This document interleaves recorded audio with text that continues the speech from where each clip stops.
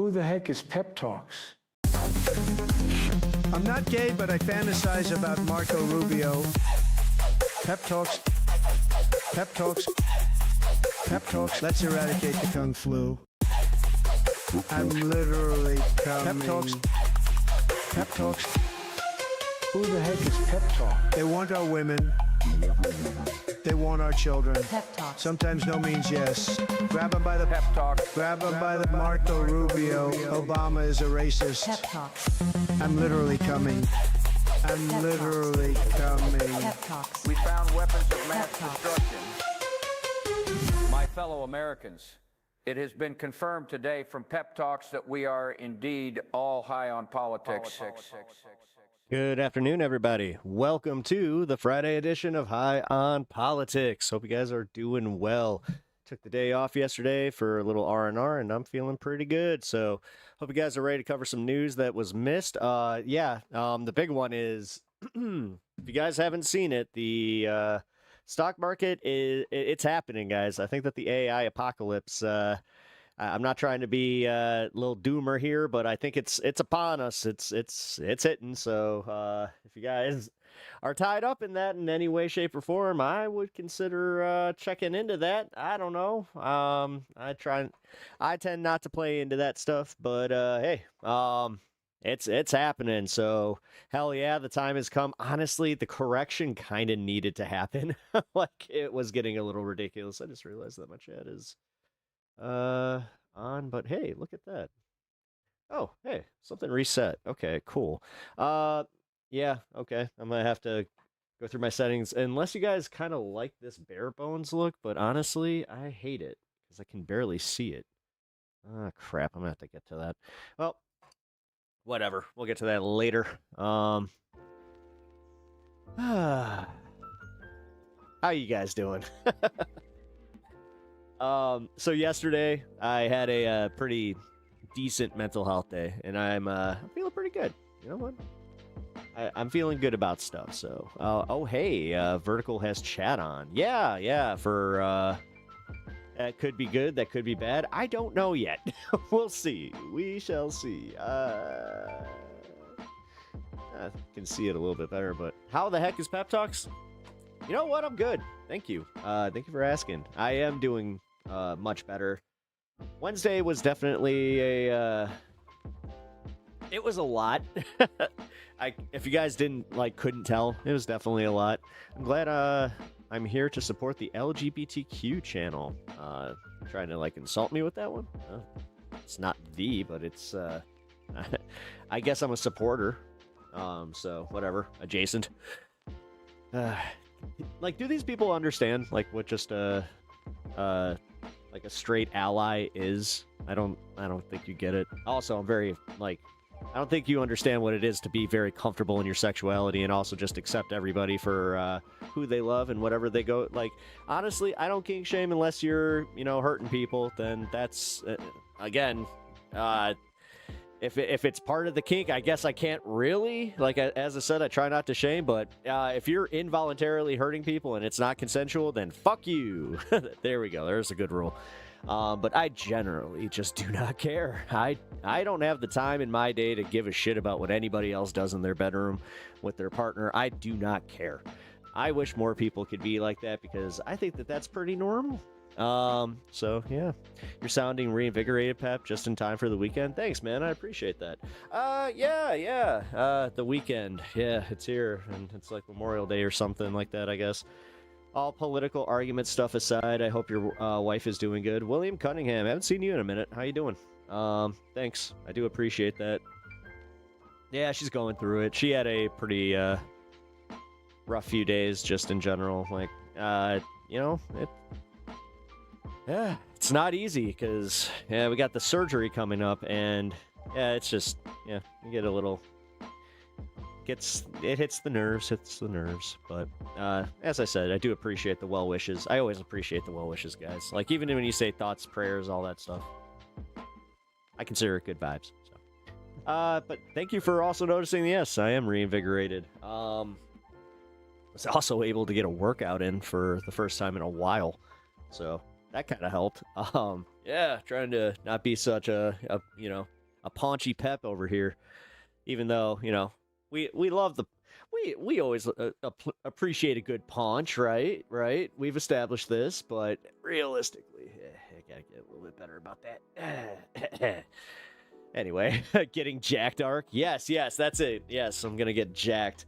Nah, I'd like to fit in my sweater, so I gotta stay nice and, at least lanky. God. Okay, so here, we're just gonna go into it today because it is a lot. Like, we have a lot to get to. If I can get this to work again. For some reason, every time that I want to go into like my view mode, I have to like feel like I have to pass a test or something. Like, this is ridiculous. Yeah, I've got a 40-year-old tum-tum now. Yeah, 40-year-old tum-tum's not fun. I'll just say that much. You gotta take care of the tum-tum.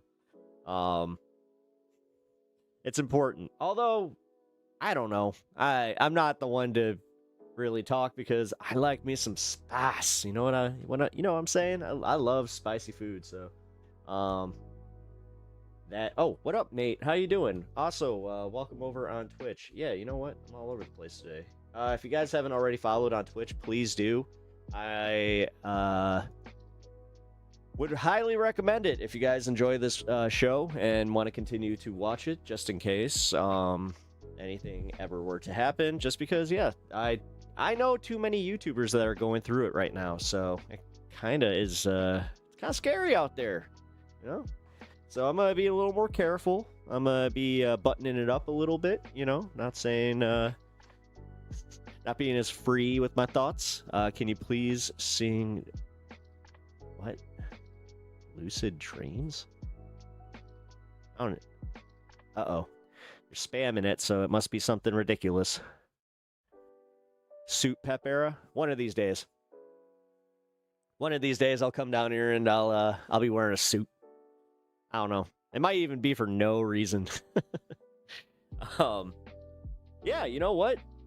Now that I think about it, because I am, I'm cutting a little bit of weight. I got to that point where I was floating at like 180, and I like to be at like 175, 170. 170 is like my target. I like to just kind of stay there.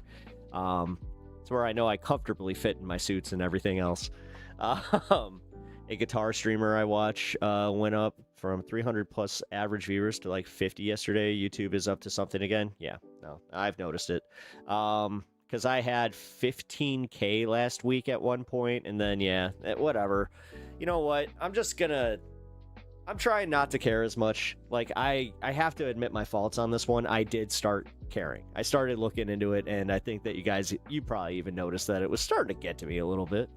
You know what?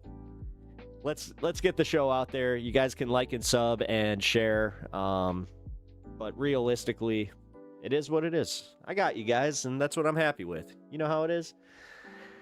Is YouTube censoring creators again? Yes. Animate Symphony. Like your name. Yep. They are going around hitting all sorts of creators too. It's not just politics. That's what's scaring the crap out of me. So I know another creator that like does VTuber stuff, like gaming. They hit them. That should tell you everything. Like, there's something going on out there. So, but from my understanding, GNN, who is also technically, I guess, a VTuber and a political streamer, got hit with the same thing. That's how I know it's like, yeah, well, this wasn't just political. This whole, like, it has to be, like, you have to label it as inauthentic content or something like that, where it's just like, but it's not AI. Like, listen, I'm going to assume that he's not using AI. It sounds like he doesn't. But if I'm wrong, that's where I'm going to save my ass here. It just sucks. You should be able to watch your favorite VTubers. I mean, all the AI slop that they allow on there anyway. And then we already went through this. The fact that they're going after channels, like smaller channels like mine and other people's, for pretty innocuous stuff. They are allowing some pretty dangerous shit out there. Like, I'm glad that we covered that last week, where there were a bunch of those like scammy channels out there that were just, you know, had live streams that weren't live, that were trying to you know, bring people, well, kids, to bring kid viewers into there, which, that's insane. Honestly, the fact that like they allow that shit, the fact that Mr. Beast has been allowed to skate the 4 kids rule, just because they make enough money off him, it is ridiculous. Like, hey, Ajuste, is that what it is? Aduste, there we go. How you doing? Welcome to the stream. First time chatter, always appreciate that. Thank you for being here. If it is your first time here, I'm Pep. It's nice to meet y'all. I hope you guys enjoy the show. If you guys do like enjoy talking about politics in a pretty chill environment, this is for you. Like, that's what I'm trying to cultivate here. There's definitely not enough spaces out there that really cultivate good conversation with just a whole bunch of, you know, good people. And I'm curious, man. Trump seems to be to back China now. I mean, China against Taiwan. We'll see. I mean, it's the markets are definitely adjusting to some of the stuff that they thought was going to happen. Like, man, you want to talk about that? It is kind of funny to watch that happen, where it's just like, hey, oh, they thought this was going to go so different. Here, let's get this chat adjusted. Funny enough, there we go, and that's fixed. Also, here. What the hell? Here, give me a second here, guys. There we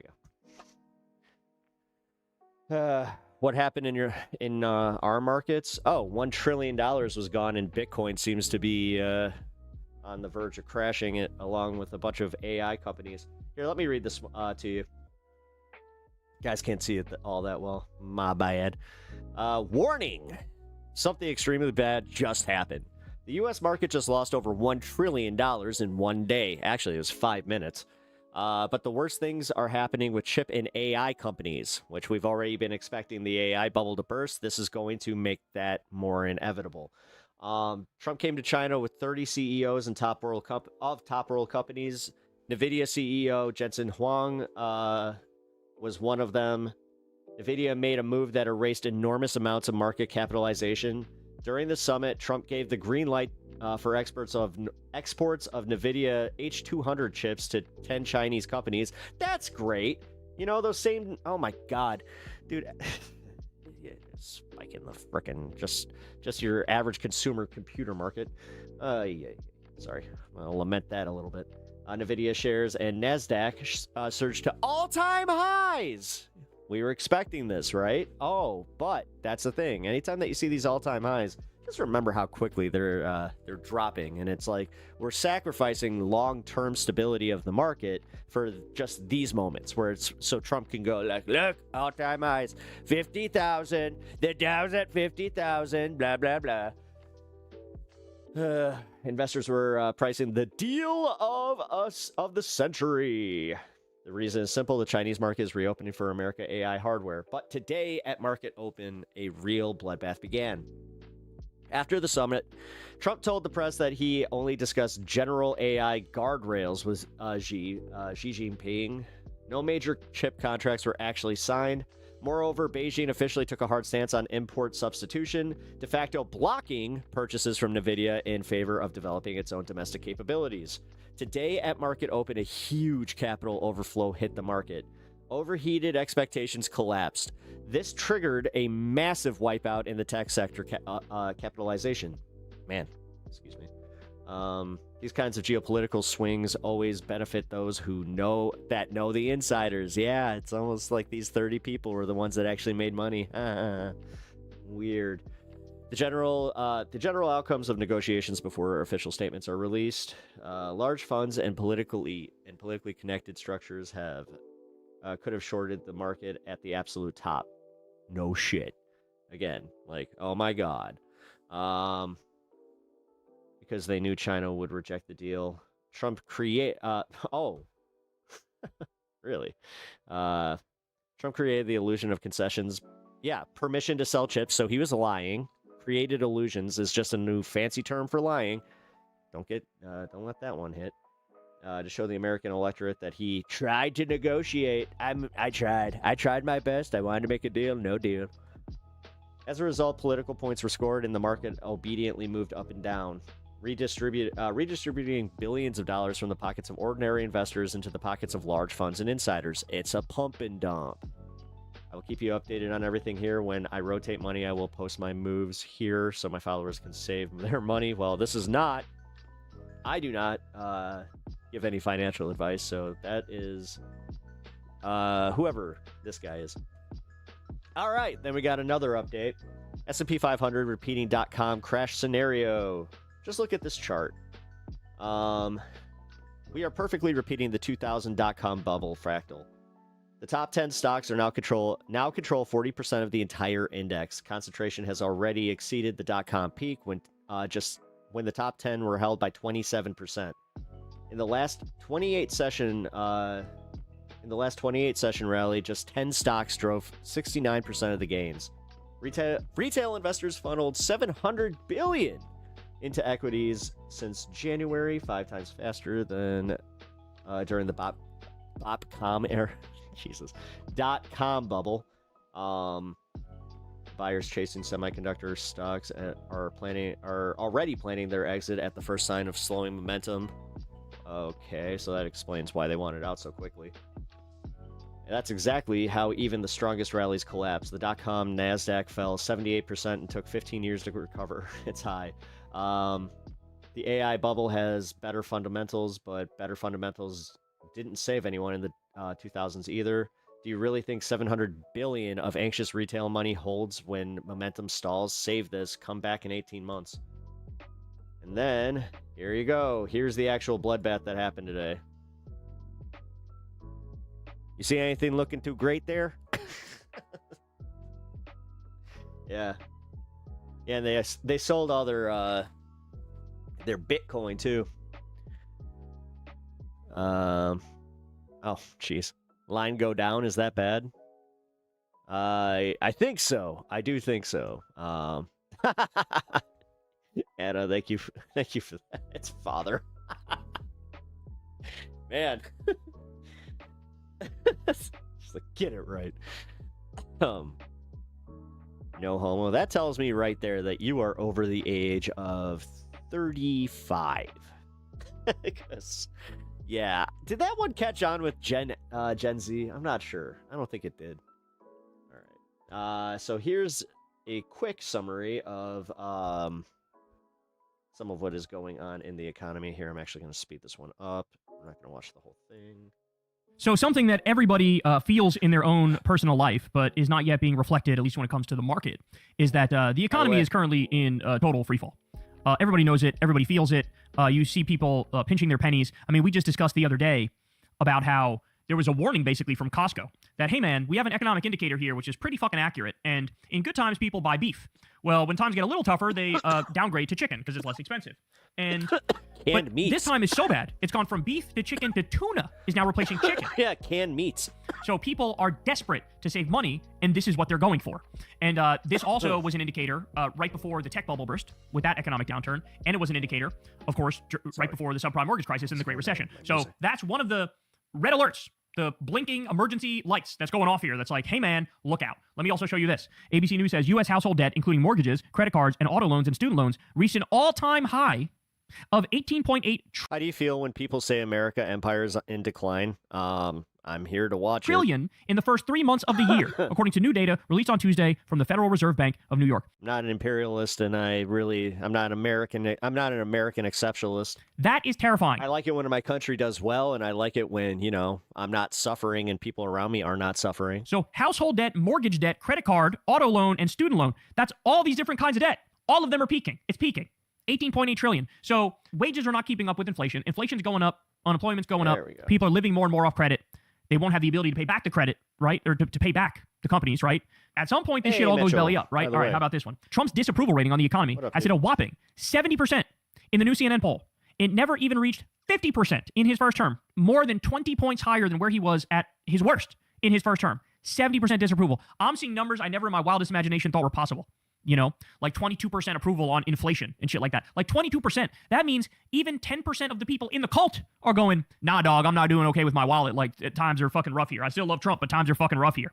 That's crazy, dog. Trump has a 32% approval rating, but 22% approval of what's going on in this country with inflation. New CNN poll, 75% say Iran war has made their financial situation worse. 65% say the same of tariffs. 26% approve of Trump's handling of inflation. Dems lead the generic ballot 45 to 42. And by the way, it's probably the Dems are only leading by a little bit, probably because of all the fucking gerrymandering and the throwing out of the Voting Rights Act that have made Republicans more competitive without them actually doing anything positive. They needed to strip away rights in order to get there. All right, CNN poll. How have Trump's policies affected the local cost of living? Increased it 77%.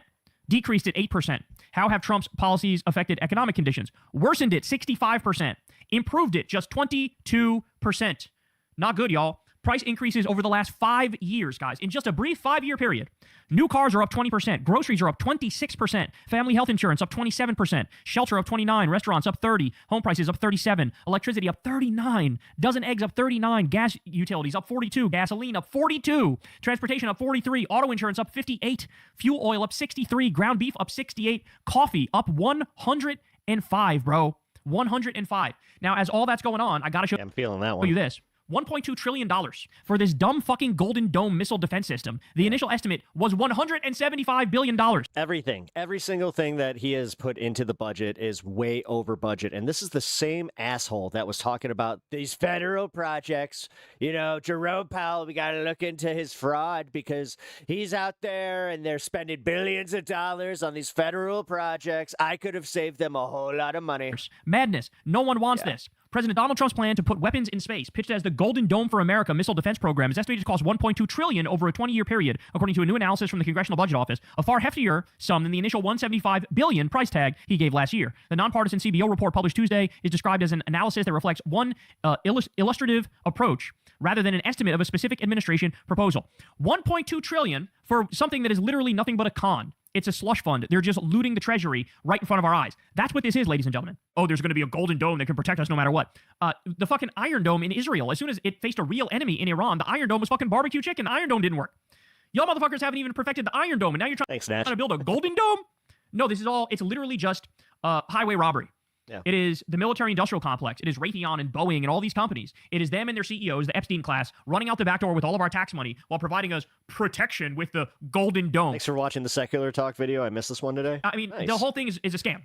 Happy to help. It's a criminal scam, just like everything else. This one kind of fit within my the whole segment for the economy. So, you know what else is a scam? Trump wants $1.5 trillion to go to the military budget. $1.5 trillion. This at the same time, the Pentagon has failed 8 audits in a row. Yeah. They can't account for 63% of their fucking money. So where's that going? No, but let's be real. It's the bigger problem is the fact that they keep playing us where they're just like, oh, well, we can't help with social programs or any of this, but we're also going to commit, to where you guys are going to be dealing with the deficit for the next 20 to 30 years. We know. Good luck. Where that's going. It's fucking graft. It's corruption. And then on top of it, as farms close, this motherfucker was out there giving China the green light to come and buy that land.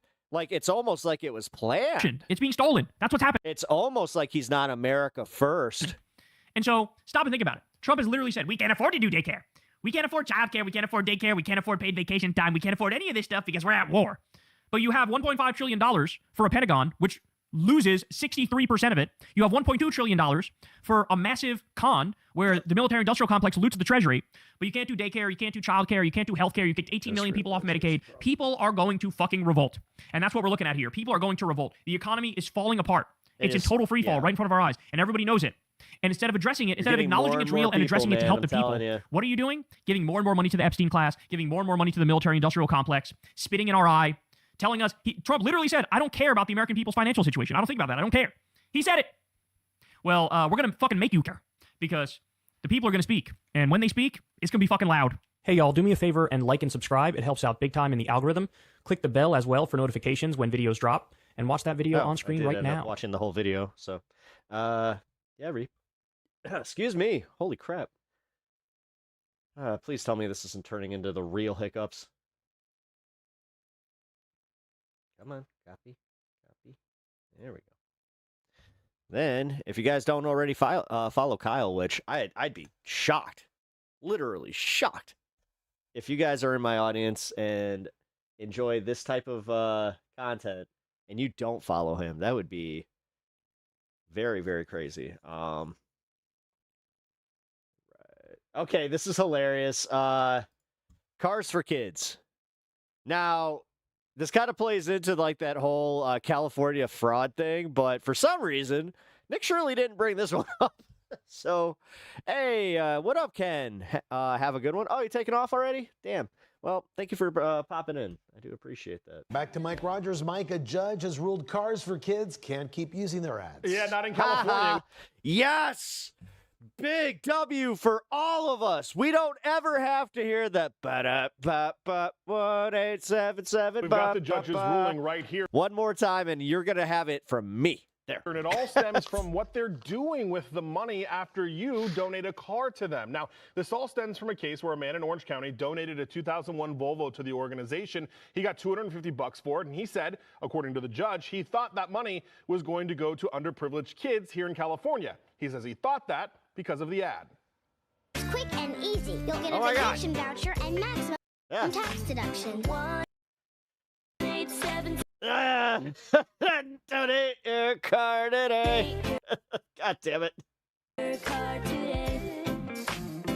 Yeah, because kids are our future is what the text on the bottom of. We've all been there. We've all been in the same exact moment where you're dropping off your kids at school, or you're taking out the trash, you're doing something completely just, innocuous everyday bullshit, and then all of a sudden you just God damn it. Of the ad says, but he was shocked to find out that the money doesn't go to kids in California at all. Instead, goes to Cars for Kids' sister foundation, URA, which is a Jewish organization based in New Jersey that actually benefits teenagers. Now, this case went to court in Orange County. The judge ruled that ultimately Cars for Kids is using misleading practices in advertising here in the state of California, which violates state law. I want to show you some of the testimony that was given in court, and this was in the judge's ruling. The COO testified that the organization's primary purpose is not to help economically disadvantaged children.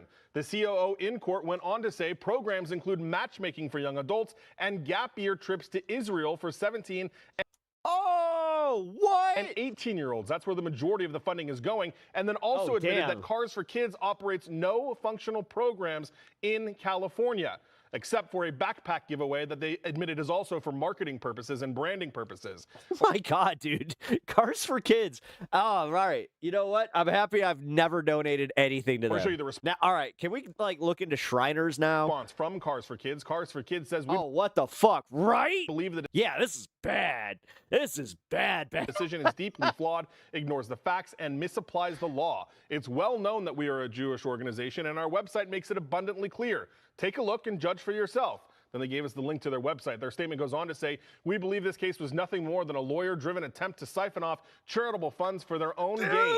This was so egregious. We expect to win on appeal because the law and the facts are clearly on our side. I want to point something out about their first part of the statement that the judge directly addresses here. You saw in their statement, look for yourself, go to carsforkids.org.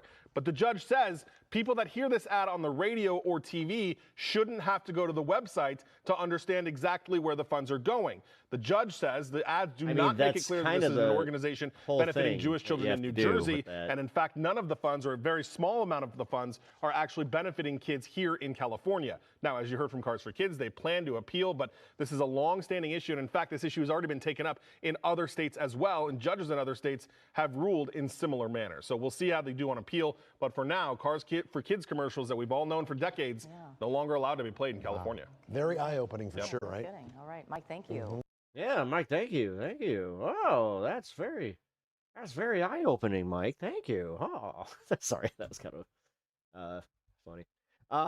We're gonna be going through the whole Chud the Builder thing. I will talk about it. I just anybody else have a pit in your stomach anytime you think about it, where you're just like, and this guy also made 100+ K on his GoFundMe from a whole bunch of idiots. Like, dude, honestly, this is the shit that gets me a little bit like depressed, where I do actually kind of have like moments where I hate everything, and this is what really contributes to it. I guess I'm the only one that hasn't had to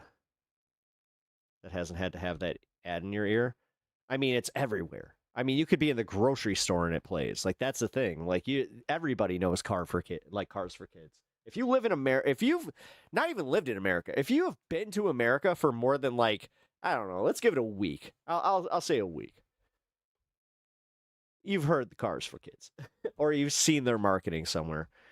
Kids are 17 and 18. I thought kids were 4 to 12-ish with babies and teens making up the rest of it, 0 to 18 years old. This is my first time hearing of Cars for Kids. What? Wait a minute. I thought this is something that, like, I thought we all had. Wait, really? Oh, here we go. Put this up here. I'm kind of shocked at that, guys. I thought that that was something that was, like, played all around the country. That's kind of crazy. I'm learning something here in real time. All right. I'm also trying to fix something in real time. Illinois gas prices. So yeah, dude, we had like a ridiculous increase in gas prices. I know that, like, in my area, they were hovering right around like 480 something, and then all of a sudden it was over 520. So yeah, let's get the details on that. Also, I did have an experience at the gas station the other day, where usually the guy, like, this guy behind the counter, I thought he was MAGA, so I've always kind of, like, tiptoed around, you know, even saying, like, fucking Trump, huh? He did it because I had that moment where he asked me about rewards, and I was just like, oh yeah, dude, I have to use rewards in this economy. And then he just went, yeah, thanks, Trump. And I had this moment of, like, pure joy where I was just like, oh, you're cool. Yeah, sweet. And, like, I kind of was just, I did have that moment where I was like, yeah, nice. Fuck yeah. And fuck Trump. Like, fuck this shit and anybody that voted for him. It is so dumb. Did you do I should have done the Trump voice. No, I did not. I did tell him that it's like, yeah, I spent a lot of time following this stuff. So Pep with the W. Yeah, dude, that was a good one. All right. So, high gas prices in Illinois. Well, right when it felt like prices... By the way, this is Fox 32. At the pump couldn't go higher. They jump up again. Gas in Illinois is up 70 cents from last week. Brian Jackson's been tracking what's going on. If it feels like filling up your gas tank here in Chicago is a painful experience, it's only getting worse. Right now, Illinois drivers are paying some of the highest gas prices in the entire country. Over the entire state of Illinois, you're looking at above $5 a gallon. Here at this River North BP behind me, you're at $5.29 a gallon. I'm right on the corner of Wells in Chicago. A lot of the drivers I've spoken with this morning say that they've had to cut back on maybe not buying as many groceries, not making as many extra trips in their cars, as well as not going out to eat, all in an effort to try. Oh yeah, restaurants are fucking seeing a major hit from this shit. Save a couple of dollars while everybody's still dealing with these high gas prices. You've got this big F-150 behind you. How much more would you say it's costing you to fill up your tank to maybe this time a couple months ago? About $60. That's not a small number. It's a huge number. So when you're talking about, hey, Richard, about $60 more in your tank, welcome to the stream. What else is that impacting as far as your budget? My personal activities. I might want to go to dinner with my lady, or put it on other utilities or something like that, or lunch for work. It hurts your pockets. I mean, we could put that money toward food and other things. I think we need to get a handle on this, and the U.S. needs to figure this out. Do you have any suggestions on how they should do that? It should make me president. There's been kind of a roller coaster. I like that answer. The first couple of weeks after the U.S. attacks on Iran, we saw a big surge. Then things cooled off, and now in the last 2 weeks, we've seen another big surge. So it's enough to make you a little nauseous. It is very much a roller coaster ride. The good news, though, there is some of that, is that some of the refining issues that had caused prices to surge are cooling off. Gas high AF. Yeah, it is. Some of our neighboring states, wow, that accent, like both Indiana and mine's not that bad. Kentucky have both temporarily paused their gas taxes to help the residents save a little bit at the pump. So far here in Illinois, though, Governor J.B. Pritzker has not chosen to do that. He does need to. Reporting. He needs to. He needs to put a 90-day moratorium on the gas tax. He just has to. It's right now. It is such political fucking suicide to not just do it. It's a problem. All right, let's see. There we go. I think that works for the chat. Alrighty. Vermin Supreme.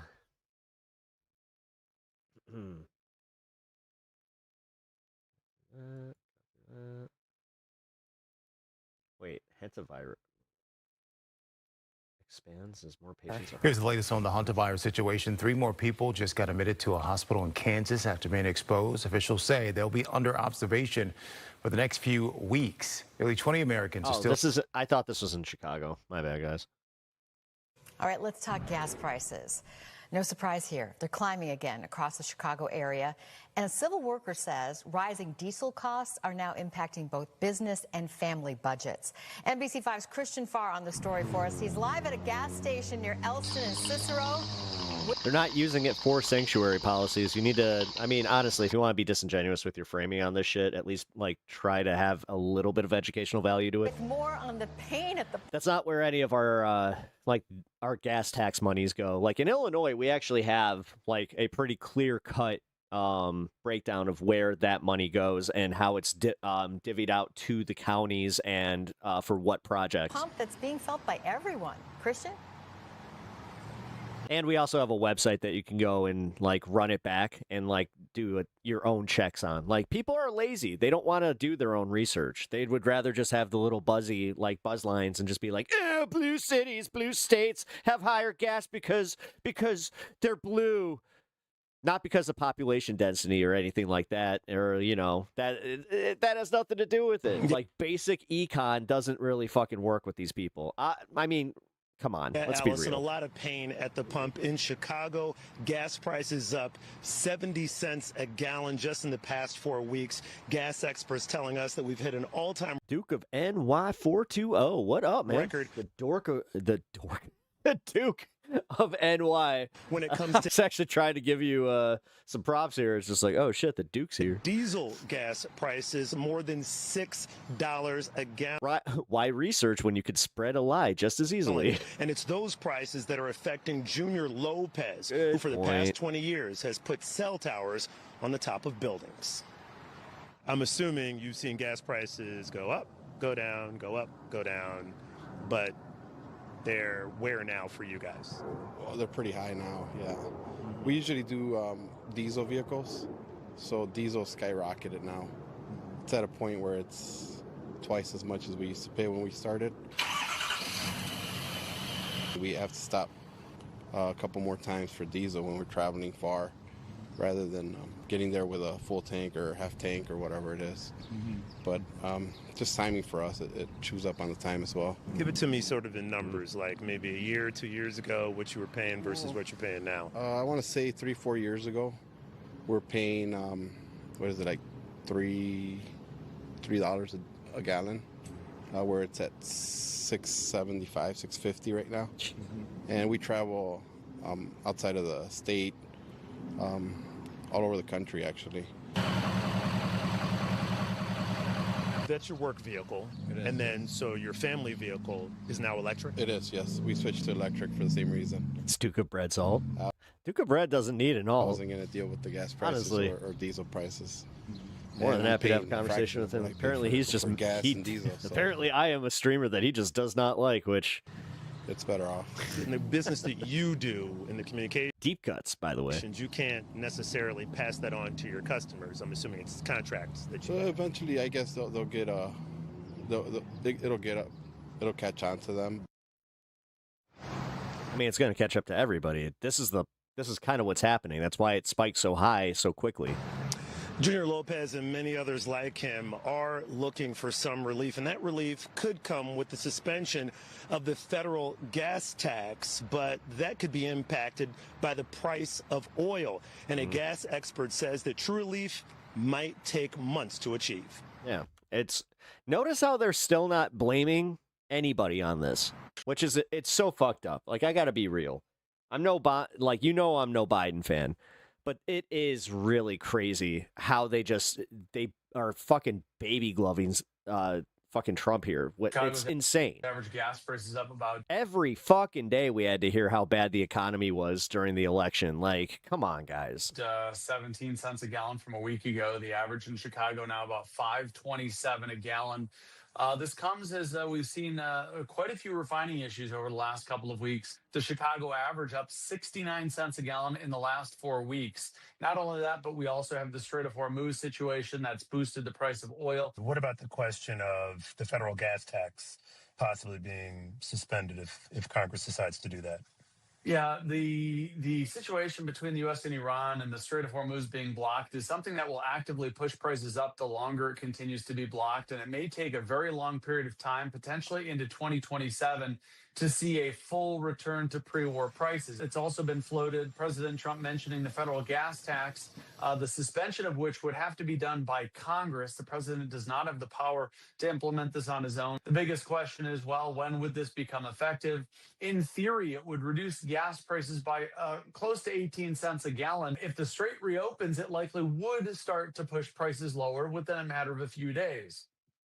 But it may take beyond 6 to 12 months for gas prices to go back to their pre-war level. Mm-hmm. Which that shit happens, then again, everybody's got a short memory.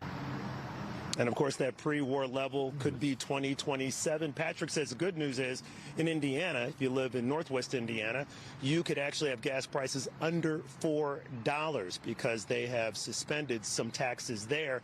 Wisconsin, also another state that borders Illinois, 40 to 60 cents lower there. So if you're in that state, you may want to gas up there. For now, Chicago, Illinois remains high. Reporting live here on the North Side. Christian Farr, NBC 5 News. Allison and Steph. Yeah, but the thing that you're also, like, again, the way that they just reported that, it's only for fucking, like, I think 30 days is the first one with Indiana. And back to you in the studio. And, like, the max they can do it is 90 days. Here's the latest on.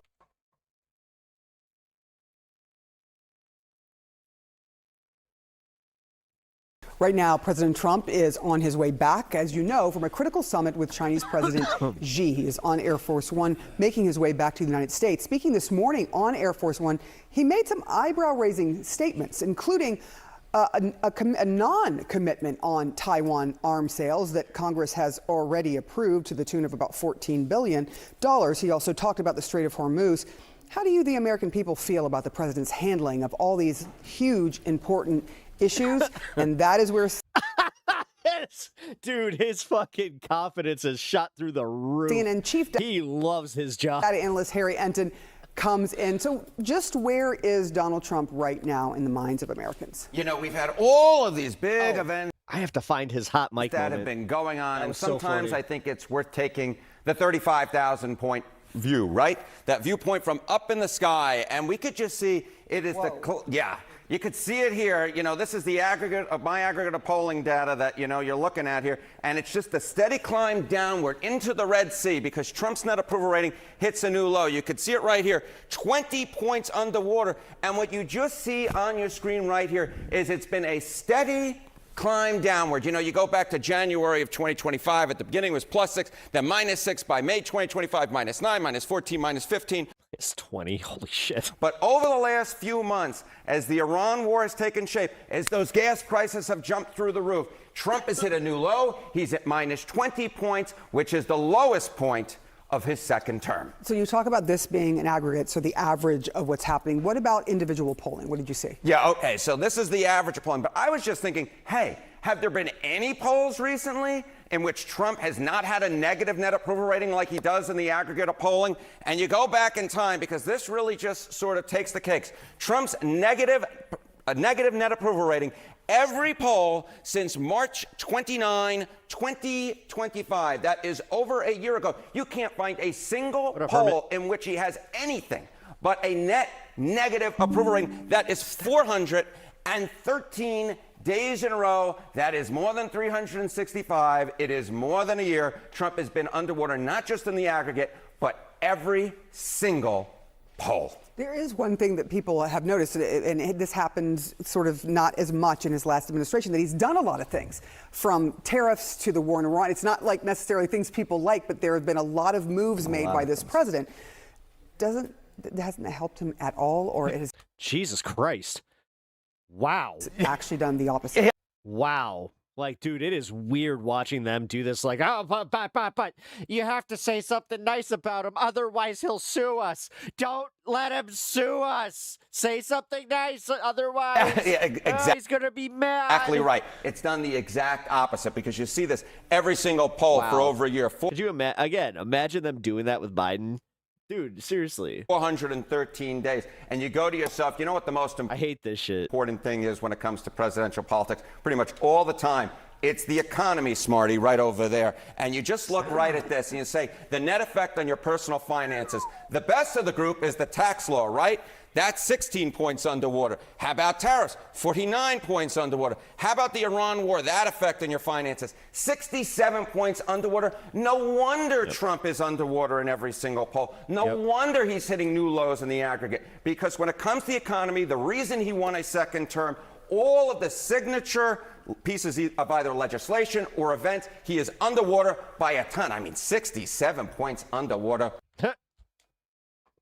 Whoosh. Yeah, that's because Whoosh indeed. people are paying $4.50 plus a gallon average. I don't know. I'm getting done with the 6-7 thing. Can we, like, the kids are, like, they already fucking think it's cringe as shit. Can we just, I don't know. Part of it. It was funny for the South Park bits, but now I'm just like, I don't care. Gas prices are killing our budgets. The national average for gas has risen to $4.52 a gallon. That is $1.33 higher than it was last year at this time. You aren't the only one that's frustrated, it turns out, and worried. Gas station owners say they, too, are struggling with this. Joining me now is Chris Bambury, a gas station owner in Sonoma Valley, California. His family has been selling gas in the valley for more than 100 Now I want to ask, who'd they vote for? Years. Pretty incredible. That is a very long time. So I got to ask you first, what are you charging for regular unleaded in California right now? Oh, we're about $6.40 a gallon for regular unleaded. Whew. All right. Your family has been in the gas business for more than 100 years. What image?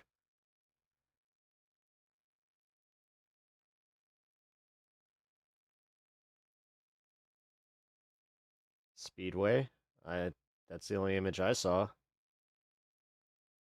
Yeah, I didn't see anything pop up. That means that you were around your family was around during the gas shortages of. What'd you guys see? Wait, what was it? The Carter years. Give me a sense of what this gas spike now looks like for you, what it means. Right before they cut to the guy? Okay, hold on. Where are we at? 28, okay.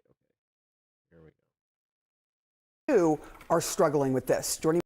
Oh, the Charlie Chaplin. Huh. Yeah, what is with that? Me now is Chris Bambury, a gas station owner in Sonoma Valley, California. It was a Getty image thing. The most volatile we've ever seen.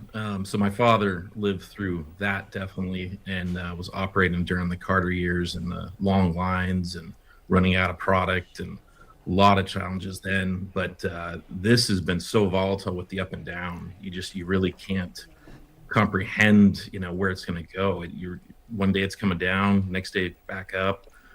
That's what I thought. So most volatility we've ever seen. I saw it too for a second, but then I was like, that's Charlie Chat. I think what they did is they actually reverse image searched for like gas prices and reactions, and they got that because somebody did that as a thumbnail. In my lifetime in the industry. Happens a lot. That's saying something for a family that's been through this for 100 years, and you've been around for a bit, just watching all this happen. Look, as drivers, when we pull up to the gas station, we tend to look at the prices and blame y'all a little bit and say, like, what are these gas stations, like, what are they doing charging this money? Do you benefit at all from high gas prices? No. No, our industry fares worse, and we never like high gas prices. Customers really do not like the prices high. They come in, they're much more upset about where the market's at and how much it hurts their pocketbook. Our industry gets even more compressed, and Them acting like the price of gas is unpredictable is literally dumb. Competitive. It only goes up, yeah. When it's higher prices, just really for the customers. Well, no, they're also playing into this fucking stupid way that the Republicans have been looking at it, where they're just like, but Biden had it at $5. It's like, yeah, now we're over that. The national average is about to hit that. Then what? Then what? Are looking around shopping and just it's much tougher. It's still Biden. Dude, did you guys see the poll in South Carolina? Apparently something like 48% of the states still blame Biden for the gas prices. Some people just cannot be saved. Industry to deal with when prices are high. What are the margins like for you? Because you have to deal with the sort of the wholesale gas price and then pass some of that on to the consumer, obviously. What are the margins there for y'all? Oh my God, it's the infantilization of the way that they break the news to us is insane, and it's getting worse. Are you guys noticing it? Like, I noticed it with that CBS thing from last week, where they're definitely like, okay, babies, well, here's what's going on, and this is why, but it's not Trump's fault. Like. They are definitely compressed. Like I said, when the market is high, it really feels insulting. We again see they're much more livable and fair margins when prices are low, but not faring well as at all during now with the current high prices. Just quickly, first of all, I've always wanted to know the answer to this question, so now you're getting it. When you are going to get for gas, and there are two gas stations right across from each other on the corner, and one is 10 cents higher than the other, how is that decided? Is it the company that... Because you also don't understand how to, that's usually not the case. One of them has a car wash incentive or a rewards incentive. You're dealing with, whether it's Exxon... Most people are dumb and they don't even see that. ...or BP, or is it something else? No, everybody independently. We all set our own pricing as independent operators. You can choose to be more competitive, maybe choose to be higher priced slightly and offer more value, more services for your customers, like more staff. So it's all very, very dynamic and, really not at all anything as far as setting or doing any pricing together. Okay, understood. I know you're going through it. A lot of people are. That $6.40 a gallon was hard to swallow. I think I just got hiccups from hearing that number, and I know it's making you nervous too. Chris Bambury, thank you. Ooh, she's one of those ones that doesn't get the helicopter into CNN. Thank you so much for coming on and walking us through all that, explaining it. From the gas pump to the grocery store, higher prices are weighing on Americans' wallets. I mean, finally, dude. I'm so angry that it took this long for them to kind of catch up to this. It's been, 2 months of this shit? The grocery now is very scary because before with the $10, you could have your lunch, but now everything more expensive. New data released this week showed for the first time in 3 years, Americans' paychecks Shit's bad when the $5 biggie bag is now the $6 biggie bag. no longer outpaced inflation. And one of the best values in fast food, all of a sudden, not so great. As for grocery prices, those rose more than 0.5% last month. That is the most grocery prices have increased over a 1 month period in nearly 4 years since August 2022. Joining us now is Stu Leonard Jr., CEO of Stu's Grocery Store. Stu, it's always great to have you on. Oh, this jackass. It's like a beautiful day where I remember him when the prices were going down, and he was during the election where he was just like, well, I hope they come down more, and President Trump really helps out. You are. I want to start by asking you, this guy sucks. What you are personally seeing at your stores and what products are being hit the hardest. Well, I think the gentleman you just had on says it all. You're just hearing from customers all the time, prices are up on grocery. Now, first of all, we get targeted a little bit. I mean, it's Stu Leonard's. It's like, you're the culprit or you're making extra money. We're not. Just as an example, in the morning, I got a phone call yesterday from our farmer down in Florida with all the tomatoes, watermelon. And he said, Stu, it's costing me $2,000 more. Natch, I found out that recently half the people I interact with don't even know who the VP is. I was originally extremely shocked. This is why, guys, no joke. This is why I've been trying to make my program as palatable for those people to start getting involved. Because realistically, it is about getting more people involved in politics. And part of it is also kind of showing, like, guys, politics can, even though the news sucks, it could be fun. You could be community based, and it could be a learning experience. Like, come on. Tractor trailer from Florida up to your stores in New York, Connecticut, New Jersey. And then I go down on the store floor, and a customer comes up and says, I just filled my Suburban up with $50. Yeah, that's the problem. You have a Suburban. $50 more.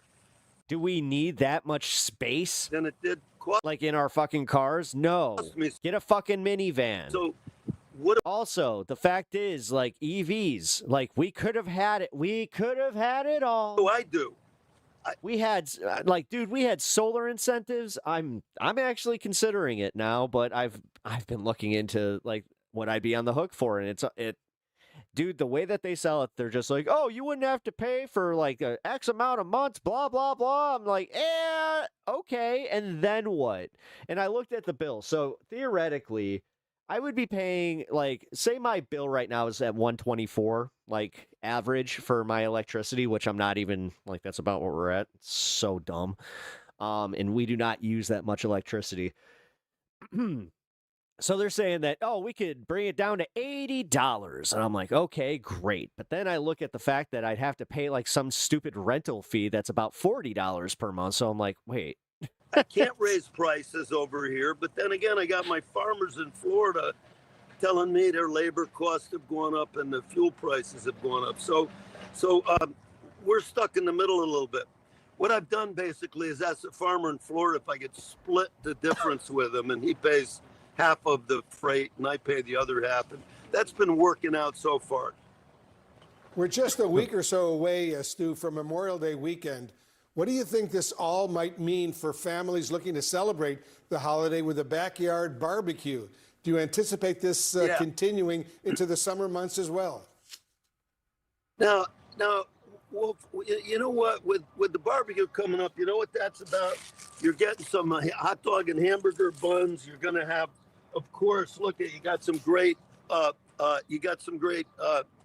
hamburgers. Okay, this is only about buy ground beef and make your patties yourself. Do you understand you're paying like fucking $2-3 more just to have those shits made? $4 or $5 a pound right now. But you know what? You know, one way you can save money is here's like a ribeye steak. We just had our ranchers back from the Midwest, and this is what they wanted to eat. But this is, I swear to God, the last time he was on talking about this shit, he brought up a steak really just like this. Expensive right here. I hate this. Dude, ribeyes are it's the most overrated cut. Let's be real. You know, so if you want to save money, go to the hamburger right there and do that. You also have hot dogs. And the other thing, Wolf, you mentioned you had some salmon last night. Check this guy out right here, okay? This is about $10 a pound. You know, how's that guy? Look at, he's my little I hate this guy. buddy there. This guy sucks. That's a 30-pound salmon, and you know, we'll cut it fresh, but that's about $10 a pound for fresh salmon. Beef is up in the $15 to $16 to $17 a pound. Chicken, I talked to I mean, if they cut it, actually, I would buy that. Jimmy Purdue from Purdue Farms yesterday. That's come down. He's noticing a spike in customers moving from the higher priced proteins like meat down to lower price like chicken. So he's seeing an increase in sales at Purdue Farms. Yep. Interesting. And, you know, you were mentioning earlier that the people who... Isn't this crazy? This is how the poors live. Isn't it crazy? It's like being at the zoo. Bring the food up to you, the truck drivers and fucking ghouls. So forth. And those companies are battling the higher gas prices. And so you're trying to help them out. But also customers are also dealing with these rising gas prices. And that could be affecting their buying habits at the grocery store. How else is high fuel costs hitting your business? What are you hearing from customers?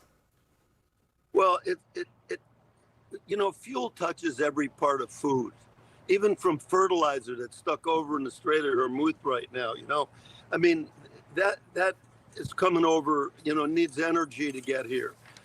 You look at the diesel that the farmers have to put into their tractors, and right now this is like. I love how they all get this, like when it's affecting them. Like I constantly say that. Time for a lot. It's the biggest It's like that's the Republican like way of thinking. Out of our beautiful. Oh, it's affecting me now. Now I care. East Coast fruits and vegetables right now. So, you're seeing. You blame Trump? Me too, Richard.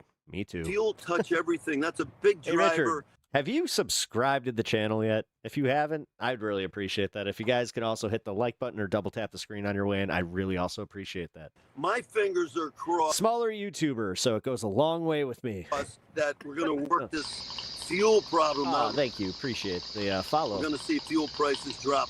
When they do that, we'll see food prices drop, but not back to where they were, just after COVID, because a lot of Rebecca, I just saw you became a member again. Thank you. labor costs have gone up. It's already been a month. Along the way also. The salmon I had last night, Stu, was delicious, by the way. Dude, he's so old. Stu Leonard. It was the way like where he was just like, I was just finishing this wonderful, the wonderful second course of this 4-course meal, and then I had to go to the bathroom, and it takes me a minute to locate the bathroom, and also it takes me a minute to sit down and adjust my pants and blah blah blah.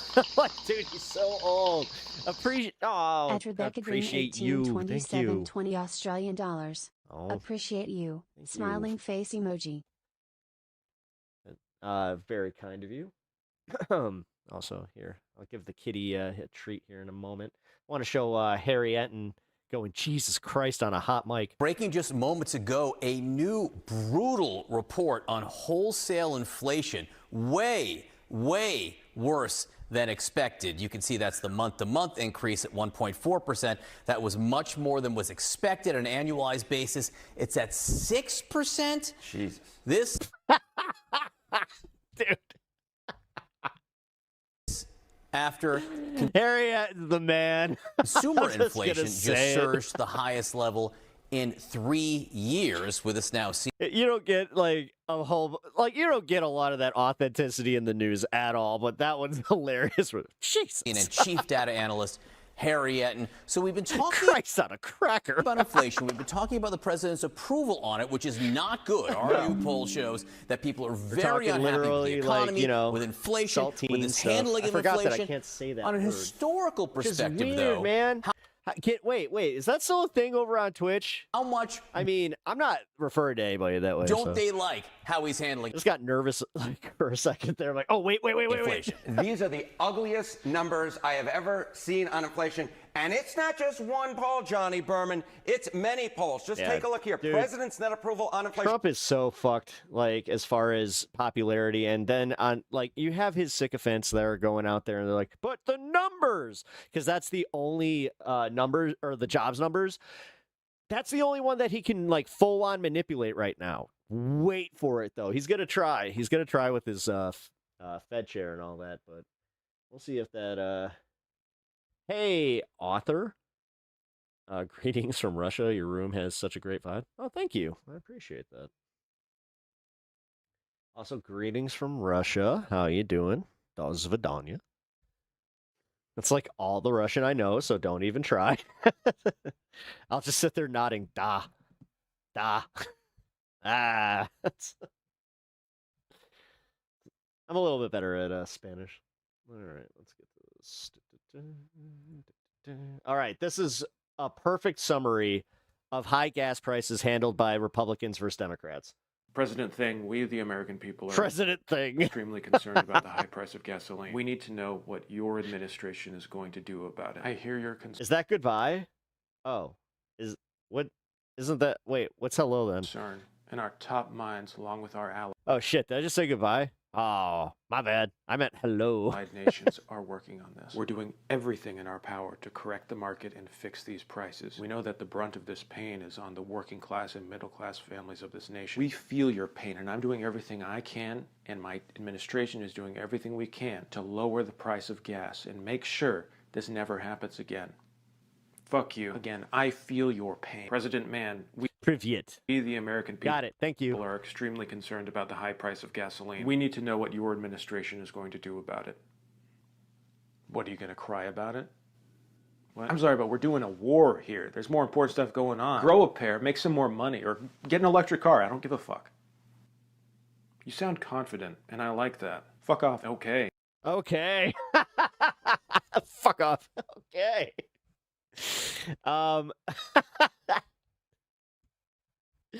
That is a perfect summary of what we are dealing with. And that's why I do think that the Democrats need to, like, I'm sorry, man. I'm not saying they got to trump it up, but they got to spice it up a bit. You know what I mean?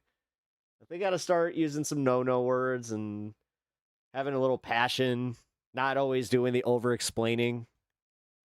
Kind of have it where it's just like, we're going to try our fucking best, but you know what? You guys have fun. Like, honestly, this is what I want my next Democratic politician to be saying. My fellow Americans, honestly, I'm not here to bore you with all the ins and outs of everything. I'm going to just say that we're going to try and unfuck everything that the Republicans did because they really fucked it up. Also, can you maybe cut us some slack here? You know, can you look at the media and understand that, yeah, they kind of treat us a little bit differently. It's always under the microscope with us because we're not out there doing poop tweets. It's like, all right, if you guys actually want the poop tweets, fine. We will give you poop tweets. We will but that's where we will remind you what we're doing. Just make it boring poop tweets, but then also like summarize, like you could do a whole like update on the economy. It's just like Q2 is up by 7%, and this just in, I just had a massive butt nugget or whatever.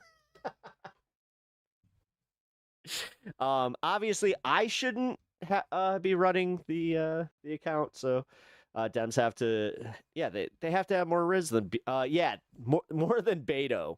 Yeah, that it kind of worked. I'll say that much. Like Beto, he had the thing, but I'm done with Obama impressions. Like somebody said that recently about Josh Shapiro, excuse me. And I agree. I 100% agree. Where I'm just like, no, dude, stop doing Obama impressions. Stop doing the change. This is the change. Hope and change, but stop. My God. It worked with thirsty moms. Yeah. Browns are going to the Super Bowl. Oh, no. Sorry, that shouldn't make me laugh as much as it does, but yeah. Fucking shit.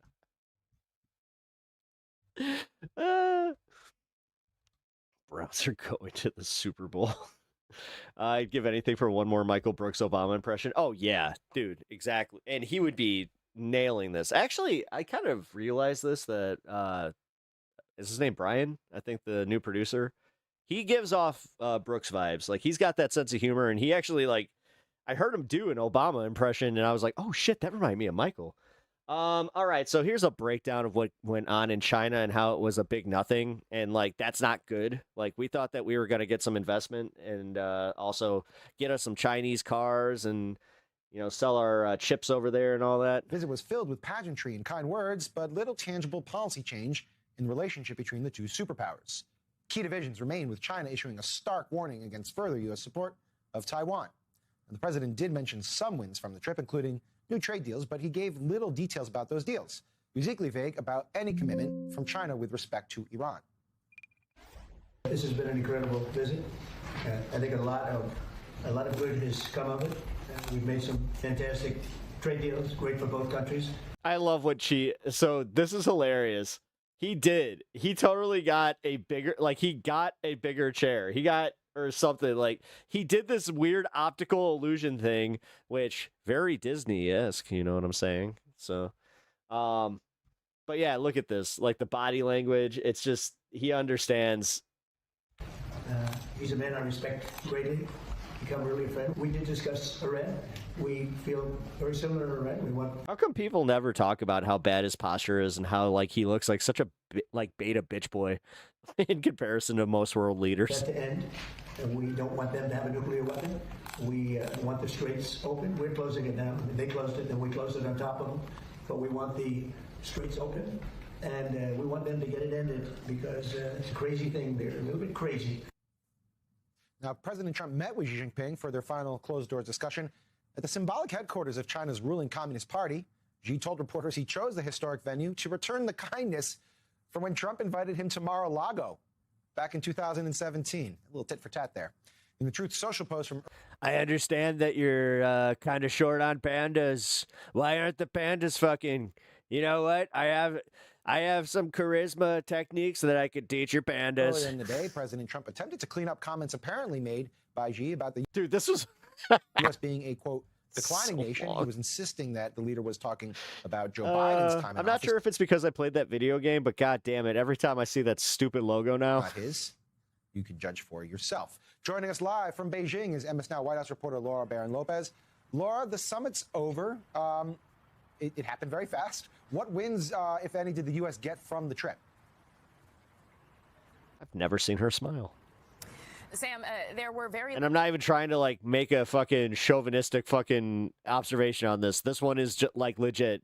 I have never seen her smile before, so that was like, oh. Little deliverable items from this trip. And what did come of it were things that were expected. So the president said that he thinks that Xi Jinping has agreed to purchase some 200 Boeing planes. That's something that we expected heading into this. And then the other thing was that Jamieson Greer just told Bloomberg, that's the United States trade representative, that he expects some billions in purchases of agriculture products, including soybeans, to be made over the course of the next 3 years. That he didn't say expects hello an to agreement anybody. to come out Here. soon between Say China hello. and the U.S. on that. But again, that was expected as well. There seems to be no kind of deal made on computer chips, despite the fact that the president brought NVIDIA's CEO along with him, along with a number of other CEOs. And they said that the meetings went well when they came out of them, but they didn't announce anything. So, and then when it comes to Iran of it all, there appears to be very little, in agreement or tangible deliverables in terms of China actually helping the United States,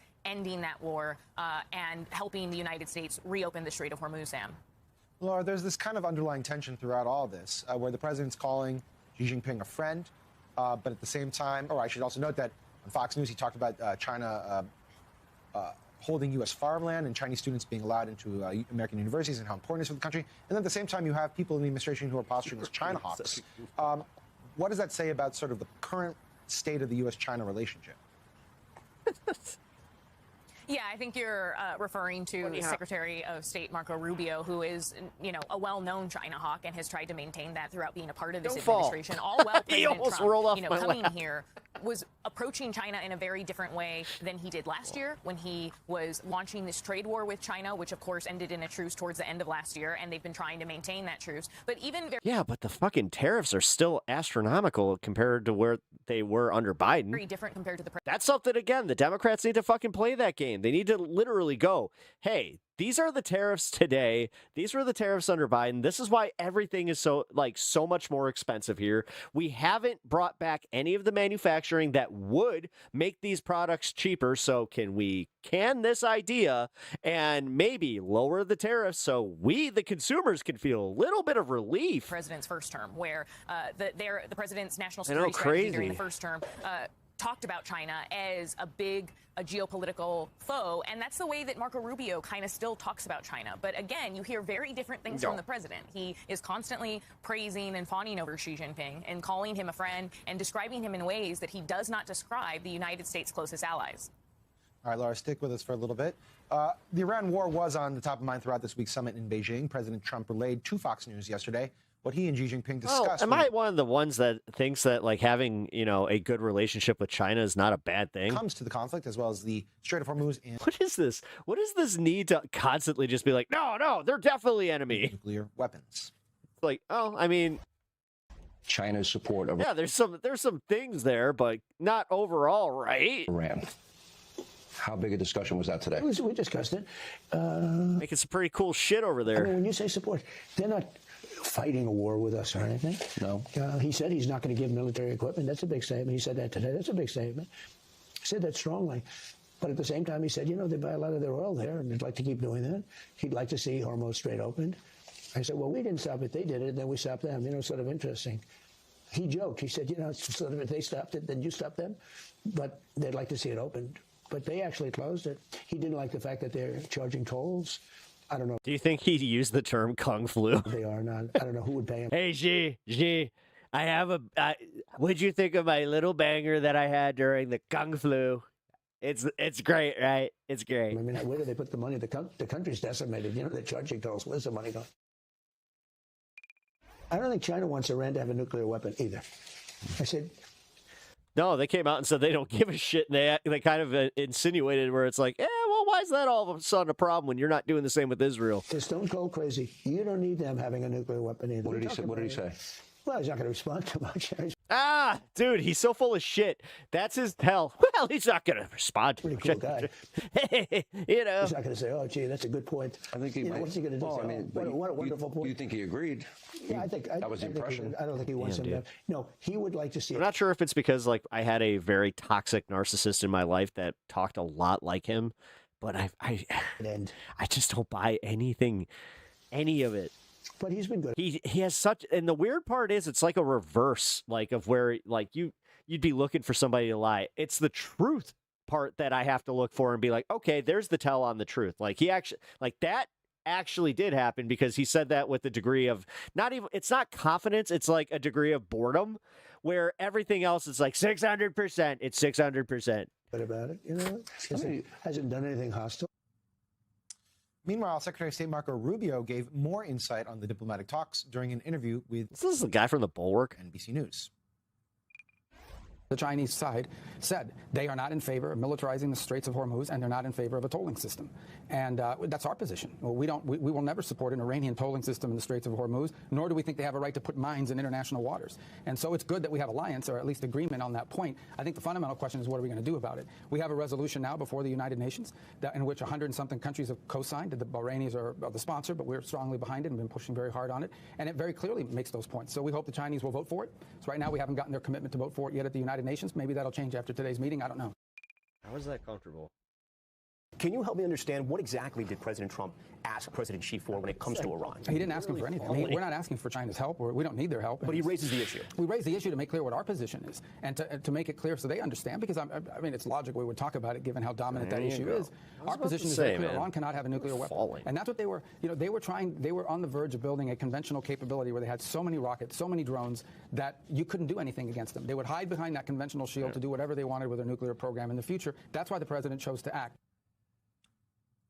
It's Friday, so of course the markets crash. Back in Laura, so some of this is a little bit doesn't pass the smell test. Yeah, the thing is, I don't think they're going back up. Why wouldn't we ask China for help with Iran? That's the difference. The ties between these two countries. Is it your understanding that it just didn't come up? And when you're talking to people in the administration, what do they say for why it didn't come up? In the shower. Well, Iran did come up. I mean, the White House made clear that even after that first bilateral meeting, that it was raised in the meeting. But the question is whether or not the president actually explicitly made asks. And based on Marco Rubio's statements, he didn't. Now, the president seems to feel as though Xi Jinping agrees with him on a number of fronts, although he did use the word that it was his impression that Xi Jinping doesn't want Iran to have a nuclear weapon. He didn't say it was necessarily said explicitly. But it is stunning that, if the president didn't very directly ask for help on Iran from China, it's striking because of the fact that when you talk to the president's allies, which I have done over the course of the last few days, people who are former Trump officials have said that if there was anything that could have come out of this summit that would have really helped the president back home, it would have been to get China to make real commitments on helping with reopening the Strait of Hormuz, on helping on getting Iran to the negotiating table. And the president is now returning home with bad poll numbers on the economy, with voters upset about the cost of... Good on China. Good on China for telling him to fuck off, that we're not fighting your stupid war. Gas prices, and he doesn't. I'm happy that the rest of the world is just telling him, like, no, you got to sit in this one, homie. To help reopen that strait, and yet that's something that could have helped him get out of this economic and political mess of the president's own making. Yeah, just very quickly on that point, because this is so geared around cost of living issues domestically for President Trump. Just to recap, and maybe I'm missing something, they did not net a tangible trade agreement. They did maybe get some pledges to buy Boeing planes. They did not get any progress with respect to Iran, and they're saying that it really didn't come up in a tangible way. What are they crowing about, as you tend to do at the end of a trip like this? What are the things that they are very happy about? It's really scattered, Sam, the way what they're saying that they Was that Mountain Time? got and what they are touting. The president said very broadly, we got trade deals. Wasn't specific about what those were, but what the administration has said is those Boeing planes and is the purchase of those agricultural goods. And again, of course, those are things that were expected that also China so Boeing's fine. So there wasn't any big deal as far as we know so far from the people we've been talking to in terms of with those businesses, the more than a dozen or so CEOs that came along with the president. And the only thing that the president hinted at that maybe could have come out of the Iran talks with China was that he said that Xi Jinping agrees and potentially committed to not sending. Yeah, I did actually, Minato. I checked just how much oil China is pulling in from Iran and like what they need it for. Military equipment. They're not as hard up as us. They actually said this on Breaking Points, where it's I think 30% of their electricity and their like needs are filled with fossil fuels, but the rest are covered by renewables. To Iran. But again, there were no specifics there, and so it's unclear how real that actually is. Okay. MS Now White House reporter Laura Barron Lopez. Thank you so much, Laura. Really appreciate it. Live from Beijing.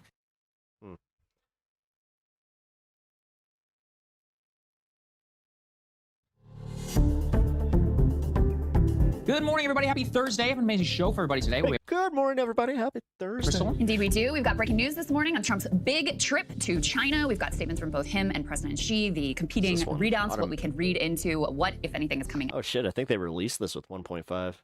Oh, no, they did. They released it with 1.25. Of this meeting. We're also going to take a look at what it all means for the war in Iran, which they must not be confident in us hearing this at normal speed. So obviously very significant topic there as well. Another key inflation rating came in very hot as signs of trouble in the economy continue to mount. American test scores of American children at the third grade level have significantly fallen over the past decade. Very troubling trend. We'll take a look at what is going on there.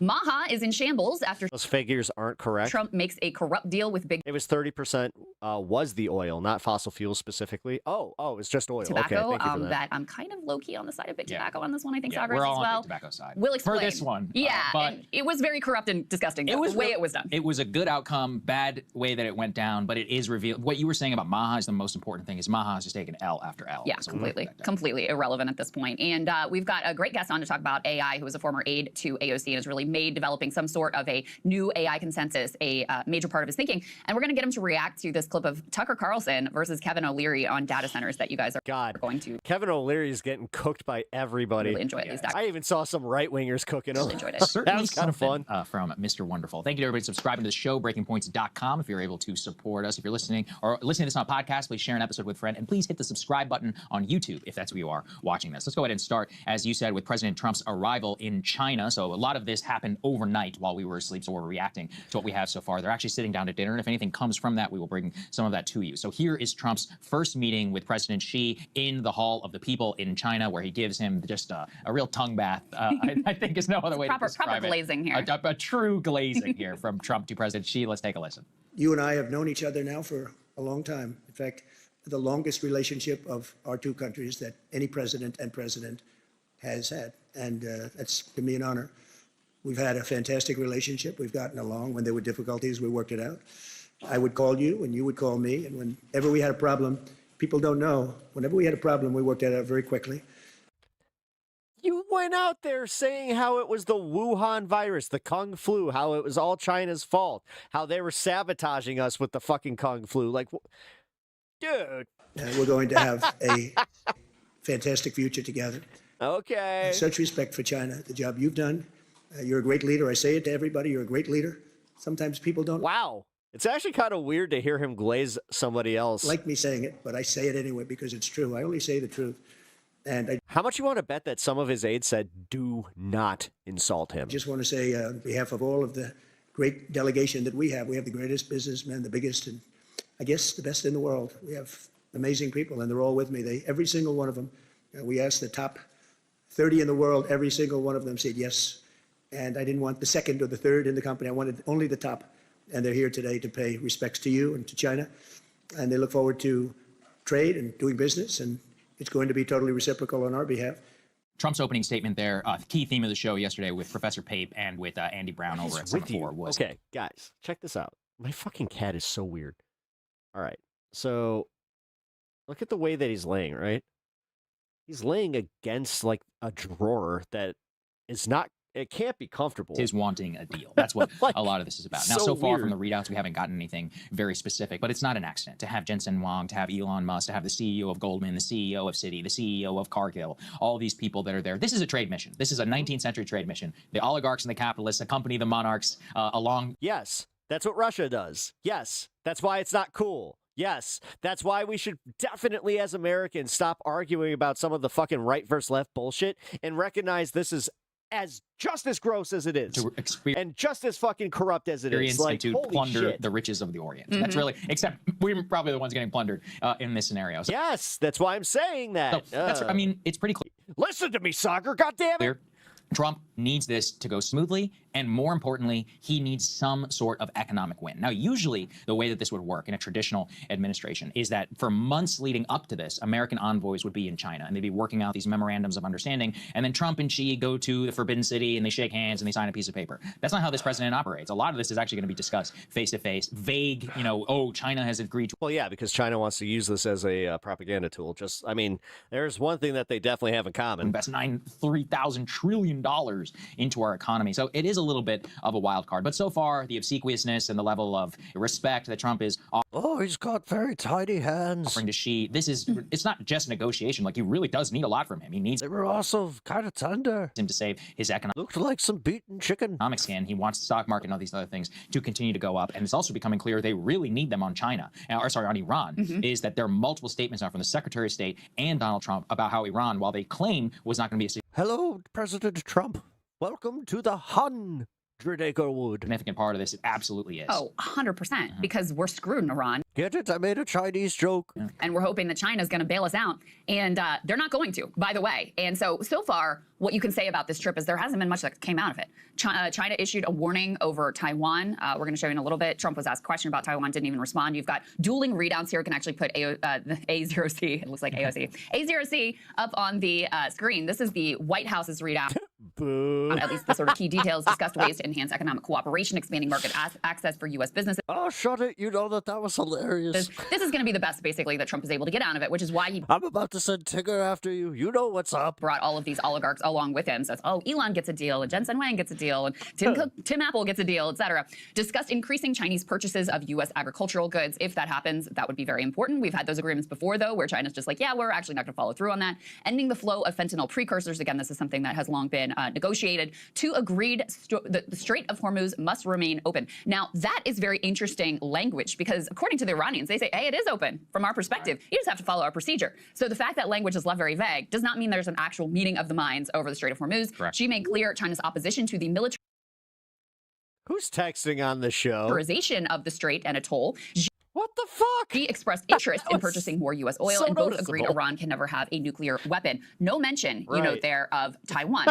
Nick Schifrin, who's a foreign affairs and defense correspondent for NewsHour, pointed out some of the differences between U.S. and China's readouts. So China's readout does include a stark warning over Taiwan. As I just mentioned, U.S. readout doesn't mention Taiwan whatsoever.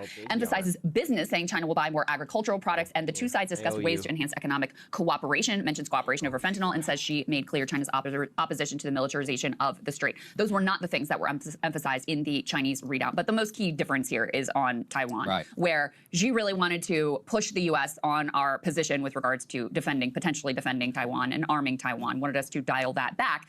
He's in a position of strength right now. We are in an incredible position of weakness, thanks to Donald Trump, and especially thanks to his foolish war with Iran. So, you know, the best Trump could do is just not say anything about it whatsoever. But bottom line thus far is because of the weak position that we come in with, doesn't appear to be a lot that is going to come out of this. And it's also worth remembering, Sagar, this meeting was supposed to happen a while back, and it got postponed because of the disastrous war in Iran. I think Trump really? I didn't know originally thought the war with Iran would be over in a couple days. He could come flying into Beijing, you know, saying, look, we did this with Venezuela, we did with this Iran. Yeah, we're he's good at taking treats. Great conquerors. My other cat, no. We have all these natural resources. He got them fangs, dude. He's now on our side. We can do what we want around the globe. Instead, this is, you know, he's having to come in with his tail between his legs, basically humiliated, and with the whole world having seen that the cupboard's bare, you know, having seen the wizard behind the... Yeah, now Iran is looking at him and just being like, okay, paper tiger, what you got? What are you going to do next? You're the one who started this. You're the one who has everybody mad at you. Now you want us to end this. Hey, it's almost like you got to come with your hands there folded, buddy. Curtain, because we do not have... Trump is like, seriously, just, he's not good at this. The ability to project power that... Yeah, and it's not just like TDS bullshit. Like, that's the problem. Like, you do have some people that really do have TDS, which that does suck, where they can't just like turn it off. Like, God, I actually like know somebody that their mental health is definitely impacted by everything that that man does, which is, yeah, that sucks. But most of the world, realistically, the ones that are deluding themselves into thinking that he's still doing this great job, like they're, I would argue, worse. Thought that we did and have been completely checkmated with regards to Iran. Right, and it's not just us saying this, it's the chairman of the Joint Chiefs of Staff as well. But let's also take a very close listen to something that was put out by Xi Jinping from his official translation, a warning about the Thucydides trap. Let's take a listen. The whole world is watching our meeting. Currently, transformation not seen in a century is accelerating across the globe, and the international situation is fluid and turbulent. The world has come to a new crossroads. Can China and the United States overcome the Thucydides trap and create a new paradigm of major country relations? Can we meet global challenges together and provide more stability for the world? Trump's like, oh, yes. Trump's nodding his head. There is the best part. Oh, yes. The Thucydides trap. I remember reading about that. I thought deeply about this topic. For those of you who don't know, the Thucydides trap, I think we had a whole unit on it back in graduate school. It's Graham Allison. It stems back. Oh, Pinkerbell, thank you for the chili. Back to the potential, or the war between Athens and Sparta. And the idea was that... Also, by the way, guys, don't forget that this is back. I need to find a place to put this so everybody knows. The Pepper Hat comes out when we make $100 on the stream, and we're already, I think, 20 in, might be 25 in, but either way, no matter what, when we hit that hundo, it doesn't matter what I'm covering, I have to put this on, and I have covered some pretty serious stories in that stupid thing. Athens was like the rising, Athens was the established commercial power, and Sparta, the rising war state, and that eventually culminated in a war which weakened both powers. And that's the trap. The idea that war was inevitable between the two states, and that made it so that a war that was actually bad for both powers ended up becoming the trap itself. So this has actually long kind of been part of Chinese strategic thinking and something they emphasize a lot. I also remember this. The Chinese are the master, not of doublespeak per se, but when they say things like, we oppose militarization of the Straits of Hormuz. There's two military powers in the Straits of Hormuz. There's a blockade of the Straits of Hormuz and Iran. So you may read that as, oh, well, they oppose Iranian. They're like, no, that's not what we said. What we said is we oppose militarization in the Straits of Hormuz. They also,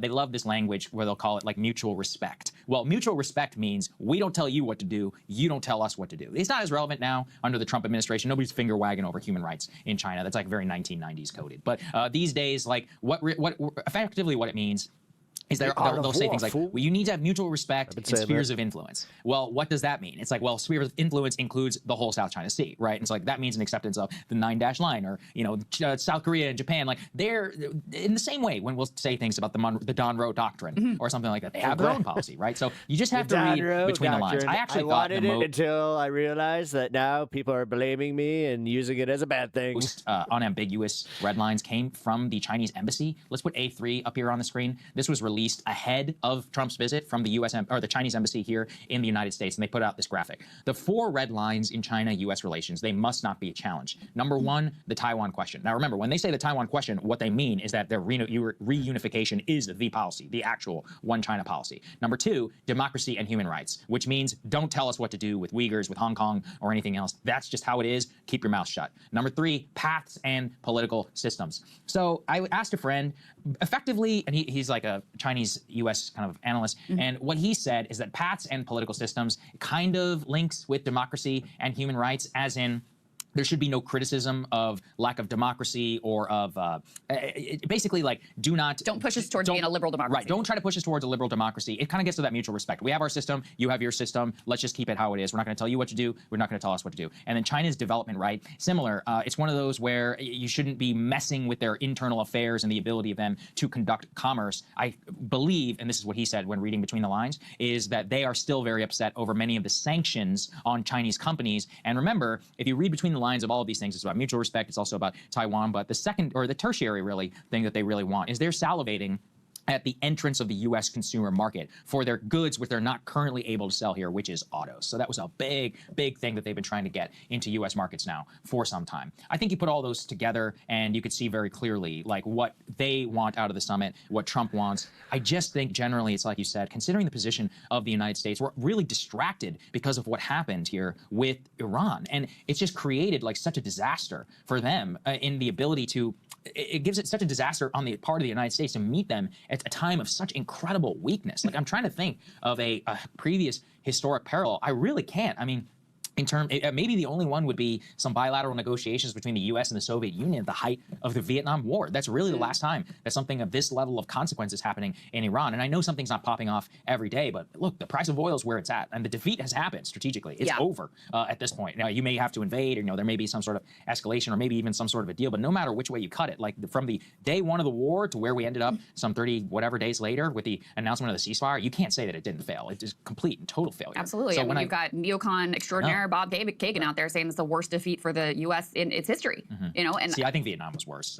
You think so? I do, because from the U.S. perspective, not to get too bogged down, but it really ripped the country apart. Like in a, we had the draft. It rewrote the way that we had all of our military power. 50,000 Americans were killed. It also, it was a sucking of all of the any of the potential promise of what the post-civil rights era kind of could have been. Yeah. All the money that was wasted, the dividends that were being wrought from the post-World War II era, which all could have been spent to make the 1970s actually a great period. Like, it was bad. It really was bad. Yeah, I think that's in terms of the domestic effect. I mean, on the other hand, we're already like divided in the way that it would be difficult to divide us further and create more sort of domestic political chaos than what we already have. It's almost like that was part I of the would say plan. that his argument has merit simply Honestly, man, like it really does feel like that was because out of this, it really is sort of a nail in the coffin of the U.S. empire, and it's changing the global world order. Whereas Vietnam, obviously, was a disaster for the U.S., but at the end of the day, we did win the Cold War. It did fundamentally, completely shift the dynamics of the global world order. Yes, it exposed weaknesses and vulnerabilities, but again, ultimately we were successful in destroying the Soviet Union and coming out on top there. Whereas with this, we're already this very clearly declining empire, and we just showed our ass. We just really revealed to the world how weak we are. That even with a middle income power like Iran, that we could not succeed on the most basic level. We could not achieve literally any of our goals there. And, and our ally Israel also is exposed here too. So I think there is merit to the argument because of that. But I don't reject it whatsoever. In fact, if I look at it from a Chinese perspective, they're going to care much more about what happened with Iran because of all of the naval power. In a sense, it's almost like it's like you're almost like parsing two disastrous things in and of itself. They're both horrific defeats for the U.S. I actually think this is fascinating. Let's put A9 up here on the screen from the Joint Chiefs of Staff. A new intelligence report from the chairman of the Joint Chiefs says that China has gained a major edge on the U.S. amid the Iran war. A confidential U.S. intelligence analysis details how China is exploiting the war to maximize advantage over the U.S. in military, economic, diplomatic, and other fields. The assessment produced this week for the chairman has raised alarm within the Pentagon about the geopolitical cost of Washington's standoff with Tehran. Produced by the Intelligence Directorate, the report uses what's used as a DIME framework, looking at diplomatic, international, military, and economic power. Officials asked about the finding, talked about, the anonymity. Since the U.S. and Israel initiated the war, China has then sold weapons to Gulf allies of the U.S. as they struggle to defend their military bases. Beijing has assisted countries around the world struggling to meet their energy needs after the U.S.-Israeli attacks prompted Iran to close the Straits of Hormuz. The war has drained the U.S. massive stockpiles of munitions that would be critical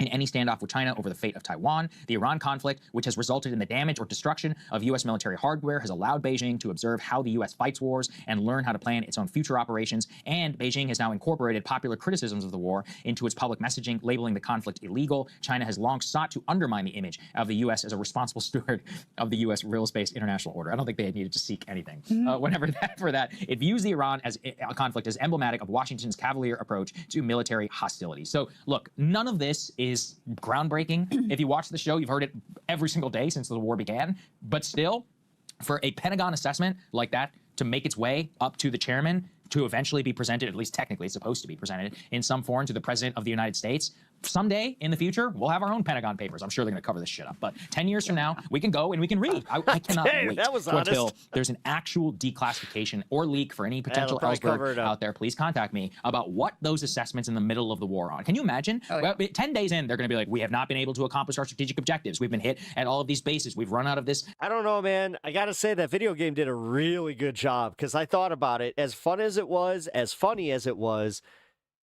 pretty dead on about how, like, yeah, this is where we're at. Number of munitions. It really does kind of feel this way. They did a great job of conveying like that. Oh, do you feel stuck? Well, that's where you're at. You know, geopolitically, have fun. China is doing this, and this. It is, and you know, I'm almost talking myself out of my previous point about Vietnam. Like, it is so stunning to see it all happen. And I know it sounds hyperbolic, but this really is this is the greatest disaster of my lifetime. And Iraq, I never thought it would. I never thought we could potentially outdo Iraq. Yeah, I thought that too. I thought that, like, seriously, and I used to say that about Trump, where I was like, you know what? Say what you will about the guy, and you can say a lot. He didn't take us into forever wars. You know, do something worse than that. And then. And to a lot of people who are watching, they're going to say, that's ridiculous. This has only been happening for 74 days. Only 13 American side. I hear you. Did I show Uni that game? Yeah, I did. At the end of the day, that was a conflict which did not rewrite the actual ability of the United States to project power. You know, we did defeat Saddam. We did occupy the country. Yes, the insurgency and all of that was bad and exposed a lot of problems about the military. In this case, we're talking about the highest, the high-tech weapons of all time, the full force of the United States Navy, the full force of the U.S. Air Force, and 70% of Iranian ballistic missiles still survive. I mean, nobody thought that was possible. I didn't. Ask me on February 27th, I would say there's no way that that's possible, right? And most people would not say. And yet, and that's based on what's being leaked to our press from our own intelligence community. And the Iranians are asserting, actually, we're basically how we were when we started. And we've been able to, during this period, restock, resupply. But there's no doubt, I mean, all this stuff, they're completely military obliterated on day one. It's just utter and complete bullshit. I don't know. I mean, I just, you know, when I assess it on such a grand, like, strategic level, if you were to think about that, like the meeting of these two superpowers, the defeat, really, that we've suffered, the inability to change the regime from the air. We knew that that was going to happen. But at the very least, we thought we would be able to militarily wipe them out. Didn't happen. It just did not happen. The drone threat, the asymmetry of these high-tech weapon systems. You know, it's fun when I think back to, like, how some MAGA were telling me how I needed to stop worrying and how, like, oh, Venezuela was such a success. It's going to be just like that. The lack of our defense industrial base, the inability of our sanctions to properly be able to cripple this country. I mean, look, if we've been doing this now for so long, all the warning signs were there. The munitions problem, been talking about it literally for years, about whenever it came to Ukraine. Remember the Russia sanctions debate that we often had here on the show? I was like, hey, this is going to be a real problem if we ever get into a conflict with China, because they're able to look and to study all what's happening. They did. They've been able to prove themselves. And then really the more meta point is we vaporized probably $50 billion so far. Take a look at that country. It's doing pretty well. And it's one of those where this is not, you know, I don't feel good saying this, but it's just unambiguous. Like, the quality of life there from 10 years ago is not even comparable. Yo, what up, dope 1258? How you doing? To the quality of life. Welcome to the show. Also, cheers. And if you are enjoying yourself and like a chill vibe, hit that sub button, guys, or double tap the screen. It really helps. It seriously helps me out a lot. Increase there, not even comparable to any alleged S&P 500 gains that have happened here. If anything, it's gotten worse. I think it's gotten worse. Yeah, I think most people would agree with you on that. And even we're going to do the segment later about, like, American test scores falling off. I mean, that's part of it, right? It is. It's part of a trend of, you know, in previous generations, you could buy a house, you can't buy a house. In previous generations, you could afford healthcare, you can't afford healthcare anymore. You know, in previous generations, kids were reading when they were in 3rd grade. Now, not so much. It's on every metric, you just see this backward slide. And the stock market for most people is irrelevant. I mean, if anything, it's a slap in the face, another reminder that, the rich are getting richer and you're getting screwed and your kids' prospects are being robbed every single day. Hey, if you like that video, hit the like button or leave a comment below. It really helps get the show to more people. And if you'd like to get the full show ad-free and in your inbox every morning, you can sign up at breakingpoints.com. That's right. Get the full show. Help support the future of independent media at breakingpoints.com. All right. I got triggered. Charlie Kirk jokes. What?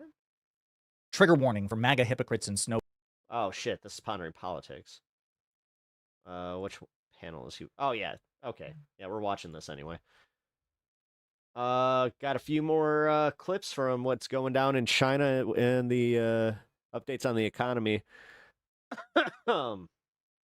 This morning, as President Trump takes the world stage, here at home, the political fallout from rising prices for Americans growing. Dude, milk went fucking skyrocketing. With the war in Iran restricting the world's oil supply and sending gas prices skyrocketing. Nobody is safe from this. And with rising inflation. That's the word. Yesterday, word of the day. Data revealing businesses' costs had their highest monthly surge in more than 4 years. Really? That's a hell of a time to come in here rah-rahing Trump. You're just like, yeah, gas prices, high gas prices. Woo! Consumers feeling the pinch. Bad economy. Woo! The grocery store, hell too. Yeah. While some staples like eggs have actually gone down in Trump-O-Nomics, cost over the year, baby. others have jumped significantly. Fresh produce prices up 6.5%, and ground beef going up 14.8%. Communities helping each other. Food banks noting an uptick. We're definitely still seeing more people coming out because more people are impacted. With affordability on voters' minds, Republicans defending comments from President Trump this week, saying Americans' finances are not influencing his decision-making process when it comes to Iran. I don't think about Americans' financial situation. I don't think about anybody. I think about one thing. We cannot let Iran have a nuclear weapon. That's all. Republicans saying the remarks were taken out of context, and the president is focused on both the economy and the... No! Taken out of context. We saw the fucking full clip. No! War. The president Holy has to confront shit. all these challenges simultaneously. Obviously, the president could have phrased that. God damn, they think you're so stupid. This is for you, MAGA. This isn't for middle America. This is specifically for you to stay in line. Way more. Which, god damn, they really hate you. Artfully. And they think you are the dumbest motherfuckers in America. I do think he cares. Allies say when the war ends, prices will tumble. When we get the Strait of Hormuz reopened, that will alleviate a lot of pressure. Do you think that's how most Americans feel? Well, I think that when you look at the cost of groceries still, the cost of gas, it is still expensive to live in the United States, so there's still work to be done. While Democrats argue it's Trump's policies that led to the skyrocketing prices. People get into really troublesome territory when they deny the reality that everyday people are experiencing. And the White House insists that preventing Iran from developing a nuclear weapon is in the long-term national security interest of the country. But what they can't predict is how long that process will take and how much it will cost to get there. Savannah? Ryan Nobles, thank you very much. Hey, thanks for watching. And don't forget, you can... Hey. Fucking Roker. All right, this one's interesting. Trump admin labels Tucker Carlson a terrorist. What? I had, sadly, a putative conservative journalist today from the Daily Caller ask me an asinine question. He said, how is the operation against Iran not another forever war? I'm not sure that Nick Fuentes or Tucker Carlson are conservatives. They didn't start at 2:30. If you... What are you talking about? 2:30 during COVID? What? No, the national average, I'm pretty sure, was sitting like over $3 pretty much all through COVID, and then the Russia thing happened, and then it skyrocketed to $5. So I don't understand how that was Biden's fault. He didn't start that war. He had nothing to do with it. It was literally just like, oh, geopolitical consequence. Then he actually did this thing where he tapped our reserve and then brought the prices down pretty quickly. Real law. This one was caused by Trump. Literally, we were supposed to be, and we've been told that this was supposed to be over very quickly. It has not been. Now we're all dealing with this. And I think that MAGA, dude, the right wing, Sam Cedar said this earlier, the right wing has nothing to talk about right now. And like, this is why their podcasts are actually like, you're starting to see like these dips. You're starting to see people just kind of fall off in general. Like you're starting to, I haven't seen any fucking new Trump flags or any of that bullshit. Even the left, I'm shocked. They are so... Although there is apparently like a rally or some shit going on in suburban, like in the suburbs of Chicago. I'm like... On their heels. I did a kind of press call when I have to take a trip out to I think it's in Schaumburg, and then there's another one in it's like Lake County. We released the strategy. 50 articles were written that day about the press call. Only one of them from those putzes at Politico was even slightly negative. Is that Dean Cain? Sebastian Gorka, who sadly is Trump's counterterrorism czar, is basically on a mission to label anyone who criticizes Trump, Israel, or the war on Iran as a domestic terrorist. And as you just heard from that video, he is questioning the conservative, credibility of people like Tucker Carlson, who would ban abortion, period, or Nick Fuentes, who I don't pay attention to, and I don't know how conservative he really is. However, we do know, thanks to incredible reporting by Ken Klippenstein, that there is this effort to essentially slap that label onto Americans, and we should be concerned about it. So the piece is titled New Counterterror Strategy Eyes Tucker Carlson. You could read it over at Substack. Administration deems anti-Trump right-wingers terrorists. In it, Klippenstein writes that Tucker Carlson and Nick Fuentes have been named by the White House as possible domestic terrorists, according to the Trump administration's top counterterrorism official, Sebastian Gorka. Gorka, by the way, is a former right-wing influencer who somehow made his way to an official position with the Trump administration. I mean, yeah. But between But it's not like you're fucking, it's not the stupid conspiracies that we all thought it was. It's not the fucking, like, move on from the Rockefellers, dude. Trump is the new Rockefeller. Honestly, the Rockefellers don't have shit on Trump. Grandiose monologue. Trump did it right in front of all your faces, and he is robbing us blind. He's pardoning dude, you want to know how corrupt this motherfucker is? JD Vance is telling us how we need to go tackle Medicare fraud, and that means that we need to really take a look at all the Californians that are on Medicare, and it's going to, possibly take away your care. Meanwhile, Trump just pardoned a dude who robbed Medicare twice. I don't want to fucking ever hear bullshit about how you guys, how MAGA cares about fraud. Otherwise, you guys should be looking really deeply into who he's pardoning. Vision of a crusade to save Western civilization from anti-American and anti-Christian extremism. Gorka let slip that the administration's war on domestic terrorism isn't just aimed at the left, which, by the way, would be bad enough.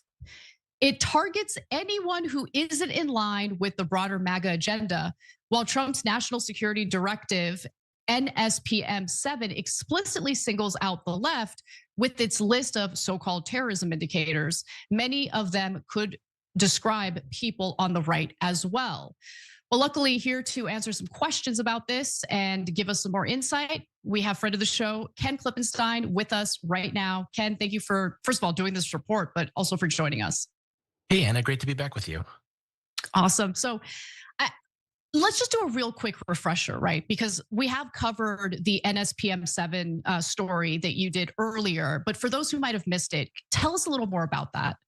Yeah, so NSPM 7 stands for National Security Presidential Memorandum 7. It was signed into law by President Trump, and it is a directive that, long story short, defines a number of so-called indicators of future acts of terrorism. And those indicators include extremely broad categories like anti-Christian sentiment, anti-traditional family values sentiment, and extreme views on immigration.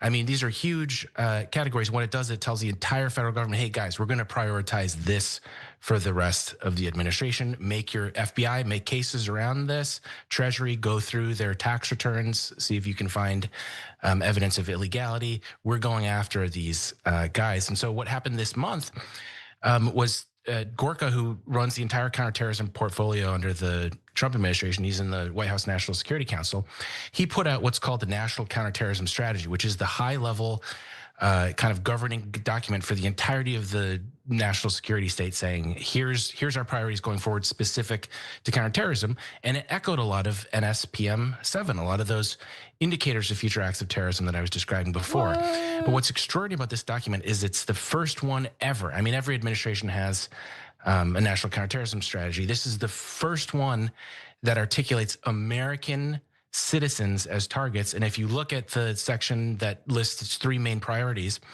it is narco groups, Islamist terrorist groups like Al-Qaeda and ISIS, and the third one is the radical left. And the reason I did this story was because I wanted to stress to people, particularly on the right or people who maybe are independents, don't Yeah, it's literally, but the radical left is literally anybody that is anti-Trump. Consider themselves on the left, that they are not exempt from this because the admin can just go around and redefine arbitrarily what they consider to be the right.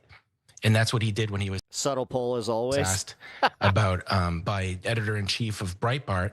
What are there any right? Dude, I'll be honest, it's getting kind of hard to stay creative with these. If you guys get some ideas, don't ever be afraid to kind of shout them out. People that represent terrorist or extremist threats. And Gorka said, well, people like Tucker Carlson, we don't even really consider them right. So I don't think it's fair to put them in that. And then he cited his example. He says he is pro Islamic law. Yeah, Sharia law. And I went and looked at the example because anyone who knows anything about Tucker is kind of like, what? I don't think.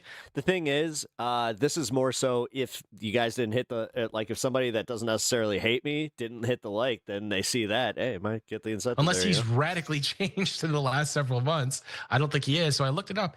And he was making some comment about visiting Saudi Arabia and how people seem more welcoming and hospitable there than he thought that they would be. And he said it was a Sharia law state. And despite that, they seemed open to his Christianity. That is not pro-Sharia law. Wait, hey, Charlie, I'm sorry. Saudi Arabia, the country that we're kind of aligned with and do business deals with and sell weapons to. So is the entirety of the federal government basically a group of terrorists because they're selling weapons, agreeing to sell weapons to Saudi Arabia? Yeah, this is what people aligned with Trump have been saying about Carlson. One commentator, Laura Loomer, she's been saying he's, backed by Qatar. And, how can he be critical of this war in Gaza unless he's on the take or something? And there's no evidence for any of that. It could just be he thinks these things. And I wish that as a country, we could appreciate that more, because I so often, it's not just Gorka, I see so often people are like, oh, you're clearly getting paid by this, or you got tricked by bots here. It's like, maybe people just think things. Whatever happened to people just, and they can even be wrong, but maybe they're wrong because they came to their own conclusions that were wrong. Can't that be a possibility? But that's the backdrop of all of this terror obsession, is that everyone is an actor on behalf of something else. And it's just so out of control.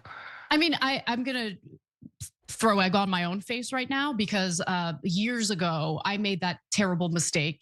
There was something that Aaron Mate, who's a great reporter, had reported that I disagreed with, and I let people get into my head and make me think that he's like some sort of Russian agent, and I made a accusation against him that he could have easily sued me for, by the way.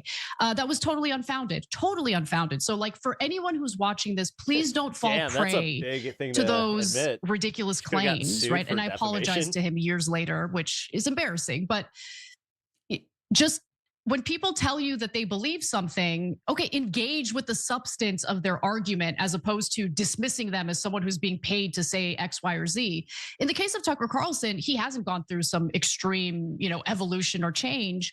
The one area where I think he has grown a little bit is he went from saying pretty hideous things about Muslims back in the day to, I think, understanding now that a lot of that propaganda was meant to, manufacture consent for Israel's wars in the Middle East. And so he's been speaking out against that on his show quite regularly. Candace Owens is doing the same. And I think that's part of the reason why they're drawing the ire of people they used to be fully aligned with. Okay, so hope you're doing well. What exactly are the so-called terror indicators outside of what you've described? Is there anything else that they're looking at?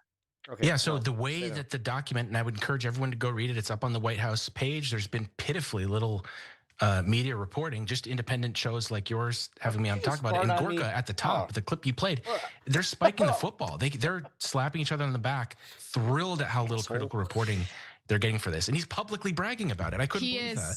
And he's right. He's right. He's so right. No, I thank you for sharing this video, Ken, because I think our audience needs to see it. Here's Sebastian Gorka confessing that our media does not work for us, the American people, at all. They provide cover. Let's take a look at let's go to C2. Even the left, I'm shocked. They are so on their heels. I did a kind of press call when we released the strategy. 50 articles were written that day about the press call. Only one of them from those putzes at Politico was even slightly negative. The rest was pretty accurate reporting. So we are moving so fast, they just can't keep up with us, which is delicious. It's wonderful. That's Dean Cain. And of course, by accurate reporting, he means reporting that's favorable, the propaganda that supports what I'm doing. It's unbelievable, Ken. I mean, what do you think is the reason for that? Do you think it's because legacy media outlets like this and they don't want to draw any negative attention to it? Well, on the topic of national security, which is what I tend to focus on in the newsletter that I run, the reason I do that is because it's so arcane. It's a little bit complicated. You have to have a bit of a background in it to understand how to decode terminology that they use. But to answer the question you posed before, some of this stuff is just like on its face crazy. I don't know what other word to use for it. So if you read that national counterterrorism strategy, it defines left-wing radical terrorism. It says transgender extremism, and it lists. I mean, it's like, and there's no evidence. There's no like mini corn dogs. Here's why we think this or why that constitutes a threat. So they very clearly are going through and just looking at like cultural markers that they can then define. And it's not, it goes beyond even that, because they included those two conservative figures we mentioned before. So, and that's the point I'm trying to stress to people, is it's like, it is pointed at the left, but not just the left, because I think that's the message that's getting lost. To the extent that there was any discussion of this at all, there was a little bit of like, oh, it mentions the domestic American left. And that is unprecedented. You don't do that. You're supposed to target groups overseas. And because the whole point is terrorism as an approach is essentially pre-crime. You can open an investigation to someone without a crime having been committed. Because the idea is that 9/11 or something like it, nuclear attack or something, a suitcase bomb, is so dangerous that we're going to suspend the usual Fourth Amendment protections we have, where you bring before a judge evidence of something having been committed. And you can actually preempt the crimes.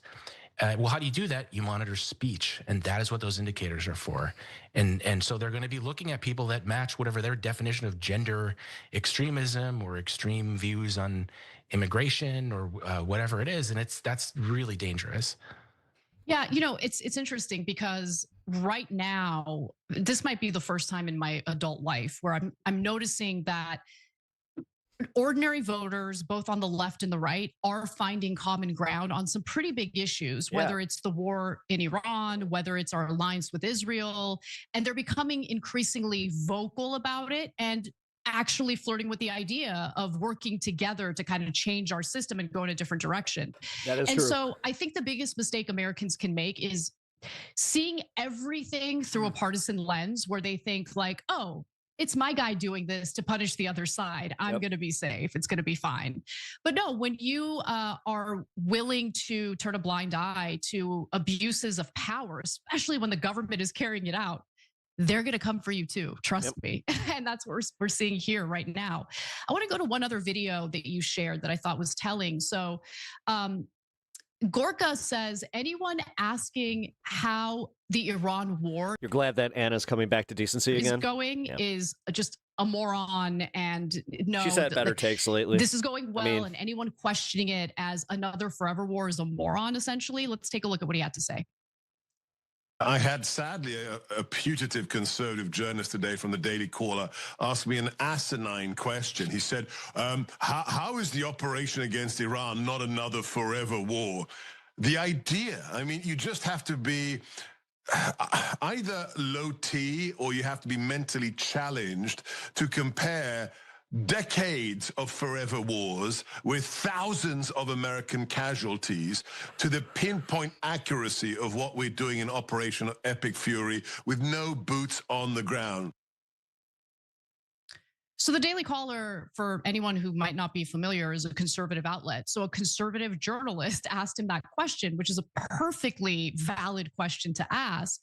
And that was his reaction. So my question to you, Ken, is could being vocal and incredibly critical against the war be one of the markers that Gorka uses to label you a domestic terrorist?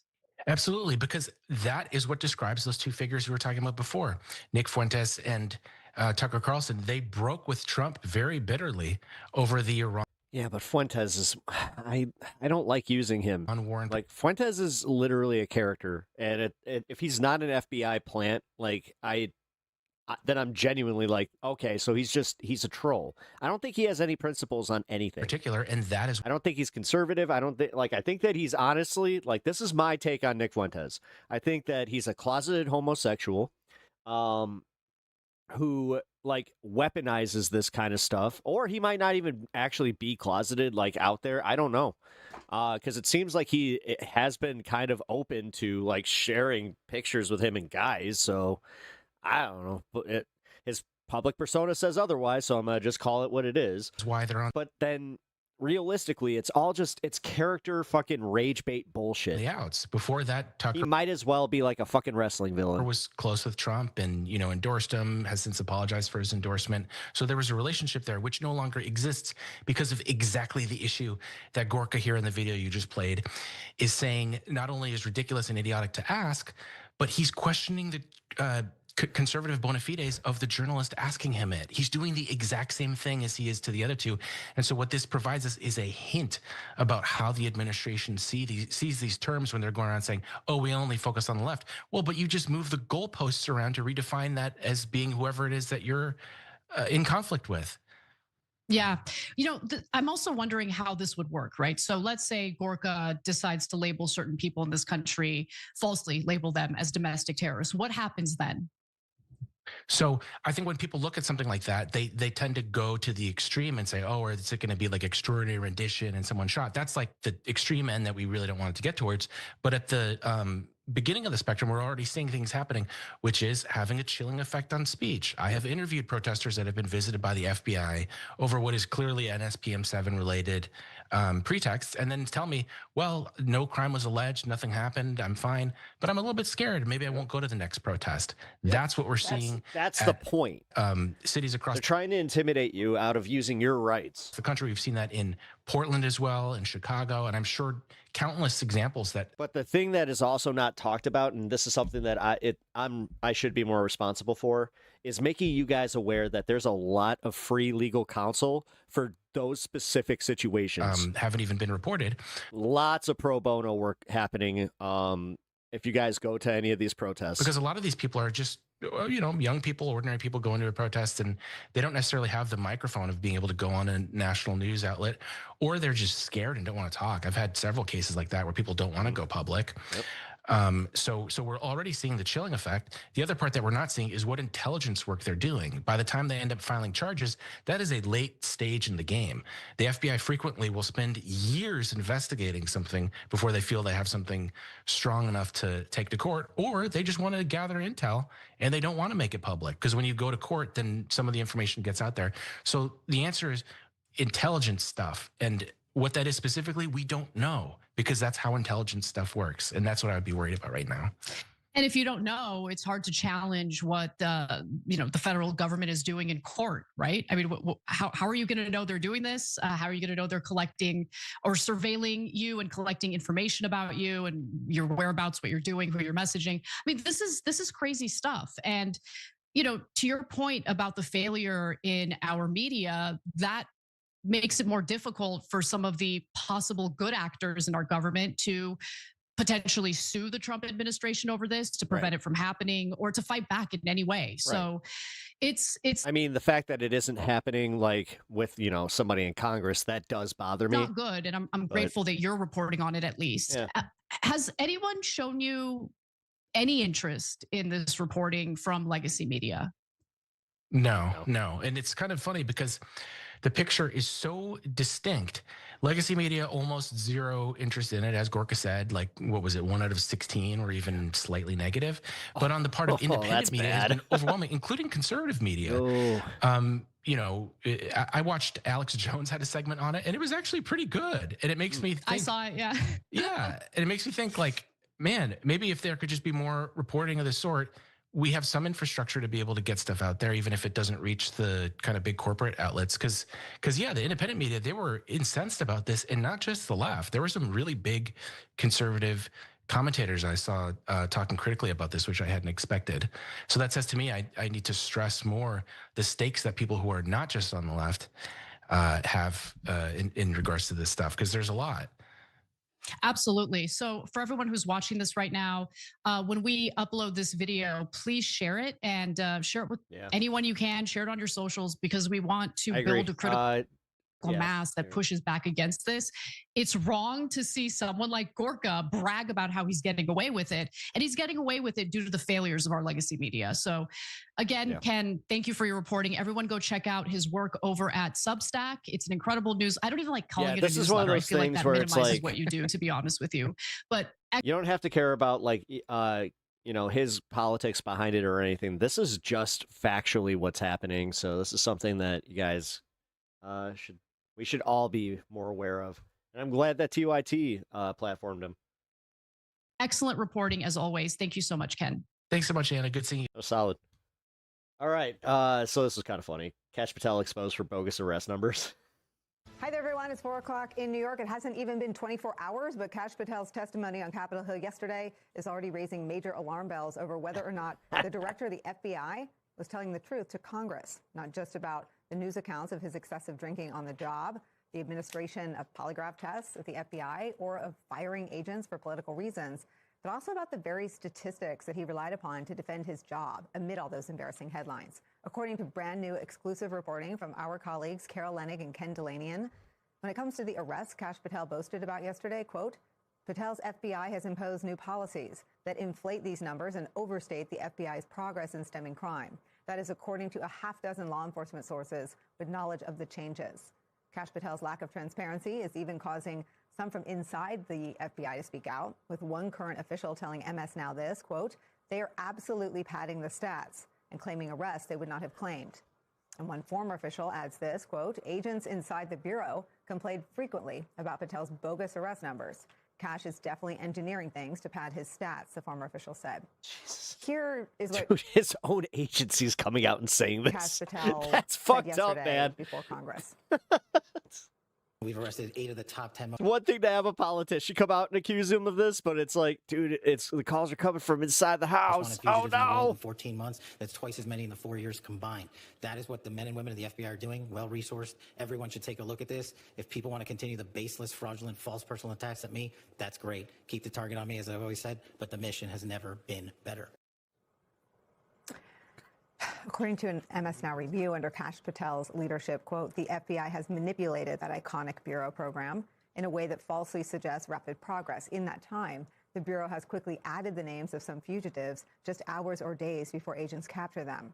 When reached for comment, the FBI disputed that arrests were being counted improperly without providing any specifics. Kash Patel being willing to inflate statistics about his agency's work to try to save his job. Why am I not This surprised? is where we begin today with senior investigative reporter Carol Leonnig, whose byline is on that reporting. Also joining us, former assistant special agent in charge at the FBI, national security and intelligence analyst Michael Feinberg.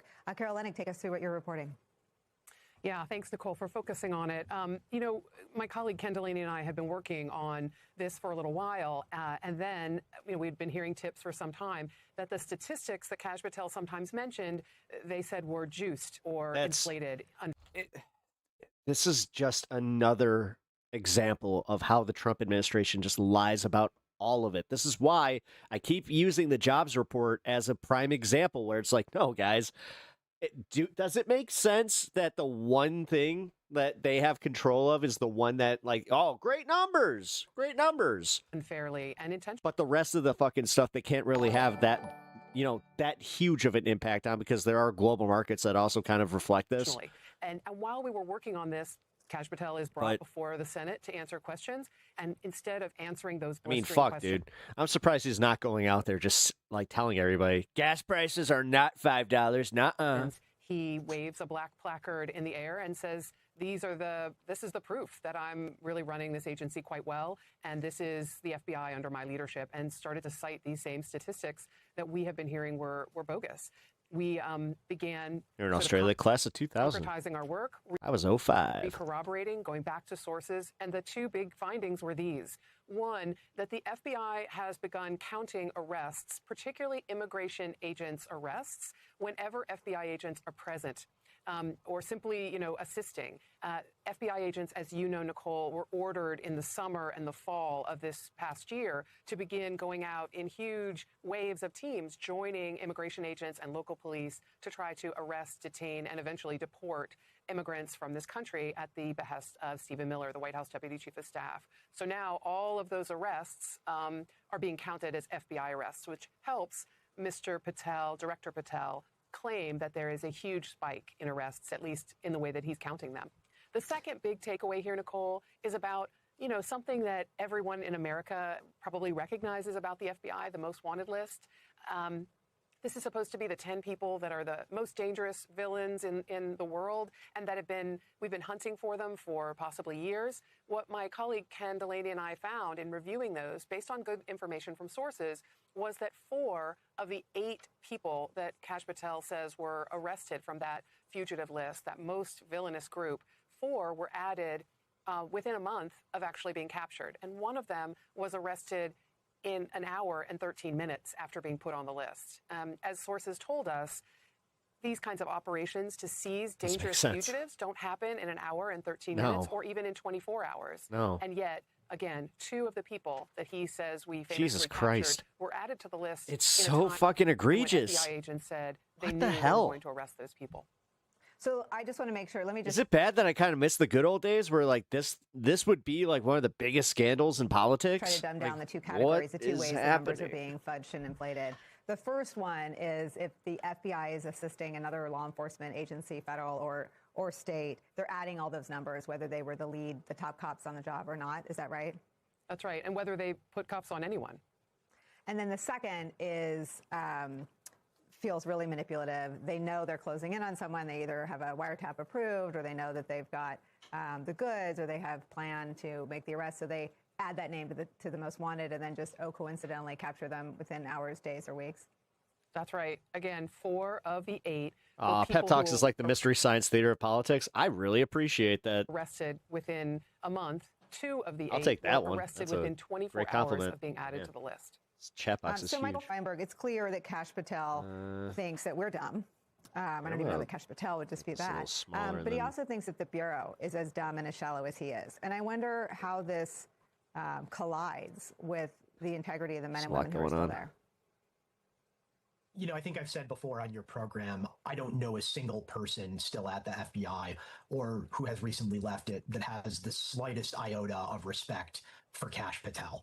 He is widely viewed as a clown within the organization, but he's a clown. Guys viewing, for anyone viewing this on vertical, is the chat better up there or with a flamethrower, and a below? clown with a flamethrower can still do a lot of damage. And he Trying to has figure this out. to the individual lives of agents he's fired for political reasons, to the programs he has deprioritized in favor of immigration priorities, and just to the institution itself with the manipulation of statistics, as Carol and Ken have shown.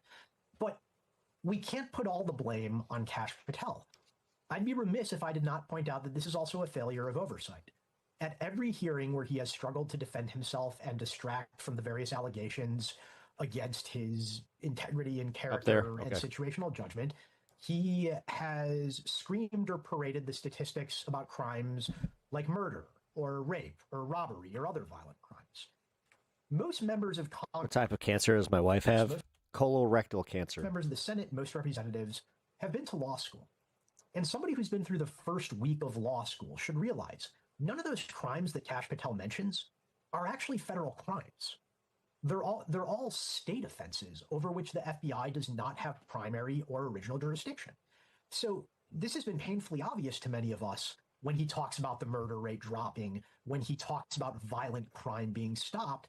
What he's actually doing is stealing credit and honor from state and local law enforcement agencies that are doing the majority of the work. And he's taking credit simply because there might have been one FBI task force member out there with them. I take your point on oversight, but and I take the point that the men and women who How's have Uni made up doing? She's doing well. the workforce of the FBI would find this Had a little bit sort of a rough grifting go honor, last few days, but offensive. feeling better today. But what does it say that it takes a piece of investigative journalism me a and that snack. no one really pressed him on this in yesterday's questioning, Michael? It's, I mean, look, I really think this is largely a failure of oversight. It should not be news to anybody in Congress or anybody in the media or anybody in the judiciary that Kash Patel dances around questions. And with You need to very go mow few your lawn. You're losing sunlight. I know how that goes. exceptions, I mowed my lawn today. there have Cheers. not been aggressive attempts to pin him down. Now, I do want to tie this back to the workforce you asked about for a second, though.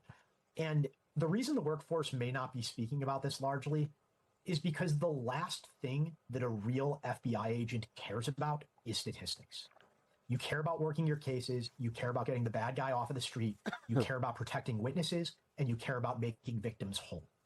Who gets credit doesn't matter.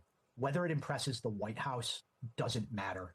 Whether you can wave a flag and statistics in front of Congress does not matter either. Oh, The shit. only Thank you for the people who $2. care I about appreciate those sorts that. of things are people At like Bob I Kathy will. Howe, Garcia Pearson, who have no familiarity with the work Cancer and realize Fund. that the Have mission a good night. and Peace. the purpose Peace sign has very emoji. little to do with the statistics you report. Huh. I was about to say, I knew one of you was down here. What you doing? Here. We got the cat cam. Let's give the cat his treats. There you go. Yeah. Here, want some treats? Want some treats? Here you go. There you go.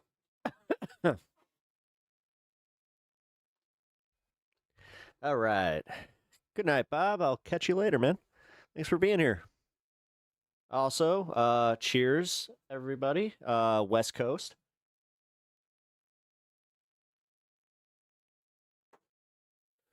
Now it's Friday. It's official. All right. Why the Strait of Hormuz closure could trigger a global food crisis. The mainstream media is finally catching up to this. The impact of the ongoing closure of the Strait of Hormuz We've been talking about this for at least, what, a month? is extending well beyond oil as some 2,000 ships wait to transport a variety of essential goods around the world. That includes key ingredients for producing fertilizer, causing new concern for farmers and the risk of food shortages for millions of people. MS Now international reporter Ines de la Cuetera has more. Year after year, hard work pays off at Huglow Farms in the countryside of Kent in the UK. A summer burst of strawberries. These were planted last year in July. We took one crop off them and then we overwintered them, and now they've just started harvest. But this year, the typically sunny harvest season clouded by a conflict thousands of miles away. The deadlock in the Strait of Oh, yeah, you got the... Oh, that was a hell of a pep talk. Hormuz has seen gas prices rise while fertilizer supplies are dwindling. Just looking at this crop, we need to get a certain output, and without fertilizers, we wouldn't be able to do that. You know, the flavour wouldn't be as good, and the productivity would be lower. Wait. Play it again. Love it. Sustainable. Thank you for that. The impact is being felt by farmers around the world. You're this will fucking be going to go to a mill ducks. in the UK and be milled up for flour to go into bread. But the concerns are even greater for arable farmers. It's essential. Without fertiliser, we'd have a very pale, very small crop here. It wouldn't yield. Experts are sounding the alarm. The World Food Programme warning that if the crisis doesn't finish by the end of June, 45 million people will be at risk from hunger and starvation. Yeah, and this is also made a lot worse by like him canceling, USAID and all that. Worldwide. Those who already don't have enough to eat, likely to pay the price for a standoff they have no control of. Famine is always preventable. Famine is always a man-made, human-made crisis. And for countries already experiencing catastrophic levels of food insecurity, even a quick resolution may not be enough to avoid the worst outcomes. For some, it's already too late. Even if supplies were to start flowing today, it takes... Yeah, the news would rather wait to report on a disaster than report on it early and help prevent it. Yes. Time to ship and to bring to market these critical inputs. Even with immediate action, we're already going to see an increase in humanitarian need. In the U.S., that could mean higher prices at the grocery store, as some farmers may pass the costs on to consumers. Data from the Bureau of Labor Statistics shows prices in April rose 3.8% from a year earlier, marking an increase from the year-over-year inflation rate of 3.3%. But back on the farm, Tom a lot of says potash is not the an U.S. option uses strong needs competition from Canada. We grow this crop, really, just like someone in Ukraine or Argentina or Australia or Brazil or whatever. So we can't just say to the consumer, "Well, we're going to put the price up," because they can go and buy it somewhere else. While many farmers had already purchased fertilizer for the year before the war broke out, the effects could become more obvious in time. So Tom says wheat farmers are now talking about potentially not planting their fields next year. The economics of growing a crop of wheat now is so tight that some farmers are saying, well, we could leave it fallow for a year and lose less money than growing a crop and losing a lot of money. And with no end in sight to the deadlock in the Middle East, the fear is the consequences here will only worsen in the months ahead. Ines de la Cuetera, MS Now, Kent, England. All right, so Steve Ratner, talk a little bit more, if you could, about the economic impact of what's going on with the Strait of Hormuz, but also how China could help with this, and what would that look like? Well, the Strait of Hormuz, as we know, being closed is a huge problem. And as your piece just said, it's not just oil, although oil is a very big part of it. If you talk about oil, what's going on out there is that we are drawing down world inventories very, very quickly, which means that prices are just going to continue to go up. It also means that even if the Strait reopens, it's going to take a good while to unwind all of this. There are a whole different set of kinds of reports about how much damage has been done to oil facilities in the Middle East. We don't really know. At least I don't really know. They're not saying publicly, and that may have an impact on future oil production. But as the report said, a lot of other things like fertilizer and plastics and things and chemicals come through the Gulf, and not having those supplies is going to create world disruption. You saw our consumer price index report 2 days ago, and you saw our producer price report yesterday, and those are really tough numbers, and they're just simply going to show inflation rising over the next few months at least. And that's going to put the Fed in an unusual position. So none of this is really good for us or for the rest of the world. In terms of China, look, I'll defer to Richard on some of this too, but China obviously gets, as I said before, 30% of its oil roughly through the Strait. So they have a huge incentive to get this thing open. That said, they don't seem to be doing a heck of a lot to actually accomplish that. Yeah, it's not clear how much influence they really have. I think what the Chinese also want to avoid is the war restarting, and once again, the energy infrastructure of the region getting destroyed. That would be a nightmare for them. So they could be helpful at margins, but they're not going to be decisive here. Sorry, guys. I have got to figure out this chat. All right. So Cuba. I have a feeling that we're going to be hearing about this in the news a lot more coming up. But here's the, we're in the early stages. And like I said, mainstream media is just catching up. And for CBS to be reporting on it, I think that it's happening now. Sources tell CBS News the U.S. is taking steps to indict Raul Castro. He's the 94-year-old former president of Cuba and the brother of Fidel Castro. The case involves a deadly plane crash that happened 30 years ago. This follows a visit to the island yesterday by CIA Director John Ratcliffe. CBS News Homeland Security correspondent Nicole Scanga reports on this from Washington. 3 decades after 2 civilian planes were shot down by Cuba, the Justice Department is taking steps to indict former Cuban President Raul Castro in connection to the deadly incident, according to U.S. officials familiar with the matter.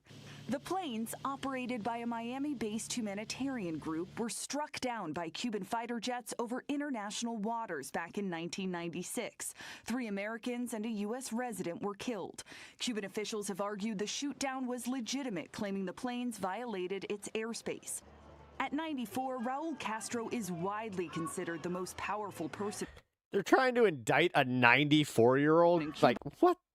Even though he stepped down as the leader of its Communist Party in 2021. CIA Director John Ratcliffe met with his grandson, who's viewed as his representative, yesterday. He shared Trump's message that the U.S. is, quote, prepared to seriously... Hubby's awake, gonna go. All right, good night, or, good day, Rebecca. Engage on economic and security issues, but only if Cuba makes fundamental changes. Cuba is not doing well. It's a failed nation. A potential indictment comes as the U.S. increases pressure on Havana. The Trump administration has threatened heavy tariffs on any country that exports oil to Cuba, leading to energy shortages as oil shipments are largely cut off.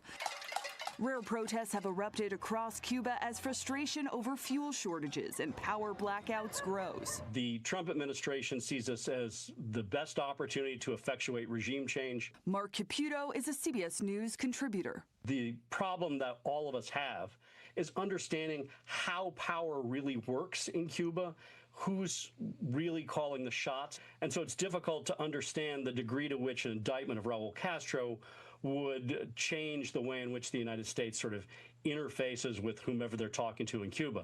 While a possible indictment could be used as a pressure point in ongoing negotiations with Cuba, it could also make Cuban officials less willing to engage. Now, the potential indictment would need to be greenlit by a grand jury. The Justice Department declined to comment. Nicole Scanga, CBS News, Washington. All right. The latest now on Cuba, where protesters have taken to the streets as the island faces more blackouts amid an unusual mission to the island by CIA Director John Ratcliffe for meetings with top Cuban officials. Matt Rivers has the story. Matt, you just returned from Cuba. Yeah, and the situation on the island, George, really unprecedented. This surprise, unannounced trip to Cuba comes at a time of some of the worst tensions between the United States and Cuba that we have seen in generations. CIA Director John Radcliffe heading down to the island with a message to tell the Cuban government to stop being what a senior CIA official called a national security threat.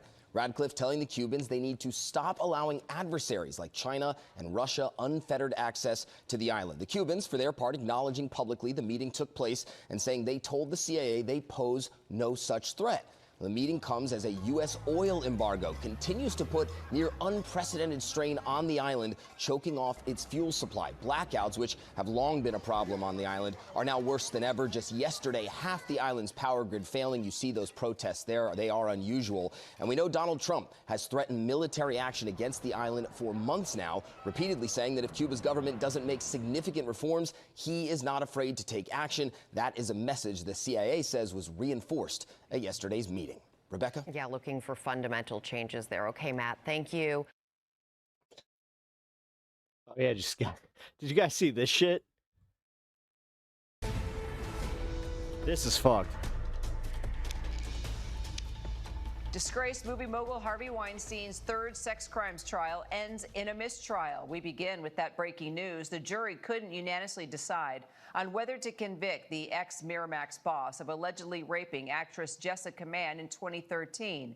Joining me now are Peter Haralambous and also legal contributor Bernarda Villalona. So, Peter, this is the third trial, as we mentioned, for Weinstein in Manhattan. What led to the mistrial? Why are they... What is it about, like, these billionaire sex offenders just getting away with this stuff? Like, it's getting a little fucking arduous, you know?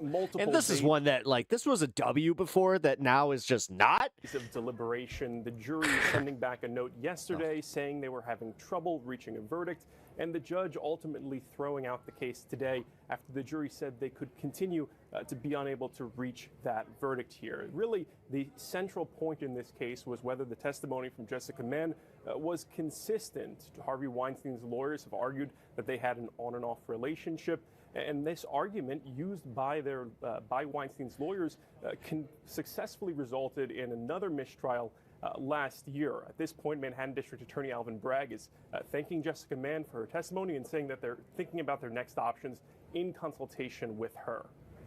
So, Bernarda, just your overall reaction, and does this now mean that there will be a fourth trial? So this is a very difficult case for the prosecution because just how has been explained, this is the third time that Harvey Weinstein is being tried in regards to this specific victim of Miss Mann. And as time passes, there's more testimony that's out there that she can be cross-examined on. You're also trying to think that there was a complicated relationship because she continued her relationship with Harvey Weinstein even despite these acts. So I highly doubt that Mr. Bragg will actually go forward with the fourth trial because Harvey Weinstein is already serving a 16-year sentence in California. And also remember that Harvey Weinstein was convicted last year on another count, and he is facing a 25-year sentence in regards to that conviction. Well, on top of all of this, sure doesn't look like... All right, well, at least he's not getting out. He's in good health. MFers pretending to limp. He's trying... Yeah, that's his, like, I'm going to garner sympathy. Bernarda and Peter, thank you both. Don't you remember Miramax? Come on, guys. You remember Miramax? Come on. Come on, guys. It's like, yeah, we do. And we remember exactly what you did. You're fucking detox. All right, that one is going on the soundboard when I eventually get that back up. So, thank you, Dave. Appreciate that. All right, let's do it. Let's do this frickin' chud, fucking whatever streamer bullshit. This guy sucks. He actually kind of made, like, anytime that I do like man on the street kind of stuff or IRL streaming, whatever the fuck you want to call it, I feel douchey because of guys like this guy. It's already kind of like, it is a little douchey, like, especially if you have a rig where you're just like walking around and they're just like, look at this doofus.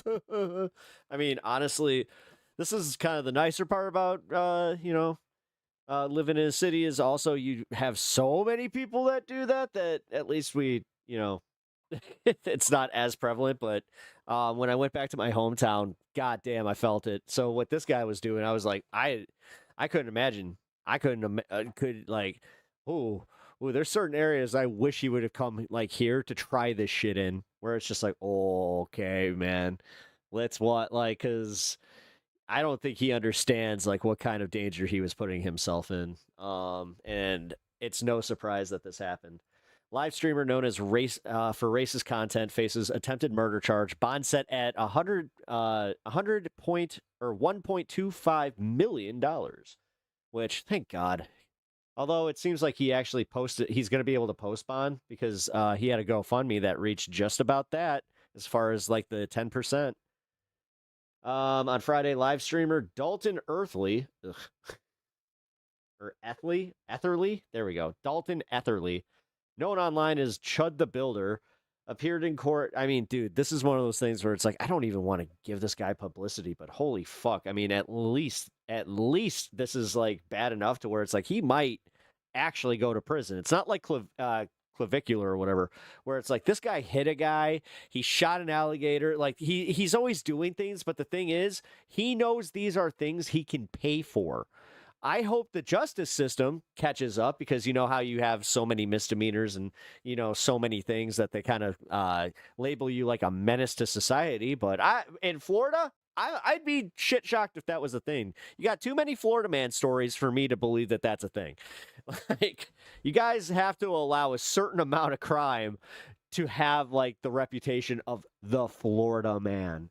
I mean, damn, you guys got the Florida man. Anyway, all right, so he appeared in court charged with attempted murder after a shooting outside Montgomery County Courthouse in Clarksville on Wednesday. General Session Court Judge Reed Poland III set his bond at $1.2 million. Oh, 1.25. Come on, that extra 5. That's something. Confrontation outside the courthouse Wednesday before 2 p.m. escalated when Etherly shot a man in the stomach and shot himself in the arm. Etherly recounted in a live stream video that the man approached saying, you start saying that chimp shit to me, I'm going to hit you, and then struck him.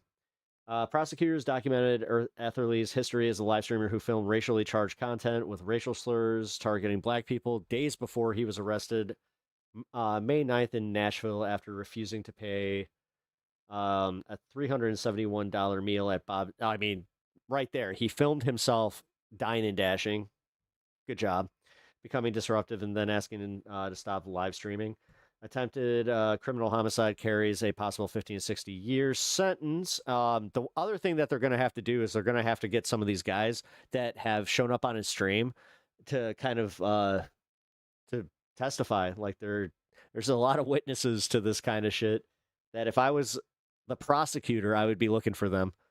Criminal homicide carries possible 60. Preliminary hearing set for the 26th. Another bond hearing is scheduled for the 21st. With Etherly closing his eyes when the judge announced the bond amount. Haha. No matter what, he was just like, "Oh shit, I don't have that." Etherly faced a separate civil hearing Wednesday over a $3,300 debt to Midland. Oh shit, he got sued by a credit bureau. The same courthouse when the shooting occurred.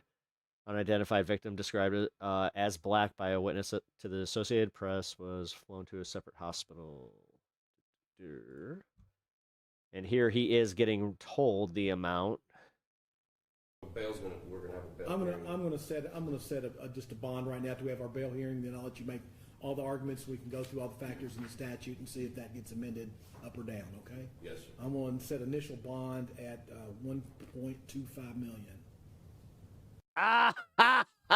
It was just like I thought. Yes. Just fuck. Based upon the fact of how many even the lawyers just like, there's no getting you out of this one, people in bud. the courtyard, we're here at the courthouse, and the seriousness of all these felonies. Bail's gonna. That was worth it. Tonight, a man is in the hospital after he was shot outside of the Montgomery County Courthouse yesterday. The accused gunman is controversial online streamer Dalton Etherly. He's in jail tonight and expected in court tomorrow. WSMV's I'm actually kind of glad they didn't give him a plug as the name. Jayanth brings us Or the latest. am I wrong? There it is Tonight, here. a mother and wife is pleading for help after her husband, Joshua Fox, was shot in the stomach and shoulder outside of the Montgomery County Courthouse as donations continue to pour in on her GoFundMe page for the disabled veteran. I heard the gunfire and looked up, and everyone in the cafes, everyone's heads turned. We're like, what's going on? What's going on? Clarissa Greaves works in a coffee shop nearby and learned the commotion she was witnessing involved 28-year-old Dalton Etherly, an online streamer known for using racial slurs and provoking people of color. I've seen other videos of what that man has posted. I don't agree with it whatsoever. The Montgomery County Sheriff's Office says Wokey. Dalton was outside of the courthouse. By the way, what up, Robert? when he How you got into doing, a man? fight with Welcome to Joshua chat. Appreciate you Fox, being here. which escalated to gunfire, which also led to Dalton being shot. Joshua's mother tells us they are still trying to process what happened as he continues to recover. Clarissa says she feared something like this could happen. Well, yeah, when you see what he's doing, dude, he also, like, is brandishing. What I've seen from his video, Like, dude, if he did what he was doing in Chicago, he would have been locked up a whole lot quicker. I don't know. The fact that he brandished is, like, again, How that that's, could make anyone you feel- pull that shit, especially with a cop around, because at one point he did it with a cop around, and even the cop was just like, yo, yo, yo, yo, yo, no, no, no. safe, personally. But they were trying to help him. I think I'm really very, very sad that this had to happen, but if it's something to put him away, then I'm for it, and I think most of the city would be for it too. Nice. She says her heart goes Calling out to him a Joshua's nuisance. family, and she hopes he makes a speedy recovery. What do you want to see come from this at this point? I just people to do better. I think there's a lot going on in the world right now, and I don't know, just as people, there's still good people out there, and I just hope we can all learn from this. Dalton is now facing several charges, including attempted murder and aggravated assault. Amber Jayanth, WSMV4. What a dickhead. Oh my god, this guy sucks. All right. Philly D has the best breakdown of this, by the way, so we're just gonna do this as our Philly D segment. We gotta talk about how this Chud shooting problem is just crazy and exposes a lot. Rashi's dangerous Taiwan threat to Trump and more, freaking people out about what happens cover any of next. that. Well, this Georgia election could change everything, but almost no one knows about it. We're talking about all of that on today's brand new Philip DeFranco show. You daily dive into the news, so buckle up, hit that like button, and let's jump into it, starting with this. What's gotta be one of the most racist people I've seen on the internet in maybe ever, or Where'd this happen? Nashville, Tennessee. for a long time, which is really, that's a crazy high bar. Considering the existence of Elon Musk's version of That's a Twitter, crazy high bar. or old school Call of Duty He's not fucking wrong. lobbies, has now found himself in what many have been predicting was going to be the inevitable outcome, though maybe one that he won. So his name is Dalton Etherly. He's 28 years old, but some people know him as Chud the Builder. We're sick of living in the bomb shelter as white people. We're sick of being told that we don't have the freedom of speech anymore. Says who? My ancestors fought and died for that. I'm going outside, I'm taking you my thought helmet, Florida? I'm taking a deep breath. Look, nothing's gonna happen. They're just gonna keep chimping out regardless on whether you call them the word or not. Right, and that guy, he's now been charged with attempted murder. So let's start with some context. Chud the Builder, he styles himself as a free speech patriot. What that appears to really mean is that he films or streams himself walking around in public, calling black people the N-word and challenging them to fight. It's generally what I describe as just disgusting content, but apparently there's a number of people that want to watch The thing it. is, when he challenges them, I mean, in Illinois, right there, like, then you've given yourself permission to get hit. Because he's got hundreds of thousands of followers. And as he's been getting more and more attention, his bigoted antics, they've kind of escalated more and more, with him appearing to use pepper spray on someone who knocked off his hat last week, for example. You heard me. Fuck your shit. Touch me again. And more than once, he's landed himself in hot water. Like last November, he got arrested for harassment, or bitch. last week, he was arrested again for an incident that happened at a steakhouse in Nashville. Apparently, somebody called the restaurant to notify them that a notorious bigot was there, and then the staff asked him to stop recording. Filming? We're live streaming. Okay, you can turn that off, please. Hey man, don't touch me. I'm not touching. I can leave if you can ask me to leave. Don't come in my face like that, sir. I'm not. I'm just asking you not to record video in the restaurant. And that's fine. We can leave. Okay, it's time to go. Hey, Pajit, calm down. Why don't you go in the street? Why don't you go poop in the street? Hey man, don't get aggressive with me. We'll get up and leave. Thanks for the free food. Though according to the police affidavit, that food was not free. It actually cost $371.55. But still, it appeared that he left without paying, unless you considered a handful of racial slurs payment, and then he continued to make a scene outside. Well, I would not eat here if I were you. Because they just kicked us out because What a Karen. Leave my guests alone, sir. Don't come here. They don't like freedom. Shortly after That's that, he crazy. was back I on know the street exactly where throwing he's the at. N-word at a guy and making monkey noises. Look at them chimping out. Look at that monkey. Go climb a tree. Somebody get him a banana. Right, and so with that, he ended up being charged with theft of services, disorderly conduct, and resisting arrest. And so now, apparently, he's well known in this community for this shit. Pretty much no one likes him, and even Nick Fuentes, right, the white nationalist, who maybe you've seen a video where he's talking about how he thinks Hitler is cool. He thinks that Chud lobs the N-word at people so aggressively that it's a bit much. I don't think people should be fired for uttering the word.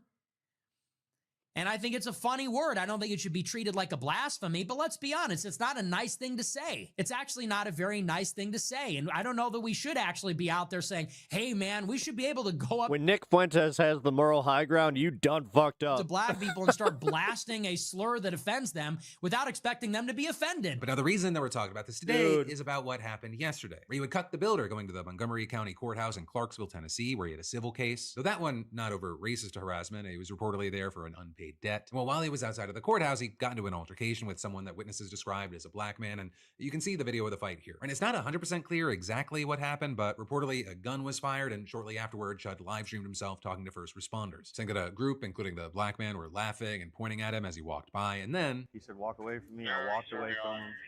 He came back up to me. He literally said, I have PTSD. I feel like I'm in. He said, you start saying all that chimp out to me, I'm going to hit you. He hit me. Started wailing on me even after I had to defend myself by shooting him. Now, according to authorities, that man was hospitalized and is in stable condition. Also, Chud apparently shot himself during the scuffle, according to the district attorney general, though he was only grazed. So at first, he got charged with aggravated assault, reckless endangerment with a I deadly heard it wasn't weapon, just a and fleeing graze. the I heard he shot in, like, it was a, it was considered a graze, but it's because the bullet left. firearm during a dangerous felony. But now, Like it some went of the through biggest his news is that bicep. he is facing another charge, attempted murder. And as far as the reaction that you're seeing to this, it really depends on which corner of the internet you go to. Though I will say, a big thing that you're seeing is, besides concern for the shooting victim and the glee over the arrest, is a lot of people going, I mean, what did people expect? What did Chud expect? People arguing that you can't go around with a gun yelling racial slurs at people and challenging them to fight in the most obnoxious way possible and not expect something to happen. With many saying that what he's doing was incitement, especially when it appears that he's constantly posting about how he's ready and willing to shoot someone. But he's doing what you're seeing in these streams and writing, I'll defend my life with lethal force. Do not approach me with intent to threaten bodily harm. And then adding, and this is the one that's getting a lot of traction, series finale is dead chimp on the pavement and you monkeys rioting when I walk free. Stay tuned. Right? Even in that encounter on the street that I showed you right after he got kicked out of the steakhouse, he threatened to shoot the guy.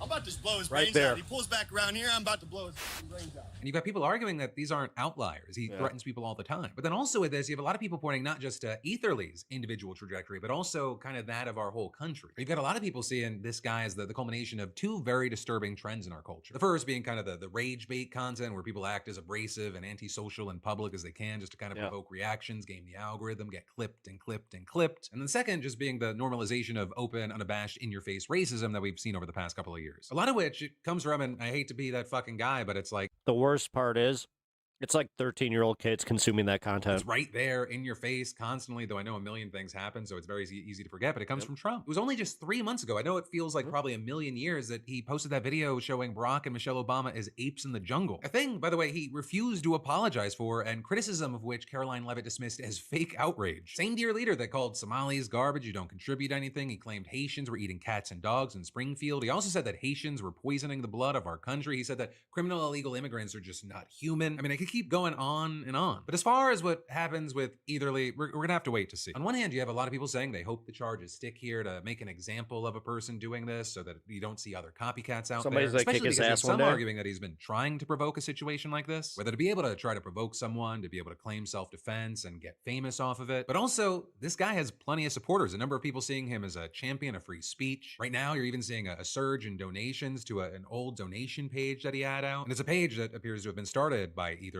that says, sometimes I've used the N-word in what I thought was edgy, harmless humor, adding, I know it's controversial, but it's my right to speak. My wife has fucking cancer. freely. With that, appearing this to be motherfucker literally got like a donation. That is like the whole fucking.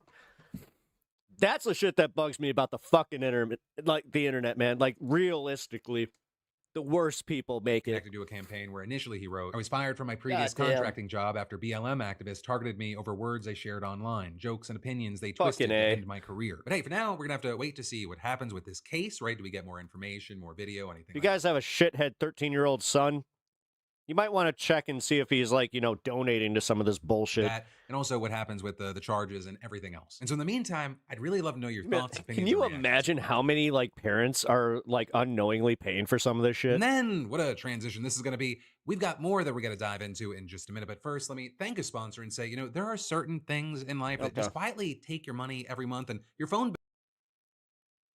Alrighty. Let's do this. I was gonna save this for later, but fuck it. I really want to cover this. Actually, no. We'll do the Dave Smith one after the war one. Let's do the serious one first and then the funny one. There we go. All right, torture does not work. Explosive report on brutality against Palestinians in Israel-Hamas war. Torture does not work at all. You will get to a point where you hurt someone so bad they're going to tell you what you want to hear. A lot of people in these prisons, members of the prison service and IDF officers, are completely aware of the use of dogs. I think it actually is an insult if there are indeed victims, as he described, who have been abused in the ways that he described. You are not a journalist. Can we get back to the You are topic of this debate? justifying the slaughter of actual I'm here journalists to while speak pretending to about be a what's journalist actually on a happening show. on the ground, not to hurl angry There we go. insults at people. Acting as a think about what's actually happening as a propagandist for Israel. That's what you are. You're a propagandist. Yes. Oh, Anna Cook. A bombshell report on the Israel-Hamas conflict has ignited global fury about the appalling depravity of the combatants. In lurid detail, the reporting lays bare the twisted and grotesque sexual violence used to subjugate victims. Those who read it and believe it emerge more certain than ever that one side's righteous and the other is evil. But there are, of course, two reports. And the chances are that your own social media timeline What's up, Andrew? or the How you doing? publications you choose to read will determine whether you believe Welcome to the I'm talking stream. about Hamas or Israel. New York Times journalist Nick Kristof, twice a Pulitzer Prize winner, compiled a report which alleges the systematic rape of Palestinian prisoners by Israeli security. I went to the West Bank to talk with Palestinians who experienced sexual assault firsthand by Israeli soldiers, settlers, and prison guards. Their harrowing accounts, backed by lawyers, surveys, and international reports, suggest that sexual violence by Israelis against Palestinians is widespread. One woman, 23 at the time of her detention, told me that she was regularly stripped naked, forcibly bent over, and groped all over her body by male and female guards. One journalist said he had been held down and raped by a dog, a claim backed by other accounts from prisoners who report they underwent the same thing. Well, the reporting is based on detailed testimony from at least 14 Palestinians. It does not allege that IDF soldiers or security personnel are commanded to commit these crimes. Blame you. Yeah, But neither it do does I, conclude that they happen so often that they are standard operating procedure. In that, it echoes reports by the UN and others. Israel's foreign ministry called it one of the worst blood libels in modern history. A flood of high-profile social media accounts have moved quickly to condemn and discredit the testimony, as well as peddling a false rumour that the New York Times is preparing a retraction. It isn't. In fact, they've doubled down. And while this storm has gathered force, the exact same thing has been happening on the other side. Like many people, I read with horror the details of the Israeli Civil Commission's report on October the 7th. Heads were decapitated, it says. Pelvic bones shattered. Even after death, sexual assault continued. He started touching me and I resisted. And then he dragged me to the bedroom. Disfiguring their faces and their sexual organs. You'd see that multiple times. It's like they wanted to inflict pain in the cruelest manner possible. They have redefined evil. Well, the Commission's report draws on hundreds of interviews and thousands of photographs. It too echoes work by the UN, which concluded that Hamas used sexual violence.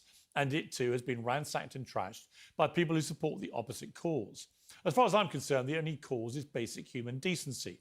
If your first instinct about either report is to look for ways to smear them, you might have run out of that yourself. Well, joining me on the panel is US-Israeli journalist and commentator Emily Schrader, the former US Navy SEAL Robert Neal, the former IDF soldier and whistleblower Shael Ben Ephraim, and Anna Kasperin, the executive producer and host of The Young Turks, and Doran Kemple, who's a former Special Forces commander in the IDF. Well, welcome to all of you. Let me start with you. Well, this should actually be very interesting. Anna Kasperin. Two reports have come out, one in a newspaper, one by a commission. One detailing the appalling atrocities of October the 7th, and one by Nick Kristof, somebody that I know well. When I was at CNN for 4 years, he was a regular on my show there. He's won a Pulitzer Prize twice. He is unquestionably one of the best journalists in the world. Now, that doesn't mean that he is not capable of making mistakes. But so far, he has doubled and trebled down on all criticism, stood by his reporting completely, and so the New York Times. So there's a lot of stuff going on, a lot of noise, a lot of anger, a lot of rage, a lot of discrediting. Where do you sit in totality with both of these reports? I think it's very simple. Sexual violence carried out by any group of people, whether we're talking about IDF soldiers or members of Hamas, is wrong, indecent, immoral, and should be condemned. I don't know why this is such a difficult thing to do. This shouldn't be considered a one-sided thing. Okay, sexual violence is often used during war. Now, in the case of Hamas, I think the argument is whether or not Hamas used rape specifically as a tool of war, and it was a widespread act. And so that's where the debate lies on the Hamas side. On the Israeli side, you know, Kristof was very clear in noting that there's no indication that IDF soldiers are commanded to carry out rape. But what stood out to me about his reporting is that, you know, there were individuals quoted who said that basically no one stops them. Like it's common, it's known that this is happening, it's been happening for a long time, but no one in a position of power in Israel is stopping them from doing it. And so it's just, I mean, it's so wrong. And I don't know how anyone can read the entirety of that Kristof piece and not be brought to tears over the just cruel and unusual punishment of individuals who were never even charged with a crime, by the way. That's the other thing. These are individuals who were arrested soon after October 7th on suspicion of doing something wrong. They were never charged with anything. They never stood trial, yet they were imprisoned and raped in some of the most horrific ways imaginable. So just long story short. It's hard for you to take them seriously when with the overly dramatic music. Rape is wrong. Sexual violence is wrong, regardless of who does it. Okay. Emily Schrader, welcome back to Uncensored to you too. You've posted Nick Kristof should really be fired over this. If such crimes actually occurred, there needs to be a respectable investigation into this behaviour, not an opinion column citing Hamas-affiliated sources. The NYT published an opinion column accusing Israel of systematic sexual abuse the night before a major report documenting Hamas October 7th sexual atrocities was released. Not an investigation, but an opinion piece built heavily on claims from Euromed Monitor, whose leadership has documented ties to Hamas networks. If abuse is happening, it should be investigated, but regurgitating absurd claims such as that Israel trained dogs to rape Palestinians does not help victims of sexual violence. It makes a mockery of them. Shame on the New York Times. So my first question is, I presume that you found everything in the, I don't want to speak for you, but you can clarify quickly. Did you find everything in the Hamas report credible and entirely accurate, and you would just take it unquestionably as fact? We have no way of knowing if every single claim that's made in the Civil Commission's report is accurate. I personally, of course, have no way of knowing that. But what we do know from the Civil Commission report is that it relies on 1,800 hours of footage. It relies on more than 10,000 photos. It relies on forensic evidence that was collected from dead bodies that were there, as well as eyewitness and survivor testimony from the hostages who returned. So there is a lot more evidence that's provided in that report, which I did read in its entirety 289 pages. In regards to the article by Christoph, my problem with it isn't that such abuses could occur or that there aren't abuses in prisons. I believe that there most certainly are, as I think there are in most countries that have a prison system, especially one involved in a heavy conflict like we see here. I think this might be the first time on Piers Morgan I actually agree with Anna Kasparian. It doesn't matter who did it. If it's happening, it's wrong. It deserves a thorough investigation. And I don't believe that Christoph did them a service in this article. I think it actually is an insult if there are indeed victims, as he described, who have been abused in the ways that he described. There needs to be a much more impartial investigation. And furthermore, the sources that he used, I mean, the way that he didn't disclose the associations between Euromed Monitor and Hamas, between what Rami Abdu has said and stood for, what the chairman of the board, Mazen Kahel, has stated. They have both explicitly supported the actions of October 7th on social media themselves. Euromed itself has been a denier of sexual assault and rape on October 7th by Hamas. So there's a lot of complications and problems that simply were not disclosed in this piece. But what is interesting, Emily? Emily, here's what I would say.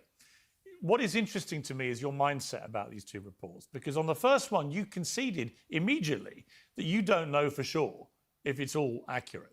And yet you're not calling for anyone to be fired. You're not throwing rocks at the quality of the reporting. You're just accepting you don't know it's all true, but you 100% support it and endorse it. Whereas with the Christoph report, and again, to remind viewers, this is not just any old journalist. He is one of the most experienced and highly awarded journalists in America. He's won 2 Pulitzer Prizes.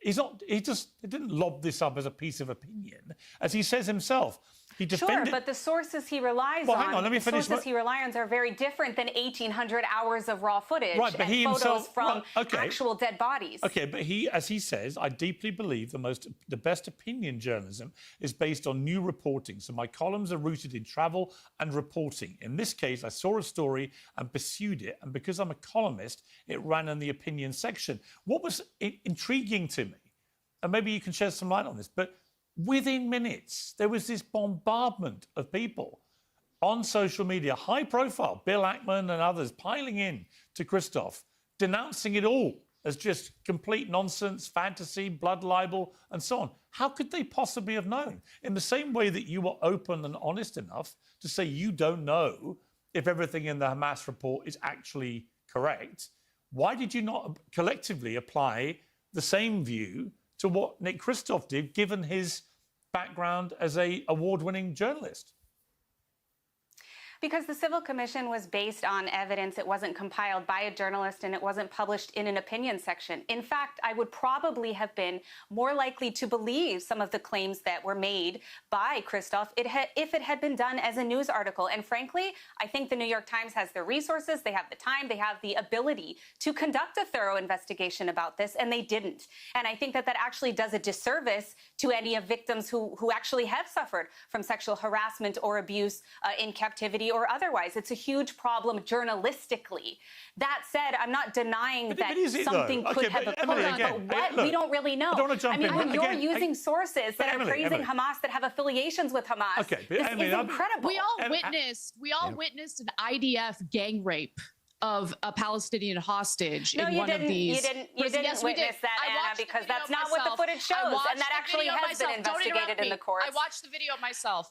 You interrupted me, as a matter of fact, and what you saw is not what you think you saw. This has already been debunked. Oh, it's not what you think you saw. By the way, I just want to be clear that this woman is not a journalist. She's actually a spy who works for the 8200 group within the IDF. By the way, that is legal defamation. I have never worked for the Israeli government in any capacity, and I also have never served in the Israeli army. You yourself have posted about it on X. No, I didn't. Apparently you have problems reading. I have a screenshot. I'll share it immediately after this interview. I have a screenshot too, Anna. In fact, I have a screenshot of you defaming me on social media, calling me a traitor to the United States.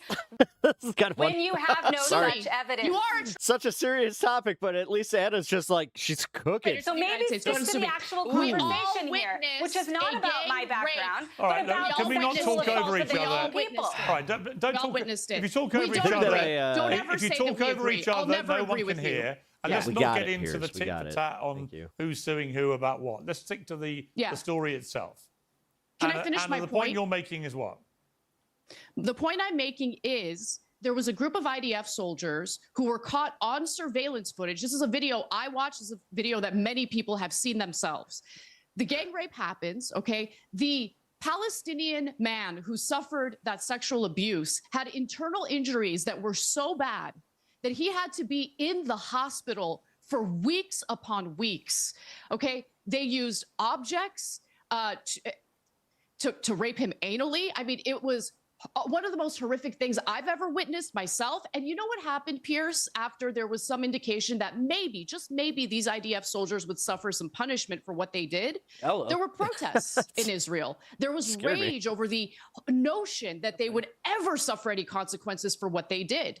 And later, they were made to be television stars. They were brought on interview shows, celebrated. There is a sickness in the society right now that needs to be addressed. If you see anyone being raped like that and you think the rapist should be let off with not even a slap on the wrist, there is something wrong with that society. Okay, let me bring in some of the other guests. So, Shael Ben Ephraim, welcome to you to Uncensored.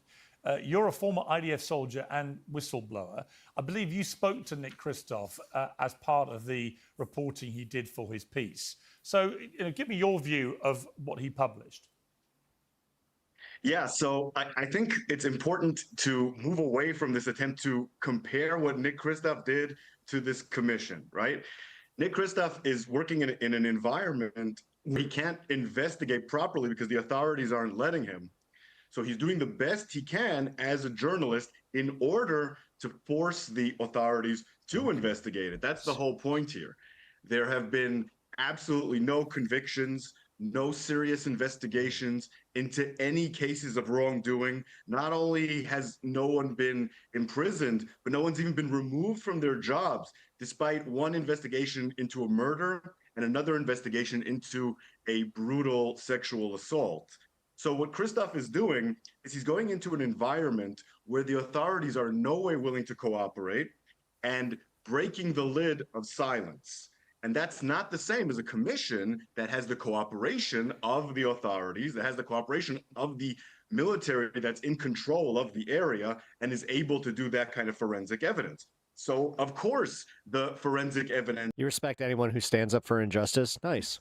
Hey, Kiko, welcome to the show. Much more impressive in that committee. The two are just completely unrelated. Agreed. Now, what's most striking and amazing about what Kristof did is that he managed to get the survivors of sexual abuse to talk on the record with their faces exposed in some cases in the video, which to me was absolutely incredible. Because you have to keep in mind that in Palestinian culture, if you've experienced sexual abuse, that has a stigma of shame that is far, far greater than in Western society. I mean, we have it too in the West, we have it in Israel, in the United States, but there's no comparison to the Palestinians. And I know that their families are being harmed in their status as a result, but they felt that they needed to speak out despite the incredible damage that this could do to them personally.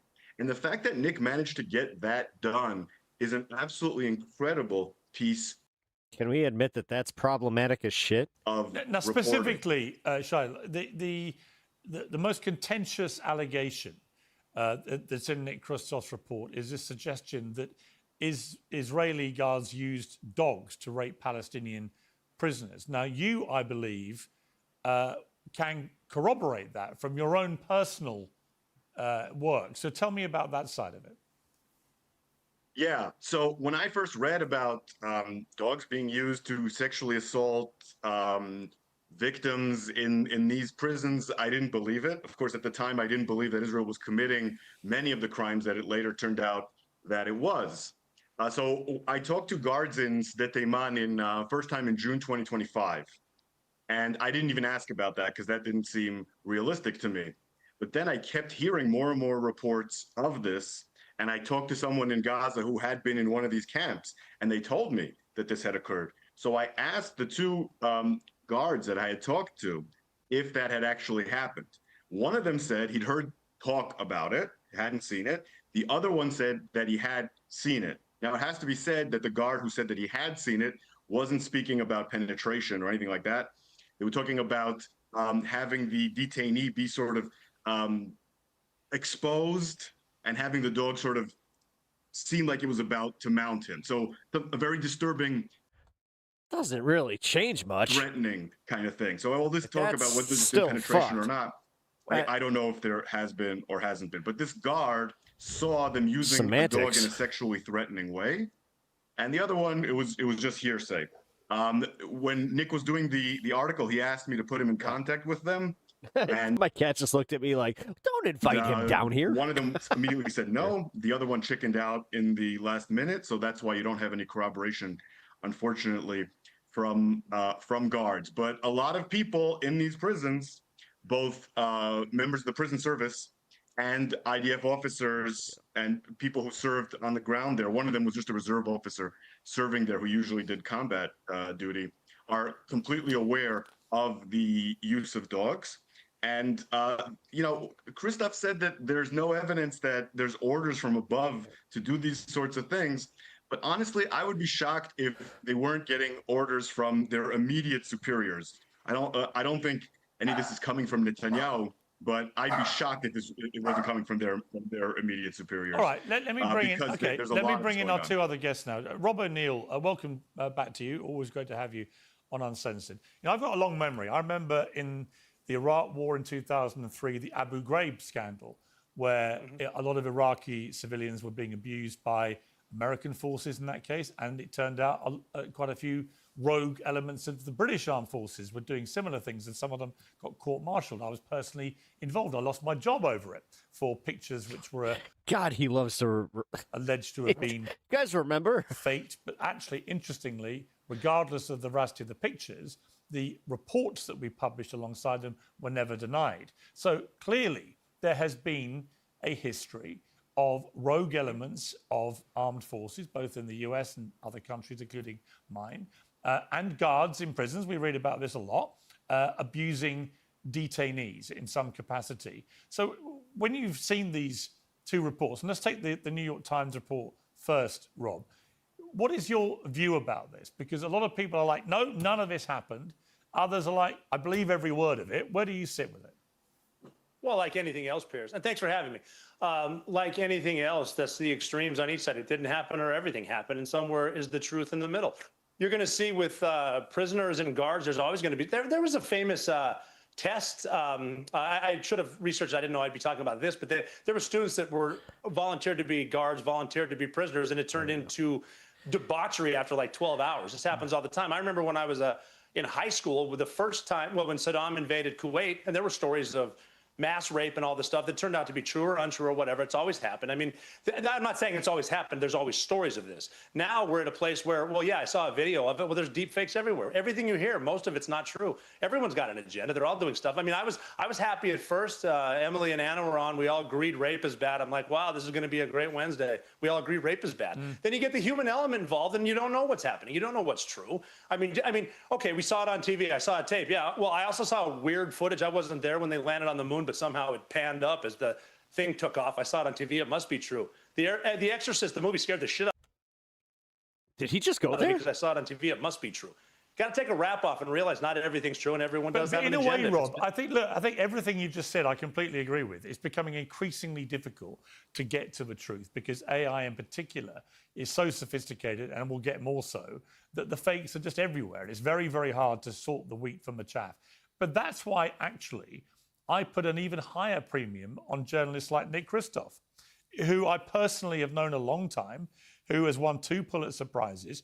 If we can't believe the reporting of somebody as good as him and as experienced as him, particularly in the area... That's the PSYOP, is to make sure that all reporters are scrutinized and they only propagate anything that fits the regime mold. So I'll read the statement from the New York Times after all the furore yesterday.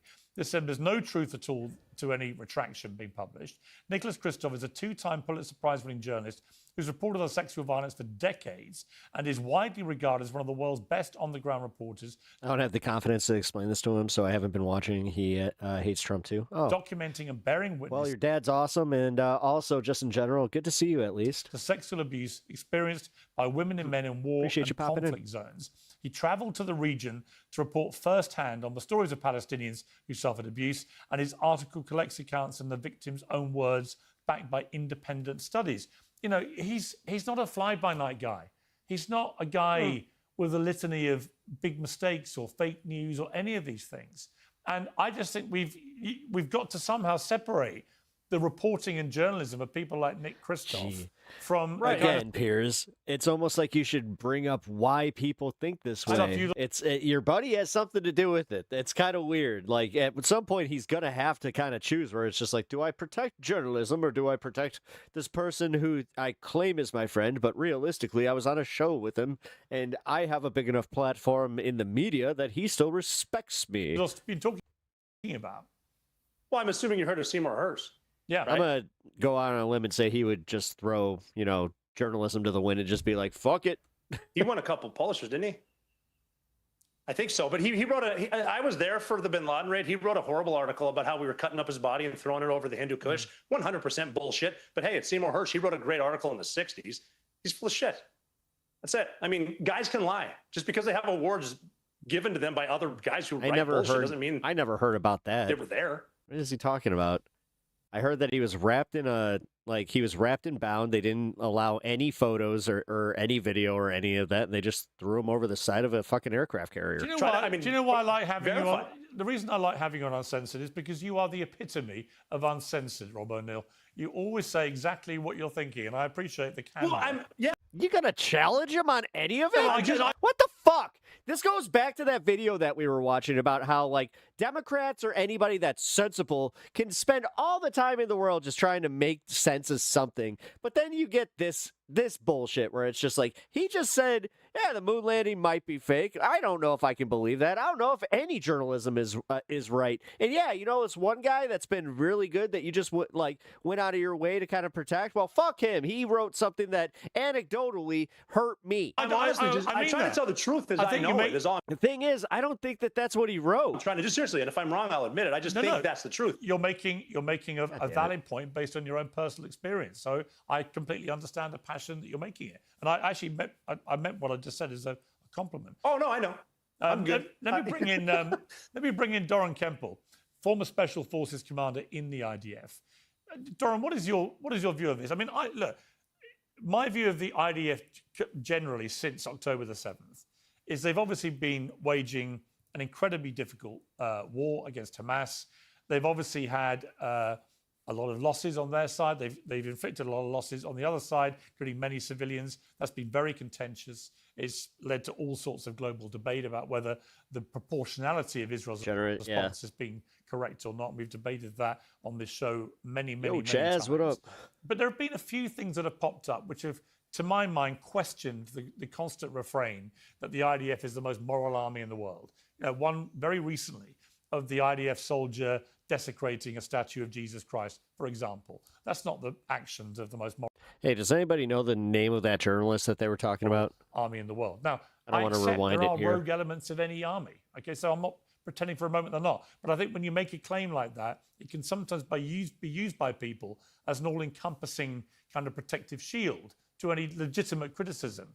Similarly, when I see members of the Israeli government, like Ben Gvir, being given by his wife on his 50th birthday last week a cake with a noose on it, that makes me think, wow, maybe you're just as psychopathic as the people you're going after. So there's a lot of stuff here which I am uncomfortable with, whilst at the same time, as I did many times from the start of the war in Gaza, for example, I've always accepted Israel had a right to defend itself. So I'm not one of those people who says everything Israel does is wrong.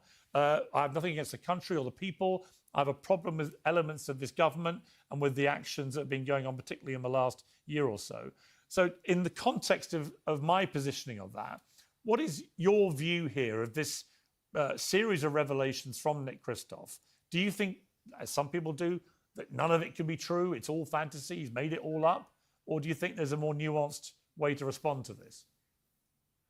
Thank you for having me, Piers. Let's start with what I think we all agree about, which is that any type of rape, doesn't matter if it's women or men, any type of torture or abuse is bad. We agree on that. Mm-hmm. Let me add one more thing that I'm sure, Piers, you agree with, and also brother Robert from the SEALs. There is no excellence in an organization without having moral excellence at the core. The SEALs, and I'm sure that your program, Piers, starts with the fact that there's moral clarity. And from that, let me get to the most important point. The survival of Israel should not be taken for granted, not in the past 50 years and not in the next 50 years. And if Israel wants to survive, it needs to maintain that type of excellence. I'm reading the article right now. I think it's the one he's talking about, called After Osama bin Laden. It was written on May 2nd, 2011. I see nothing about this whole like chopping him up and throwing him over the cush. It starts with morality, through intellectual integrity, and then operational excellence, which includes courage. And I'm sure that the Israeli pilots over Iran that are sacrificing their life have this type of courage and has that morality across these three layers. And for that reason, and of course, I don't know what has happened in those prisons. I have no idea. But Israel should investigate this professionally and fairly. And to the extent that anybody is to blame, they should suffer the full extent of the law, or there's going to be no Israel in 50 years. I think those are the core points that I wanted to communicate. I can double click on any of them, Piers. Yeah, you know, it's interesting because one of my big problems, for example, with the war on Gaza, one of my big critiques of the Israel position on it and the way it was conducted was, to this day, the Netanyahu government bans international media from going into Gaza, even though there has supposedly been a ceasefire for many months. None of that makes sense to me. If you have nothing to hide, if you genuinely have waged this war in the most moral way imaginable, as they keep claiming, then let the international journalists in to do their job. Yeah. Unfettered, you know, untied to government walking around with them, and allow the top journalists in the world to go in and investigate whether those claims are true. And the other part of the Gaza story was that there were repeated allegations of outrages, the killing of innocent journalists. Not all of them, I'm sure, were innocent. Some probably were attached to Hamas. I don't know, because I only know the claims come from IDF, and where there appears to have been some atrocity or some wrongdoing, they immediately announce an investigation. And then some people have gone back and gone, well, what happened to all those investigations? Most of them... Israel is basically a corporation that took the name from the Bible. Never get any conclusion. You know, and we're seeing a similar pattern, for example, in Iran, with the killing of the school, with the 200 schoolgirls or however many it was who were killed. We still don't know, apparently, who fired that missile. And yet, every part of my journalistic gut tells me, of course they know who fired that missile. So why aren't we being told? Similarly, with all the investigations the IDF have done into all the alleged wrongdoing as it was happening in real time, well, where's the results? Where are the published statements about all these things? A lot of them just disappear from public view and public purview. And I have a problem with that. You know, I have a problem with the lack of transparency and the apparent lack of accountability. What would you say to that? Well, a lot of very important points. I think that all of this should be investigated and published. And again, I believe that no organization or society can survive without a kernel of morality, legality, integrity, etc. And for that reason, all of that should be investigated, and whoever has done something wrong should be suffering the full extent of the law. Having said that, you also said something about allowing journalists everywhere. That's not really possible in the time of war, because war includes a lot of elements that are undercover. But there's a ceasefire. And for instance, yes, but you know that the Mossad and the CIA are not on vacation right now in Iran. No, but where there is a ceasefire, historically in modern times, where there's a ceasefire, journalists are allowed to do their job. And I cannot get a straight answer out of why the Israeli government continues to ban international journalists from doing their job. Yeah, you're not going to get one. It makes no sense. It's an infringement of their freedom of speech and expression to do it. It's a failure of accountability, a failure of transparency. And, you know, my message to Prime Minister Netanyahu, if you have nothing to hide, then let the journalists in, let them report. You know, and that's, you know, it's not connected directly to the New York Times reporting. I agree with that. But if you don't have reporting like Nick Christos, I'm not sure where it comes from. In general, I agree with that. It's part of democracy. The only point that I was making is that if Robert's SEAL team had a journalist with them on their way to bin Laden, it wouldn't have worked in the same way. So there should be some areas 100%. That are concealed. But when there is a ceasefire, but that's yes, a good point. Allow, but hang on, but Doran, on that point, But journalists did go to the compound afterwards. They were allowed to go and investigate what had happened after it was all over. So that's the analogy I would use. Of course, you don't want to have journalists on the actual missions or during combat operation. I get that. But once it's over, once there's a ceasefire, even if there are, breakouts from that ceasefire, the journalists should. In the end, it's down to the journalists and their bosses to determine the risk assessment. It shouldn't be down to a government to say none of you are coming in. I mean, Emily, let me ask you that question because you're a US-Israeli journalist and commentator. As a journalist, do you feel comfortable that journalists are not allowed into Gaza unless they're taken by the IDF and are perceived to be friendly? Yeah, I mean, I think we're on the same page. We have been for some time. Even while there was no ceasefire, I argued that international media should be allowed in at their own risk. And I say that with the caveat that I know why the Army doesn't want, and it's not because of hiding something or not hiding something. The equation here is that they consider the risk to be too high, too much operational activity occurring within a very small area. It's not unheard of for certain zones to be off limits for journalists. We see it in Ukraine with zones that journalists can't enter. That being said, I agree with you. I think that should be up to the journalists to assume that risk, and that's who should be making the ultimate decision. I just want to add one more comment about what you mentioned with the accountability. I think that's the case in many countries, especially when it comes to war, that we don't really hear about the follow-up. This is a problem, but I do want to say, at least in some of the more recent examples, including one that you brought up, that disgusting behavior from one of the soldiers in Lebanon, mocking the statue of Jesus that was in one of the villages there. There was a response to this. He was removed from operational duty, and those who stood by doing nothing were also suspended. In addition to that, we also had condemnation from right to left, from the very top of the government with the president and the prime minister himself, all the way to community leaders. Okay, but Emily, my response to that would be, yes, you're right, because there was widespread condemnation all around the world, and because I think the Israeli government panicked and realized how bad it looked, particularly with Christians in America, who are their biggest paymasters and supporters. Yeah. But then it begs the question, if they can respond that quickly and with such clarity and authority and decisiveness and take disciplinary action, why couldn't they do the same when you had people being killed wrongly in Gaza, as happened multiple times, including, in my estimation, a number of journalists who were just doing their job. Over 200 journalists were killed in that war. And I hear a train coming, the great Trumpy train. I'm afraid. Oh no, it's derailed. So I'm going to dispute you on that figure, but no, it's not disputable. Now an environmental disaster on top of everything. God, is whether any of them Trump sucks so bad. Many of these journalists were not journalists, Pierce. It's not disputed that you're not a journalist. You are not a journalist. Hey. Okay, you born and raised I hear a lot of LA. background noise.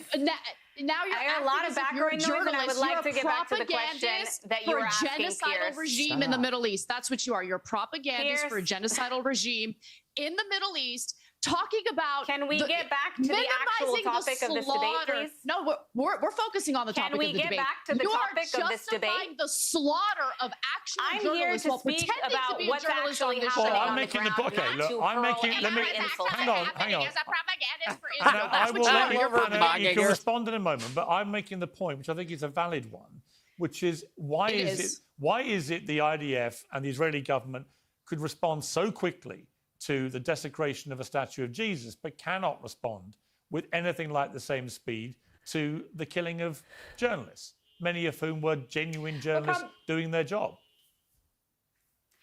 Probably Rob and Doron can answer this even better than me, but I think the most distinct and obvious difference is that one occurs in the fog of war, and it takes time to be able to determine who was where, when, what footage is there, what information is there available, versus a photo where you can clearly see who it was and what happened, and they evaluated that fairly quickly. Now, that said, I agree with you. I think there needs to be more transparency, and there also needs to be more speedy answers to a lot of these things. We're on the same page on this. I'm not disputing you at all on that front. And on the question of the 9,000 or so Palestinian prisoners in Israeli jails, why is it that so many have not had a free and fair trial yet? Good question. Under administrative detention, Israel does reserve the right in order to preemptively arrest people up to 6 months with court permission, and that is what's happened. All of those 9,000 are not under administrative detention, but we know that after October 7th, there were thousands of arrests in order to determine who was a part of what happened. In fact, I would go even further than that and point out that a lot of the Palestinians who were arrested, we didn't know, because we didn't know on October 7th who had entered Israel. There were people they found many months later that were involved in the October 7th massacres who had been hiding inside of Israel. So there is an over-response to what happened in order to get control of the situation. That's not really unique to Israel. That's something we see a lot of times in war. Let me bring in Rob O'Neill back on that one, because, of course, you know, anyone who's watched the great, you know, 0-30 about your incredible raid, which is a brilliant movie, but of course it shows great movie. Yeah, and it shows a lot of the detention scenes are pretty harrowing, and you see people being held at Guantanamo Bay and being, you know, effectively tortured for information. And the thread in the movie shows that ultimately a piece of information that was elicited that way leads to identification of a compound and so on. So you can see a thread through that movie and that narrative that in a way means justifying the ends. But of course, the argument against it is, particularly when Barack Obama himself being a lawyer, is that if you're fighting to defend democracy, including the rule of law, then is it right that you should hold people in detention for sometimes, in Guantanamo Bay's case, there were people there for 12 years or more without ever being brought to trial. I had a real problem with that. It's like, if we're fighting for freedom and democracy, we should be fighting for the rule of law, and it should be the rule of law. It shouldn't just be, well, we're going to ride roughshod over that when it suits us. What do you think? Yeah, I mean, it's... Wait a minute. I'm going to start this off by saying I'm not a journalist either. I'm fortunate, though, over 400 combat missions, I was what we called a battlefield interrogator until we softened it to tactical questioner, which means after we take down a house, after we killed people and there's people still alive, I'm the one that gets to interrogate them. So I get to talk to them face to face. And I'm going to tell you, from the time from the first time I did that in Iraq to the last time I did it, probably in Afghanistan or Pakistan, I learned along the way, torture does not work at all. So you will get to a point where you hurt someone so bad, they're going to tell you what you want to hear. So what works is just catching them in lies. And the easiest way to catch them in a lie is ask them a question that you know the truth to. Whose house is this? Who are the men of the house? What are their names? If there's 5 guys you ask that, 3 guys have the same answer, guess what? They're not the bad guys. And I mean, look, I've been in places before after a gunfight questioning someone and I had to smack the taste out of their mouth. That's fine. But the torture stuff, I was never into that. I never saw it. None of my guys wanted to do that. I like to say we're the good guys. But again, unfortunately for me, no one on the battlefield thinks they're the bad guy. I'm just telling you right now, if you can catch him in lies. Yeah, it's just weird because he's got that thing where it's like if Obama didn't make the hard decision, this guy wouldn't have a career. That's good. You're going to get a lot further with. But he has a lot to say about Democrats and all that bullshit. Like, torture. It's just, I don't know, man. Anyone that tortures is wrong, and it's not up to me to judge whether or not you cut down a picture of Jesus. Someone else will do that eventually. So I'm just saying what's right or wrong there. It is bad on the battlefield, but it's also really bad on what gets reported because not everything is the truth. What I found, it's a hard truth, and anyone who's listening who's never been to combat, I'm going to tell you, everyone in a war zone, about 99% are not combatants. Not everyone's fighting. The ones who are bad. You try to get the truth. You try to get the targets however you can. But I'm going to say, if anyone's a young soldier right now, I'll save you about 17 years of experience. Torture doesn't work. Try another way. See, that's a really fascinating and honest answer. Yeah. And on the particular point that I made, which triggered that amazing response, by the way, holding people in detention, whether it's in Guantanamo Bay, whether it's in Israeli jails, for years at a time, without giving them a trial, it seems to me the antithesis, really, of what a free democracy should be doing. Mm-hmm. It should be setting the moral and legal code for... Especially if you're going to, take a morally superior. I worked with the U.S. Army in Iraq. It was a BS war based on racism and greed. Blood Moon, you were correct. View of the way you run your country. We hear all the time. Very much correct. We're the only democracy in the region. Okay, well then behave like one. Having all these people in prison without ever giving them a trial seems to me that's not democracy. But what do you think? Well, no, I mean, you're going to be, if you keep someone on... It took him 17 years of experience to figure out the Stanford experiment. If it's unlawful, if you just thought there's something, you can lock them up, you're going to make a bad guy. And again, both sides of it. Wait, apply that to, I don't know, indiscriminately bombing a whole bunch of fucking places within the country. What's that do? One thing now I think another, because they've locked me up for a decade. I don't like them. Again, I wish I had all the answers because this would be a much shorter show. I don't. I'm still trying. I just turned 50. Thank God I can learn for hopefully another 50. But it's like, I mean, and people throw democracy around like it's anything else. Like if you say, hey, I don't want my borders open, let 20 million people in. Well, if I don't do that, I'm against the Constitution. It's like we're losing a lot of definitions because we're bringing too many lawyers and politicians into it. It's a lot of stuff in life I think is simpler. We love to make it complicated. I mean, I'm going to refer back to the beginning of the segment. I'm glad this entire panel is in agreement that rape is bad. Yeah. Anna, I think we really need to look at the comparison of what we're talking about here. On the one hand, people who commit crimes in Israeli jails, it's fog of war, we can't arrest, there's no way of knowing. And then in Gaza, you have this massive net where you arrest every single man you see, lock them up, torture them, possibly kill them, and then see what happens later. All of a sudden, the fog of war doesn't matter. You have the widest net possible. And when it's Israelis committing these crimes, no one gets arrested, no one gets investigated. It's fog of war. What can you do? But with Gaza, you can bring everyone in. It just shows you that Jews are not held accountable in Israel and Palestinians are held accountable, whether they committed crimes or not. Every Palestinian is seen as an enemy. Also on that and point, that's why all these journalists are being on that killed too. point, and Anna, I will come to you in one moment. But on that point, Emily, for example, the thing that precipitated Ben Gvir getting this cake from his wife with the noose on it was the scene from the Knesset of him celebrating wildly with champagne after winning a new policy going through in the Knesset to have a two-tier system of death penalty policy now, where if you're a Palestinian that the Israelis deem to be a terrorist, then you can be executed. But the same law doesn't apply to Israelis who may commit an act of terrorism. And, you know, this is a country where you've had prime ministers killed by right-wing Israeli terrorists. Okay, so it's not like it doesn't happen. So what do you say to that? Are you comfortable with a two-tier legal system about things like the death penalty? I am not a supporter of this law. In principle, I don't have a problem with the death penalty being applied. However, I do want to clarify, just for the viewers, that the law that was passed, the one that we saw Ben Gvir celebrating, is less about being two-tier. What it states isn't that anyone who's a terrorist can qualify for the death penalty. It's that anyone who is convicted of murdering people, so it has to be a capital offense, and it also has to be of a nationalistic nature. That's what it's classified as. Now, how that affects Palestinians differently is because Palestinians are prosecuted in military courts. So it operates through a different system because they are an active combatant. They're considered an active enemy entity to the state of Israel.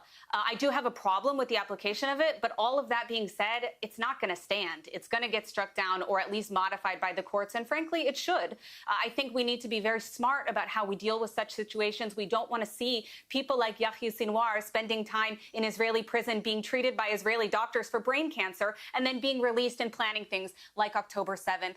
Oh, Jesus. We need to be in. Now she's making the argument, well, I don't want my tax dollars going to, you know, supporting the medical care of somebody that we're holding. Intelligent about how we're God damn it, these ghouls. dealing with these fucking ghouls. murderers with blood on their hands. And I don't believe that this law was Like, after watching The Boys, when the fuck did the world just turn into everyone thinking like Homelander and just not caring? And like, what is this like just general nihilism that seems to have just washed over everybody? way to do it, but I do think that we do need to revise how we review some of these cases. I remember when we actually used to kind of like pretend to value life. I mean, obviously, it is a two-tier justice system when one group of people, and I want to note, Emily Schrader didn't say Hamas. She said Palestinians are seen as enemy combatants. Yep. But yeah, the application of this law With is capital obviously offenses? meant to, Yes. excuse if me, you murder someone, you are a terrorist. Including Jewish Israelis? You think they should, if Jewish Israelis carry out murder, you think they should, okay, all right, as long as you're If someone applying it commits fairly a terrorist and equally. attack, absolutely. Or as But I long think as you're I stated applying it already that equally was and my fairly. position. But okay, so can I finish my point without Emily and her screeching voice interrupting me constantly? Let me just finish my point, okay? The issue is the fact that Palestinians are tried in a military prison, or I'm sorry, military courts, as opposed to, Jewish Israelis. I mean, this law is an extension of the apartheid system that Israel has been operating under for decades now. That is the problem. This law is yet another symptom of that deeper foundational problem within Israeli society. Israelis would like us to believe that they're the only democracy in the Middle East, that it's a wonderful utopia that Americans would love. It's very much in line with the Western world. It is not in line with the Western world. It is very important for the American people to understand that our special ally operates in ways that we would find absolutely horrendous. Yeah. We would consider it treachery. And the idea that No, we would call it war crimes if, like, Russia was doing this in Ukraine. We would call it what it we is. continue to fund that This government. is why a lot of people in the United States did support Government, Ukrainians. fund that military, And still despite do, all of the ish. atrocities that have been committed in Gaza, in the West Bank, now in Lebanon, also in Iran. By the way, quickly going back to your point about we don't know who bombed the school in Manab. We do know. Sadly, it was the United States because we're the only ones who have Tomahawk missiles, and Tomahawk missiles were used to bomb that school. And it wasn't simply one strike. It wasn't two strikes. It was 4 strikes. Okay, so that was a horrific Yeah, save us. situation. And I hate the fact that we as Americans have blood on our hands for carrying out that atrocity. But atrocities happen. It's one thing to realize you've committed an atrocity, use actual punishment to prevent it from happening again. But that's not what's happening here. It's certainly not happening in Israel. It's not happening with our government, certainly under the leadership of Donald Trump. I mean, the guy thinks that we're winning the war in Iran. He keeps telling us that he's decimated their military. We just got New York Times reporting yesterday saying that Iran was able to access most of their mobile, missile launchers along the Strait of Hormuz. 70% of their missiles are still intact. Just it's lie after lie after lie, Pierce. And we have to be honest about what's actually happening right now, or we're going to keep compounding And every the same time that mistake. you come at it with like the the alternative information that Anna was, it's always the same thing where the U.S. and like Trump's regime just says, fake news. Sorry, you can't trust the Iranians at all. State regime media. It's like, yeah, dude, but you understand, like, if you're, it's like you do understand that that's bad. Yet, In a way, this plays back to what Rob O'Neill said, which is there's a lot of lying goes on in wars. Yeah, Is Iran's that- out of the it's fight. almost Their like you're entire trying to navy's make on that the bottom of okay. the ocean. Jesus. But isn't the truth? But Rob, isn't the truth? But it's not. But Rob, isn't It's the not, truth? you're right. Isn't the truth about Okay. the Iran war, Rob, that what the Iranians have discovered is they can get pounded militarily, but as long as they can control the Strait of Hormuz in the way they have done, Pierce, as long we're as they can fire controlling off the rockets. straits, and that's pressure on the Chinese, Pierce. There's logic to all of that. There are so many points here. Okay, We well, now Doran, control let me the come to you in a strait. moment. I just want Rob to. I mean, it's No, I'm just saying, with all due respect, Anna just said the New York Times says, yeah, okay, I didn't know Baghdad Bob from the first war in Iraq had a job again. The Americans are committing suicide by the thousands. Their Navy sunk, their army doesn't matter. They've been physically destroyed. It's a matter of you and the media waiting it Okay. out with them. I mean, Then why haven't we opened the Strait of Hormuz? If their military's been decimated, why haven't we militarily? Ooh, she kind of got him there. Going Strait of across Hormuz. the Holy Land in Pressure Saudi on Arabia, China. and then Iran and Straits of Hormuz are going to be obsolete. That's why we're giving them a chance. Do you want to still be in Iran? If not, fine, beat it. I think the problem with giving them a chance is that Donald Trump fuck is you. No, you're the one who fucking posited it, you constantly coward. set new timelines for this. It was going to be over in 2 or 3 weeks. Then it was 6 weeks. Then it was 8 weeks. God, there's nothing more annoying than a soldier who knows nothing that fucking he wants to be the smartest one in the room. And I think the problem is if I was advising President Trump, it would be like maybe less is more in the constant announcements about all Look, this. I didn't want to start a war in Iran. I'm just saying Iran is not in this militarily. They're Hi, you're from Maryland. Hey, decimated. They don't even welcome have to the show. leadership. Some of these guys are just despots Happy because to they have you have here. some missiles or launching them because they want to die because they believe in their Danita Parker. version of heaven. Get your head in it. They've lost. It's a Thank you for watching. matter of the media holding out than us being weak again. That's it. Suicide bombings are Pierce, carried out another by Sunni perspective on Iran, Muslims, if by I may. Sunni Muslims, not Shia Muslims. Sunni Muslims do the let suicide me bombings. bring Doran in. Doran, you want to comment on that? Just on the point of Iran, the tactical goal has been to eradicate their military. That happened very quickly. The strategic goal is to get the Iranians who work for the Chinese and the Russians to collaborate with us. That calls regime change or having some friendly general lead the uprising. I believe that this is still being pursued. As I said earlier, the Mossad and the CIA are not on vacation right now.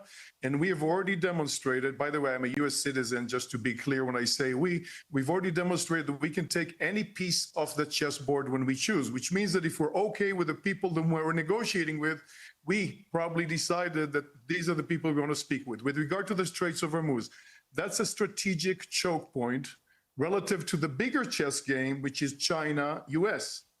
President Trump is on his way to speak with Xi when the oil that typically China gets from the Gulf is not coming there. 50% of the oil that goes to China comes from the Gulf. So I think that we're comfortable as Americans with that particular leverage points that we have over China. There's no other way to interpret why President Trump is okay with this futile negotiation, because there's no rush until he completes the negotiation with Xi. Well, and we have accomplished the tactical objective of eradicating the military in 1 week. Yeah, look, I don't agree necessarily with all your characterization of the current state of what's happening there, but I totally agree that what is happening right now in Beijing, or tomorrow morning, actually, I think they're all asleep now, but tomorrow morning when they have their first meeting, if some of the reports are right, that President Trump is thinking of offering a gigantic trade deal to China to build didn't materialize factories in the United States for Americans to have product. It will be a very contentious thing with his base. It will be very contentious with the conservative right in America. But it's so empty. If it takes that for this Iran war to be resolved, to give him enough time to maybe repair the damage in time for the midterm elections, he may well take that deal. So I think there could be some massive announcements coming out of Beijing, and he could precipitate the end of the war, which I suspect everybody would like to happen sooner rather than later.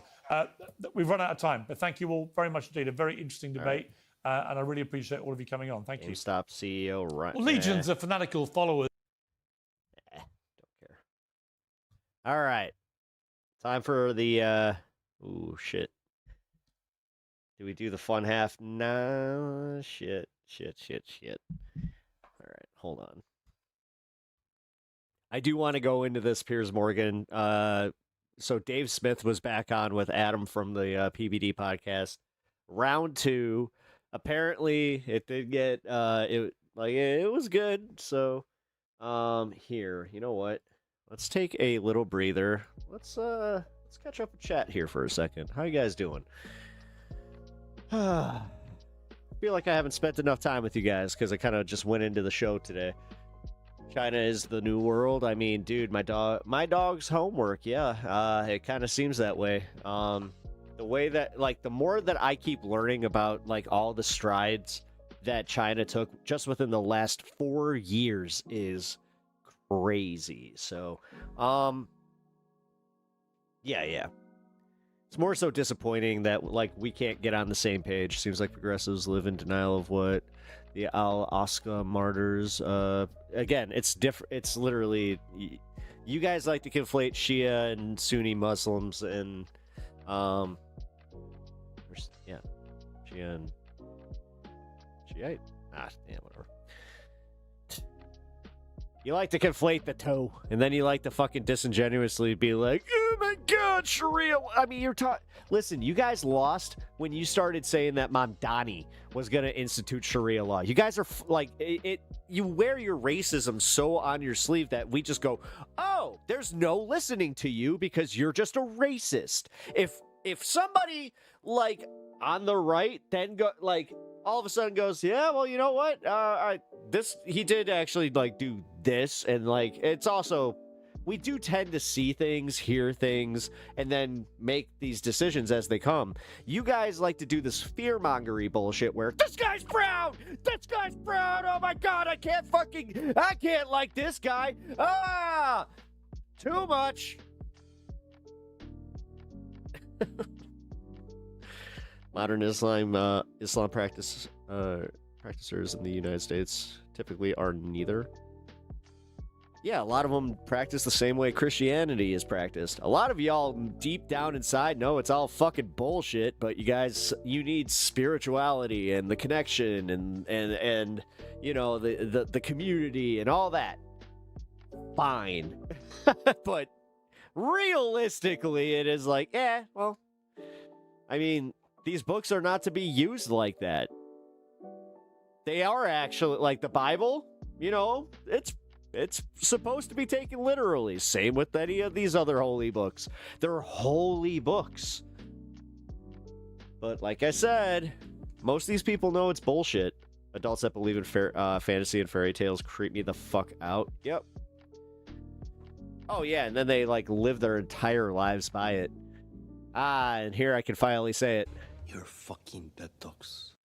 You're fucking dead dogs. I love it.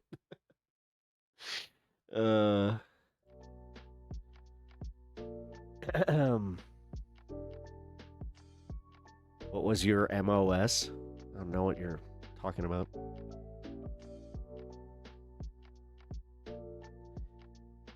What's that acronym? I don't know it. That's MOS. I'm not even gonna work that hard. Government created religions and nobody thinks of its origins. I mean, I guess that's kind of no. I'd say religion's kind of like it was all organic, like to control the populace. Like, so yes, in a way you're right, but you know, religion kind of was the government for a long time in many places, so I don't know. Two tyrannical governments created Christianity in the Council of Nicaea. Yeah. Yeah, I know. Let's get everybody believing, you know, we'll take a little bit of here, a little bit of this, and a little bit of that, and we'll make our own thing, and boom. We got ourselves a Jesus. Your orders from the armed forces. Oh, well. I don't fucks with the military because I actually kind of saw that being, you know, used by the military is not something that I'm all for. So without any mandatory service, I wasn't about to go fuck with that. Well, also did kind of see like the contingent of people that they were letting in weren't exactly what I would call deep thinkers. And I actually made the right call. I've had many different vets that didn't agree with the war and after they got back realized what it was, telling me that I made the right call. So spare me that, oh, you didn't serve bullshit. I don't give a fuck. Doesn't make me any less American, therefore I still get my opinion, so fuck yourself. Oh, so basically he's trying to say since Pep isn't in the military, they don't know what they're talking about. Yep. I know how it goes. Trust me. I've dealt with these idiots my entire fucking adult life. I will just say.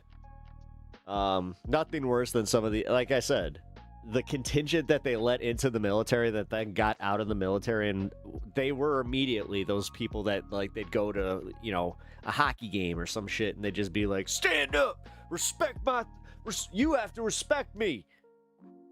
You know what I did for you in this country? It's like, motherfucker. And like, to hear this from a dude that literally, it was jail or military. Yeah, get fucked. Like, seriously. And that's it.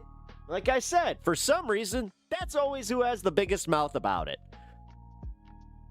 You know who I truly respect their service? The ones that did it quietly. The ones that don't demand that I fucking, you know, respect them.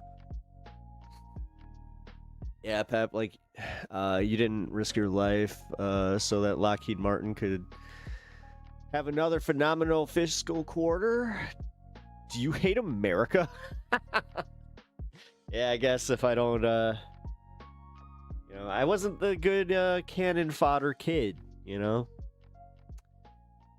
I asked too many damn questions, you know, and now I'm a commie, according to them, so.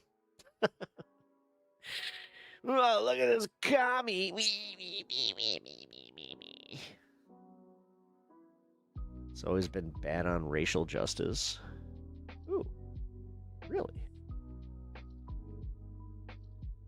So, Emma was on the Bituation Room, and they talked about Anna Kasparian. Ooh. just asking questions. Why have the chalupas gotten smaller? How come they started putting chicken on them instead of beef automatically? It's almost like they're trying to save money and get us all on a chicken diet. I'm just asking questions.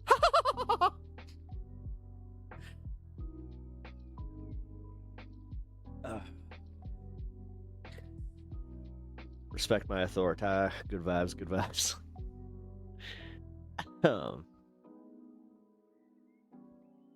Why do you think that they're trying to incarcerate so many people? They'll pump up those numbers, whatever it takes. I mean, it seems that way. Private prisons, you know, you need people to be in them prisons. You need to, like, the thing is, for every time that they talk about, like, how much it costs to house a prisoner, the thing, like, that's from us. Somehow they are, like, creating these private prisons that offset the cost by taking federal dollars and state dollars to house their criminals. Criminals. Because let's be real. There's a lot of people that are in jail and, like,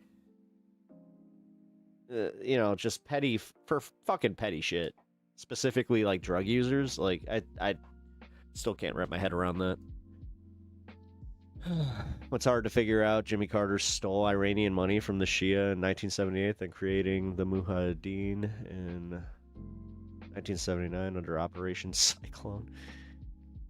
You do know whose policing policies created OBL and al-Zawahiri. For the most part. I also know that this dates back to Nixon, so... I don't know, man. It's almost like America's always been kind of bad at this.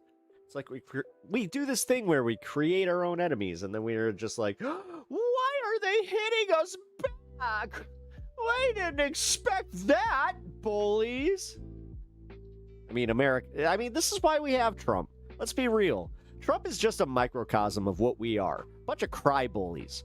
Like, realistically, there is a part of me that thinks that we did deserve Trump. This is my Hassan clip bit. You guys can, like, this is what anytime that people need, like, ammunition against me, they'll come to this.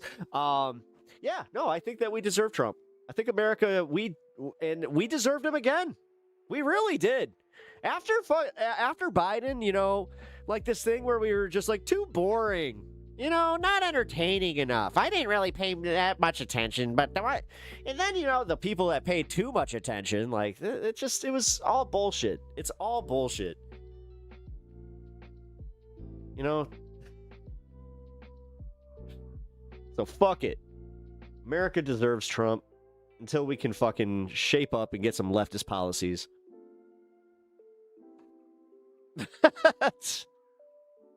Oh, spice with oh, Pep with the spicy take. Yeah, I mean, is it that spicy?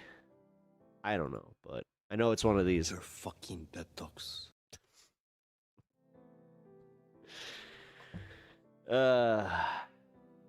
Thank you again, Dave, for the drop. I really appreciate that. Especially, I just shotgunned all of Gen V yesterday, so... Well, season 2. I never watched it. Which, if you haven't watched... Like, if you're interested in this, if you're gonna watch the last season of The Boys and haven't watched any of it, and have not seen Gen V or Gen V season 2, don't fucking go right into season 5. Go watch Gen V. I kind of am mad that I didn't watch it before I watched season 5, because yeah, I got some stuff spoiled, and yeah, you don't want this stuff spoiled for you. Man, Gen V's so good. The Boys is woke trash. Oh, is somebody sad because they can't take the hit from satire? This guy was so angry. He was like, I wanted to think Homelander was a badass, but then I found out that he's kind of a piece of shit. You fucking Starlighters. God, you woke Starlighters. Bunch of garbage fucking woke shit. God. Could you imagine having that much invested in just hating everything around you? That you're just like, I can't like this because its social commentary strikes a little bit too hard. Leftists can't do satire. That's why The Boys is the #1 streaming show in the world right now, with very high ratings and a pretty strong fan base. So I think that you're just kind of salty there, Dready Knot. You're all knotted up there, Dready Knot, because the lefties did a funny and it made me mad. My emotions are confusing. It's almost like that time where I was jerking off and then I realized that I was actually thinking of the guy's dick. Oh my God, am I gay? I hate myself because my dad and everyone around me said I should. That's you. That's you. Dready Knot. Man, I just did this thing where I channeled him perfectly. Far left Obama.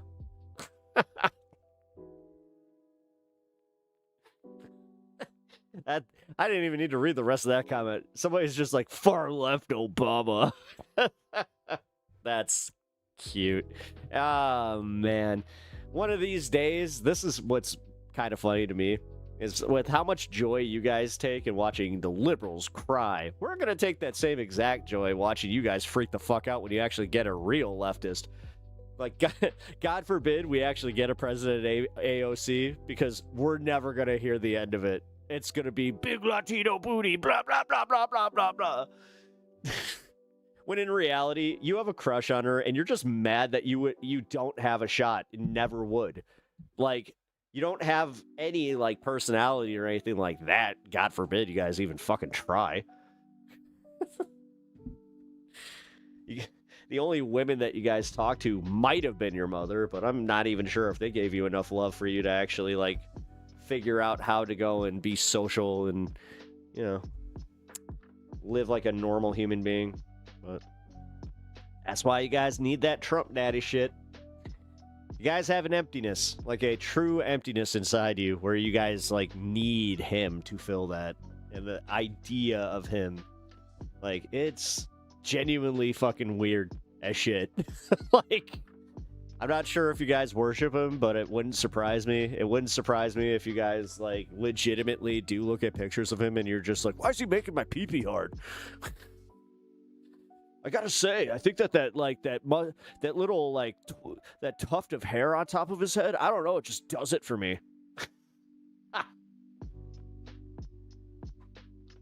Oh, that's right. I'm the sexiest. They know that I'm too sexy. Too sexy. Too sexy. I drive all the MAGA heads wild. They think that I'm the biggest manly man. Anytime that I do my little double jerking off dance, they know what they're thinking about. They know. Therapist Pep APM solving the MAGA psychology. I mean, it's not. Listen, I don't exactly need a psych degree to go down the fucking rabbit hole that is the psyche of a MAGA chud. They make it a little easy. I mean, goddamn.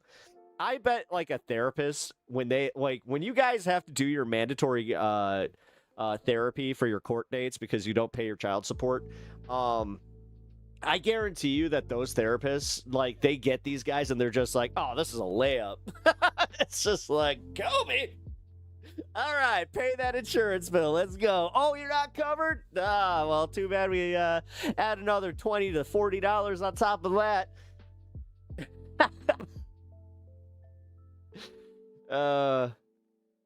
Trust me, dude. We know. You got pay your child support, guys. Just remember, I'm pretty sure that Trump is doing that thing where you guys won't be able to use your passports if you keep negating your kids there. But we know how it is.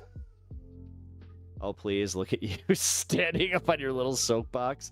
You know what? It's not a soapbox. This is my internet stage, and it's pretty tall. Looking down on you. You're looking up at me. Oh, God, you got those bedroom eyes. Oh, no. Guys, I'm not... Oh, it's making me uncomfortable. Oh. All right. Well, go do something about it. We know you're pent up. Pep Talk says double entendre for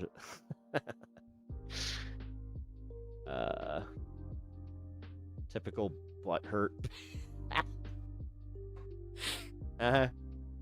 Meanwhile,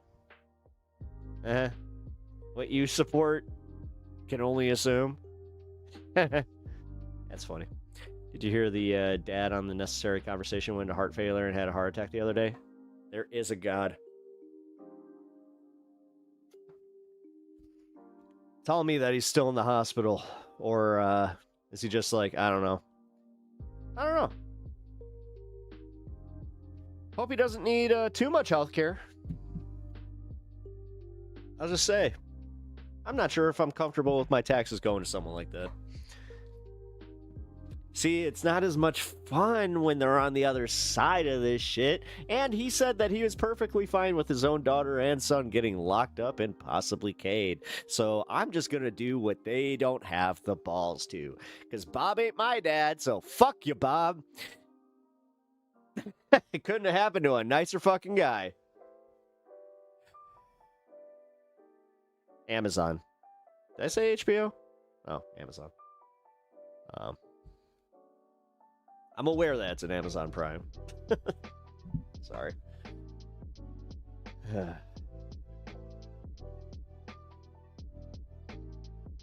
Are you going to start watching The Boys? I remember somebody in chat said they don't like they wanted to start watching it. I was like, you need to. It's very good. And honestly, experiencing the last episode with everybody is pretty cool. The mom has actually been doing really well 1 week without Newsmax. She was already going against Trump in some regards. No shit. All right. Well, isn't that weird? The mom was bitching about how hospital care at the public hospitals sucked, and it was unfair that they lost all the workers, and how grateful they were for the private religious hospital. The private religious hospital is just as bad. And private religious hospital? You mean the one that's still fucking like? We'll take the insurance money, but they'll charge it a different... Whatever, that fucking bullshit. Yeah, one of those religious hospitals almost killed my grandma a lot faster had she not gotten a second opinion. So... Grandma Flatterson, it's Pep. Yes, it is. What's up? How you doing? Thank you for being here. Wow. All it took was for her horrendous husband to have a heart attack. It's funny. Do appreciate that. What the hell is Mala? Does that make America left again? If that's what it means, then Mala. It's the reason the guy in chat started talking about viewership numbers, because they went to their chatbot of choice and looked up what you said. Oh, that's kind of funny. That's hilarious. Hanging in there. How am I doing? I'm okay. Honestly, I'm just happy to be here hanging with you guys. Things have been a little rough, but getting through it. Feeling a lot better today because I took a day off yesterday, so needed that. That mental health day really, fuck. That's why those Thursdays, man. I think what I'm gonna start doing is I'm gonna try to plan it where as much as I can, where it's every other Thursday or my non-game days. But we've had to move our game nights, so I'm kind of at this weird place because yeah, it's awesome. Pep, you need to take more time off. Yeah, I do. I'm going to I'm gonna start shortening up the shows a little bit. I think I'm gonna start capping at 6 hours, unless really I mean, that's kind of part of the problem. I just nailed it before I even said it. It's because we have fun. Dude, I very rarely have to push for content or chatting or any of that. You guys are awesome. So, and MAGA started it as a KKK thing. Oh, did it? I didn't even know that. Shit. Has Pep gotten more spiteful in my absence? Welcome to the dark side. Legend of Sean. How you doing, buddy? Fuck, dude. It's good to see you. How have you been? I still see you on the PS5 occasionally, but man, I missed you. Yes, I have gotten a little more spiteful. I will admit that. But I've also... It's fun. It's like fun spite, yeah. When it's fun, it's worth it. Yeah. It just flows naturally before you know it's been 12 hours. Yeah, and that's kind of like... It was funny. I was thinking about hitting up Alex yesterday. I popped up in chat for like a minute. I had just gotten home, and I was getting settled, and I'm thinking, man, I could probably hop on. But then I realized that it was only about a half hour left in his block, and I was like, shit. If I hop on now, that's gonna be another hour and a half, and I don't wanna do that to Alex. Chilling? Hell yeah, man. Oh, for real. I hope you've been well. Fuck. Been able to get some things done in Tejas. Also, what you been gaming on? You're actually gonna start seeing me playing. Oh my God, Crimson Desert. My buddy insisted that I play that game, so I think I told you guys this. He bought me a physical copy for PS5. I was like, oh shit. All right, I will totally. If someone is that enthusiastic about a game where they purchase it outright, and this thing was like $70, all right, I guess I'll play it.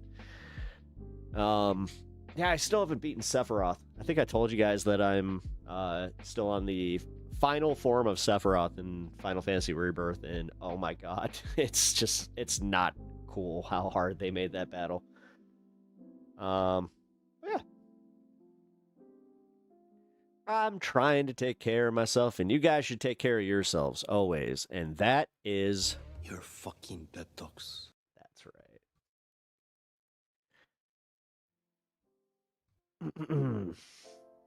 Do we get to watch you play Crimson Desert?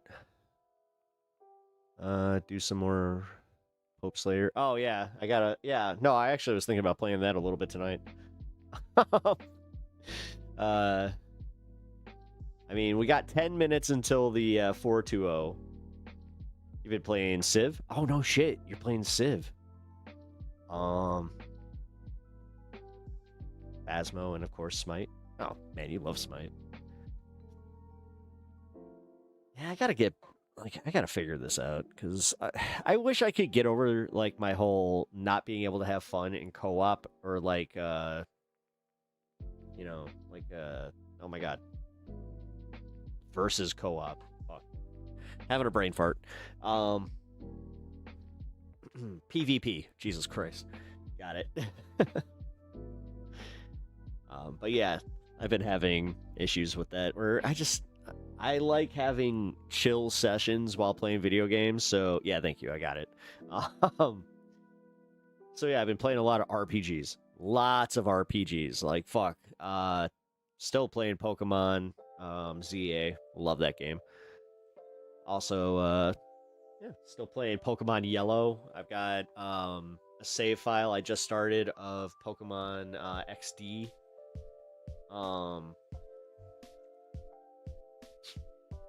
And that's on top of everything that I also play as far as Final Fantasy and Crimson Desert. What can I say? Japanese RPGs are always fun for me. That's why that the Trump game is so fucking funny. God damn it. I do kind of want to play it. Cringe. Yeah, okay, I'm going to take what you say at face value. Also, it's kind of sad that you don't, like, allow people to just enjoy things. You really are just one of those, like, we call people like you a crumb bum. You're just a crumb bum, dude. Like, you have no joy. You're just you're a sour asshole. Like, we get it. Nobody loves you. Nobody even likes you. You don't have friends. And so this is how you have to take it out on people. That's insane. Rip Haven, how you doing? Haven't seen you in chat in a minute. How you been? They said hello, everyone. Nintendo gonna con me into getting a Switch 2. Yeah. Yeah, it's a damn good system. I'm glad I got it before I was broke. You have butt crumbs and sand in your vajayjay. Another day, another dollar. Hey, you know what? Jesus, that's like one of like the oldest like small talk. Like, hey, another day, another dollar. Ain't that right, Jimbo? Yeah, you know. It's also the weather was nice, you know. Just nothing of substance. Just keep repeating like a whole bunch of fucking terms of phrase. Kudos to taking the crumbs book. Why not go to Benny Johnson and listen to what you want to hear? It is kind of weird that, like, again, the hate watchers, I'm more fascinated by them. I have to say, like, there's something about it that I just don't understand, and I kind of want to. Where it's just like, it's not like understanding means that I have to be that. But I do kind of want to know where they're coming from. Why are they so miserable? I'm eating soup and what? Forget about it. I'll never understand hate watchers. The thing is, I don't have that energy. I don't have energy to hate watch shit. Like, anytime I see, like, Matt Walsh or any of that bullshit, I fucking either say, do not recommend, or just pass it by. I don't ever have to go into their comment section. I don't care. At least they're watching. I mean, that's true. I mean, ironically, they are contributing. Which listen, as a growing YouTuber, I always appreciate that. But I will also say, like, when I get, you know, a little bit larger, and I'm saying when, because it's happening, yeah, then I won't have to deal with it as much. I don't like the chill music. Thank you, Grandma Flatterson. I curated this, yeah,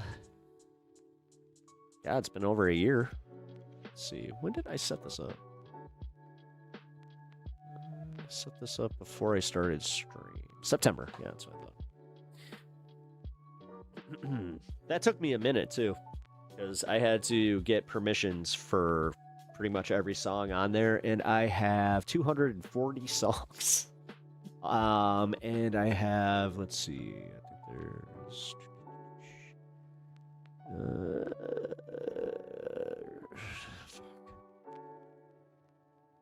20. Yeah, 26. There's 26 different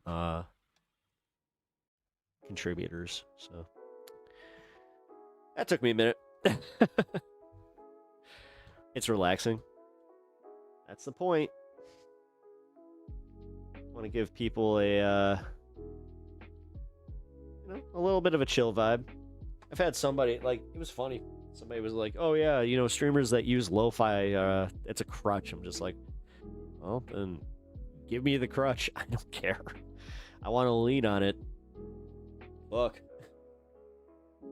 I just like having some chill music. It helps me, like, this is how I actually, like, hang out with my friends, too. Like, I always have to have some music on in the background. Just feels right, you know? I hate those, lives where those dudes act like they're gonna let a toy alligator bite their hand if enough people send gifts. Side angles. Yes, me too. Yeah, we actually, we did a whole, segment on that. If I was smart, I would, I don't know, have somebody edit those into something that I can, release later, but how is it a crutch to make a vibe? The fuck? Yeah. The weirdest part was it was somebody that I really respect, and I was just like, oh shit. Hard disagreement with them, but that's why I don't want anybody going after him. You know, he's a good fella. He just happened to have one bad take. You guys are my only friends. Oh, Robert. Well, that sucks. Sorry. But at the same time, this is a community, so just know that you are appreciated here. And if I can help you by trying to get you out there to make some IRL friends, man, you know, that is, trust me, it's not as hard as people make it out to be. Gotta put yourself out there, man. Oh. But then again, I got a personality that I make friends wherever I go. I can thank my mom for that. My mom kind of gave me the gift of gab. I'm not afraid to talk to anybody. Every town I've ever been in or gone drinking in, I've always, ended up making, some pals, whether they're acquaintances for that trip or, I have some that I still talk to this day. One of my favorite ones was I went to C2E2. God, it was 10 years ago, at least. It was 10 or 11 years ago. I made a lifelong friend. Actually, you know her as Rectangles. Which, she has been having some health issues. So, that's the reason you have not seen her in chat. But shout out Rect. That was a good time. Anyway. Where are y'all at in Discord? Yeah, you guys need to check out the Discord. Yeah, Robert, join the Discord. You need to. You were kidding, you chodes? Damn, I was trying to be nice. Fuck. Just fuck me for that.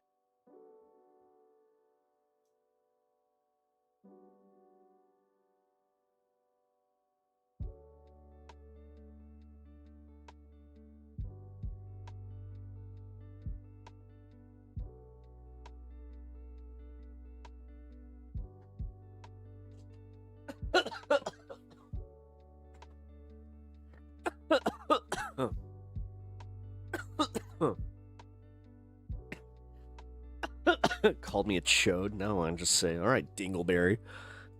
We're going back to elementary school insults. Let's effing go.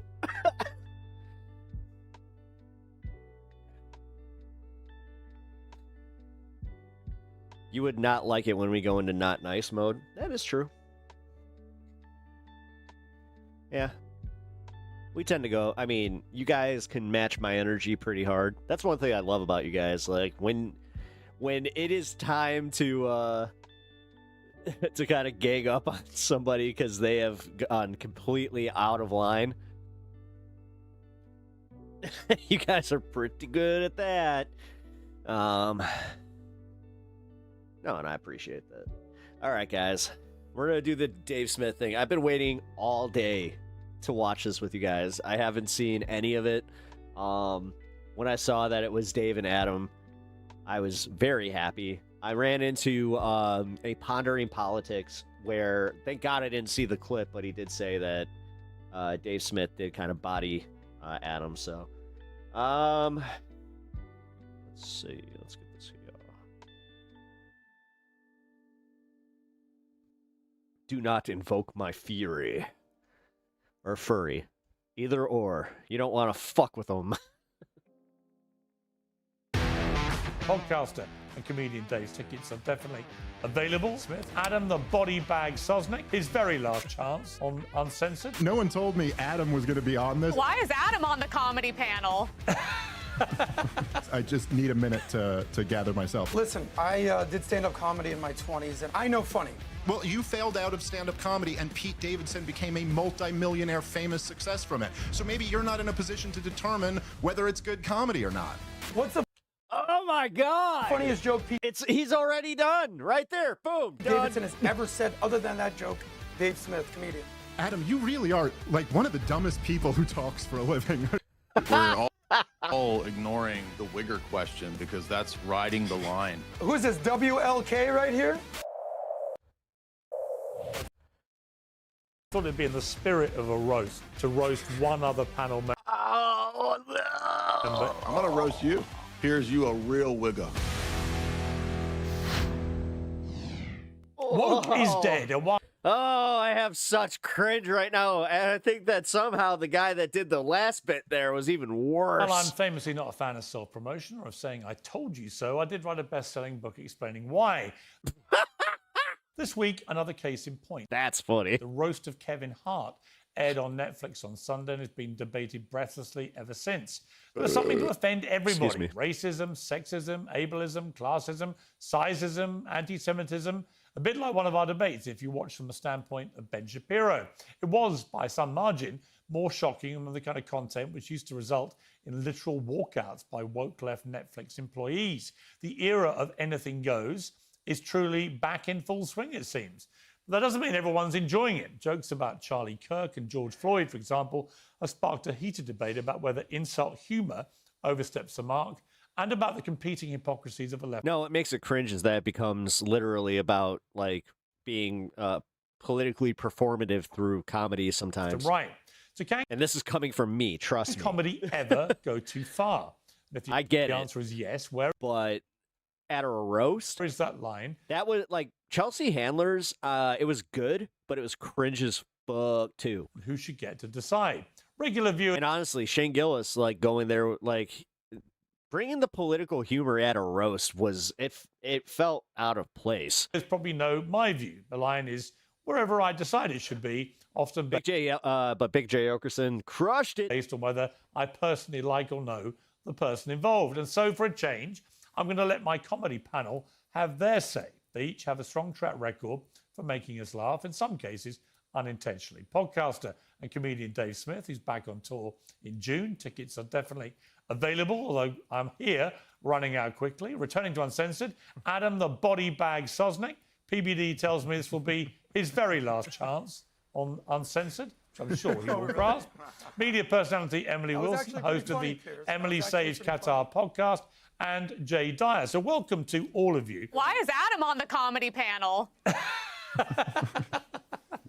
Let's start. Emily, I was a failed stand-up comedian. That got into finance and decided to focus on making money, which I know a lot of you influencers need to learn a little bit more about that, but happy to be here, Piers. Well, hopefully we'll learn as we go along about comedy in the modern age, particularly this year. What up, Lib Fam? Because, Dave, as I said at the start, I read a book called Woke is Dead, and the premise of it was not that it was actually finished. Yeah, not one for self-aggrandizement. Finished off, but the worm had turned about this kind of thing. And there can't be a bigger example, surely, than Netflix, which has historically been filled with many, traditionally woke employees who had protested, numerous times about stuff, who on this occasion have allowed Netflix to air one of the most inappropriate, outrageous, shocking, shaming, and all the other isms that I recited earlier about absolutely everything shows imaginable. What does that tell us about where we've reached in the woke trajectory? Yeah, I mean, it's been, it's very interesting for me because as you know, Pierce, I'm kind of like a hybrid or what, like I'm kind of in both the political and the I'm a touring stand-up comedian. But when I come on your show, I'm not really coming on as a comedian. I'm also obsessed with politics and I like talking about this stuff. I've watched this. I watched the whole rise of wokeism, its effect on comedy, and the fall of it. And essentially what happened was just that the market spoke. Guys like the best example I thought ever was when Shane Gillis got invited back to host, and he's done it a couple times now, Saturday Night Live. Yeah. I mean, literally, the guy got fired as a cast member and then got brought in to host the whole show. And you know why? Because he was selling out stadiums all over the country. And like at a certain point, the Netflix true. and Saturday Night Live, they look at it and they go, well, we need the people. I mean, that's our business model. And because of, and we could get, like, a whole book could be written on this, but by the very fundamental nature of what wokeism is, it cannot be funny. It's impossible to be woke. I totally agree. And so, yeah, in the comedy world, when wokeism came in, everything became a lecture. Everything became about like making this point. And that's just the enemy of funny. And so you watched it. Comedy Central was like... Well, it depends on if it's coming like, again, the punching down thing, I'll even say it's like, yeah, but sometimes punching down, it really does like come down to, does this make the person a hateful, bigoted person in general? Like there are some people like Tony Hinchcliffe that I think that he's just such a mean-spirited asshole that he does truly just like, he holds all of that because he doesn't care. Dude, when I started comedy, so I've which been doing, means that, yeah, he does like have that racism in him. And for 20 years, when I started. But every once in a while, somebody will say something with like a racial joke that I know, like coming from the person, that person is 1000% not racist. Comedy. Fuck, I've seen the other one is like where, and this is where you get the stupid fucking hack bit from a bunch of white comics. It's just like, how come I can't say my version of the N-word? Central, the comedy network in America, had the Chappelle Show, South Park, Tough Crowd with Colin Quinn, The Daily Show, and The Colbert Report. It was like some of the greatest comedy shows that have ever been made. And in the era of wokeism, they just produced like nothing. And so essentially, yeah, I think you're right, Pierre. No, the era of wokeism. You mean just under Biden? It was no, because there wasn't as much to talk about. Wokeism still exists. The tides have turned, and it's now a super majority issue to oppose it because it's stupid, and it always has been. Well, what I thought watching the net.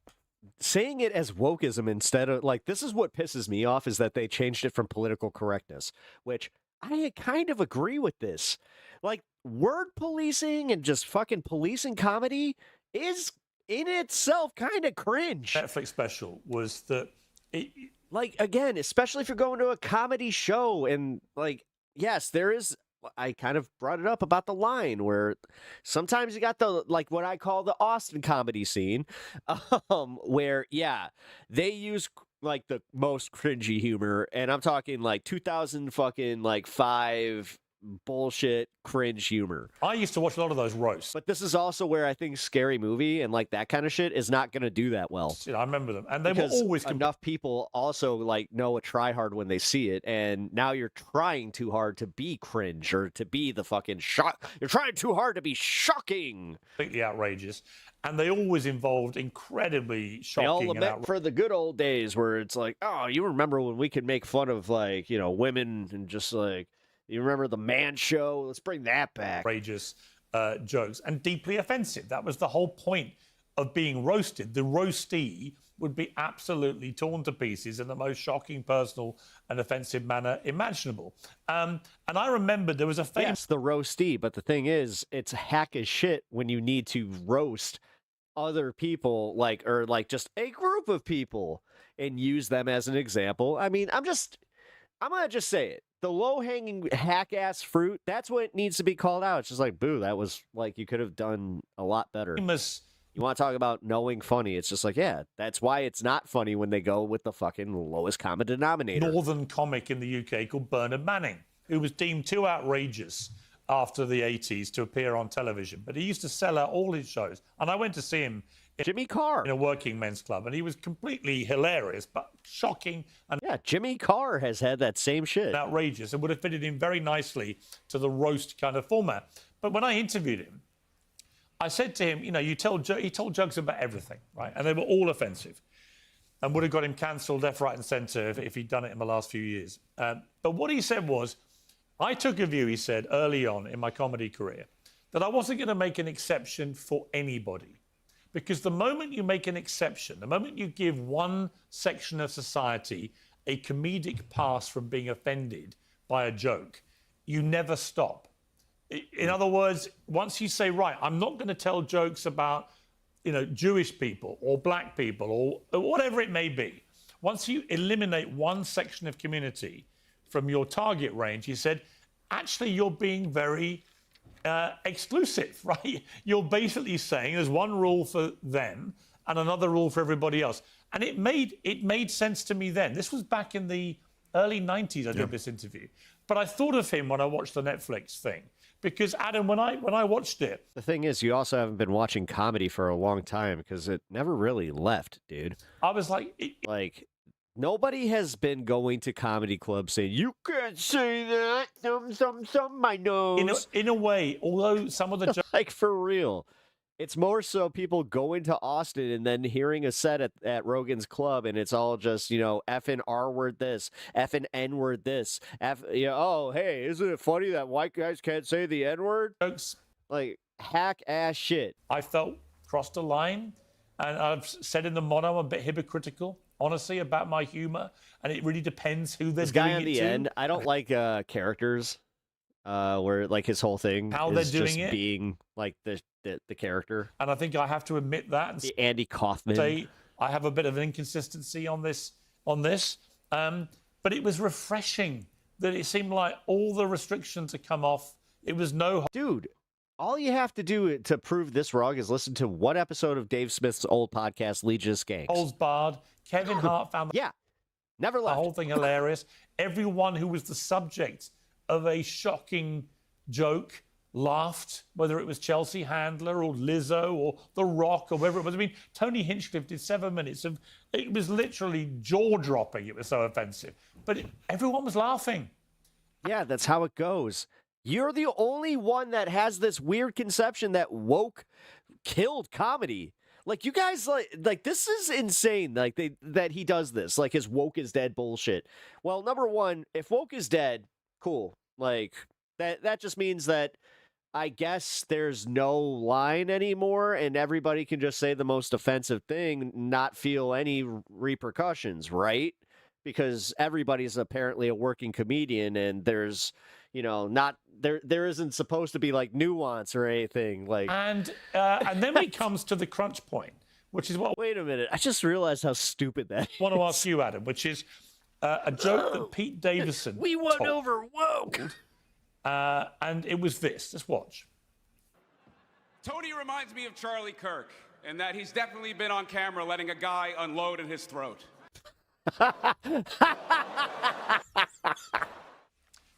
So there will be a lot of people. Oh, that was fire!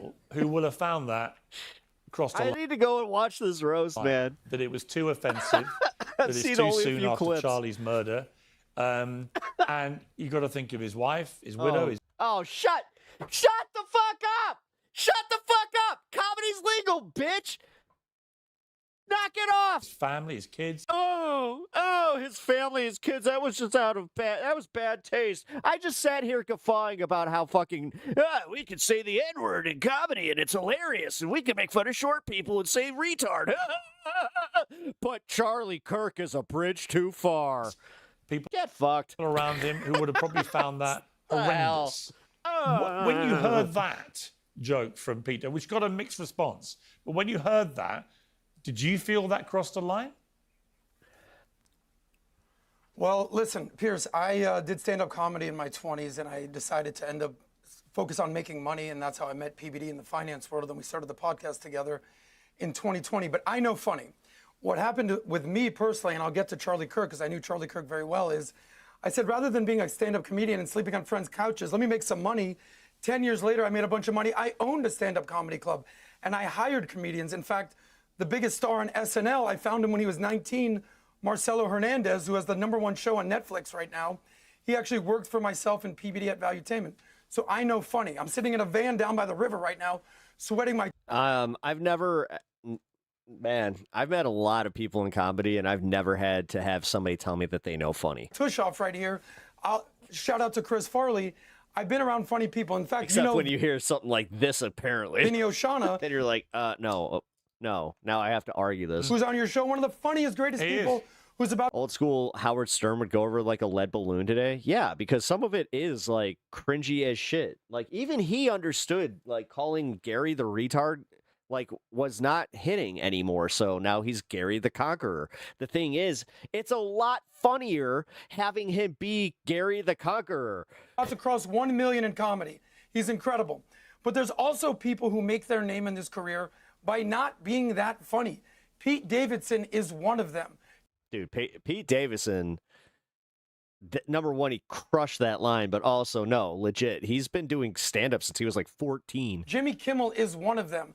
I'm not going to go there and say Dave Smith is one of them. That's not what I'm going to do. But the reality is Charlie Kirk was an absolute hero. And what's happening with him... Oh, cry harder. People are literally taking their proverbial shots at him. The bottom line is this. Pete Davidson, name one famous joke he's ever made. I can tell you jokes that Dave Chappelle made, that one, that George Carlin made, Actually. that every single comedian famously made, Chris Rock, right? Bring me the big piece of chicken. What has Pete Davidson ever done that's been funny? In fact, when your dating career is more in the headlines than your comedy career, you're probably not that funny. So it's just par for the course. But the bottom line is this. We need to stop being so offended in this country and realize that free societies love comedians. And that's where we are. Right, but so you end with a little stinger at the end because Wait, Pete Davidson's a MAGA shit? How? It looked like you were going down a path of saying you thought Pete Davidson crossed a line. So do you think he crossed a line? And should Netflix have aired that joke? I haven't seen anything about that. I don't think there's any line you can cross. The market will speak. God damn it. See, now I actually got to agree with him. Pete Davidson wants to start doing stand-up comedy shows again, and nobody shows up. Let the market speak. I believe in free market capitalism. I don't believe in censorship. I don't believe in cancel culture, even if you're unfunny. If we were canceling unfunny people, there's a lot of He's being comedians consistent here. I got to appreciate that. that would have been canceled years ago, Pete Davidson being one of them. So there's no line to cross. Okay. And Dave, I didn't get a chance to specifically yeah, ask I you think about this this. was So just very Pierce quickly, being, like, what did you think butthurt of about that it. joke? It was hilarious. It was a great joke. It was a great joke. I don't even like understand entertaining this conversation of whether it crossed the line. And as you pointed out, Pierce, right? Like it just shows everybody's hypocrisy immediately because like the people who are outraged about the George Floyd joke aren't outraged. The thing is, I don't even think that, like, this is the bitch about roasts, is they don't write all their own material. About the Charlie. And 99% of the comics on that dais did not write their own material. They had help. Kirk joke and vice versa. It's a roast. It's edgy comedy, and if you don't like it, then don't watch it. It's really that simple. And you know, I mean, look, I'm friends with Pete, or I was friends with Pete when we were coming up in comedy together. And like, again, Adam can have whatever opinion he wants on who he thinks is funny and who isn't funny. The bottom line is that millions of people love Pete Davidson. And if he does go on a stand-up tour, he'll be selling out giant theaters. So like, if you don't like it, that's fine. And he also... that was a hilarious joke. He also does a lot of these roasts, and he regularly has awful jokes told about his father who died on 9/11, and he laughs and accepts... That's true. Right, but Pierce... But it's all about, obviously, right, with comedy, it's all about the intention, right? Like, the intention of anyone doing comedy is to try to get everyone in the room to crack up laughing. Right. That's the goal. Pete does it. The goal when Pete tells that joke isn't like to get people to walk out. It's to kill to make it as edgy as possible and still hit you with a big punchline. And that's it. That's the natural, that's the way comedy works. It's a discussion between the comic and the audience. Well, I'll say that It doesn't joke matter was who's not there. the reason that we're having this discussion right now is because the joke was actually, in my opinion, Dave, you're entitled to yours, not funny. It was completely offensive. Gay, Tony Hinchcliffe, sexual reference to the throat. But Adam, couldn't you acknowledge, like, and I'm not trying to take a shot at you here, you failed out of being a stand-up, well, you failed out of stand-up comedy and Pete Davidson became a multi-millionaire famous success from it. So maybe you're not in a position to determine whether it's good comedy or not. No, the fact he didn't need to get into finance to make money. that I owned a comedy club and I That doesn't mean shit. Anybody can fucking buy a fucking building and put comedy on the front. hired hundreds That's actually kind of pathetic. of comedians, gives me the credibility to Oh say, my God. I know what's funny and not funny. There is no because opinion. I've seen people There's no opinion. who sell out Let me just tell you crowds. this. Dave, listen. Anybody that's worked in a club, it just knows. It's like, no. Let me speak, Dave. Let me speak. You just spoke. There's no one's Relax. opinion. I Relax, know. I'm Dave. just Let me at least speak. Okay, I'm just. Are you gonna let me speak or no? I'm pretty relaxed. You started The reality so is that well, we're you doing. two. Okay, that's fine. That's fine. The reality is this: the reason we're doing this show right now because it really wasn't that funny. What's the funniest joke Pete Davidson has didn't ever need to said bring these other other than two that on. joke? Dave Smith, comedian. The second that he I know had a ton of The thing is, he does this like where he'll structure the show for, you know, a personal debate between two people, and then go into a deeper panel with those people. I'm kind of upset that he brought these other two numbnuts on for, reasons. Exactly. He's never told the funny joke. All right, let me bring in Emily. Yeah, see, now we have to do this. welcome No back one's to- interested in what I have no interest in what these two have to say. I want to hear everything about these two fighting. The dumbest people who talks for a living. Let me bring Emily such a back in. Go ahead, Dave. Welcome you back to the show. Emily, what did you think of that joke? Because the George Floyd joke just rolled too. Which Dave, You're one of the dumbest people I've ever heard who talks for a living. reference was this was Tony Hinchcliffe, who said the black community is so proud of you to Kevin Hart. Right now, George Floyd is looking up at us all, laughing so hard he can't breathe. And again, there were gasps. It's funny. And then some people laughed. I'm sorry, it was funny. Some were clapping. Did you find that joke funny? All of it, oh my God. Oh, they went for it. The thing is, when you feel that, you can laugh, you can laugh and not be a bad person. You do know that, right? Well, yeah, Pierce, I can't be a hypocrite. If you recall, you were very upset about my joke about George Floyd that I had made previously. So, yeah, I do think it's funny. I also don't put George Floyd and Charlie Kirk in the same category. I thought the entire special was really good. I thought it was really funny. The only problem is I just didn't think that joke about Charlie Kirk was funny. I think he could have took that Dude, they're burying themselves in this. joke, used anyone else in a different scenario, and I think did it would it have cross been more a line funny. then for you? Comparing a line Picturing an ugly sweater wearing Armenian club owner telling me he knows funny. that is Yeah. supposed to be crossed. I had something very similar happen to me. It's comedy. Do If comedy don't work out, you're just because you're shit. I think it's inappropriate? Yeah. Do I think it was Which in itself was kind of funny. uncalled for? Yeah. Do I think he could have done a better job? I don't think he's funny, and I don't think the joke was funny. You're comparing a guy who has children that are going to grow up and see these things, whose throat got shot out, traumatizing. Yeah, George Floyd had kids, and he had a knee on his neck. Honestly, if you're not offended by the one, then don't talk about the other. Millions of people around the world to, I'm sorry, what's the politically correct statement? Blowing loads in the guy's throat? That's hilarious. The fact that she said it. She did. Those two things have nothing in common. It makes no sense, and I don't think it's funny. The fact that you repeating the line out of context is even funny. Point out. No, that means it's a banger of a line. Okay, but should Netflix, look, you're perfectly entitled to find Oh my God, cry harder. it funny or not. And as Dave said, there were lots of people that were cracking up and there'll be other people who were outraged. But a lot of people felt Netflix shouldn't have aired the Charlie Kirk joke or the George Floyd No, one. Netflix should 100% air it. The Okay. irony of Netflix is how woke and sensitive they are. So for them to ironically choose to air the one thing that targeted the most loved conservative. They aired it all. That's what this whole thing is about, is glazing how comedy's back. We can be offensive, baby. Now let's be offended. Is such bullshit. I'm sorry. Or this entire dude, where's the leftist comedian? Or where's just a comedian I don't know, a long-haired dude that has a pretty good outlook on some of this stuff?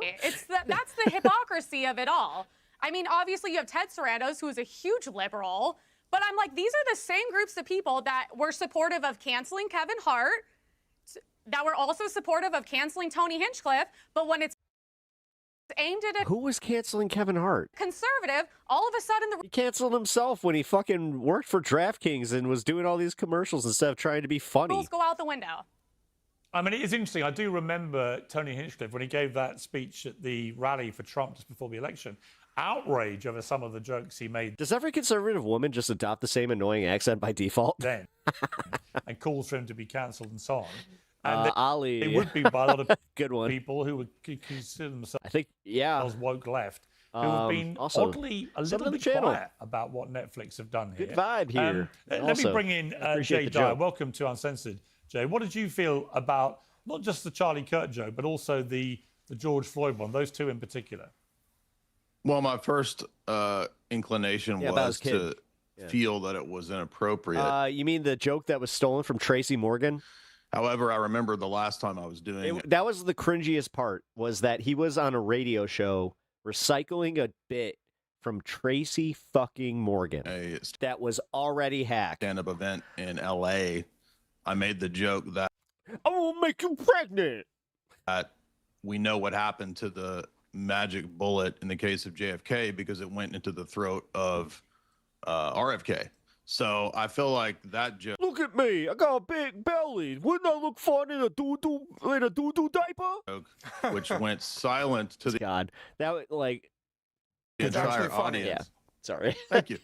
That was silent for the whole. The audience didn't think it was funny, but then I realized inappropriateness is actually the part that makes comedy funny. So while it may be inappropriate, it doesn't mean that it shouldn't be aired. And I'll have you know, Piers, the last time I was on, we were disagreeing about a certain word that starts with the letter N. And I'll have you know, the black community has given me 23 N-word passes, and I have chosen, out of respect for you, to not use them on your show. Well, that would be entirely a matter for you. Go for it. Go for it. Yeah. People can behave how they want on the show. Didn't the market, hold on. So in the case of what you said about the PBD guy, didn't the market speak in the case of Pete Davidson? You said, let the market speak. Didn't it speak? Well, you actually, to be honest, Jay Dyer raises an interesting point. Dave says that we bring you back in here. Oh my God, we doing If this? he decided to tell a joke right now, Jay Dyer, including the sad part is, I'm not sure who did what the bit first, but that streamer that got arrested and shot himself by accident. the M-word repeatedly, would you feel that crosses a line? You remember what I said about like it just being cringe, where it's like, oh, see, he's trying. Whoa, oh, you're so edgy. You're so edgy. Now, do you have a joke to go with that N-word or what? No, personally, no, I don't. If you're talking about a joke, if the intention is to be funny, then I think he's trying to make people laugh. And again, people can have whatever feelings they want to about this. But can I just point this out? Because this is a very, like, I've made this point a lot through the years of wokeism. But Piers, imagine, let's say, because like I grew up in Brooklyn in the 80s and 90s, and like I've been in a few project buildings in my day, and I don't know if anyone's ever like hung with black people in the hood, but you wouldn't really characterize them as being sensitive. You know, like that's not really the way. It's always like white. Dave straight from the hood right here. Liberals. Dave, okay? No, but the thing is, they will check. They will check a person. It's kind of like white liberals in defense of black people will like get very offended by this stuff. There's a difference between what like that Chud dipshit was doing and like just saying like, oh, I don't even have context for this because I don't think there's anything that really does make it funny. Just for example, let's say I had a really offensive joke, okay? Like a really edgy joke. And I were to go tell it on a job site, and I were to go tell it on a job site, and then I were to go tell it at an Ivy League university. Where do you think I would draw more outrage? We all know it's at the Ivy League university. See, the thing is that people who have been through some fucked up shit tend to laugh at some fucked up joke. Wait, you're supposed to make it. You're supposed to make a joke. I thought the Edward was peak comedy. And people who haven't been through now that's funny. That are like, what are you doing? I'm offended on behalf of these people. A lot of comedy is like a coping mechanism with the tragedy of life, and this is the way we do it. We try That's to laugh why at we that. all start it. That's why the lamest comics are the ones that come in with that had loving families. My grandfather was a Jew. There's a reason we all hated Brian Regan, because he was one of the ones that actually made it successful. And it was like, oh, do you know what my favorite dog is? Golden Retriever. Who escaped Nazi Germany, and he loved Holocaust jokes. Like, life is complicated, man, and it's just I don't. All of us just went and he's making millions. The best joke, Dave. You're the best at that. Okay, Adam, what are you trying to do here, buddy? Like, what are you trying to do? I'm just saying those are good jokes. You're good at the Holocaust jokes. Anyway, okay, Adam. Okay, I'm giving you a watch our compliment debate from last time. Okay, so anyway, great. We're I'm bringing just up saying previous there debates. is Let's this. stay on this, there's- Dave.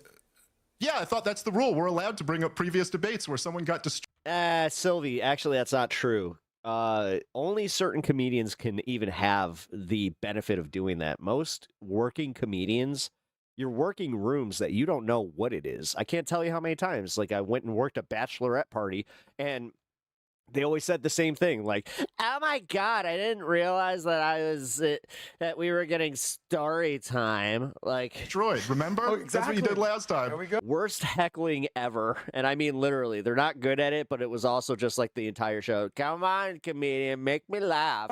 Okay, except I have one just that like you and Coleman Hughes, so let's that I'm go. curious about. But this is what I want to know. Do you think if what happened to Charlie Kirk happened to No, sometimes you bomb, sometimes you kill. Like, that's just how it goes. a well-known and loved Democrat, that they would be telling any of these jokes? Absolutely not. Also, if you're saying the whole point of the joke is for the audience to Read the room. Oh, I mean, you try to do that, but the other thing is when you have the benefit of doing kind of it, like, I hate to call it in the middle comedy, because like when you're just telling a story, you do have like some cringe elements to it, like.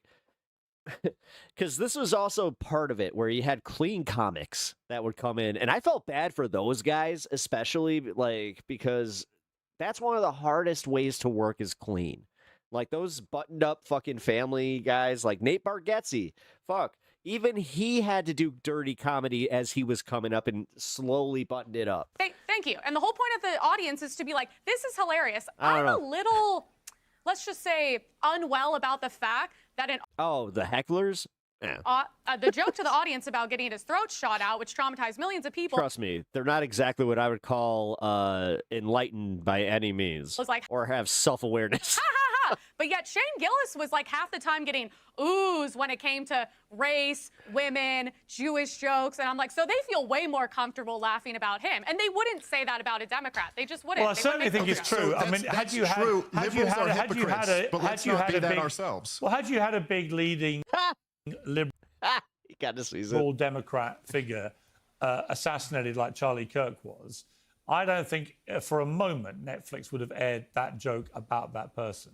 So that I suspect there is a double standard, notwithstanding the fact that. Because I'm speaking in terms of if you know the audience you're going to have, as per his example he gave. Oh, okay. Netflix, in many people's eyes, deserve credit. Okay, so like for instance, if you're working a corporate gig, I mean that's fair.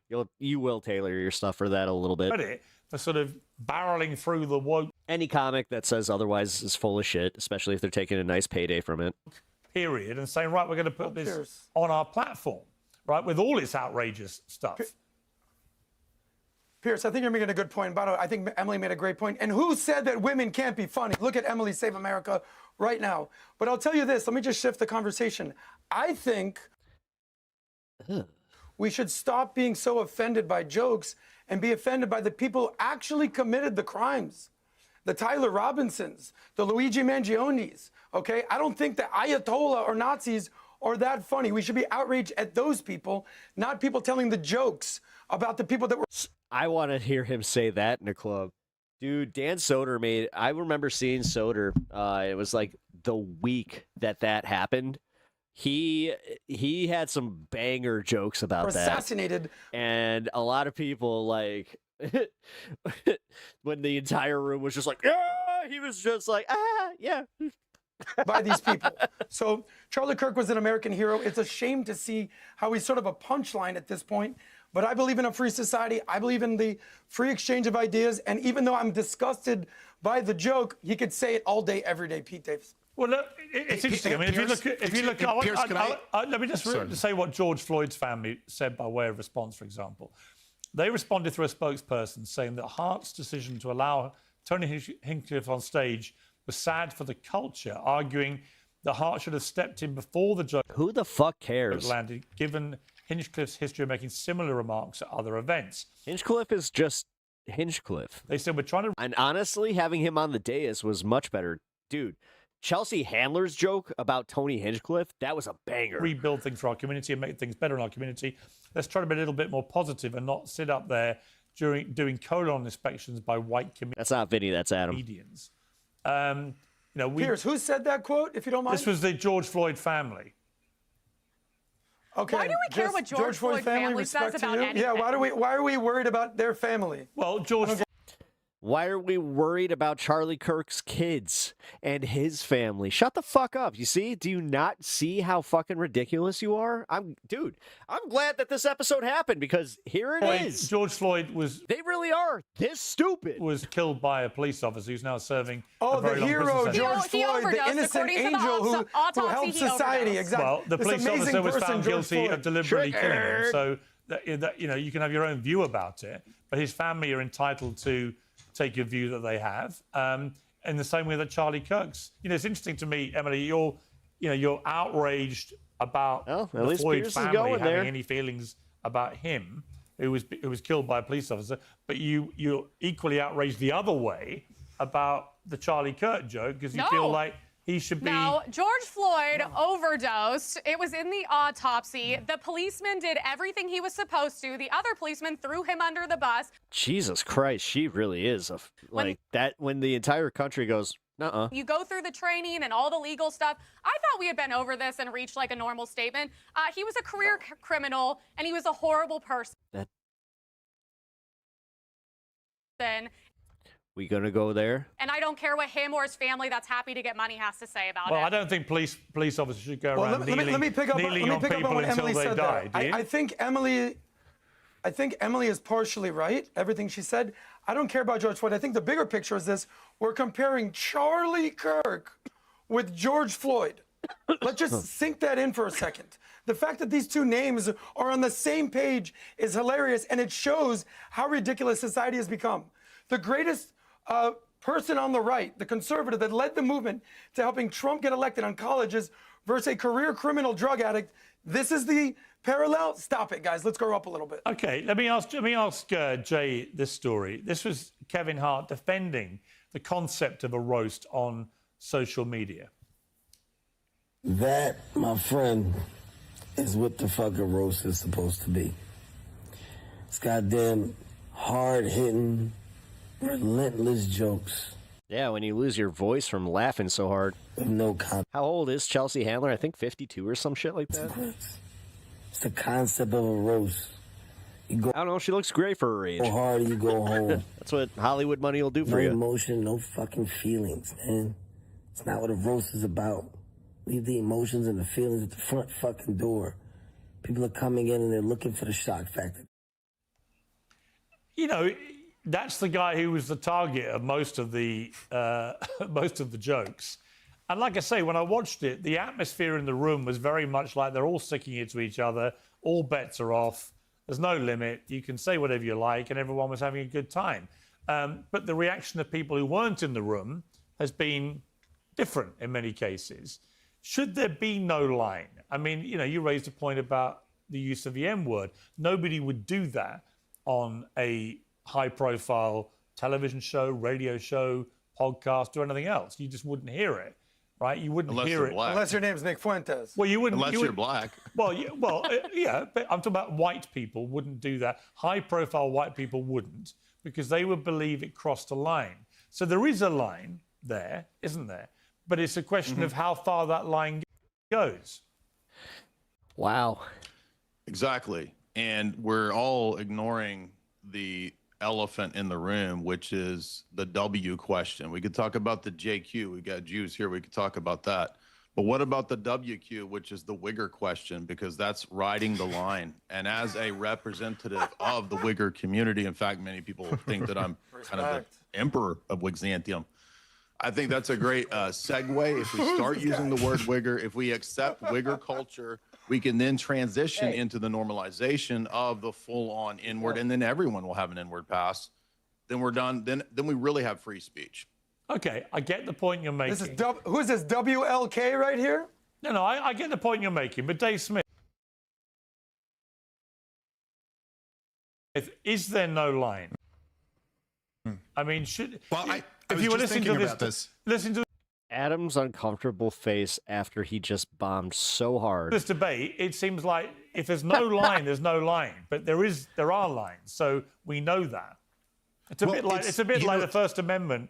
You know, everyone thinks it's protective of all speech, but it's not. There are limitations. But if you listen to the first half of this debate, you'd say, well, these guys don't think there should be any limit on a joke. So why is there a limit on using the M word, for example? Okay, here, I mean, look, I think it's kind of subjective. Like in the same sense of saying whether you think something's funny or not is kind of, whether you think a joke's funny or not, you're right, I guess, because to you, that's what it is. I will say this, okay, Pierce, there is one joke ever that I've been genuinely offended by.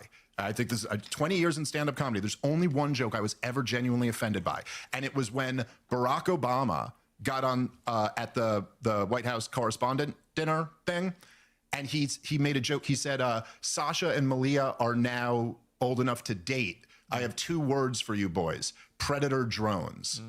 And I remember being like, yo, dude, you can't joke about that. Like, you actually murder people with, that's the joke? That like, hey, people get murdered by my predator drones? Like, so...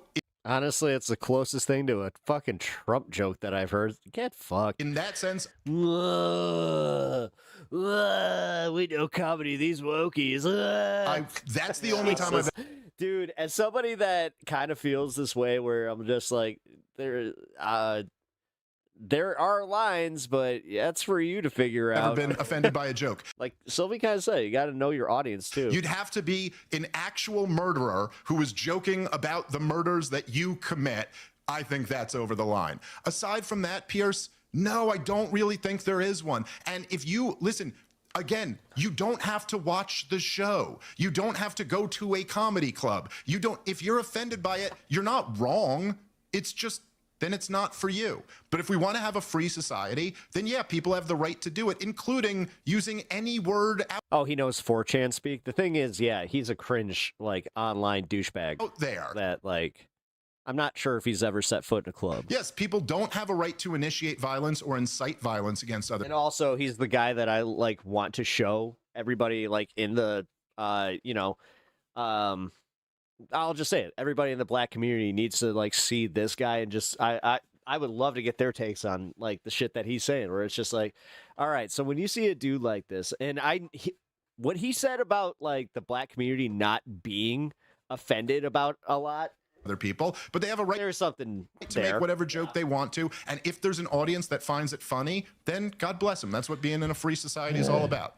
Yeah, Adam, do you agree with that? Yeah, look at us agreeing, Dave. I thought the Obama thing is, I mean, that's his own thing. I'll let him deal with that. But I agree with Dave. It's a free society, free speech. You know, what I used to say when I did stand-up comedy, because I did some racial jokes, blacks, Jews, I live in Miami, Latinos, Cubans, I would do accents. I said, the one thing is this. I'm guessing he likes the Chud the Builder guy while he's trying to be him. It's not racist if you make... The thing is, like, this whole...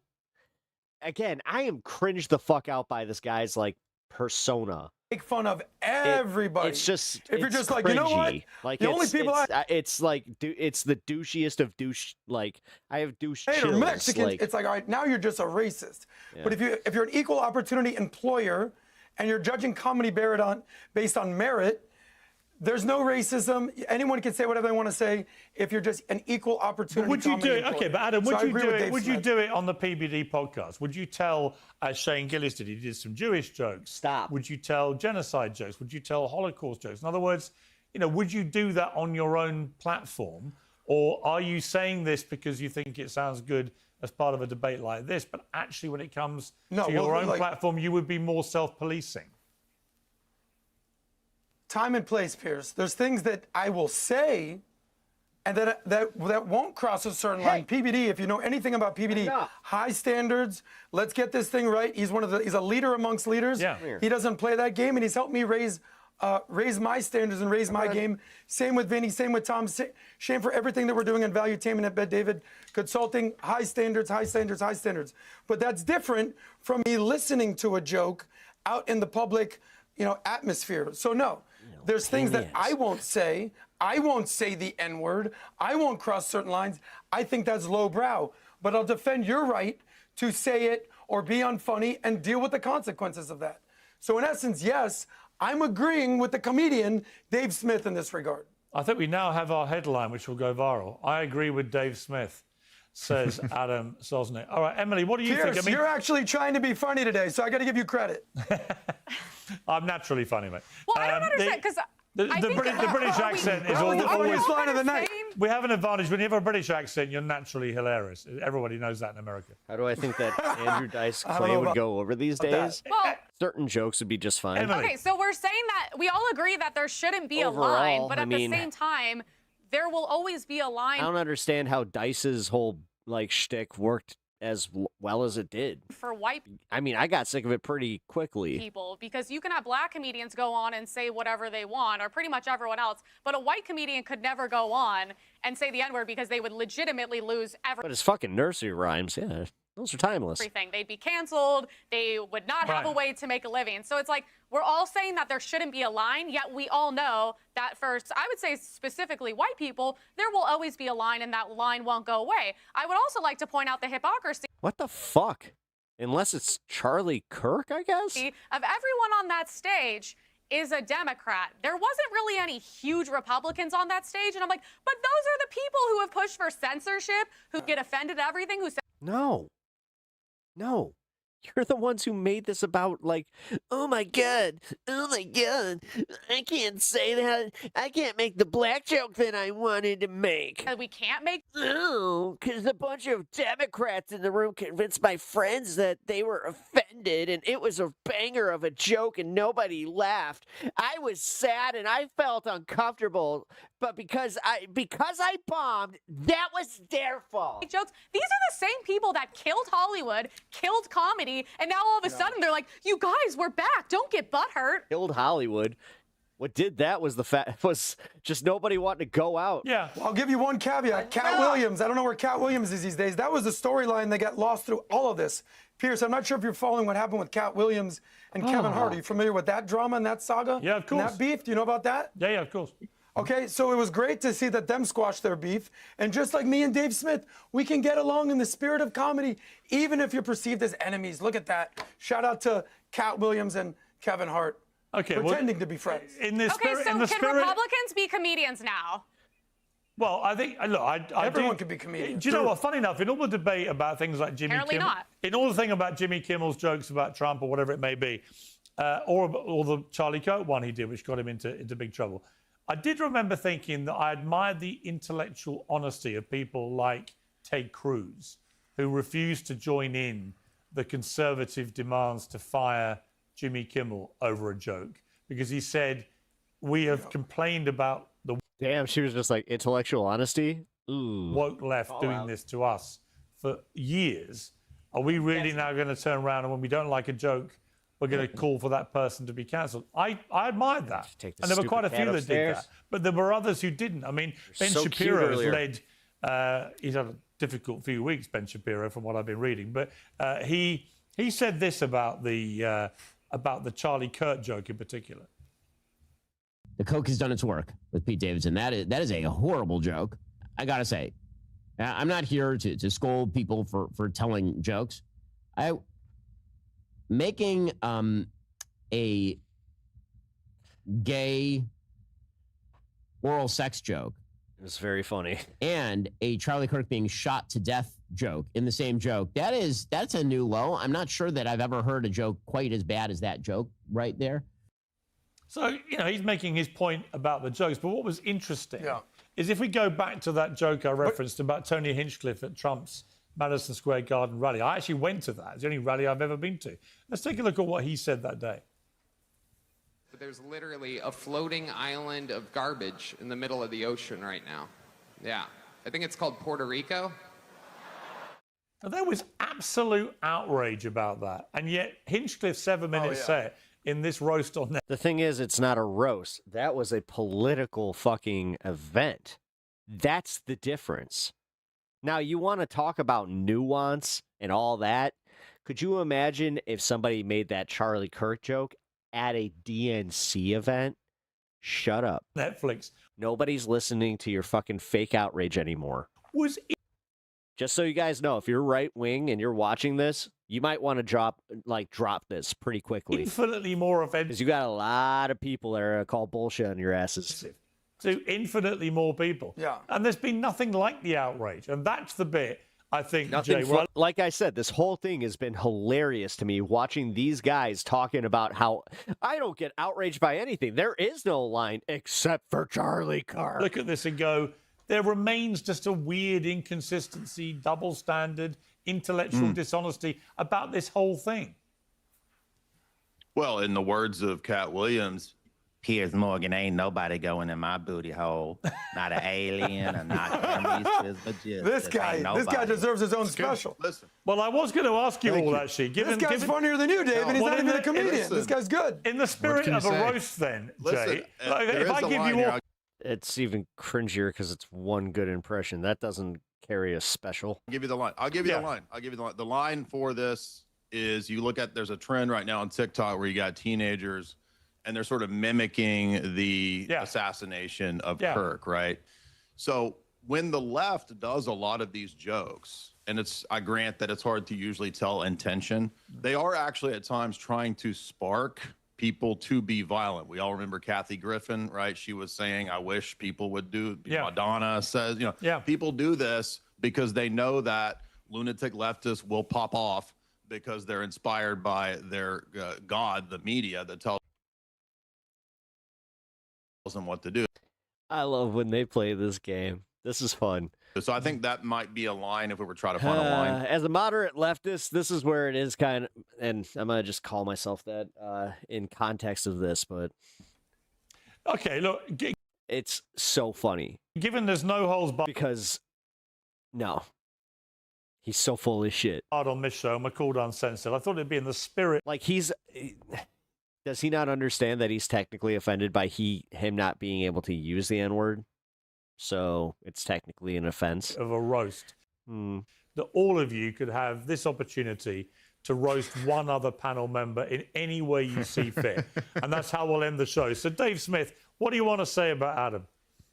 There's nothing left to roast. I already roasted. Does my wife have cancer? Yes. Give it to me good. That's what that's for. I left nothing behind, man. Come on, There's Dave, nothing you're left- a comedian. there's nothing Give me left to roast. something good, baby. I always get a little weirded out by when they ask that. It's like, David, you're on the dude. spot, Dave Smith. Come on. I'll use my spot. Well- nothing but kindness and love. Patrick Bet David, Valuetainment. Love all those guys. Great show. Adam, do you want to roast Pierce, Dave Smith? He got the call. Pierce, he got the call. Bibi Netanyahu called him and said, go easy on the guy today. He got the call. Check his bank account for $7K, Pierce. Have you got anything you want to roast Dave about?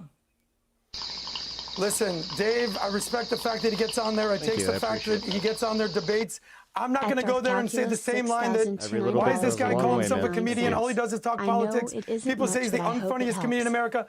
Jesus. Sorry, my pause button wasn't working. Thank you for the $10 donation. I really appreciate that. As I said, every little I'm bit not going to goes a go long there. way. He's a spirited debater, and I'm happy to be here. And it's good to see Especially even now. a funny person who identifies as a woman named Emily, because who says that women can't be funny? So thanks for having me, Pierce. You even were kind of funny today, Pierce. Thank you. Even though you're British. I appreciate it. Emily, do you want to roast anyone? What the fuck? What did you just call me? Did you call me a different woman's name? I called you Emily. I said you're Emily. No, I'm talking about Adam. You said my last name wrong. Anyways, no, I think the bigger picture what did he of this call is you? the I don't fact know your that last when name. I think you may Emily, have here's your misheard. chance to be funny. no, Don't I start thought you were arguing with the dude. No, I'm not arguing with it. I'm trying to say, I think the whole point of this is it's very hypocritical. If there's any violence or jokes made against the right, it's completely fine and justified. But when we go make Kevin Hart makes a gay bashing comment and he... The thing is, what's cringe is when they try too hard. That's the number one thing. Like, I know you guys, I do marathon streams. Trust me, I have probably bombed harder on this show than I have ever fucking bombed in a club. But He makes a Puerto Rico comment. They're up in arms. They're oh my God, shut up, Emily. No one cares. allowed to do TikToks to Charlie Kirk assassination I think you've made videos. that point, So but at is the there end of the anyone on the day- panel you want to give a little sly roast to? Well, I don't know any of these people well enough to roast them. That doesn't matter. It doesn't matter. Come on. You can just do it based off like a person's look. It's that easy. Emily, give us something good, baby. Give the wigger a chance. Well, give I the don't know. wigger a This is chance. supposed to be a comedy panel, and no one has been very funny, so I don't know what to tell you. All right, well, let's go to Jay. Jay, you've had a bit of time to think about this. Do you want to roast anyone? I'm going to roast you. Great. Yeah. Go on. So since you're offended, by the N-word, I'm just gonna say, here's you a real wigger. $22.20. Thank you. I like to keep my I heard accounts the current. W loud. Thanks, I heard the Beth. W Smiley loud and face clear. emoji. I'll tell you what I'd like to end with, actually, because it did strike me as hilarious last night when I saw the picture for the sad demise of Stephen Colbert. They brought together all the other late night hosts, Jimmy Kimmel, Seth Meyers, John Oliver, and Jimmy Fallon.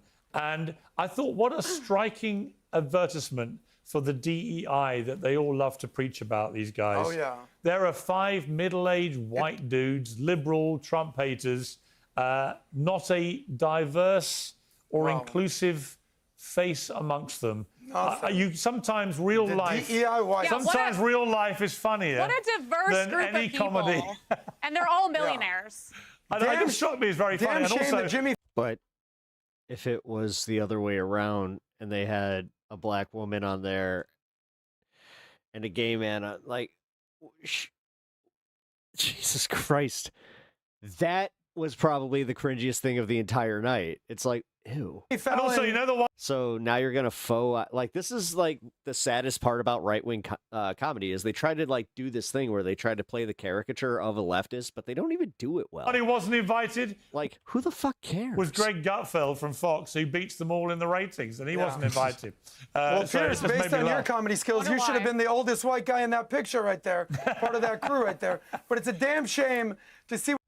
Actually, the only reason that Greg Gutfeld has as many viewers as he does, and this is a fun fact about Fox News, is because in hospitals and in government buildings, Fox News is offered at a either discount or free price. See what happened to Jimmy Fallon because he's legitimately talented, legitimately weird how that works. Funny, and he's It's not usually a standard cable channel. looped in with these middle-aged white guys who are completely unfunny, and the leader of the unfunny is by far Jimmy Kimmel. I shouldn't cancel that guy, but that guy is a hack above all. Well, the sad thing I always feel, and we've got to end, unfortunately, but I interviewed Jay Leno recently. All right, that I might be able to. I just remember thinking, wait in a the minute. great old days of Carson or Leno or Letterman, whatever, it just felt Kimmel is a little bit hacky. I'm not gonna lie. a little bit warmer. They would use sharp comedy, but about everybody. They weren't so obviously partisan. The funniest part about Jimmy Kimmel is how much he pisses off Trump as just a mid-level fucking dude. He does church level comedy. Politically. Yeah. It's fucking not the best. They didn't hate half the country. Right, you and know? I think that's been one of the real What are you talking about? You hate half the country. Look at the way you speak. It's not like you're trying to actually bring unity. Get fucked. This is my problem with these cocksuckers. problems behind. I can't stand this shit. Why America's so divided is that all the late night guys, America's so with the divided. exception of Gutfeld, but all the late night guys, they all do. But Fallon doesn't do it really like the others, but they just seem to think their job is to loathe half the country, and anyone who voted Trump has to be. No, it's because they're comedians and they recognize what is funny. What's funny is our president is a buffoon, and he's very easy to make fun of. You know how you guys had to stretch to make fun of Biden? Because it really was like a hack fucking bit pretty early on. Oh my God, Biden's old, he stammers. Okay. He sniffed a kid's hair. Yeah, that was weird. All right, what else you got? Oh, okay. Trump does it every fucking day. He gives you something new to make fun of. He is the president of the United States, so fucking spare me with this TDS bullshit. It's literally the news of the day. He goes out there every fucking day trying to make himself the thing that people talk about. So he gets all butthurt when comedians do it. I thought that you guys didn't get offended by anything. I thought that honestly it was one of I thought you guys were all for, oh, we like edgy comedy. We don't get offended except by everything. Mocked and Jesus Christ, this whole hour was spent talking about how fucking offended you guys get. ridiculed, and the Trump bashing has to be relentless. And I actually hanker for the days when you had Leno, Letterman, Conan, these guys, where this wasn't their shtick at all. Come on, Pierce. Yes, it was. Yes, it was. What are you talking about? One of Leno's like signature bits was going out there asking people about like the news and politics and laughing at how little people knew. And he also interviewed, Bill Clinton. He also interviewed Barack Hussein Obama. So I don't know what the fuck you're talking about. Pierce, you're old enough. You're Johnny Carson's age. You remember that. You remember what's going on. Yes. Bring back Johnny Carson. Well, you can't. He's dead. And also, no. What is this weird thing that people have for like the three networks that, again, do you recognize that for a time period there were only three networks and they're the ones who control the news? Not great. This idea that we need a Walter Cronkite, also a paid shill, very propagandistic. And then this, we need one comedian, just one. Because that's what it was. He was the show that would then be the arbiter to new comedy. Then the market opened up. You never knew Johnny. Jesus Christ, I thought you were a free market capitalist. Can you guys ever not see how contradictory you are to all of your beliefs? And this is why it's so easy for assholes like me to look at you and go, I can't take you seriously because you don't actually believe in anything. Carson's politics, ever. He never told you don't care. He never told people. Well, even people. George Carlin talked about super controversial stuff, but he still was like loving in general. No one hated him. No. He actually made fun of you. Like, if George Carlin was doing his bits written as they were back then today, like, honestly, all she needs to do is go watch his 2005 fucking special from HBO. So you can be very controversial. I mean, I'm very opinionated. That's the one about, like, but he loves you. He loves you and he needs more money. But not in a politically partisan manner. And it wouldn't cross my mind to say something which would alienate deliberately half the people watching. That's what Carlin did. That's what fucking Bill Hicks did. That's what all these, like, what you would argue the greats did. If they vote Trump or whatever, why would I do that? I might be critical, but I'm not going to say, like... No. You guys are so dumb that you take it that way. You literally take it that way as they're making fun of, like, the fat, like, oh my God, they're making fun that I voted for Trump. Yeah, they are. All right, you can either choose to laugh at it or move the fuck on. Hillary did. Oh, we're watching Stavi fucking roast a bunch of fucking, people. You're a basket of deplorables. We're watching Stavi roast. Where that part has all come from. Anyway, guys, you're not a basket of deplorables. Pierce, why don't you roast some people on the panel? Since you're so funny right now, why don't you roast some people on the panel, all of us? You are a basket of delightful human beings, and it's my joy, my warm Future joy looks bright, Pierce. to have Future you looks on bright. Uncensored. The country is healing. Yes. Apartment. You almost said room. All right. I got. Is it the room? Is it like a hospital, or you like some kind of shit? Okay. What are you, a doctor, a nurse? What are we talking? Coordinator. Oh, what is that? You know. Don't be you don't do the bits. I do the bits. You don't just show up. You have a set of responsibilities that are well documented. You know exactly what they are, and I would like to know what they are as well. Okay? God damn, dude. Chill. What's a coordinator do? Take call. Okay. All right. And what kind of... Why are you so sad? It's not a bad job. It needs to happen. They're depressing. Oh, I guess that's true. That is true because it's like someone who most people that work in an emergency room, it's like they have years of training and no one else could be there, and you like a robot could do your job. They're working on AI that'll do your job so much better than you, and you're probably one of the dumbest people at the emergency room. You know what I mean? Like, everybody's like a seasoned nurse or a doctor, and you're just like a guy that, you're a receptionist, basically. You're a receptionist for people that have been stabbed recently. And if you drop a call, someone dies, and you seem like the kind of guy that's probably not that good at his job either. That sucks. No, you're right. I know why you're depressed now. I see. You should be scheduling, like, really bullshit stuff. You know what I mean? You should be at the lowest level of doctor there is, You should be like at I don't know, like a fungus guy, like a nail fungus guy. But you're like, it's life or death for you. And this wasn't what you wanted to do either, no chance. You didn't go to school for emergency department coordination, right? Did you go to Wisconsin? Nice, hell yeah, dude. What did you study? Communications, okay. What? Rip a piss? Damn, that's awesome, dude. What was the goal? Nothing, just fucking. You're like, look, the world's fucking, global warming's happening. I'm not gonna retire, so I'm gonna get the debt now. I'm gonna get a little pussy at the fucking. I'm gonna eat some cheese curds. Right. That's smart. Good. Are you from here? Yeah. Oh yeah. That makes sense. You're not the kind of guy that has too many new experiences. You knew about one school. You're like, I'm gonna go there. I'm not gonna worry about what I'm gonna study. God, the fact that he does this every show. I'm gonna get the easiest thing possible.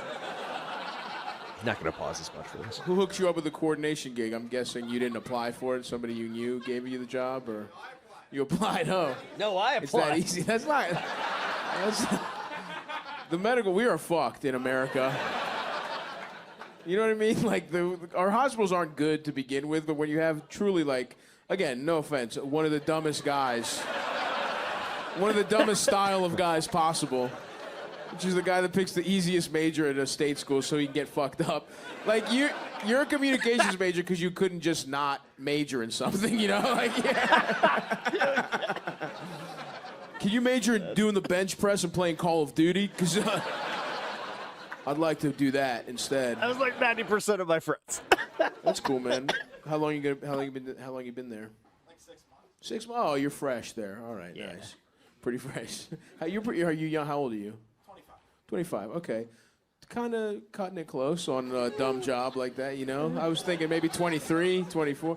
Oh, someone else who's a loser is like, oh, hey, come on, give him a break. Hey, come on! Hey, I'm a manager at a GameStop. Stop it! Oh, hey, hold on. What the hell? 25's not that big a deal. I'm 42 and I manage a GameStop. Some of us are still getting our Etsy store out of the fucking gate. Relax. All right, I'm sorry. You and your friend, whoever is over here, that's also not achieving anything. Hey, you. That's all right. You're a handsome guy, though. You probably haven't faced a lot of consequences yet. This is the first time life is going to start going bad for you. And This is the first time life's okay. It makes sense. You're on the precipice you. of a severe decline right now. Dude, I feel that shit. Do you have are you in a relationship or anything like that? You are. Okay, nice. Is she successful? What's going on there? Yeah, okay. What does she do? Electrolysis. In the hospital as well? You met her at the cafeteria? Okay, nice. All right, I'm not going to you're not great. Ironically, not great at communication, so I'm going to move on, but thanks for coming out, pals. This country, you're all uncirced here, right? Nice. Oh, yeah. What's that, no? Oh, wow, we've got a vocal minority of of the circumcised. Okay, why are you circed? You did not show the shoes, dude. What do you mean you swear, motherfucker? There is, okay, and I'm telling you, whatever lie someone told you did not happen. You were you came out of your mom's pussy and you blinked in Morse code, don't cut my dick off. What do you think happened? I would love to hear what you think happened. You had it. Yeah. Wow. It's weird. This is the second time I've heard of something like this. So I went to school, and I think I might have told this story. But there was a kid in my class that he had like that condition where his pee hole would like seal shut, and like he also was like not circumcised, you know. So like. It was one of those things where we were every single person that knew what was up, or we would always just kind of be like, so do you have to like, you know, slice it today? Because like that was what, yeah. So he would have to go in like every like 2 weeks or like it was like around there, and he would have to have the his pee hole reopened. Like, that shit, that has to suck. TMI. What fucking podcast are you watching? You couldn't have bought a hat? What do you mean you had this? But yeah. To this guy, he was circumcised like when we were in like fucking high school. Switch it up. We were all like, "What?" You didn't even. And you fucked yet? That's what I'm saying. How did you even know you had to switch it up? You just knew it was right. And who allowed you to make this decision? You know what? I guess my parents just let myself do it. So your you come on. You want me to believe that you went to your parents in 9th grade and were like, "Hey, Mom and Dad, I got something I want to talk to you about." You know my cock that I've only used to beat off? Well, I've been thinking, and it's time to get a new look on it right now. We need to go into the summer season. Take the coat off. I apologize. Sorry. What? So did you go to? So who did you? Who was the first person you approached with? Hey, I think it's time to get circed. Your mom. Wow. So you have you're much closer to her than your dad. Wow. Okay. Interesting. Your dad. Yeah. Your dad would have made fun of you forever. What did he say after you got it chopped? You don't remember? Okay, you're lying to me. You know what I mean? There's no way. No, the thing is, I totally believe You don't this guy. remember what he said. Bro, he didn't say much. It's my choice. It's my choice. Okay, it's not. Circumcision is not like abortion. Where it's not. Your dad was like, "Hey, listen, we may disagree fundamentally, but it's your body, your choice." You know what? I guess kind of. Anyway, whatever. I still can't tell if you're telling the truth. Why on earth would you get your dick chopped, your foreskin chopped off at 14? That's a great fucking question, man. I don't know. Who did it? Who did the circumcision? Oh, okay, who? Where? What doctor? Your hospital. Okay, you're fucking full of shit. What was your doctor's name right now? No stalling. Okay, get the fuck out of here. You don't know the name of the guy who chopped the top of your dick off? I'll be honest, I barely know my doctor's name. Don't get the fuck out of here, you piece of shit. Suck my dick, I know you're lying. Show us your dick. No joke. I would honestly love to see your penis right now.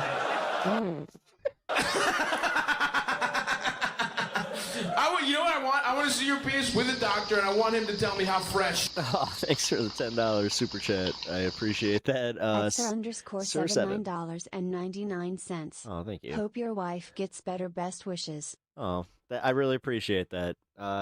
Actually, she's upstairs, walking around, having some. The circumcision scars are. I want him to be like, yeah, he did when he was 14. Wait, he kind of pulls off laughing at his own jokes. Excuse me, what are you saying? I can tell you're lying at the end because you're like, what do you mean? You got aggressive, like you were gonna fight or flight me, motherfucker. Anyway, whatever, it's fine. Nice try. You got me going for a second there. But it was interesting. I'll give you. That's an interesting. No, he's one of the guys that's kind of like that. Dude, interesting lie at least, but. Those old heads, man. You swear? You really believe? You want me to believe in 8th grade? You said I want to get my dick cut off, and your parents were like, "Cool." Because I don't know, because you're fucking weird. What the fuck? I don't know you. I don't know you. Why would you lie about it? For attention, motherfucker. I don't know. Anyway, why would you? The thing is, why would you? It doesn't make any fucking sense. We are going to your doctor. You don't even know your doctor's name, huh? He was Jewish? All right, now you're... Huh? Okay, whatever, man. You got a fucking uncircumcised penis. I'm willing to bet a lot. 400... Huh? Yeah, I don't actually want to see your dick. Unless a doctor... Do we have any doctors? Do we have a urologist here by any chance? If we have a urologist here, then we are looking at your penis later. But I don't think so, right? Nobody here's a urologist? No? Fuck. Huh? Well, that is a shame because I knew you're going down if it was the case. Any children of divorce in the crowd? Nice, the whole squad. Whose fault was it? Anybody want to say? It was your fault as the child? Wow, dude. Damn, you have fucked up parents if that's what you believe to this day. Parents. Why do you think? What do you think it was your fault? Dude, go. No. I'm sorry. It's funny this has actually become like therapy. He Yeah, said they'd I always was about argue to say. because of him. That's their problem. Like, I know I'm trying to usually do some funny stuff, but Yeah, but goddamn, it's like, it was bro, not. You actually dang, believe yeah. that? Yeah. What were you doing? Okay. You think you were a really bad drug addict, and you think maybe that had something to do with them, maybe? You think you were born, were you a baby that was like, where are the pills? Were your first words re-up? Like, what do you mean?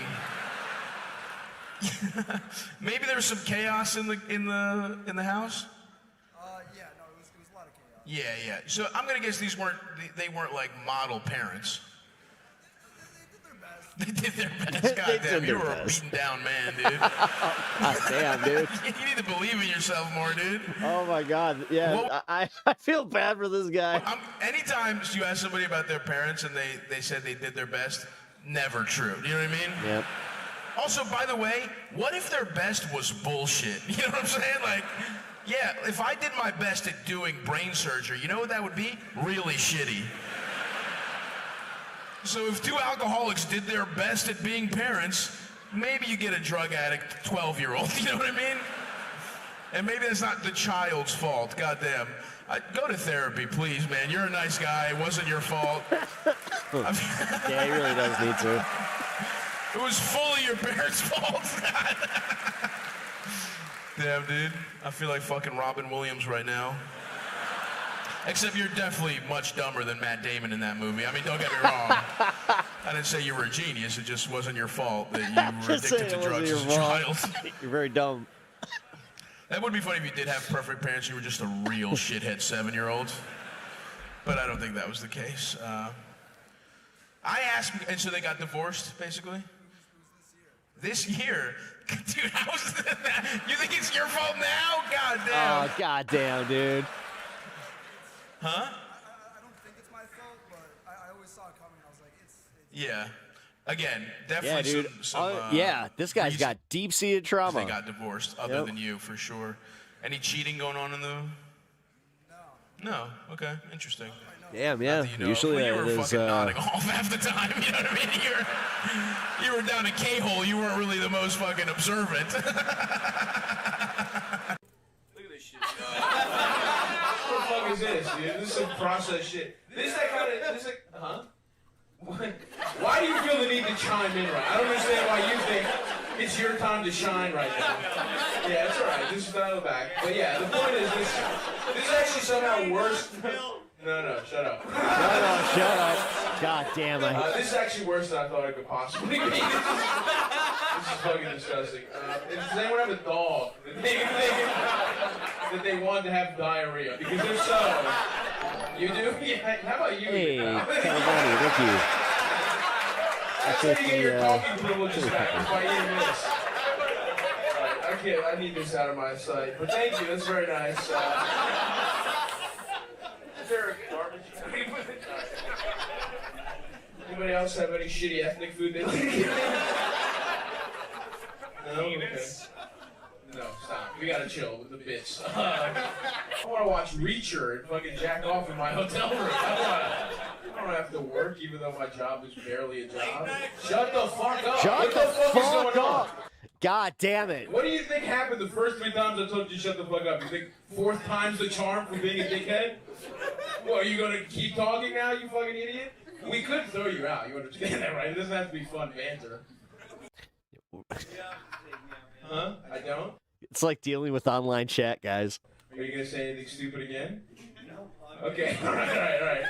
I bet you're gonna say something. Those are my bouncers. I've been doing this a long time. I got a pretty good inkling you're gonna say something again. And when it happens, remember this moment. Alright, anyway. I don't know. Everyone's like, we gotta get back, Because it, you know? dude, it derails you.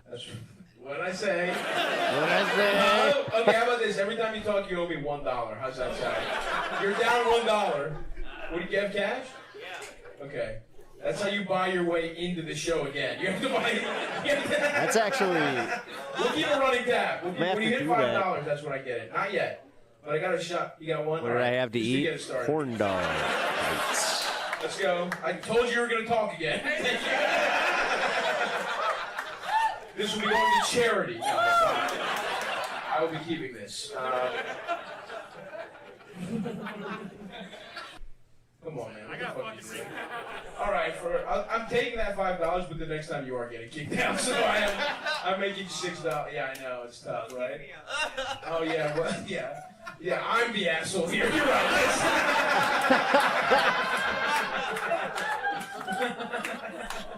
How long have you been drinking? You've been drinking all day, right? Oh, you were trying to ask me a stupid question. 6-9 p.m. So you're a concerned heckler. Pep, what you have to eat tonight? Did you take care of yourself? Are you staying hydrated? Oh, nice. Well, why? Like at that point, I'd be like, it's Why isn't he the drunk one here? Hey, come on. You're a guy you only thirst 37 once. A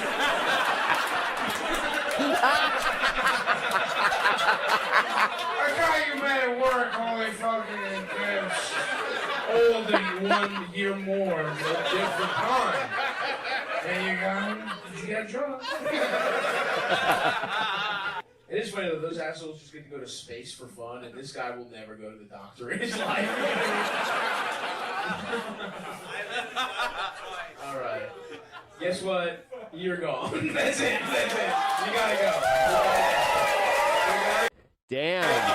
He pulled the trigger. Let's go, buddy. Thank you very much. You gotta go. That's right. Damn, hysterical stuff. Just go ahead and scoop up this 5.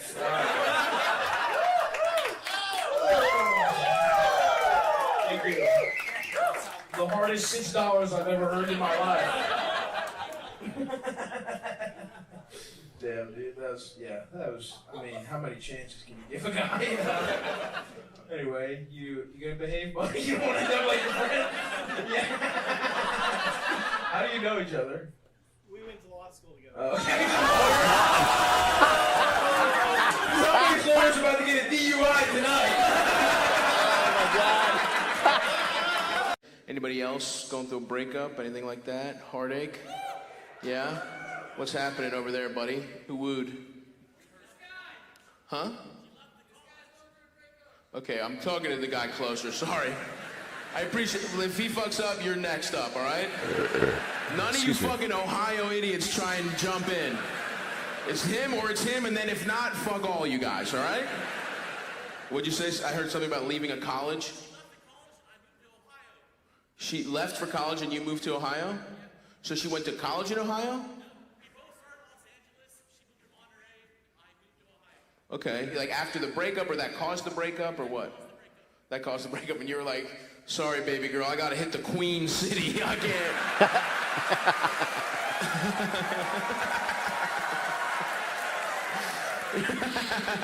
Yeah, the beaches of Southern California and your love are pretty nice, but they don't hold the candle to Skyline Chili. Don't cheer that. He made a huge mistake. And you know it. All of you know it. You're just happier. You're happy. There's another one. So I'm sorry, you told me, where you guys lived, but you didn't really tell me what happened with the breakup. What happened? Oh, so wait, the joke I just said was exactly what happened? Damn, okay. You must have not really cared about this relationship that much, though, right? You love her? Well, okay, dude, what the fuck? All right, well, you've made your choice, though. You understand that. What's the job? What kind of job is it? Oh, my God. You gave up Southern California, a girl you love, to move to Ohio and help the U.S. government kill foreigners. You gotta live your dreams. Defense contract. Damn, you are a piece of shit, dude, for real. Yep. And you don't know it yet, you know what I mean? Yep. Yeah, they figure it out I know eventually. it's tough. You just saw the number, the money, and shit like that. But boy, it's gonna start eating away at you. Not yet, but yeah. Hopefully you're not the brightest, so maybe you fuck up a drone or something like that. Damn. Was that your dream? I gotta ask. What? Okay. NASA was, but you were like, all right, instead of expanding the human knowledge base and being amongst the stars, I'm gonna create rockets, not for us to explore new things, but to cause death and destruction. There's nothing else you can do, bro? That's pretty much it. That's pretty much it. That's what I'm good at. Well, that's good to know. At least, like, the smart guys go to NASA and the dumber ones create guns, so that's something. And then how about the dating world? It's bad out here. It's bad out here. You don't think you have maybe anything to do with that? You think it's just... Huh? People are boring. Well, I'm like you. You're fucking awesome, dude. You're like...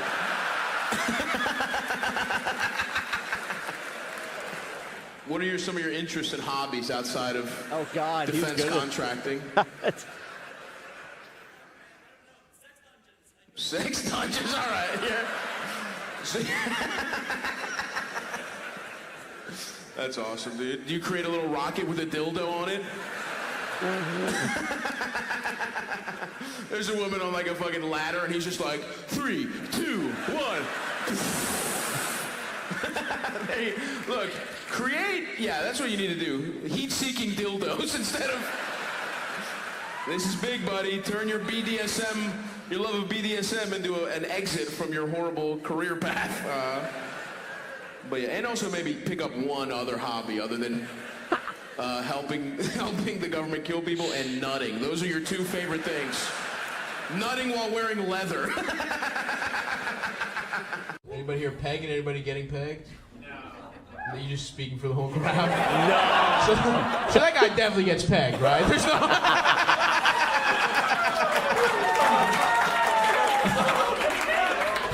To a room full of 200 strangers. Anybody here get pegged? No! Not me. What? Get pegged for me. What the... You're a funny fucking guy. That's honestly the funniest thing you said today. I'm gonna go. Just leaves $100 on the table. He's sprinting home. I'm not getting. No. No.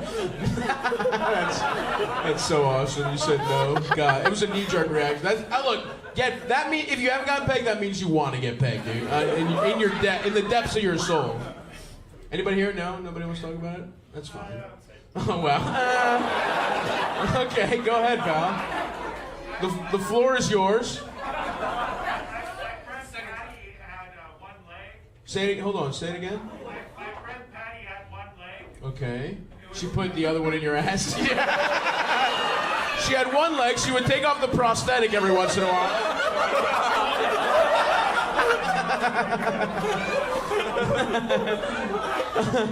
She's like, toes first, thigh first. Was it the... Been a bad boy. You better put it at thigh first. Wait, was it the no? Was it the no? All right. Let's all quiet down. He's in the back. Let's try and hear him. Your friend Patty had a prosthetic leg. Well, she had a stub. A stub, okay. What are we talking? Below the knee? Hold on. She put the stub in his ass! Give me a high five! Woo! She put the whole stub in your ass? Whoa, that's even better than the fake scenario I came up with. Patty was in there just...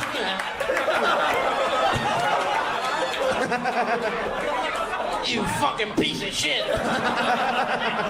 Fucking Jean-Claude Van Damme with like, she's got the ghost toes. It's just like, come here. Sounds like a pretty cool party. I'm not gonna lie to you. You guys are fun. Are you straight? Are you gay? Are you bi? You're straight. Interesting. You're okay. I've smoked a lot of weed, pal.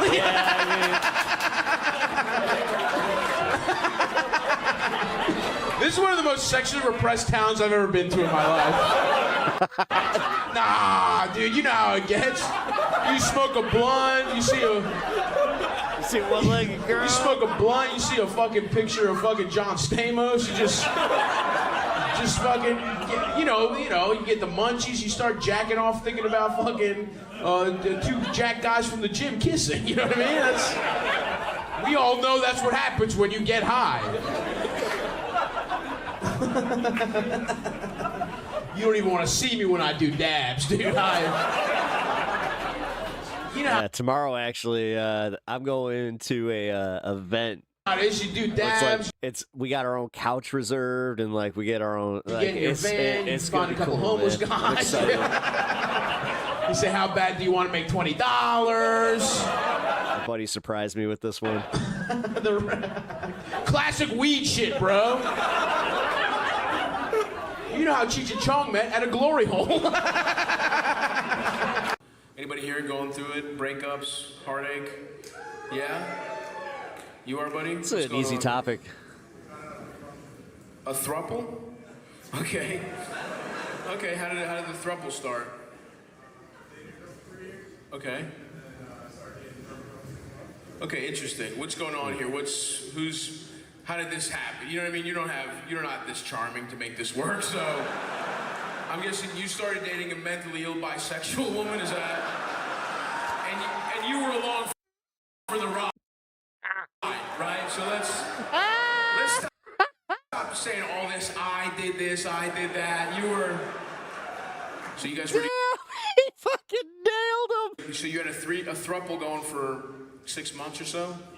Okay, Nice. that And was why funny did that as come to an shit. end? The way that the guy just went. Oh, wow.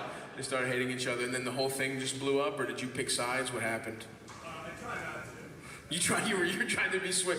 Gals, look, I don't know who's supposed to do the dishes. I'm just trying to get a couple nuts off, okay? So you tried to be Switzerland in the whole matter, and then it just blew up. And now no one will fuck you, right? Is that what's going on? You're not with either of them? Oh, you're with one? Okay. You had a conditional breakup, and now you're like, wow, she was a real dumb bitch, wasn't she? Okay, nice. Not really see, what's going on here is this man wanted to brag. Do you know what I mean? And we didn't really answer my question. I said, is anyone here sad? And he's like, I'm not getting double top anymore. But I still have a girlfriend. Just, fuck you, dude. Fuck you, dude.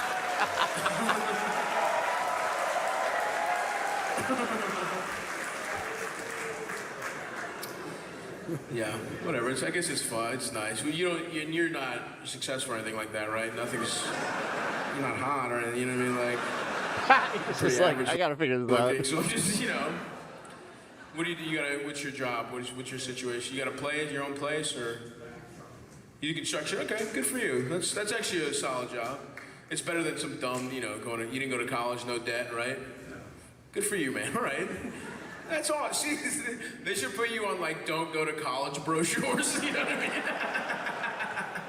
No debt. You get sucked off by a couple girls with septum piercings. It all goes good. Anybody here's really anti-poly? Who was the person who said no? You. Did you have a bad experience, or you just closed-minded? What is it? Huh? Oh, okay. Hell yeah. Oh, your brother was married to 6 people? Okay. Do you understand that maybe your brother is mentally ill, and that doesn't mean polyamory isn't possible? 6 people. That's really interesting.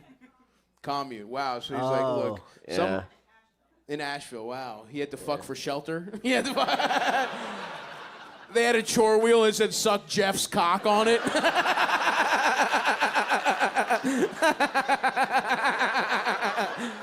Oh, but I sucked Jeff's cock last week. We all agreed on the wheel. We all agreed on the wheel. How's he doing? How's your brother doing these days? He's reeling. He died.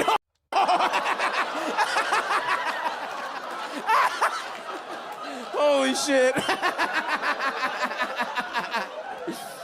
Oh man. That's what the was about? It wasn't a divorce thing, it was a death? All right, well, hey.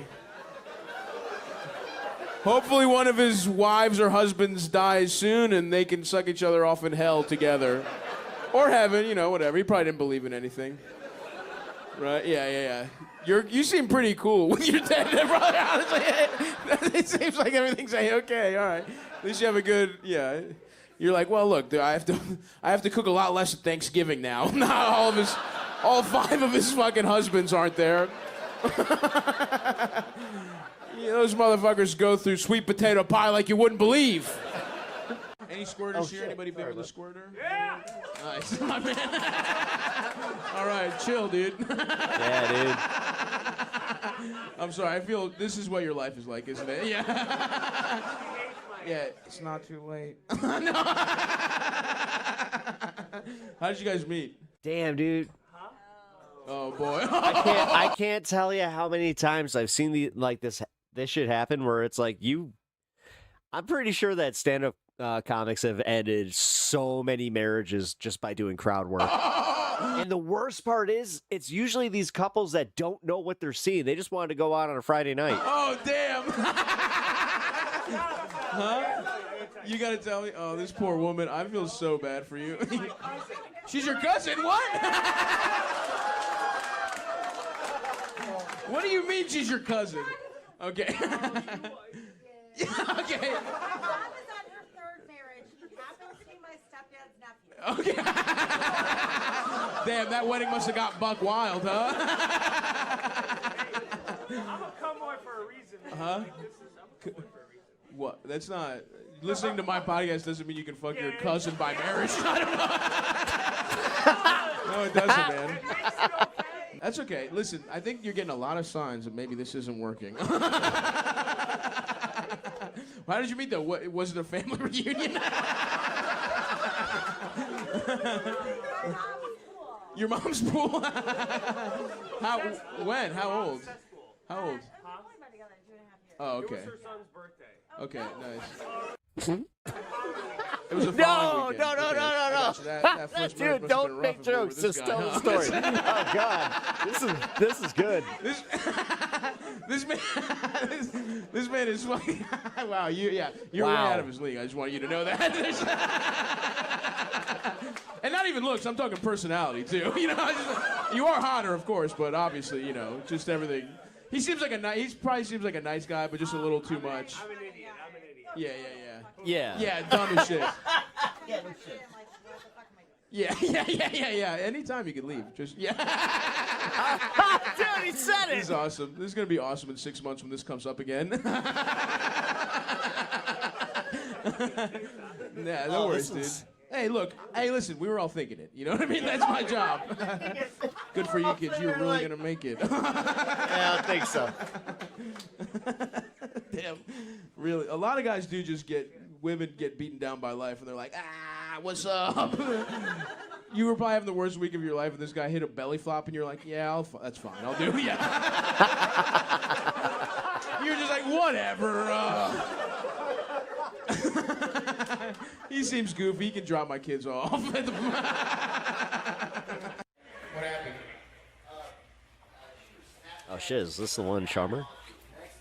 She was Snapchatting next to you. Wow, you were dating a 16-year-old who fucking Snapchat? Sounds like the one, Schaumburg. I hate this room. Yeah, I was dating a girl in my algebra class.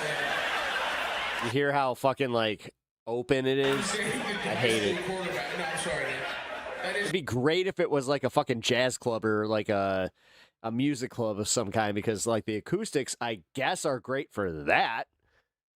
But they don't do shit like that there. It's fucking stupid. Very painful, but it is a hilarious way to know you got cheated on. Just think, oh, man. Anyway, so, huh? He was being a nice guy. Yeah. Damn. Do you use Snapchat? I'm sorry. Do you use Snap? I know it seems to be hung up on this detail. She uses Snapchat. You don't use Snapchat? No, I know that. I understand. I'm just saying, are Are you a Snapchat user? Chris, if you could tell so fast. yourself? You get to know rooms. Damn, dude, you just right. That's pretty. That's and then what happened? You. That's 100%. Yeah, I hate the way that they have everything stacked. It's so stupid. Right. So. And yeah, you can see everybody. That's also something like. This guy. No. You don't know the guy. Such a shit Just club. a guy from Snapchat. You saw a guy though. How do we piece this together? I'm sorry. I don't want to like.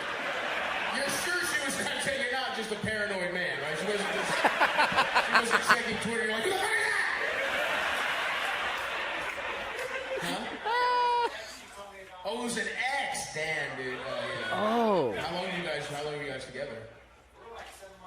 7 months in. Damn, yeah, that's a tough Yeah, one. that Yeah, is I'm sorry, tough. she probably fucked him a couple times. Sorry, I don't like, it's better that you know the truth and you can move forward. What do you guys fucking like? I'm the asshole. I didn't fuck his girlfriend. I'm his friend. I'm telling him the truth.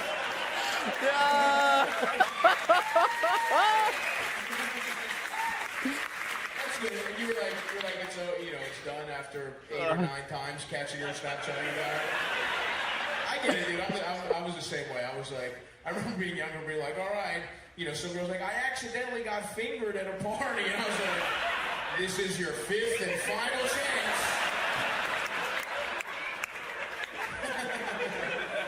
You doing okay though? You bouncing back?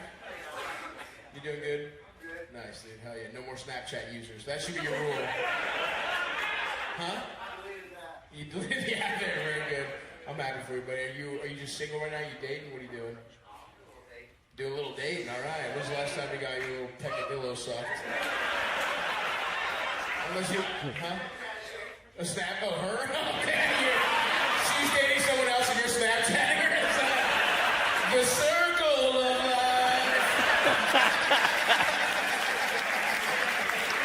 He's a nice guy. He's a nice guy. I'm trying to do less drugs. I'm trying to watch less porn. That's one of my goals. Thank you. Is that pro not watching porn?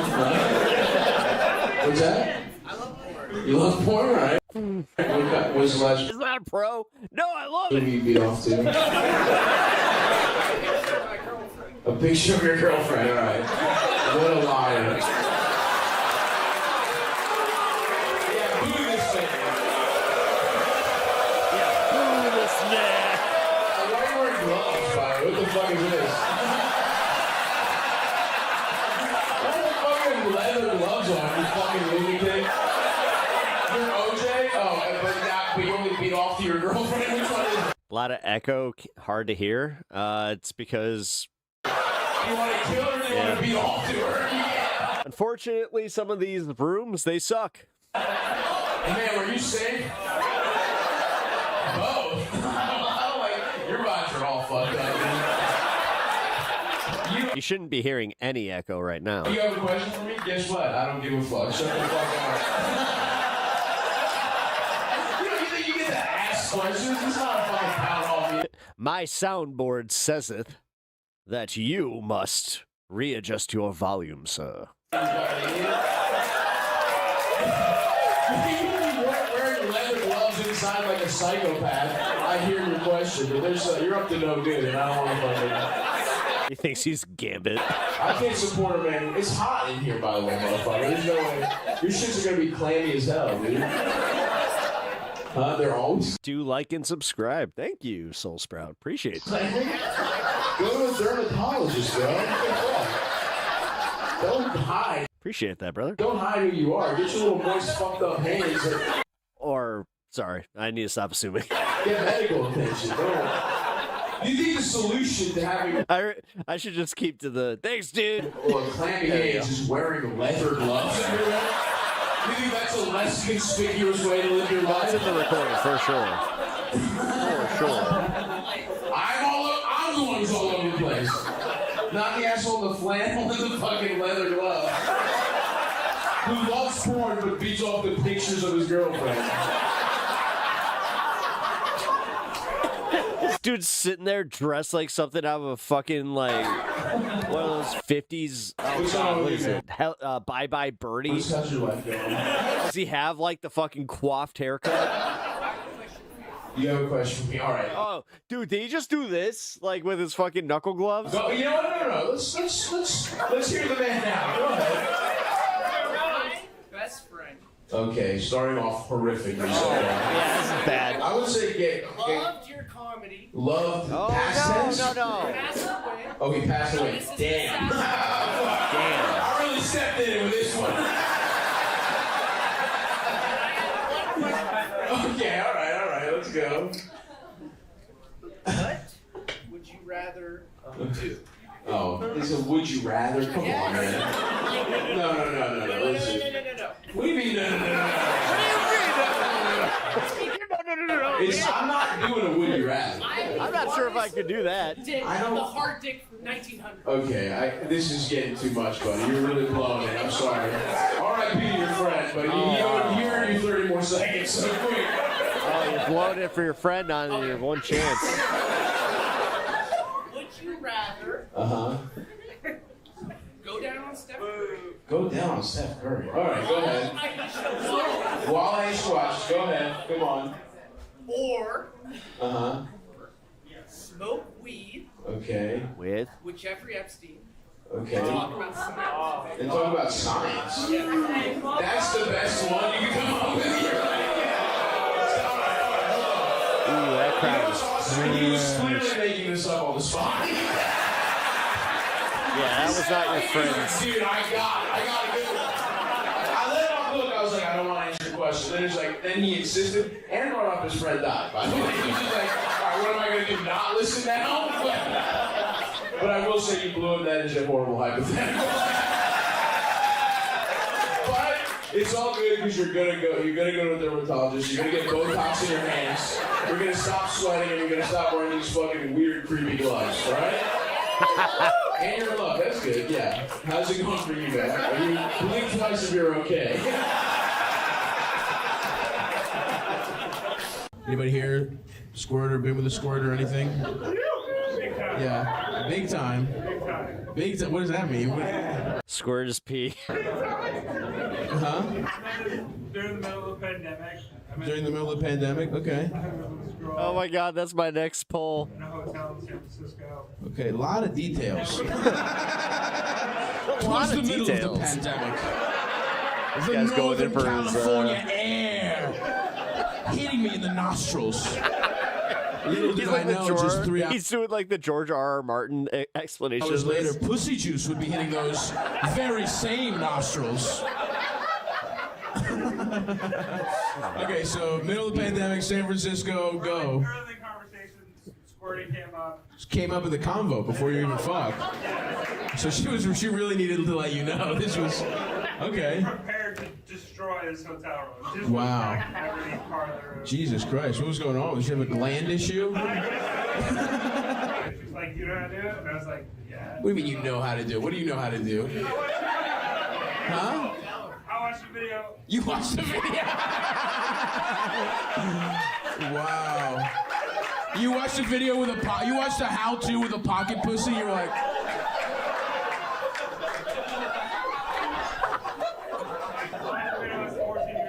When you were 14? What?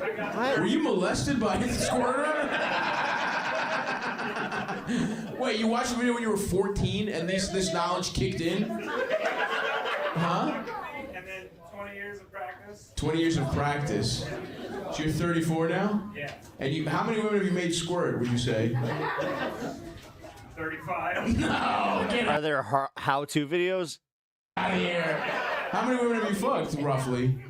70. 70? So you're telling me you're batting 50 exactly? You're a 50% squirt guy? I don't know. If You're batting 70. Your vibes are really fucked, so I kind of believe it. You know what I mean? You do seem like a guy, just from voice alone, you seem like the kind of guy that moves to Thailand at 70. You know what I mean? Like, you could be a potential sex criminal, so I will. But hey, good for you. And this was the most egregious squirter you've ever come across, huh? Okay. Nice. I had to call for extra sheets. You had to call for extra sheet. How long were you there? 3 hours. 3 hours? What?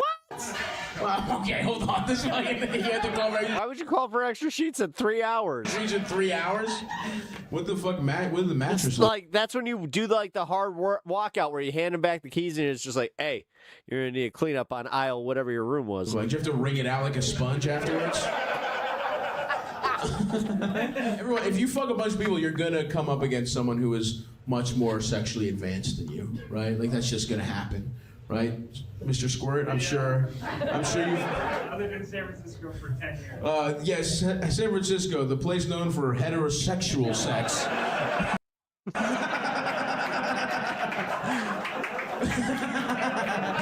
Yeah, you know San Francisco, Pussy Town, USA.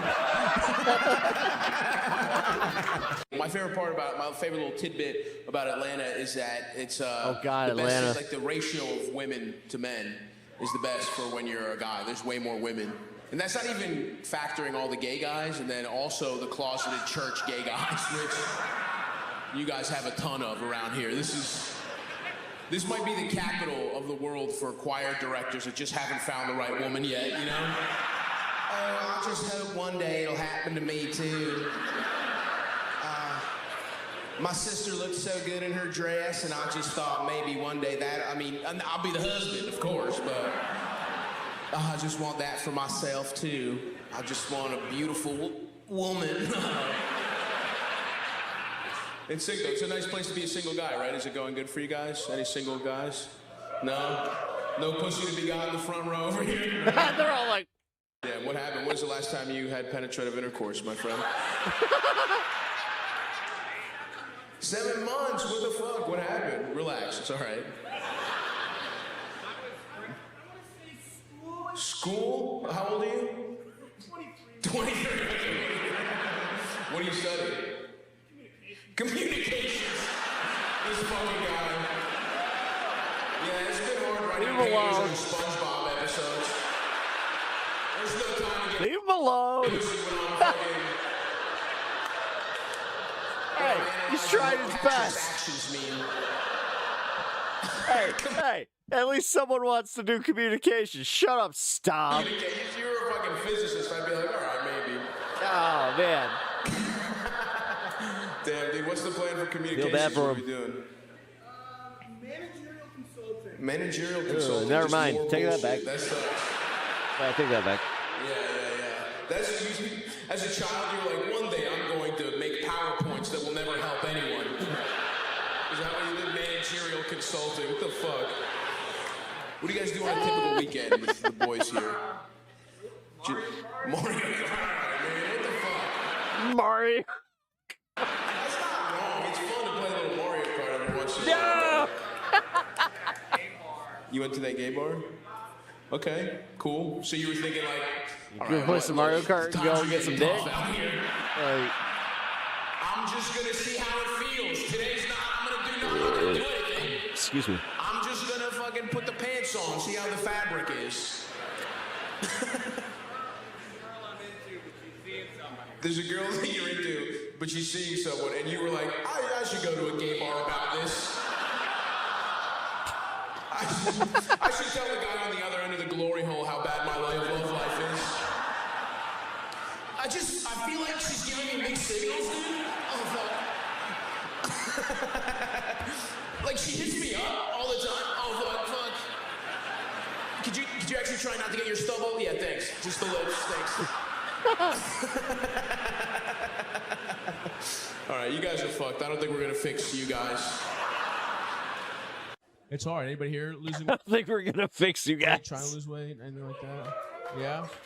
Who would over here? You're trying, but it's not going good. I needed this. You're failing. Oh, why is that? I think this might become like the Friday thing that we do. Watch it like we've been doing a lot of like Sovereign Citizens. I think that we should do some more comedy. You suck at discipline. Is that a problem in your life in general? Yeah. Getting better Where at have you figuring out failed what I at can due to use. lack of discipline. Being happy. Oh, so yeah. So your life's bad. Relax. Shut the fuck up. We're gonna get into it. Relax. So you think you need discipline to be happy? You might just have like a fucked up brain. You know what I mean? Like, do you have a bad family? Dude, I want to do a podcast with Stavi like so bad. You don't think so? Just do you like, and not like a long form anything. I mom I and want to your dad? interview him so bad. Like it would just be a therapy session back and forth. Maybe they're fucked up. Okay, so maybe believing it. Let's start with self-confidence, because you're like, because without even asking, you're like, I think they're good, but if you think's different, maybe they. Yeah, actually, you know what? My dad me. I'm sorry. It's my yep. No, if you're getting that vibe, he probably sucked my dick. You're right. I'm sorry. That's on me. I'm a fucking asshole. Why are you like this? I tried reaching out. Why is He's on tour. Do you have like a strict dad or something? If he hits Chicago, maybe. He was strict. He's a pass. There we go. All right, that's it. No, he would probably do my my show just because. Why don't like, you believe vibes in alone. yourself? Why are you scared of everything? It's probably because you Also- thought God was always watching. You know what I mean? Yeah. Did you wait too long to beat off because you were probably do a that. pastor's son? At 11. Okay, but you didn't feel guilty about it. Not at all. Okay. All right. I'm supposed to have a guest tonight, but I had to reschedule. That's the most bass I've heard in your voice so far.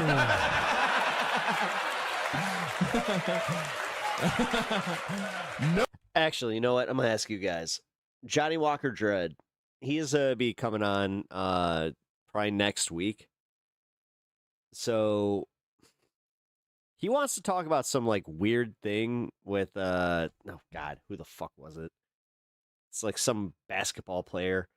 But he was just like, yeah, I want to talk about like this this court case coming up, and I'm like, okay, I'm not sure if I want to do that. And then I was like, how about if we just like kind of debate the news? I just feel like he's gonna try and turn it into like Rashad Ritchie stuff again. So I don't know, guys. Like, here. No. Fuck is it?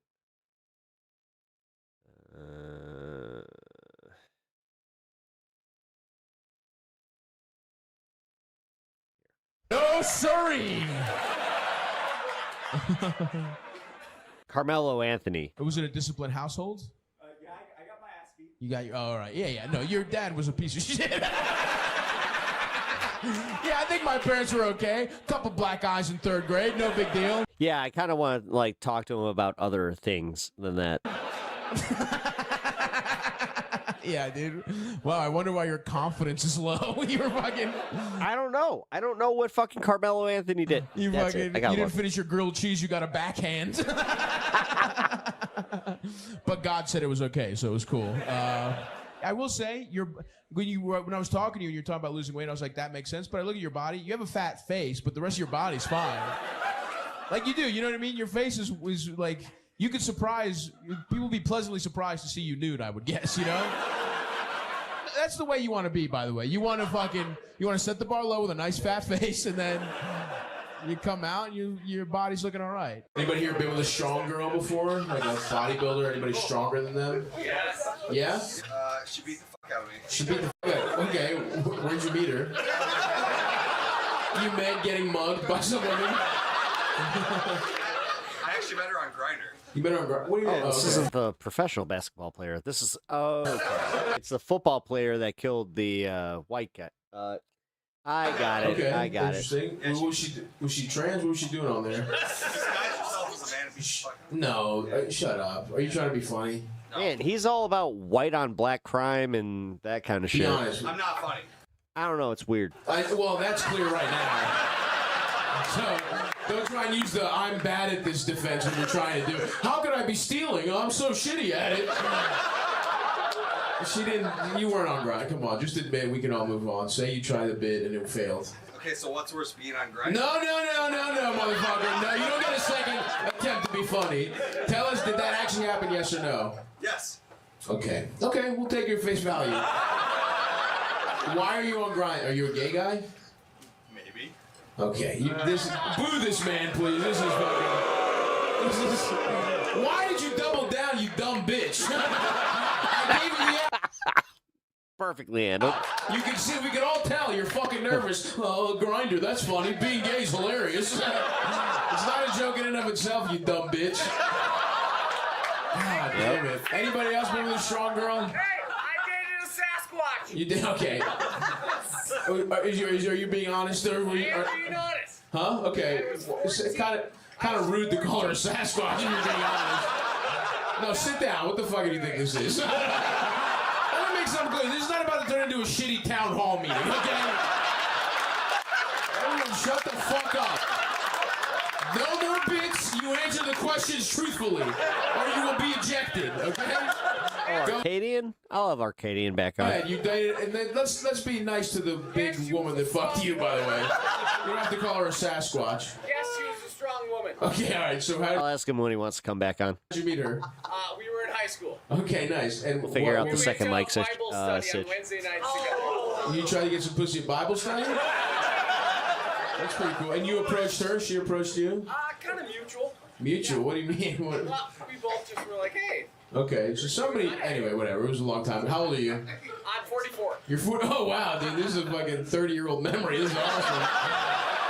You're going into the bank for this one. Respect. So she was stronger than you? Oh yeah, by far. I'm about 140 pounds. Okay. At that point, she was 170. I was about 110. Okay, and she was taller than you too, I'm Yeah. guessing? Oh, yeah. You a little guy? We're making out on my basement floor. Okay. She's on top of me. Okay, damn, are you hard right now?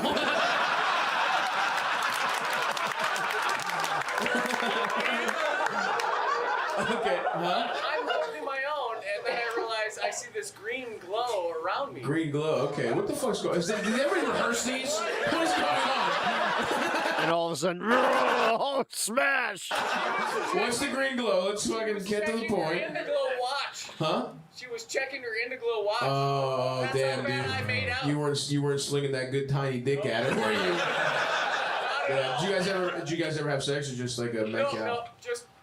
Okay, nice. Thank you, man. All right, well, I guess it's better that you're lucky you had to follow the worst answer to this question ever, because that wasn't very good either. But it was better. It was miles better by comparison. Hey, I know this building. That's Chicago. That's the Vic Theater. How we doing, huh? I saw Soder here. Nice to be here. That was the show, actually, where he did the Luigi jokes. This is sick. Love Chicago. Great town. Hey. Really nice town. Kind of place where a fat man is respected in this town. You know what I mean? You guys have fat authority figures in this city. We do. A fat man in a suit. That, you know what I mean? It's not played for comedic effect here. No, he's a judge in Chicago. I love it, dude. The kind of place You seen our fucking you guys probably use governor? the word pipsqueak a lot. You know what I mean? Like a skinny man. That's the fucking piece of shit in Chicago. Pencil neck. You probably call people pencil neck. Q-tip. What a great place. They call you Q-tip. Yeah, it's nice. I'm sad your hilarious little mayor's got to go away. That sucks.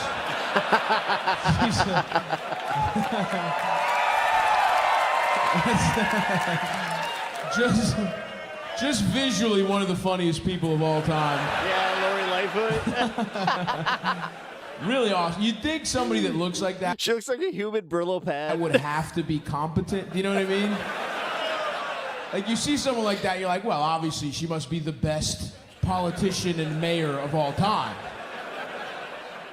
You gotta be like technically a savant to reach. Oh, Natch, you taking off?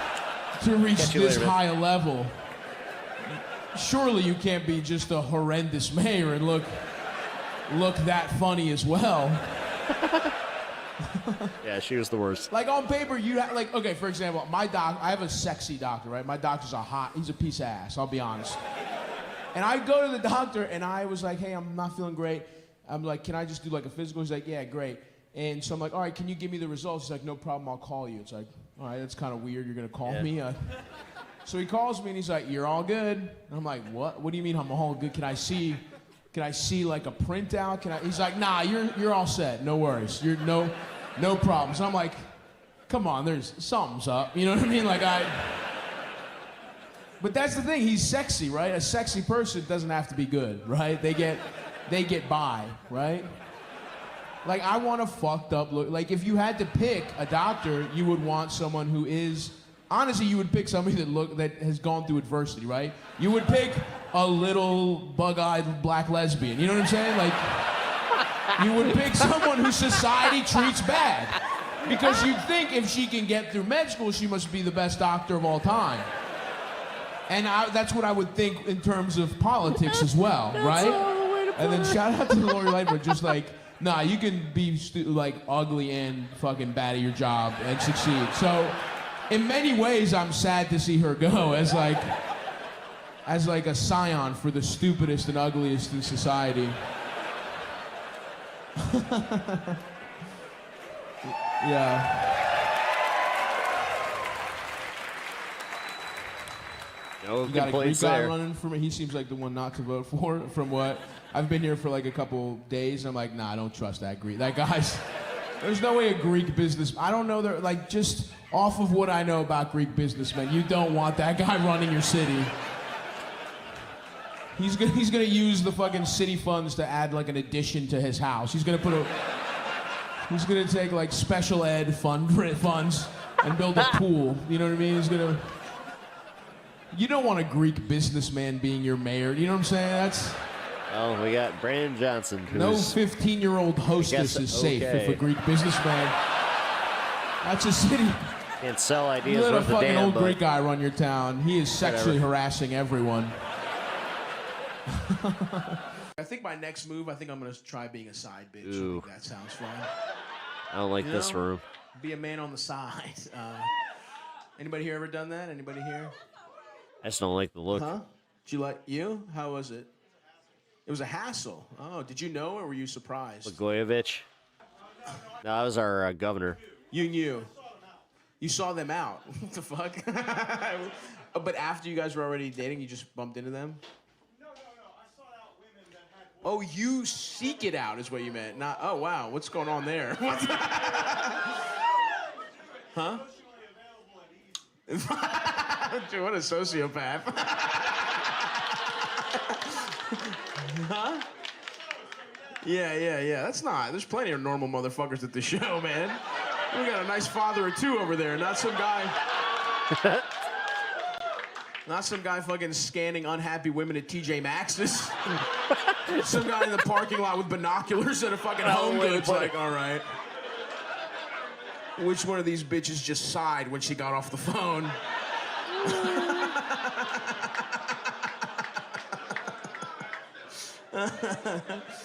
Damn, are you cheating on someone with him? Not anymore, though. That's past. That's over. All right, nice. Oh. Oh my God, the way she's like. You had a boyfriend when you met him? How'd you guys meet? Where did he seek you out? Huh? Art class. All right, nice. You're both in the class together?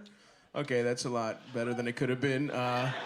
She's my student. I'm two different kinds of predators. Nice, but you think this is over now, huh? You know, so that's good. That's cute. That's nice. That's awesome. I wouldn't bet on this working out. No offense, but just from his psychological profile, it's good now. How long you guys been together? Oh shit! All right. Oh maybe. shit! Yeah, that's good. Good for them. You got out of your system, huh? You went to therapy. There we go. I was gonna ask. What did your dad cheat on or something? Did your mom cheat? Your mom cheated, didn't she? Answer me. Did your mom cheat? Oh, your dad cheated. Interesting. Huh. I would have bet $1,000 his mom cheated, and he was trying to fuck his mom weird psychologically. You know what I mean? Wow. Okay, but there's cheating in the family. All right. A rare miss. What can I say? You know, we can't bet 1,000, folks. This feels like a pretty alcoholic town. You know, it feels like. Yeah, there we go. Feels like we got some DUIs in the crowd. Feels like we got some DUIs in the crowd. Anybody DUI? I have asked this question. Yeah, back there? Yeah. Nice, what happened, man? Some really good reason, I'm guessing? Stop. Stop. At a graduation, bro, that's really... Diploma and DUI the same day. What are you doing now? I'm a locomotive engineer. Hey. Train guy? Yeah, he's a train guy. Fuck yeah, little hat? Little hat? That's awesome. They're like, look, it's on fucking tracks. Even if you get fucked up, it'll run itself. Just fucking pull the little fucking thing. You see a little kid with a learning disability do this, you pull the train whistle, you make his day. You can be as fucked up as you want to, pal, all right? Just... What kind of trains do you drive, my friend? Freight trains. So we're talking like, you know, like the supply chain. Are you part of what's fucking it up? Is there just a shipment of huh? Well, oh, I'm sorry. You take issue with that?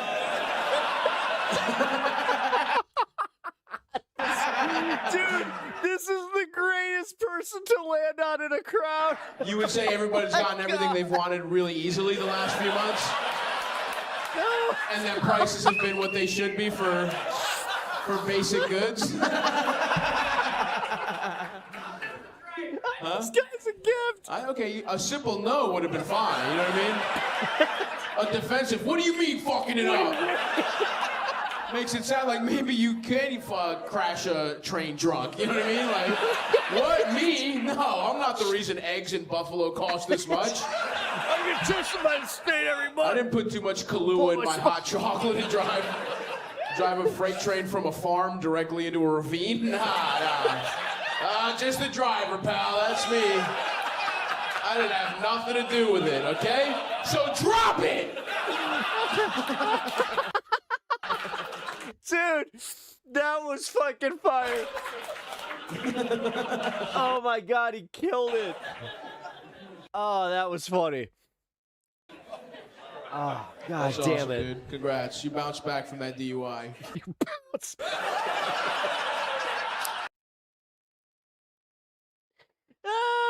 And that was. Oh, fucking A. Congrats, man. You bounced back from that DUI. Oh, fuck. All right, man. I'm having fun with y'all. So we're going to do, here, I'm going to find my favorite. Here, let's go. Give me one sec. Let me get this set up. We're going for a little bit more because, yeah, I'm enjoying laughing with y'all. No, Stavi, this crowd work is insane. Let's see. I have the watch list.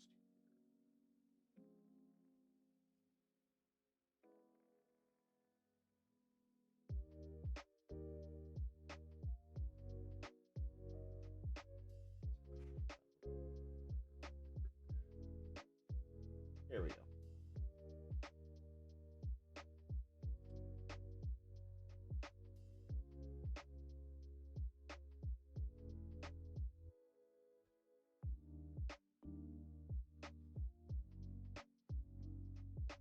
What do you do for a living?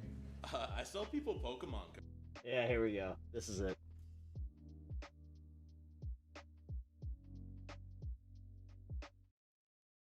Then I got some Big J. We'll go into some of my favorites. What do you do for a living? I sell people Pokemon cards. You sell people Pokemon cards? G Marco? What do you? That's your whole job. You scour the earth for rare cards and sell them. People come to me, they sell me the cards, and I What's sell fun? them to people. You wake up and He's what a do you do? scalper. Check eBay for cards? No, I go to work. You go to work. I do it at a store. Oh, at a store. Oh, so this maybe you're not. wait. This is you don't even have like autonomy at this thing. You have a boss. Your job is you sell Pokemon cards, and you have to report to someone. Because I'm thinking, all right, well that's stupid, but you know he makes his own hours. He's independent. So you work at a very specific pawn shop, is what you mean? You don't like find them out. You just people bring them in. That's awesome. So some guys walk in and they're like, hey, the one woman who fucked me divorced me, and to make alimony, I'm gonna have to sell the cards that drove us apart ultimately. So Who's selling cards? It's divorced guys. It's like Adult children. adult children. Yeah. And then who buys them? The same guys, right? The same guys, just on the opposite end of luck. You're constantly just shifting cards back and forth between losers that. Like a loser that wins a scratch off buys a Charizard or something like that. Or interesting, damn. And do you think there's advancement at the Yu-Gi-Oh card shop or?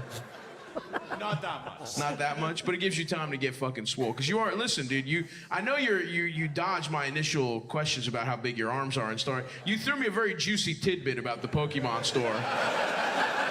And I'll give you credit. That is pretty hilarious that exists as a store. That enough people in this city don't fuck for that to be a business. Like a brick and mortar? Are you kidding? It's one thing if it was a fucking online store, but this guy pays rent. There's heating bills that go into the Pokemon card store in 2022. Damn. I'm gonna get you started working here in like college, right? Yeah. How old are you? I'm 29. 29. Okay, nice. All right. Well, look, man, I don't know how much longer you can work. Adult children, that's uncalled for. Come on, cards. I'll take it.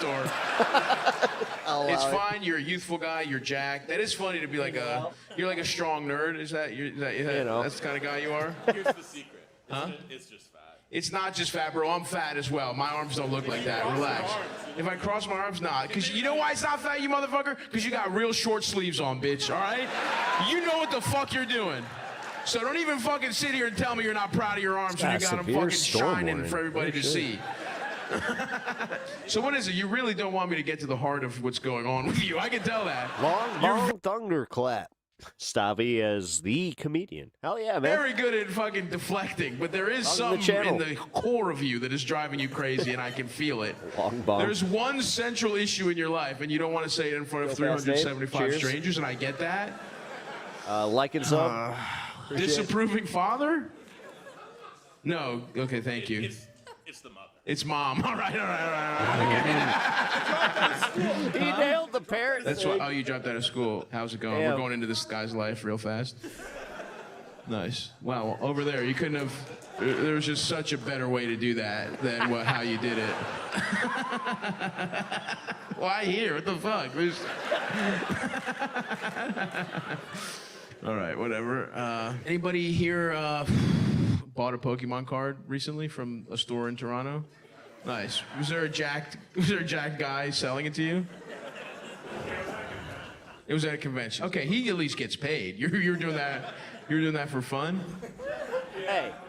You're a nerd. That's all right. What's your prized piece in the collection? I got my Charizard. I have a $300 Lego figure. What? You stole it. Okay, from a child? Who did you steal it from? A store? One of my old friends. Your old friends? Oh, Jesus Christ. Oh, ew. Is that the reason? Did he? This man went crazy. Ew. Yeah, do that, man. Damn. Why did you guys grow apart? His Legos kept going missing? Was he a good guy? Why did you why did you steal from him? I wanted it. You wanted? Oh, he's a piece of shit. Got it. You must have had bad parents too. You don't even know basic morality. Is this your dad for real? Come on, man. What the fuck? Was he a bad kid? Yeah, he had some issues. He had some issues? That's awesome. You're like, buddy, listen, the Deadpool figurine's the least of our problems. Kind of like the Mario version of the other lady's Wario, you know? Yeah. Big Wario fan back here? Oh, Mario. Okay, nice. There you go. Congrats, guys. That's awesome. What do we got? Mario, Luigi, and Princess Peach? Okay, nice. No, who's the other princess? Just no Daisy, huh? Daisy. Huh? God, fuck. Luigi's the third. That's so sad, dude. I don't know why, but Daisy's always the character that, like, in Mario Kart, I always get fucked That's one of the over by. worst third wheel. It's so clear who's not getting pussy because it's Luigi. There's no mystique as to, maybe, no, that's like, if you were all like fucking bumblebees, no one would know who, but it's like, no, I'm very clear, I'm letting you know I'm the one who doesn't fuck. One time at a Halloween party, I saw Luigi by himself, and that was one of the most fucked up things I've ever seen in my life. That's how low your self-esteem is? You dress as the secondary guy? Solo? Well, it depends what year it is. Damn, dude. Shit going all right, Luigi? What's going on, bro? Is life okay? No, things are bad. Do you hang out with this couple too much? Are you always, yeah. You got to break free of that, dude. You know what I mean? Forever the third wheel. Okay. How long have you guys been friends, Mario and Luigi? 10 years. Okay. And how long have you guys been dating? 3 years. Okay. So you guys are really in this dynamic big time right now. This is something that happens over and over again. Do you guys have you guys ever had another group Halloween costume? Have you ever done like The Simpsons and You're Flanders or something like that?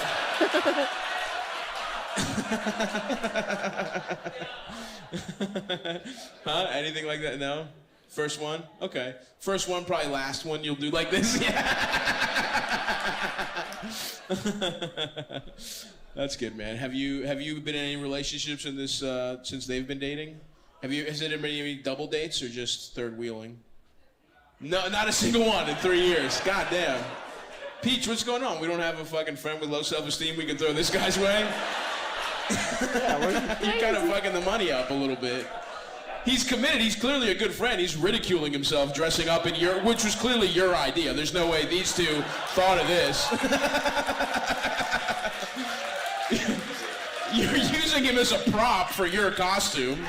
He's essentially a walking prop. I bet you if you could find a Yoshi costume to cover his face, you would have. But you were like, this'll do. This is good enough.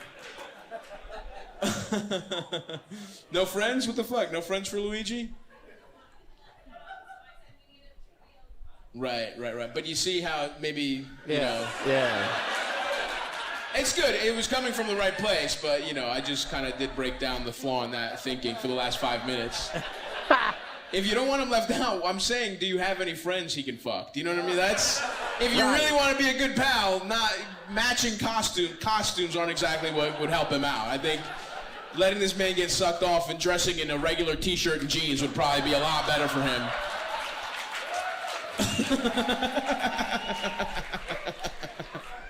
Just a button down and some head gotten recently was so much better than a costume, but anyway, enjoy the rest of the show, guys. Enjoy the rest of the show.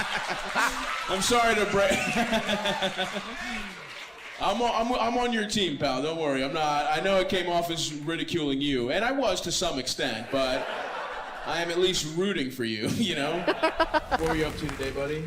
You nailed that shit. Come to see me. That's it. Fucking day started at 9 p.m. You didn't do anything else. No other activities. Really? So you set an alarm for 8:30 p.m. today? You went to bed at midnight last night, and you were like, I'm gonna get a nice 16 hours. So I'm well rested for the show. You did something. Did you have a meal? Let's start there. Did you have a meal? You had there we go. What happened before the pizza? What happened before the pizza? You did acid last night. Oh, okay. So. Yeah. All right. Yeah, that's awesome. So you crashed today, is what you're saying. How was the trip, man? This is great. How lucky to pick you. That's awesome. Where did you do acid? My home. Your home? What the fuck? It's not the lockdown anymore, motherfucker. You could have gone outside. What, do you have a nice house? You don't seem like it. Do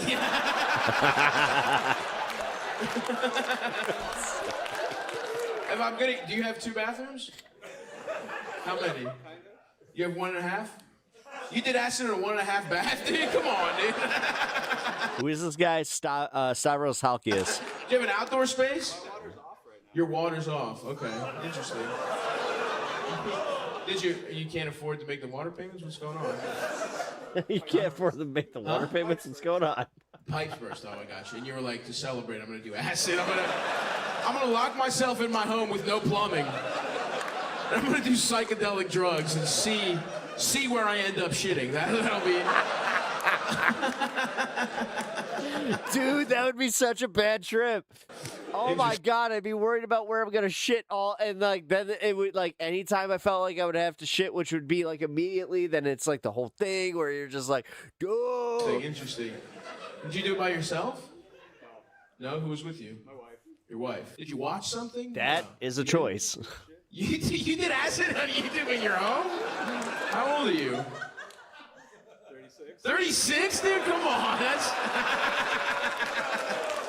All right. Oh, man, that sucks, dude. That sucks. You gotta go to Bonnaroo or something.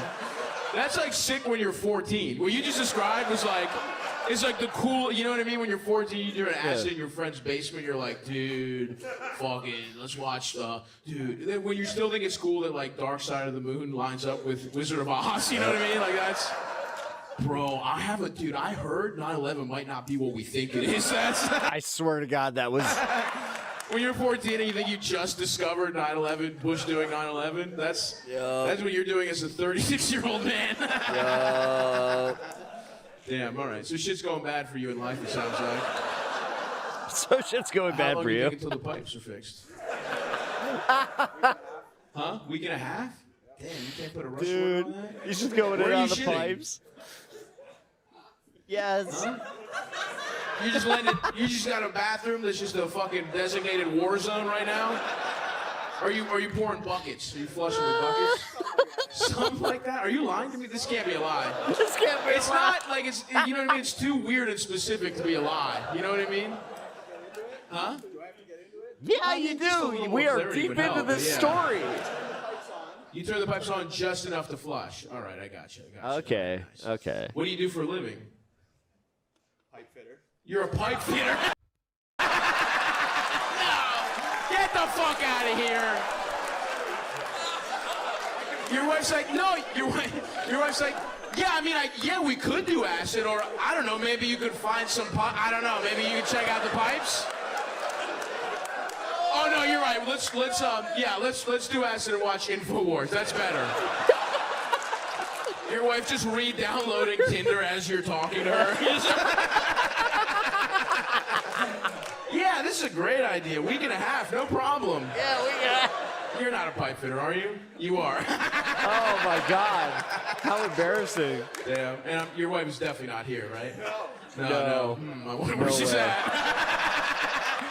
Hanging out with her friend from work with a working shower. That's where she's at. What's going on? Are you dealing with any adversity? Whoa. Have you dealt with any tragedies in your life recently? Man, the audio differences. Why are you getting fat? Straight white male. All right, relax, fucking Jordan Peterson.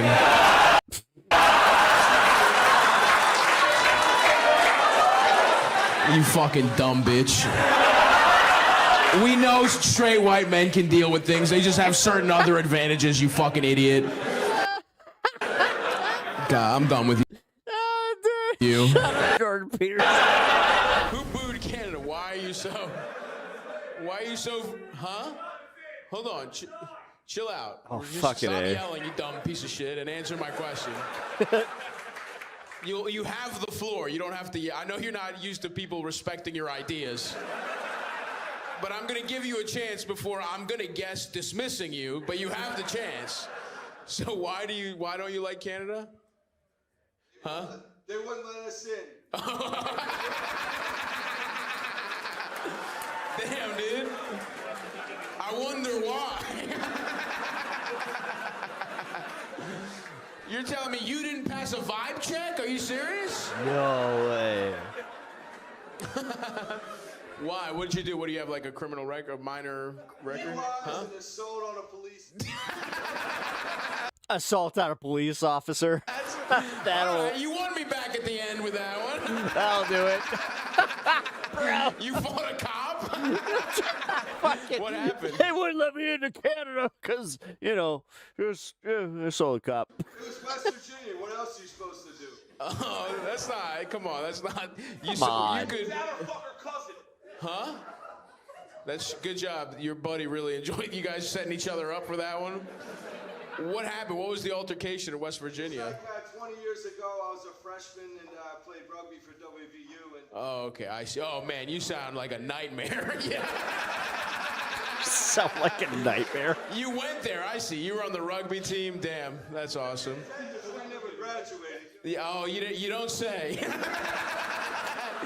You two scholars didn't graduate? Well, listen. Listen, when you're dealing with a fucking stalwart institution like WVU.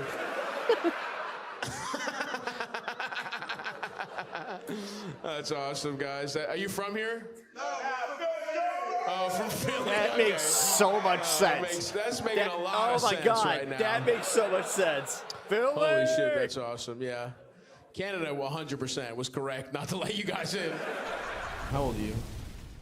23. All right, you look young. You're a little nervous. It's all right, buddy. Relax. It's all good. Do you have a job? What do you got going on? Where do you live? With your parents? Huh? Mississauga? I don't know, you know. Canada, man. I was kind of saying, like, in general, what's your, like, situation life-wise? You got your own spot? It's all right, dude. There's nothing wrong with that, you know? You got a plan out? Yeah. What are you doing? What's the move? Okay, master's in occupational therapy. That's something good. I don't know what that means, but that's sick. What's occupational therapy? Yeah. Whatever. Your dad was like, pick a fucking major. And you're like, that one, Pop. Get off my back. Is that a therapist? What is occupational therapy? Like a talk therapist or? It's like physical therapy. Oh, physical therapy. Okay. Kind of similar to that. All right. This is why I talk about college. Like, it's like, if you're being pressured into debt and you got this attitude about it, don't go to college. Just don't. Take a few gap years. Gap years are a thing. You should do that. Trying to stretch some other. I think there should be a 2-year gap between high school and college. Fuckers out for a living. That's cool. That's good. You got strong hands? All right. I can't tell from here, but. And if high school was perfect, it would set you up with like a baseline job. You guys friends? Does he have a nice grip? Is he doing better or worse than you guys? He's doing better in life than you guys? Emotionally, no. Okay. Why? What's up with his issues? What's he got going on? An Adam Freeland poster over your bed. That's a choice. Huh? Look at him? I mean, yeah, I'm not. I had Elizabeth Hurley over my bed. Maybe. But that's just, the times. Who he surrounds himself with? Like, I'm not even kidding. It was the bedazzled poster. Bro, you get these motherfuckers talking to you like that? I mean, I didn't think he had it together. Don't get me wrong. I don't want to. But his friends shouldn't be putting him on blast like that, you know? My bad. What do you got going on? What's your plan? Oh, I just smoke weed. You smoke weed. Nice. Is that long? Well, I mean, it could have been Brandon Fraser. Long term, where you're trying to go pro? You're trying to... Dude, if I could smoke the biggest blunt in the world and put it on YouTube, that's real money. That's real money. Do you have an actual job or what? What do you do? I work at like an engineering lab. An engineering lab. Okay, nice. Oh, slow plated, huh, you motherfucker? You're not an engineer, right? What do you do? Are you an engineer? No. No, okay. What part of the lab? What do you do in the lab? We like test rocks. Test rocks. Okay. None of this sounds even remotely real. What do you mean by test rocks? Test like is it like building material? You don't sell crack. No, you don't. You wouldn't last a day selling crack, pal. All right. I grew up in Baltimore. I would rob you if we grew up together. Listen, some of the Canadian white people might just be scared because you're black. I'm not. You know what I mean? Your friend probably believes that you can sell crack. I don't at all. Your family probably did all right, huh? What does your dad do? I work with him. Oh, you work with him at the? Is he an engineer? Yeah. See, suck my dick.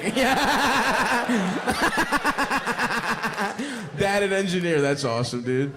Dad and engineer. You work in the lab. That's fucking sick. And you're not gonna be an engineer. No, I'm just a programmer. You're gonna be a programmer. Okay, nice. All right. Is that a type of rebellion to your father? I'm gonna be the other kind of nerd, Dad. Huh? That's cool. What about you, pal? What's the? Yeah. What the fuck is this? I'll do whatever the fuck I want. Don't fucking sit there and yell at me with your grandmother's jacket on, motherfucker. What do you do? Go ahead. Just a mail. See, there you go. That's an honorable fucking job, dude. You're the one I respect the most out of the three of them. Is that a good job in Canada too? It's a good job in America. No? What, you're anti the mail, the postal service? My stepmom's a mail lady and she's a bitch. Okay, well, you think maybe that has a little something more to do with your relationship to your stepmom? Yeah. You know what they say about fucking mailmen? Always barging in on you when you're beating off. I hate when they do that. Fucking mailmen, always stealing your father's love from you. I want to be a side bitch. You know, that sounds fun. Anybody here ever done that? What happened with you, buddy? You snitched? Oh! Boo! Wow, dude. You were like, listen, bro, man to man. What a fucking loser. And you broke the side bitch's code with that one. What was the final straw where you were like, I'm gonna fucking kamikaze this bitch's life? Yeah, buzz. Relax, we already booed him. All right, shut up. Relax, You're we getting already booed him. overzealous. The mob is too bloodthirsty right now. What was the result?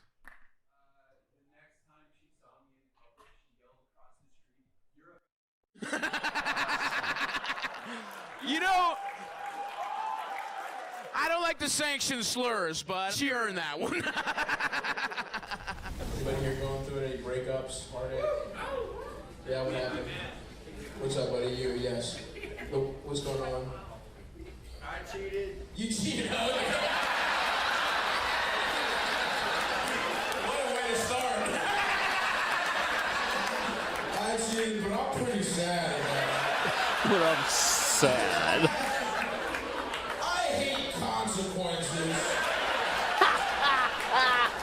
I was hoping I could keep getting pussy on the side. That was kind of what you were hoping for, wasn't it, buddy? How many times did you cheat? I cheated the once. Just the one. Just one. Was it your birthday? So I cheated. Yeah, no, we covered that. Yes, we covered that, yeah. And then what? How just one? She punched you? For real? For real? I cheated. Okay, all right. Yeah. Sorry, this is Texas, and your friend's like, yeah, no, of course. You get punched, you get fucked. That's fair. Okay, I hope it doesn't work the other way around here. No, okay. Just the one. Who was the person you cheated with, if you don't mind me asking? Yeah, go ahead. Please. Anytime. Motherfucker, hurry up. You're not all day. Just say it, you fucking Oh my god, I have a friend like this. piece of shit. Huh? The Denver airport? Had a 7-hour layover. No, shut up. You got pussy in the airport, is what you want me to believe. You took an Uber. You knew someone in Denver. You planned it? What do you mean you took? Okay, hold on. What happened? Who was this person? How did you meet her? Tinder? Stop with the hand motions, all right? Are you lying to me? Be honest. This is a He's telling the truth. Okay, you guys. Who was this person that he met in Denver? Oh, a kid. Oh, you were on the straight to get pussy dating apps. I see. While you were in a relationship. Okay, all right. Okay. Yeah, that's the bait. What's Yeah. going on here? Do you have a learning disability? Am I ADD? Does he have like an issue or something? I really can't tell if you're drunk or you're like cerebral palsy or something. And I don't want to be insensitive. You understand? So please let me know if that's what's going on. Okay, he's just a dumb piece of shit. Okay.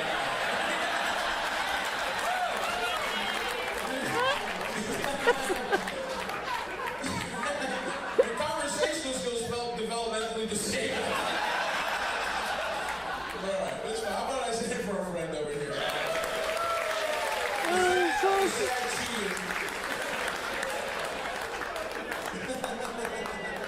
Just waiting in line for a Southwest flight, smelling like pussy.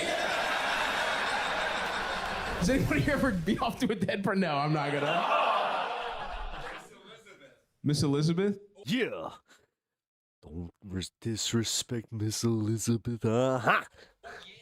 Oh, macho. Oh, no. About to catch an elbow drop straight to hell. Yeah. Gonna deserve every bit of the pain. Man's like girlfriend. Nice. She dead? She's definitely dead. Oh, she's like dead, yeah.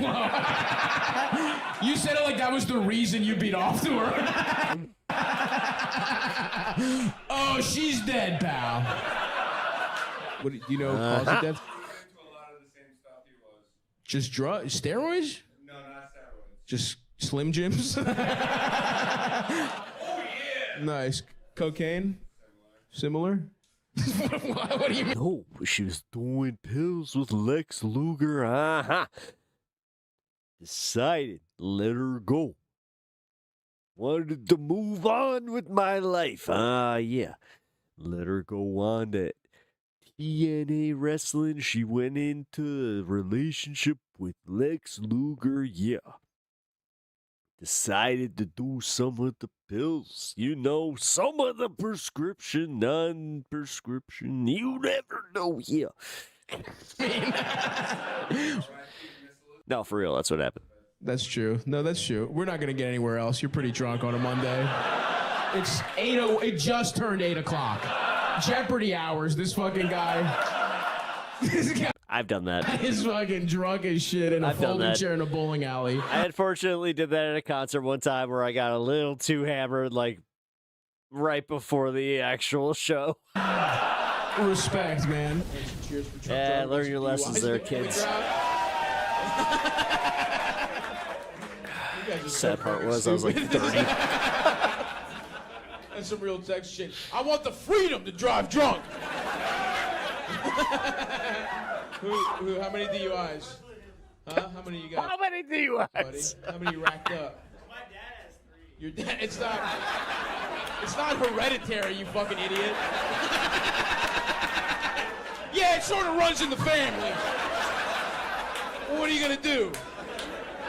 I inherited 3 DUIs. Inherited 3 DUIs.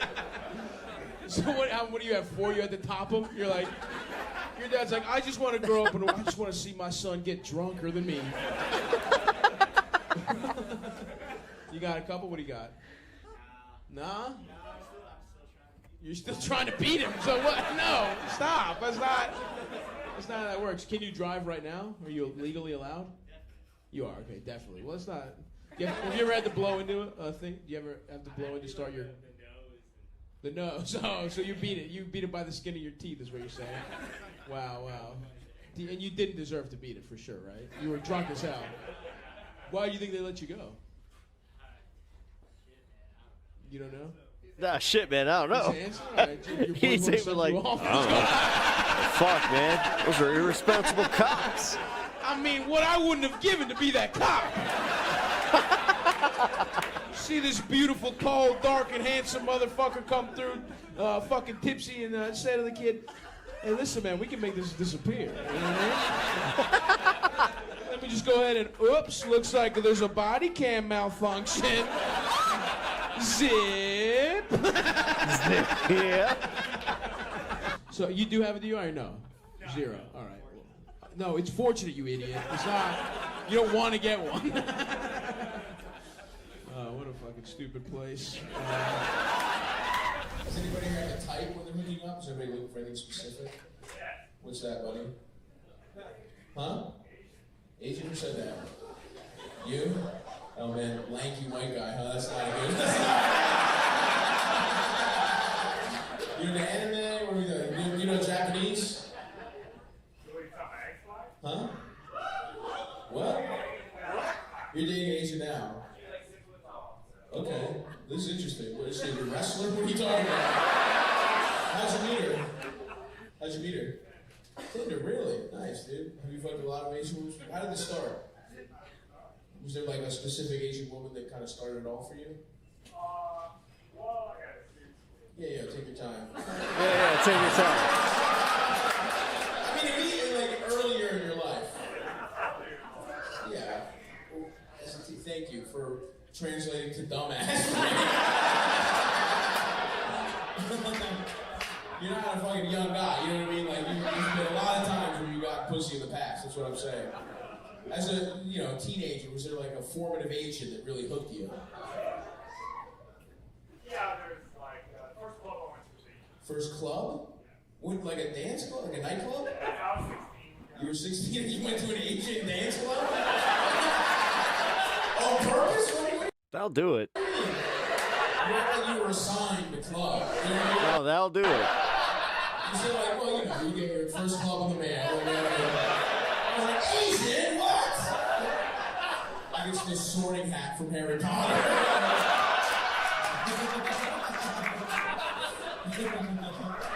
Chinese.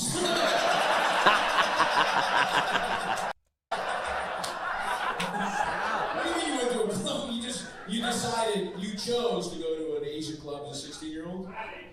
You had an Asian, oh, okay, all right, okay, I see. And then, so then, did you hook up with somebody that night, or just looking around, you were like, well, now wait a second, this is pretty cool. That's what happened. Okay, and what would you say the percentage of women you dated in your life that are Asian is? Oh, most, really? Wow. Okay, this is interesting. What about the ones who aren't? Now, I want to know about them. Couple whiteys in the mix, or huh? You were married to an Asian woman, or? Okay, that's not what I asked. That's not what I asked. No, he was asking if you've had experiences of any other race. The language barrier would be an issue. You can't even speak English. You guys pumped for the holidays? What do you got going on holidays? Nothing. Nothing? No family? Nothing? I got family, but I'm single. So You're God damn. family, but you're single. This is the shit. Okay, how old are you? 36. 36. Okay, no worries. Don't say it with. Don't be embarrassed. Huh? All right. So you go back home to your parents or what? Yep. Nice. Do you have any siblings? Yeah, I got a sister. Sister, how's she doing? She's all right. I'm not trying to fuck your sister. She's all right. Okay, I don't even know if she's hot. So I'm just asking about her. Until, huh? She's trans. She's trans? She can still be hot. What do you mean? She can still be hot. You have a trans sister? Yeah. Nice, okay. Does she have a family? Yeah. She does. But I mean like her own, not, you know. No, she's married. She's married? Okay, nice. So she's just crushing it compared to you, right? Like your family like way loves her more, you know what I mean, probably? No? He lives in the basement. You live in the basement with Oh, damn, you do? He couldn't wait for me to get to it organically.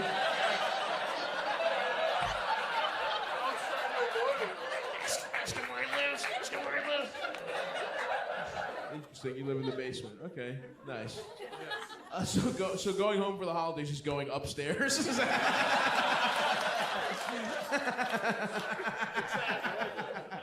What about you, motherfucker? Do you live in a basement? No, I have a house. Huh? I have a house. You have a house, nice. Yes. What are you doing for the holidays? Go over to New York. Go over to New York? A lake house. A lake house, okay. Is Lake that also house yours? in New York. You just Jesus. bragging about your real estate right now? You're really rubbing it in on your basement dwelling friend? You're like, yeah, I have my own house, and then sometimes I have a part-time house that I go to. He could probably live in it, but he seems like to like the basement. Tickets here. That's all. You got the tickets? Nice, dude. Well, you're saving a lot on rent. I'm guessing they got expenses. Their mom doesn't drop a stew off at the top of the stairs for lunch every day. They got to make their own meals. What was the last job you had? I'm a chef. Chef. Okay. Oh, I see what's going on here. All right. Nice. What's your go-to? What's your best dish? I mean, I'm like a breakfast coach. You're okay. You work brunch. Gotcha. All right. Exactly. Nice. Notoriously the worst shift, right? Everyone hates brunch. Yeah. It's something. It's something. Okay. So what's the game plan? You're 30. I didn't mean to get here. I wanted to have like a nice holiday discussion. And somehow we got to you live in your basement, you're 37. I said I asked for it, right? Okay. So you must soft boil a good egg though. Like nobody's fucking business. All right, let's glass half full. Fucking business. Hey, I like how he took pride in his job all of a sudden. That's cool. Yeah, you guys crashing in the basement? What's going on? Oh, he's crashing. You're having a sleepover as an adult? Damn, that is how you know you're a fucking loser. No disrespect. If as a 37-year-old man, you're packing a bag to sleep at your boy's house, you're like, yeah, I need a little break from my home. Like a fucking child in an abusive household. But he's just a 37-year-old man who should have gone to community college. What do you think if you had one, plan, one shot, what's it going to be? Just going to keep cooking? You're really just going to ride this out, huh? I was married. Oh, you were married. Yeah, no, there divorce. We go. All right, yeah, all right. It's coming together. this strikes me as divorce. Okay, all right. Okay. Yeah. My parents' house this whole fucking time. Okay. See, that would have been that makes helpful a lot more information. I thought you were riding a 37-year streak in your parents' home with a 2-year break when you were failing out of whatever state school you got into. But no, okay, marriage and we're building back up. All right, I see you. You gave up the house. And you all gave that up the shit. house. Like, I Gotcha. didn't really care. I didn't want. What the fuck am I gonna live in this house? After Yeah, this shit? tough stuff going on here.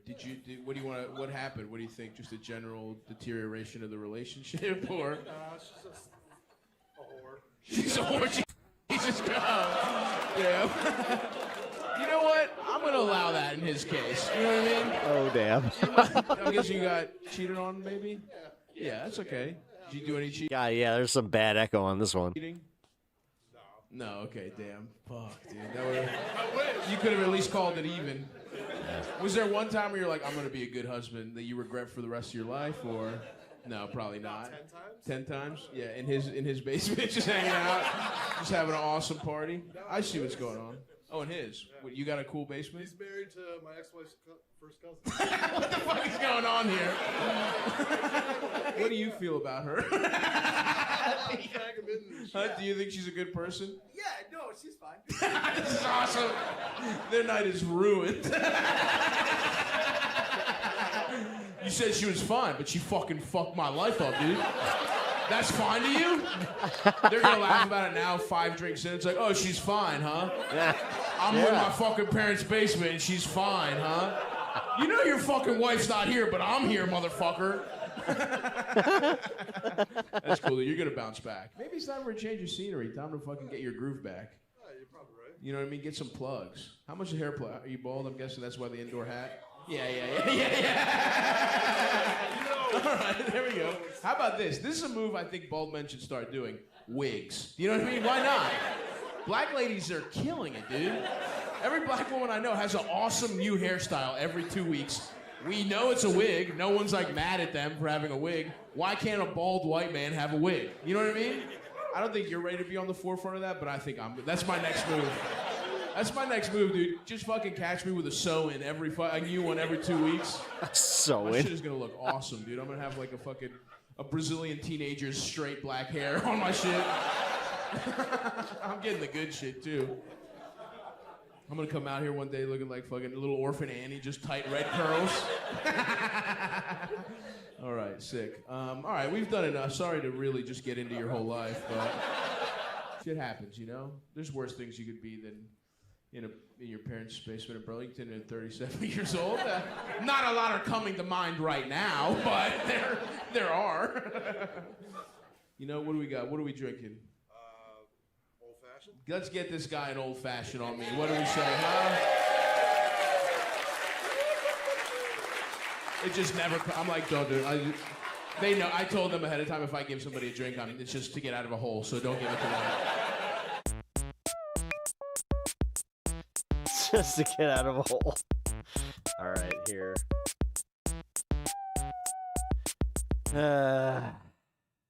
Let's do this. It's your girlfriend? Yes. Kind of. Second date. Second date. Oh, yeah. Dylan told me you guys were on a second date, so it's awkward. Hey, great news. This guy you seem to like, he's not gay. Or he's bi, but like super into chicks still. Just once in a while, he just likes to taste a wiener. Would that be a deal breaker? Maybe, but you don't know. You'd have to watch him blow a guy first, see how it goes. Like, Can you stop chewing on the cord, please? He's like, no? Are you good? And she's like, yeah, this fucking, I don't know. It seems gayer than bi. No, come on. Working his ball back. Come on, don't. Stop. Oh, what? I'm No, come on, great. stop.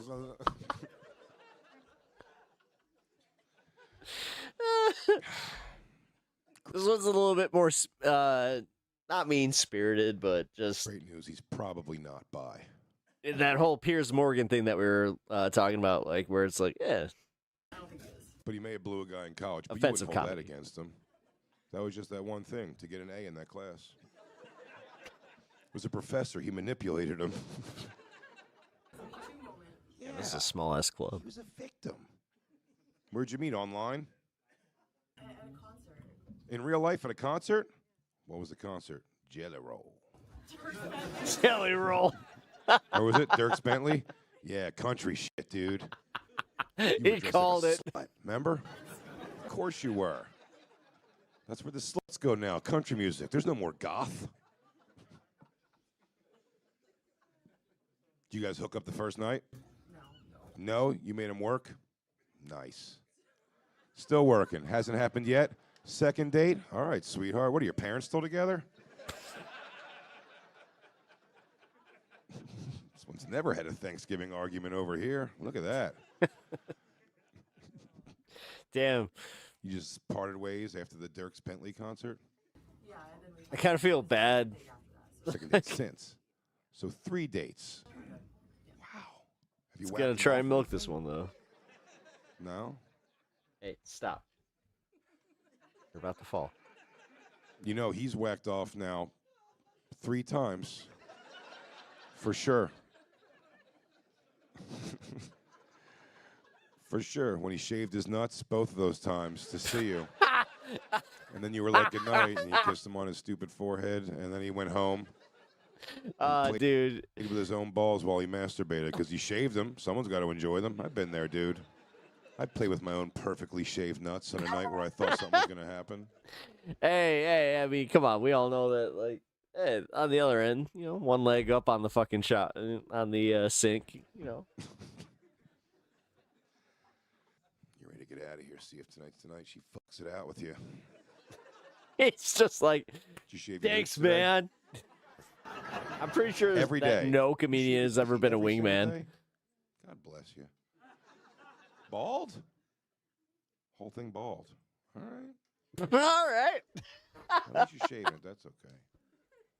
She shaves her pubes every day, dude. So here's the thing. Even if you don't fuck her tonight, you're going to whack off thinking about that, though, now. At some point, when she was looking at a text you were sending, she was like...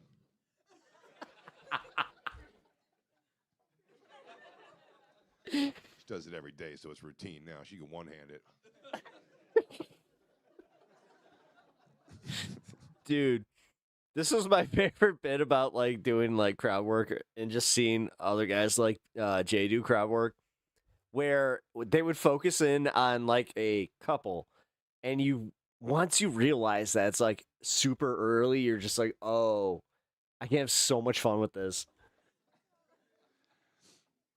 Where are you guys going after the show? Back to your place. Yeah? Back to your place. No. You have to work tomorrow? So you better fuck quick. She better Don't fuck fucking sit around quick. all night shooting the shit, showing them your stupid record collection. Get to it. Where do you work? Well, I'm not getting paid right now, so So you don't have to be at work tomorrow. for the government. You work for the government. Oh, the shutdown's going on, I think. I It is, think. right? I don't know. That's bad, right? Fucking sucks. Because shit sucks about it. Shit You sucks pissed about off it. too, dude? I know, me too. God damn it, Jay. Government Just remember, this is Dave Smith's best friend. shutdown shit. And just for all these idiots, tell us again why they did that again. Because I could tell, or look at these idiots' faces. They don't even know. Look at all what the these government- idiots' faces. Not this faces. All the other idiots. I don't want to know. I'm sure it's bad. I feel terrible for you. You should fucking fuck this guy tonight. Get it out of your system. Why not? Work's gonna suck. He's You're like, not getting paid anyway. Eh? Might as well show up with this guy's milk mustache all over your fucking nips.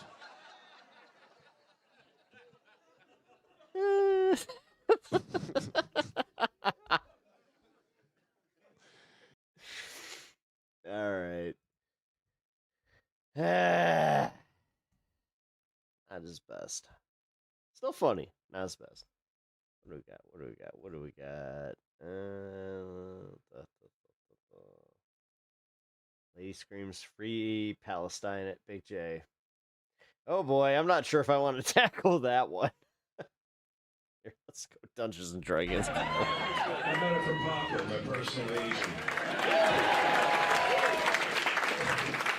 He does my nails, he whacks me off, camera work, light editing.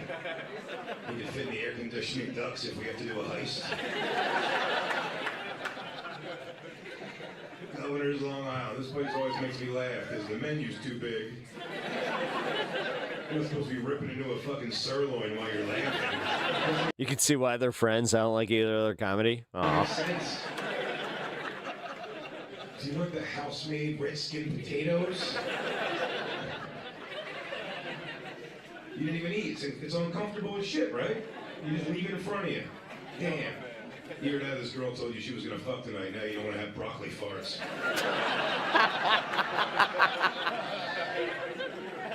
What do you have in front of you, miss? What is that? Baked ziti. That's Rob's girlfriend for a long time. So you guys aren't gonna fuck tonight. What did that mean? This comfortable. They're super comfortable. They ripped right into their steak. You didn't give a shit. Good for you, dude. Fuck her. She'll blow you after you took a steak dump.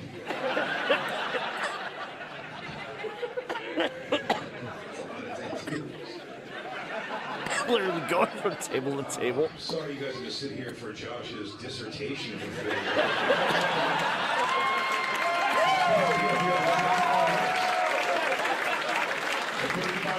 You said there were perk 30s for the $100. Perk 30s. He's really on drugs. There's no way that's drugs. Profusely sweating. I'm going to talk to him on the ride home. That was wacky as shit. Now, this other time I was on perk 30.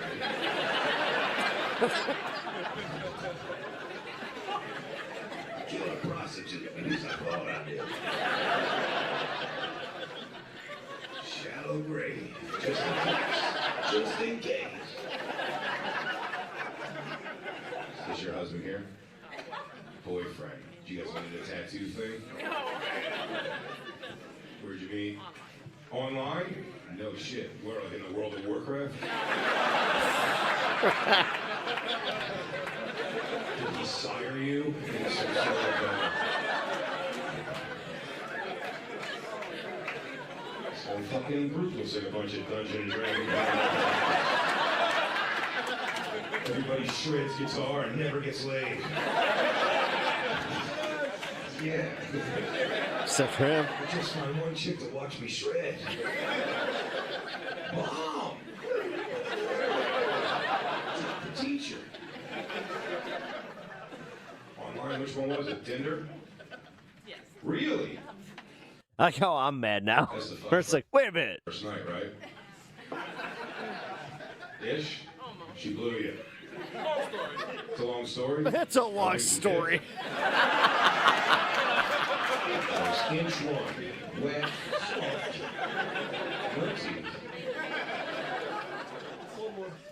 Every guy in here has a girlfriend or is married, so you couldn't laugh too hard at that. Sorry how hot it is in here. I got all these fucking white ladies fanning off like it's black church. Well, Sylvie, it's kind of like you said. As much as like the comedian needs to know their own audience, sometimes like a guy like him, the audience knows him. You know, so they're going there for it. I'm not sure if it's like a kink thing or what it is, but I don't know why some people like that. I genuinely don't. As someone who's worked rooms and tried crowd work, kind of like this, not as much like I never got into like people's sex lives, but yeah, it's a thing. I mean, it's an easy subject, I guess, to kind of get into. Here? Is that possibly true? What is it? 88. Damn. Do the show outside? They know better out there. It's monkey as shit. And you won't be able to hear me. You can crowd work, but everyone's just standing in a circle. This motherfucker over here. I appreciate you sitting through the heat. 88 in a room, no AC. Fuck that. I'm out. Water are free. This cheap bitch bringing home her full ZD. Look at you. Look at this cheap bitch bringing home a full CD. Hey, no cheap. Hey, no. You're not gonna eat it later, you fucking weirdo. Yeah, you are. Well, it's Comedy Club ZD. Maybe not. I don't know. It's catered. You feed it to your kids? That sounds even worse. Just throw it down on the styrofoam in front of them and go fuck your boyfriend. I'm gonna be upstairs sucking off Rick. Eat big TV, your real father gets here. Rick walks by, I'm like, what are you guys playing there? What are you guys playing there? That's cool. You have kids, you said, yeah? How old? 3 and 5. Not his. No. Nice. Nice. Do you guys live together though? Yeah. You do, so you live with the kids. I'm sorry, Sylvie. This is the stuff that I do love about Crowd Worker. 3 and 5? Boys or girls? Both. Oh, boy and a girl. I thought you meant like the. Or both. We're letting them choose. Damn. This place got uncomfortable. Sorry about that. I'm guessing that Southern Club. Two little trannies. Ah, shit. Jay. Jesus Christ. I didn't know he was that bad. Oh, fuck. Well, this kind of explains some things. Shit. Man, he didn't used to be like that. That's actually kind of fucked up. You're having a good time. Damn, Jay. Through the heat. Where are you from? Yeah. Long Hey. Oh, you little fucker. Are you the whole table, one of the big group? Or just the ladies here? No shit. Never happens on my show. Are you guys here to kill me? You're all married, yeah? Girls let away from the husbands. They send you to hot-ass governors where your pussies are going to be so smelly and sweaty when it's there. There's no way you can cheat.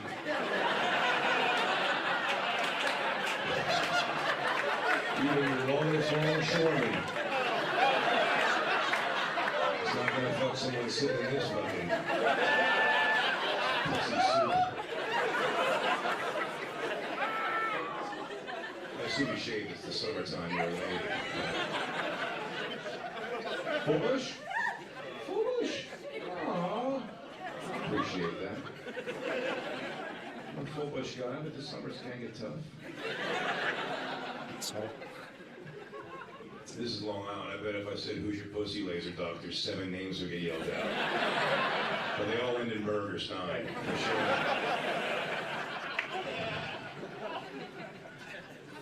What if that's what this party was right here? This is the eve of the night you all get pussy rejuvenation. That's why you got the big bushes. They told you you can't shave because of the anesthesia. Pussy rejuvenation? If you're gonna get pussy rejuvenation, I think you should go under. I'm not telling you how to. You ever get a colonoscopy? Yeah. Yeah? Did you love it? Do you love it? No. No one loves a colonoscopy. Were you gonna wait for it? They put you to sleep. Best sleep of my life. But you best sleep of your life? Why? Because they gave you. The thing is, George Carlin did like prepared bits. Like, this is the difference. So, like, I have a lot of respect for George Carlin, but George Carlin did one thing that like always annoyed me, where he get mad at the audience for like clapping too hard or because it fucked with like the flow because it was all rehearsed. Crowd work is a different like ball game. That's also where I'm gonna say like I didn't know. Fucking dreams. Still playing like the Austin crowd, if you will. You're like, get it, fucking guy from work.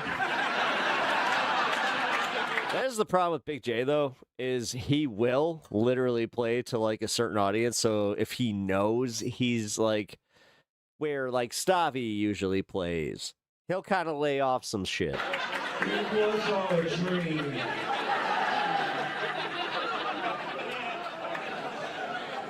You see him the next day at the shop. Hey, Gus.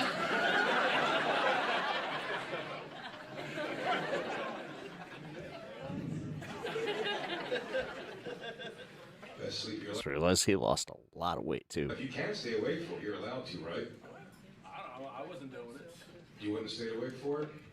I might. No, I'm pretty sure they twilight like most people during colonoscopies now. I think 50 you're supposed to get, right? Oh no, it's a lot different now. Yeah, I got like 45. You just want to finger my ass. Get in there. Oh, that's a no. The colonoscopies were the deep with the tool, right? Yeah, that's a tool. Yeah, they put you under for that. Yeah. Just to report back to you guys something. I assume the story's gonna start with I should have gotten unconscious. Instead, my throat closed up.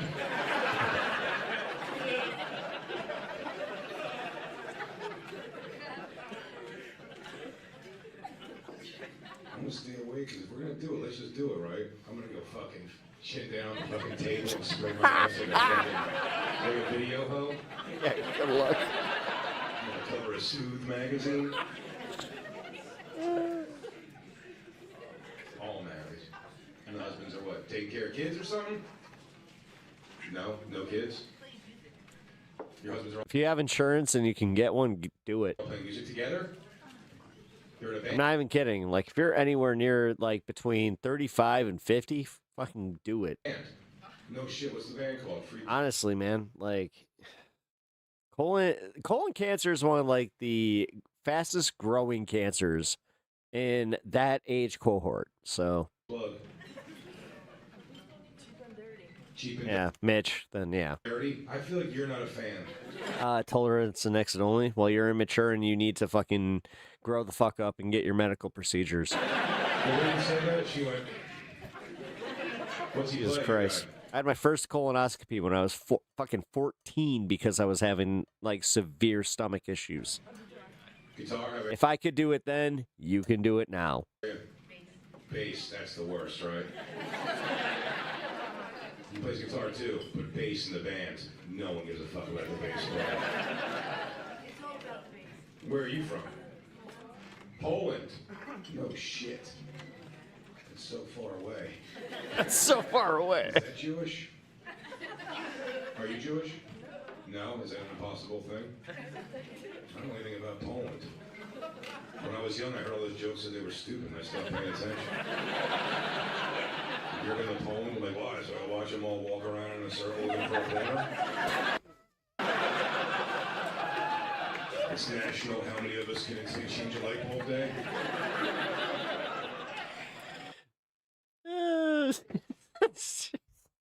And that, ladies and gentlemen, is how you go to the lowest common denominator and make it a little bit more, oh shit. What the hell? Oh, I just realized what happened. There we go.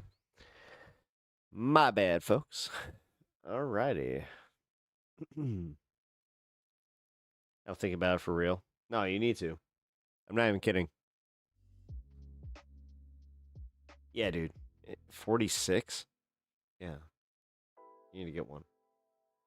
They used to say 50. That's not the case anymore. It really isn't. Like, fuck. You know, my wife's not even 40. And that's, you know, it. That's for your love button. Your love button. God damn it.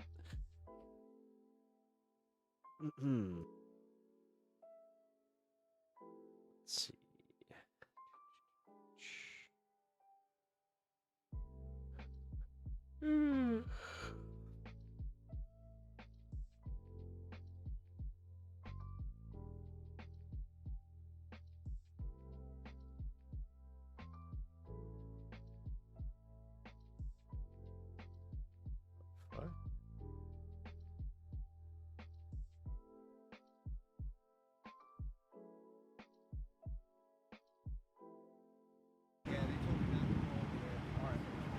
Yeah, we're good here, right?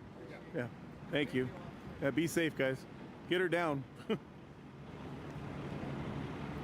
right, we're good to go here. We just got the approval of the officers to stay here.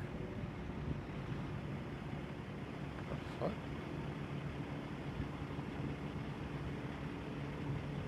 Hey, can we get these dudes? Can we get these people with the camera out of here? Or no? Are they allowed to stay there? The camera's out of here. No, they're right there. There's 3 of them posted up. 3 of them? They move all the press back and tell them basically it's due to her safety. She's specifically requesting it. All right, they're gonna come and move us right now. All right, can I go the other end? Because my truck's right there. My truck is where the fire trucks are. So what am I gonna do if it gets towed? You gotta go through. All the way on the other side of the creek now. Oh, shit. Well, she saw us because Tim came over there. Tim got us kicked out of there again because he went right in the middle of the street and was looking at it. We got the drone over there. So apparently Somebody's there's yelling. A jumper.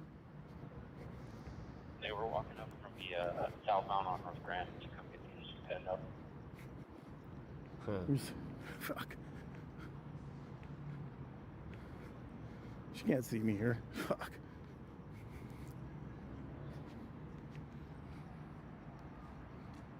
I'm pretty sure you have nothing to do with it. Okay. I was just looking into this because I saw that there was a jumper on the LA freeway. I mean, it looks like they got the whole freeway shut down on this side. So.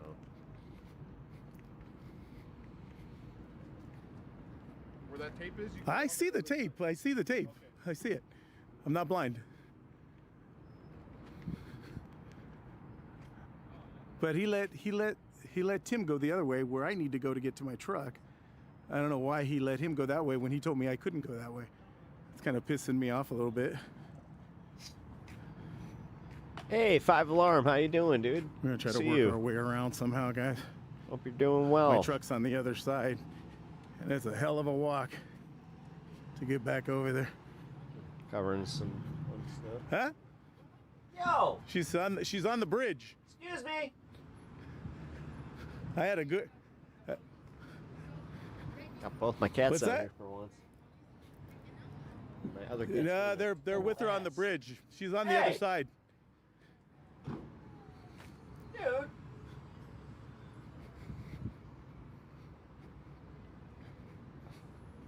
You have to pay the tax. All right, guys, stick with me. You're gonna have to pay the tax, man. Come here. Tim did it again. He didn't walk over to where I was and tuck away and not be visible. He parked himself right in the middle of the. If his car's on the other side of the fire truck, this can go that way. Are you good with that, or you want him to wait on this side? Dude, now they're gonna let him go back through there. He ain't coming down. Does he want to leave the area? All right. If we let him walk that way, he'll get back in his car and go. I'll walk him over. Just walk Looks right like over. a temple. So so the girl is very agitated. She's very agitated. She's very agitated, and he went and he put his camera right in front of her on the bridge. On the bridge. Got her all upset. Then got us both kicked out of there. Unbelievable. And then they let him walk back through to go to his car, and they told me I couldn't. Wah. Okay, whatever. So I don't know what we're watching. Going to surgery Thursday next week. Oh shit. Getting 9 discs fused in my lower spine. Had 3 discs broke in my neck. Jeez, dude. You're gonna be like a fucking... You're like a robo man. Yeah, dude. Damn. It's crazy. You got this shit, though. I mean, fuck. You've been through, like, a bunch of these before, right? Like, I don't know. Like, this is what sucks. My wife is going through, like, the whole thing where, like, she's kind of scared of, like, going into surgery, so I can't tie my shoes. I'm sorry to hear that, brother. Fuck. Yeah, damn, 5. Yeah, I mean, dude. That's a lot to deal with. Excuse me. Yeah, I know my wife's kind of freaking out about her thing. But, yeah, I know she's got this. Alright, I don't know what's going on here. Fuck this whole thing. I got a breaking news update. I was just like, oh, yeah, you know what? That'll be fine. That'll be tons of fun.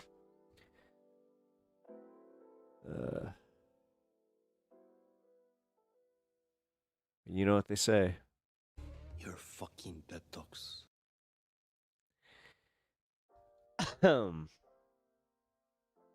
Laces be back. All right, guys.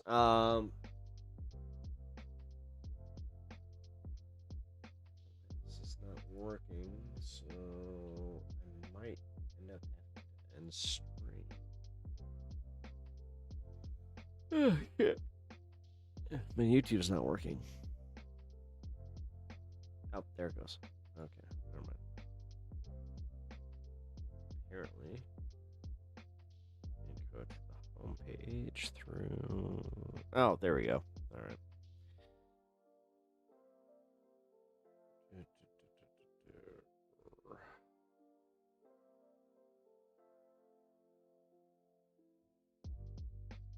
So, all these reports about people being pissed off at Trump now. What now?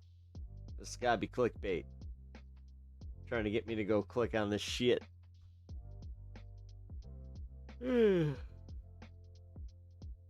Medical treatment has changed a lot in just 2 years. Yeah, I know. I've been trying to get her to that point where, like, she's not freaking out because, yeah. I appreciate that, though. And I'm sure she does, too. Because, yeah, she gets one of those fancy robots. Which, I think they got this. Now it's whether or not they have to break it into 2 bits, which it looks like they're going to have to. I don't know. We went through this yesterday, though, where we were kind of talking. I had this, like, realization where I was just like, I don't think I can even put myself in your shoes, so, it sucks. She won't see it, that way. When you're on the receiving end, it's a little different. Yeah. That's why I'm trying to be there for her as best I can. Yeah, it's good you're getting that done now. Yeah, it is. It is good. Oh, yeah, 5 Alarm. I talked to Tom on Facebook. I'm not sure if he, like, connected that, you know, we had a mutual, but, yeah, we had a back and forth. It was kind of fun. She'll be okay. Keep faith. Oh, thanks. No, dude. No, I got all the faith. Like, if anybody can give me, like, faith in being okay, it's my wife. She may have, excuse me, some rough moments, but realistically, like, dude, she's gotten this far, and she's, like, beyond strong. No, I appreciate that. No, and I do. Yeah. I'm still mostly going through email, but I do appreciate that, bro. I appreciate all you guys, well wishes and looking out for her. It means a lot to me. I know it means a lot to her, too. I know I say it a lot, but it really does. Yeah. I can also say that there have been moments that have not been as easy to like deal with as far as like just it's actually mostly healthcare shit where it's just like fuck, man. Like once the insurance gets involved, it gets a little dicey, you know what I mean? Jeff, what up, dude? Just got home. Yeah, I'm chilling. What up? What up? It's Friday. You know how it goes. Sometimes I go a little bit later. Might go to midnight. Been having some fun. Watch some comedy. Got to chill out. Oh, excuse me. Now I'm at the back end of that night where it's just like, guys, I am getting sleepy. But even sleepy. Sweet, still going? Yeah. I'll be going for another 10 minutes. Kind of just want to chill. I was kind of getting a little, I don't know, soft. Not soft. More emotional. There we go. What am I, my dad? You're getting soft on me there, kid. You're talking about your feelings, weirdo. Fuck American insurance. They will bleed you while not covering shit. Yep. That's what we're dealing with right now. It's so much fun. Like, for real. Yeah. Dealing with some fucking, like... I mean, it seems shady. It literally seems shady.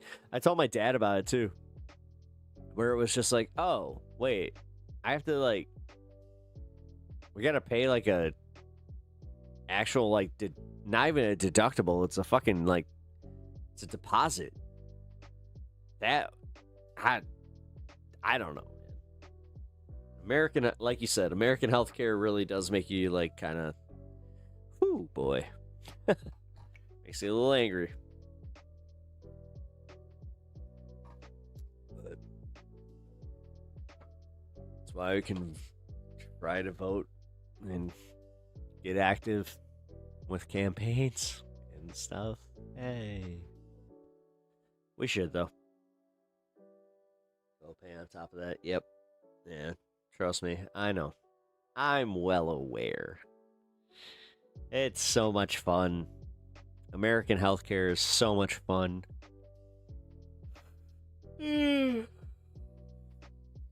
Yeah, do everything right. Yeah, make all, pay your taxes, do everything. And then something happens, then they start playing games. Oh, does your insurance actually, does it cover it? We don't know. Get back to us. Oh, wait. Turns out we cover it. Cool.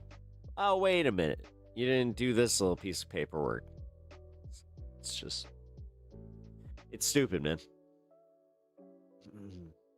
Going to Germany for your next surgery. Your flight leaves on Monday. Oh, shit. Oh, man. That's awesome that you can do that. My dad was one of those. Like, he was able to go to another country, get checked out. I can tell you right now. Yeah, sucks when you can't. But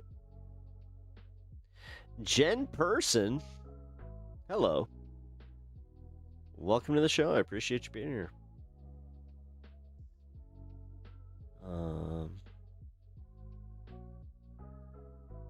Hey, Bryant. Good to see you too, man. Hey, I'm glad that y'all got to catch up before I take off.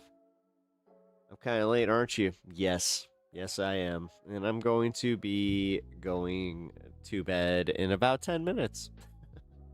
I love it. Aw, I appreciate that, man. Well, I mean, if you got the internet and you're ever feeling a little down, want to check in, don't be afraid to.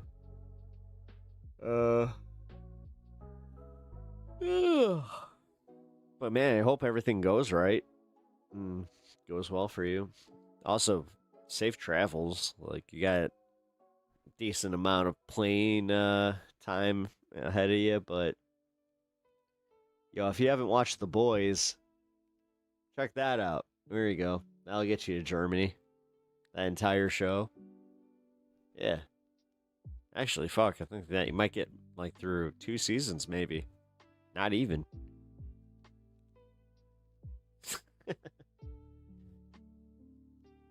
But yeah. The flight's gonna suck. Nah. I don't know. I don't know what you can take, but I had some like anti-anxiety stuff that really helped, you know.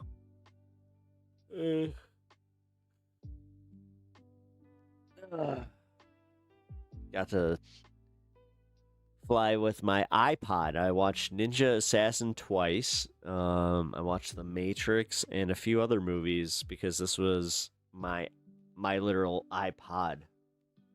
It was my iPod video. Fun times. Yeah. But that's what I mean. Like, nah, come on. Yes, watch The Pit. There you go. Me and my wife are about to watch The Pit. I haven't watched it yet, so Sylvie, I appreciate you saying that. I'm gonna check out The Pit. Might even be like this weekend. Who knows? Who knows? Oh man.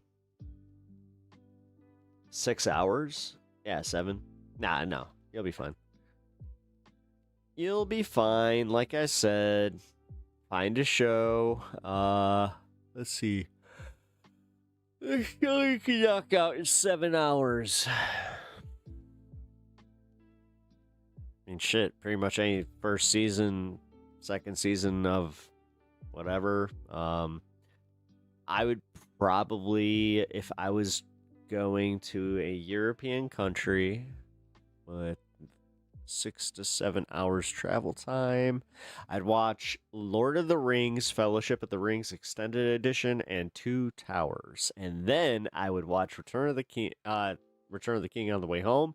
And maybe mix in Hobbit Part 1. Just do a whole Peter Jackson Lord of the Rings like watch. And you know what? That would do it. That would get me through it.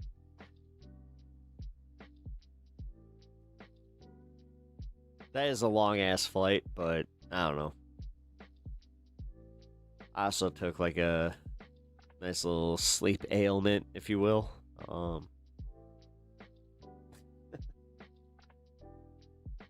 That was my favorite part when I woke up and I was like, how long is left in this flight? And they were like, 2 hours. I was like, yeah, I could do that.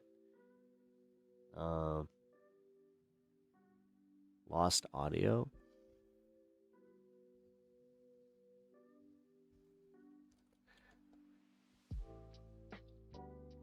Reset stream. Your end. My audio's fine. John Wick. Nice. Nice, nice.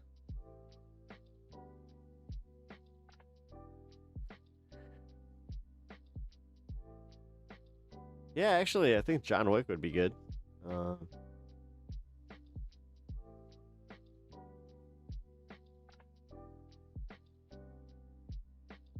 10-4. Hell's Kitchen. Ooh. I like cooking shows. The Great British Bake Off was the last one. How the fuck is he alive after the last movie? Probably isn't. I mean, I hope he isn't. They got the ballerina, which that takes place in between John Wick 3 and 4, which cool. I haven't seen it. I don't know. I do hate it when like Hollywood just milks the shit out of properties that, you know, would have been a lot better off had they just let it go. Fuck, The Matrix is one of those where that last Matrix movie did not need to happen. I didn't like it. And honestly, like, I had just come to terms that with like the actual like Matrix trilogy as a whole and been like, oh, you know what? Yeah, it wasn't that bad. You know, it's like I think my expectations were too high. But overall, as a story, I thought it was good. You thought Matrix 4 was good? I don't know, man. It was a little confusing. Saw. Ooh, I like the Saw movies. I just watched Saw X. That was all right.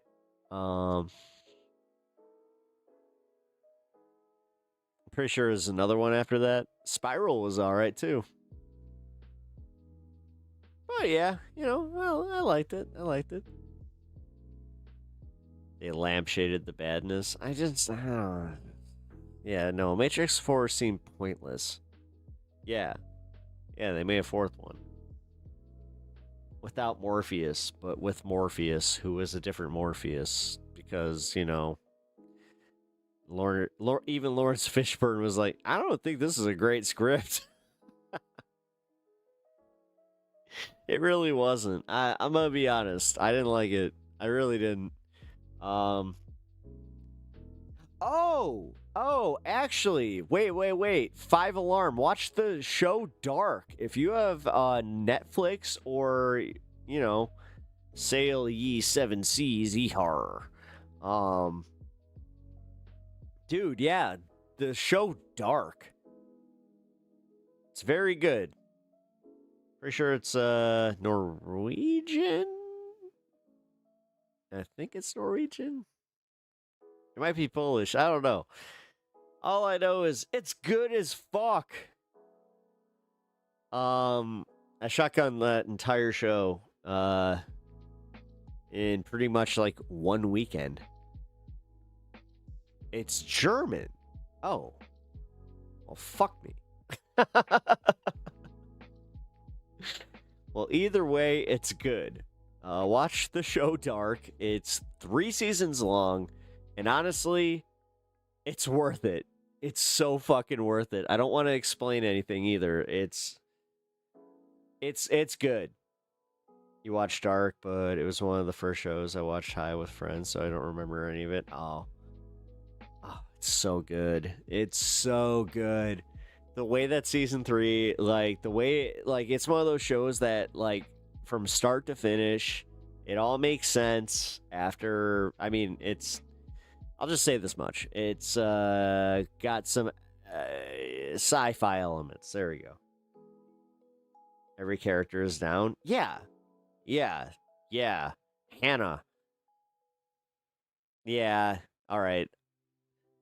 There's this one character, Hannah. She's the mother of the protagonist, and just overall, one of the worst characters in any fucking show that I have seen in a long time. Like, to the point where, like, yeah, she's one of those, like, you want to punch your TV screen kind of characters. You're just like, why would they make her this bad? Why? It's like, just when you think she couldn't go any lower, oh, they find a way. You binged Ozark probably half a dozen times. Oh, no. Ozark is great. Actually, if you like Ozark, I think you would like Dark. Yeah. No, 5 Alarm. Check it out. For real. I think that and you're going to Germany, so it's a German show. And honestly, that will get you there and back. Because it's 3 seasons. Each episode's about like 45 minutes to like an hour long. It's so good, though. Like, it really is. You get hooked immediately. And I'm telling you, it's going to be very, very hard to, like, not watch the rest of it. That's what addicting means. Germany is beautiful. Never been there. My mom went there. I was not able to. I went to France and London, and we took a train to Amsterdam. It's a good train. It was a good time. But it was also, yeah. You're out. All right, Mitchell. Yeah, you know what? I'm out. because it's midnight. It's probably late where you all are. I do appreciate you all hanging out. And Stan's going nuts.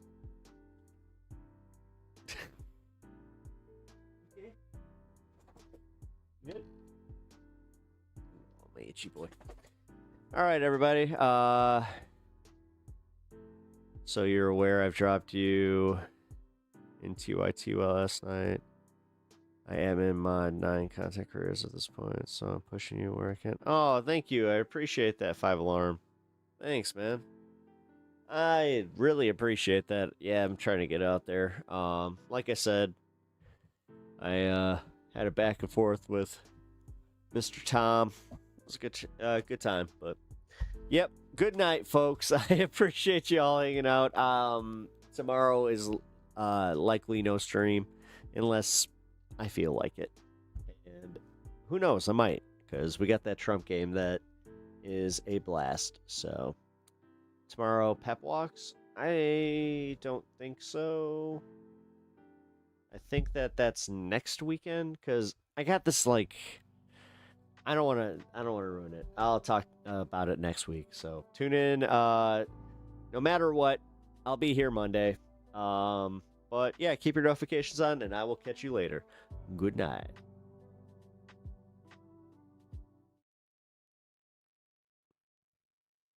Who the heck is Pep Talks? I'm not gay, but I fantasize about Marco Rubio. Pep Talks. Pep Talks. Pep Talks. Let's eradicate the Kung Flu. I'm literally coming. Pep Talks. Pep Talks. Who the heck is Pep Talk? They want our women. They want our children. Pep Talk. Sometimes no means yes. Grab them by the pep talk. Grab them by the Marco Rubio. Obama is a racist. Pep Talk. I'm literally coming.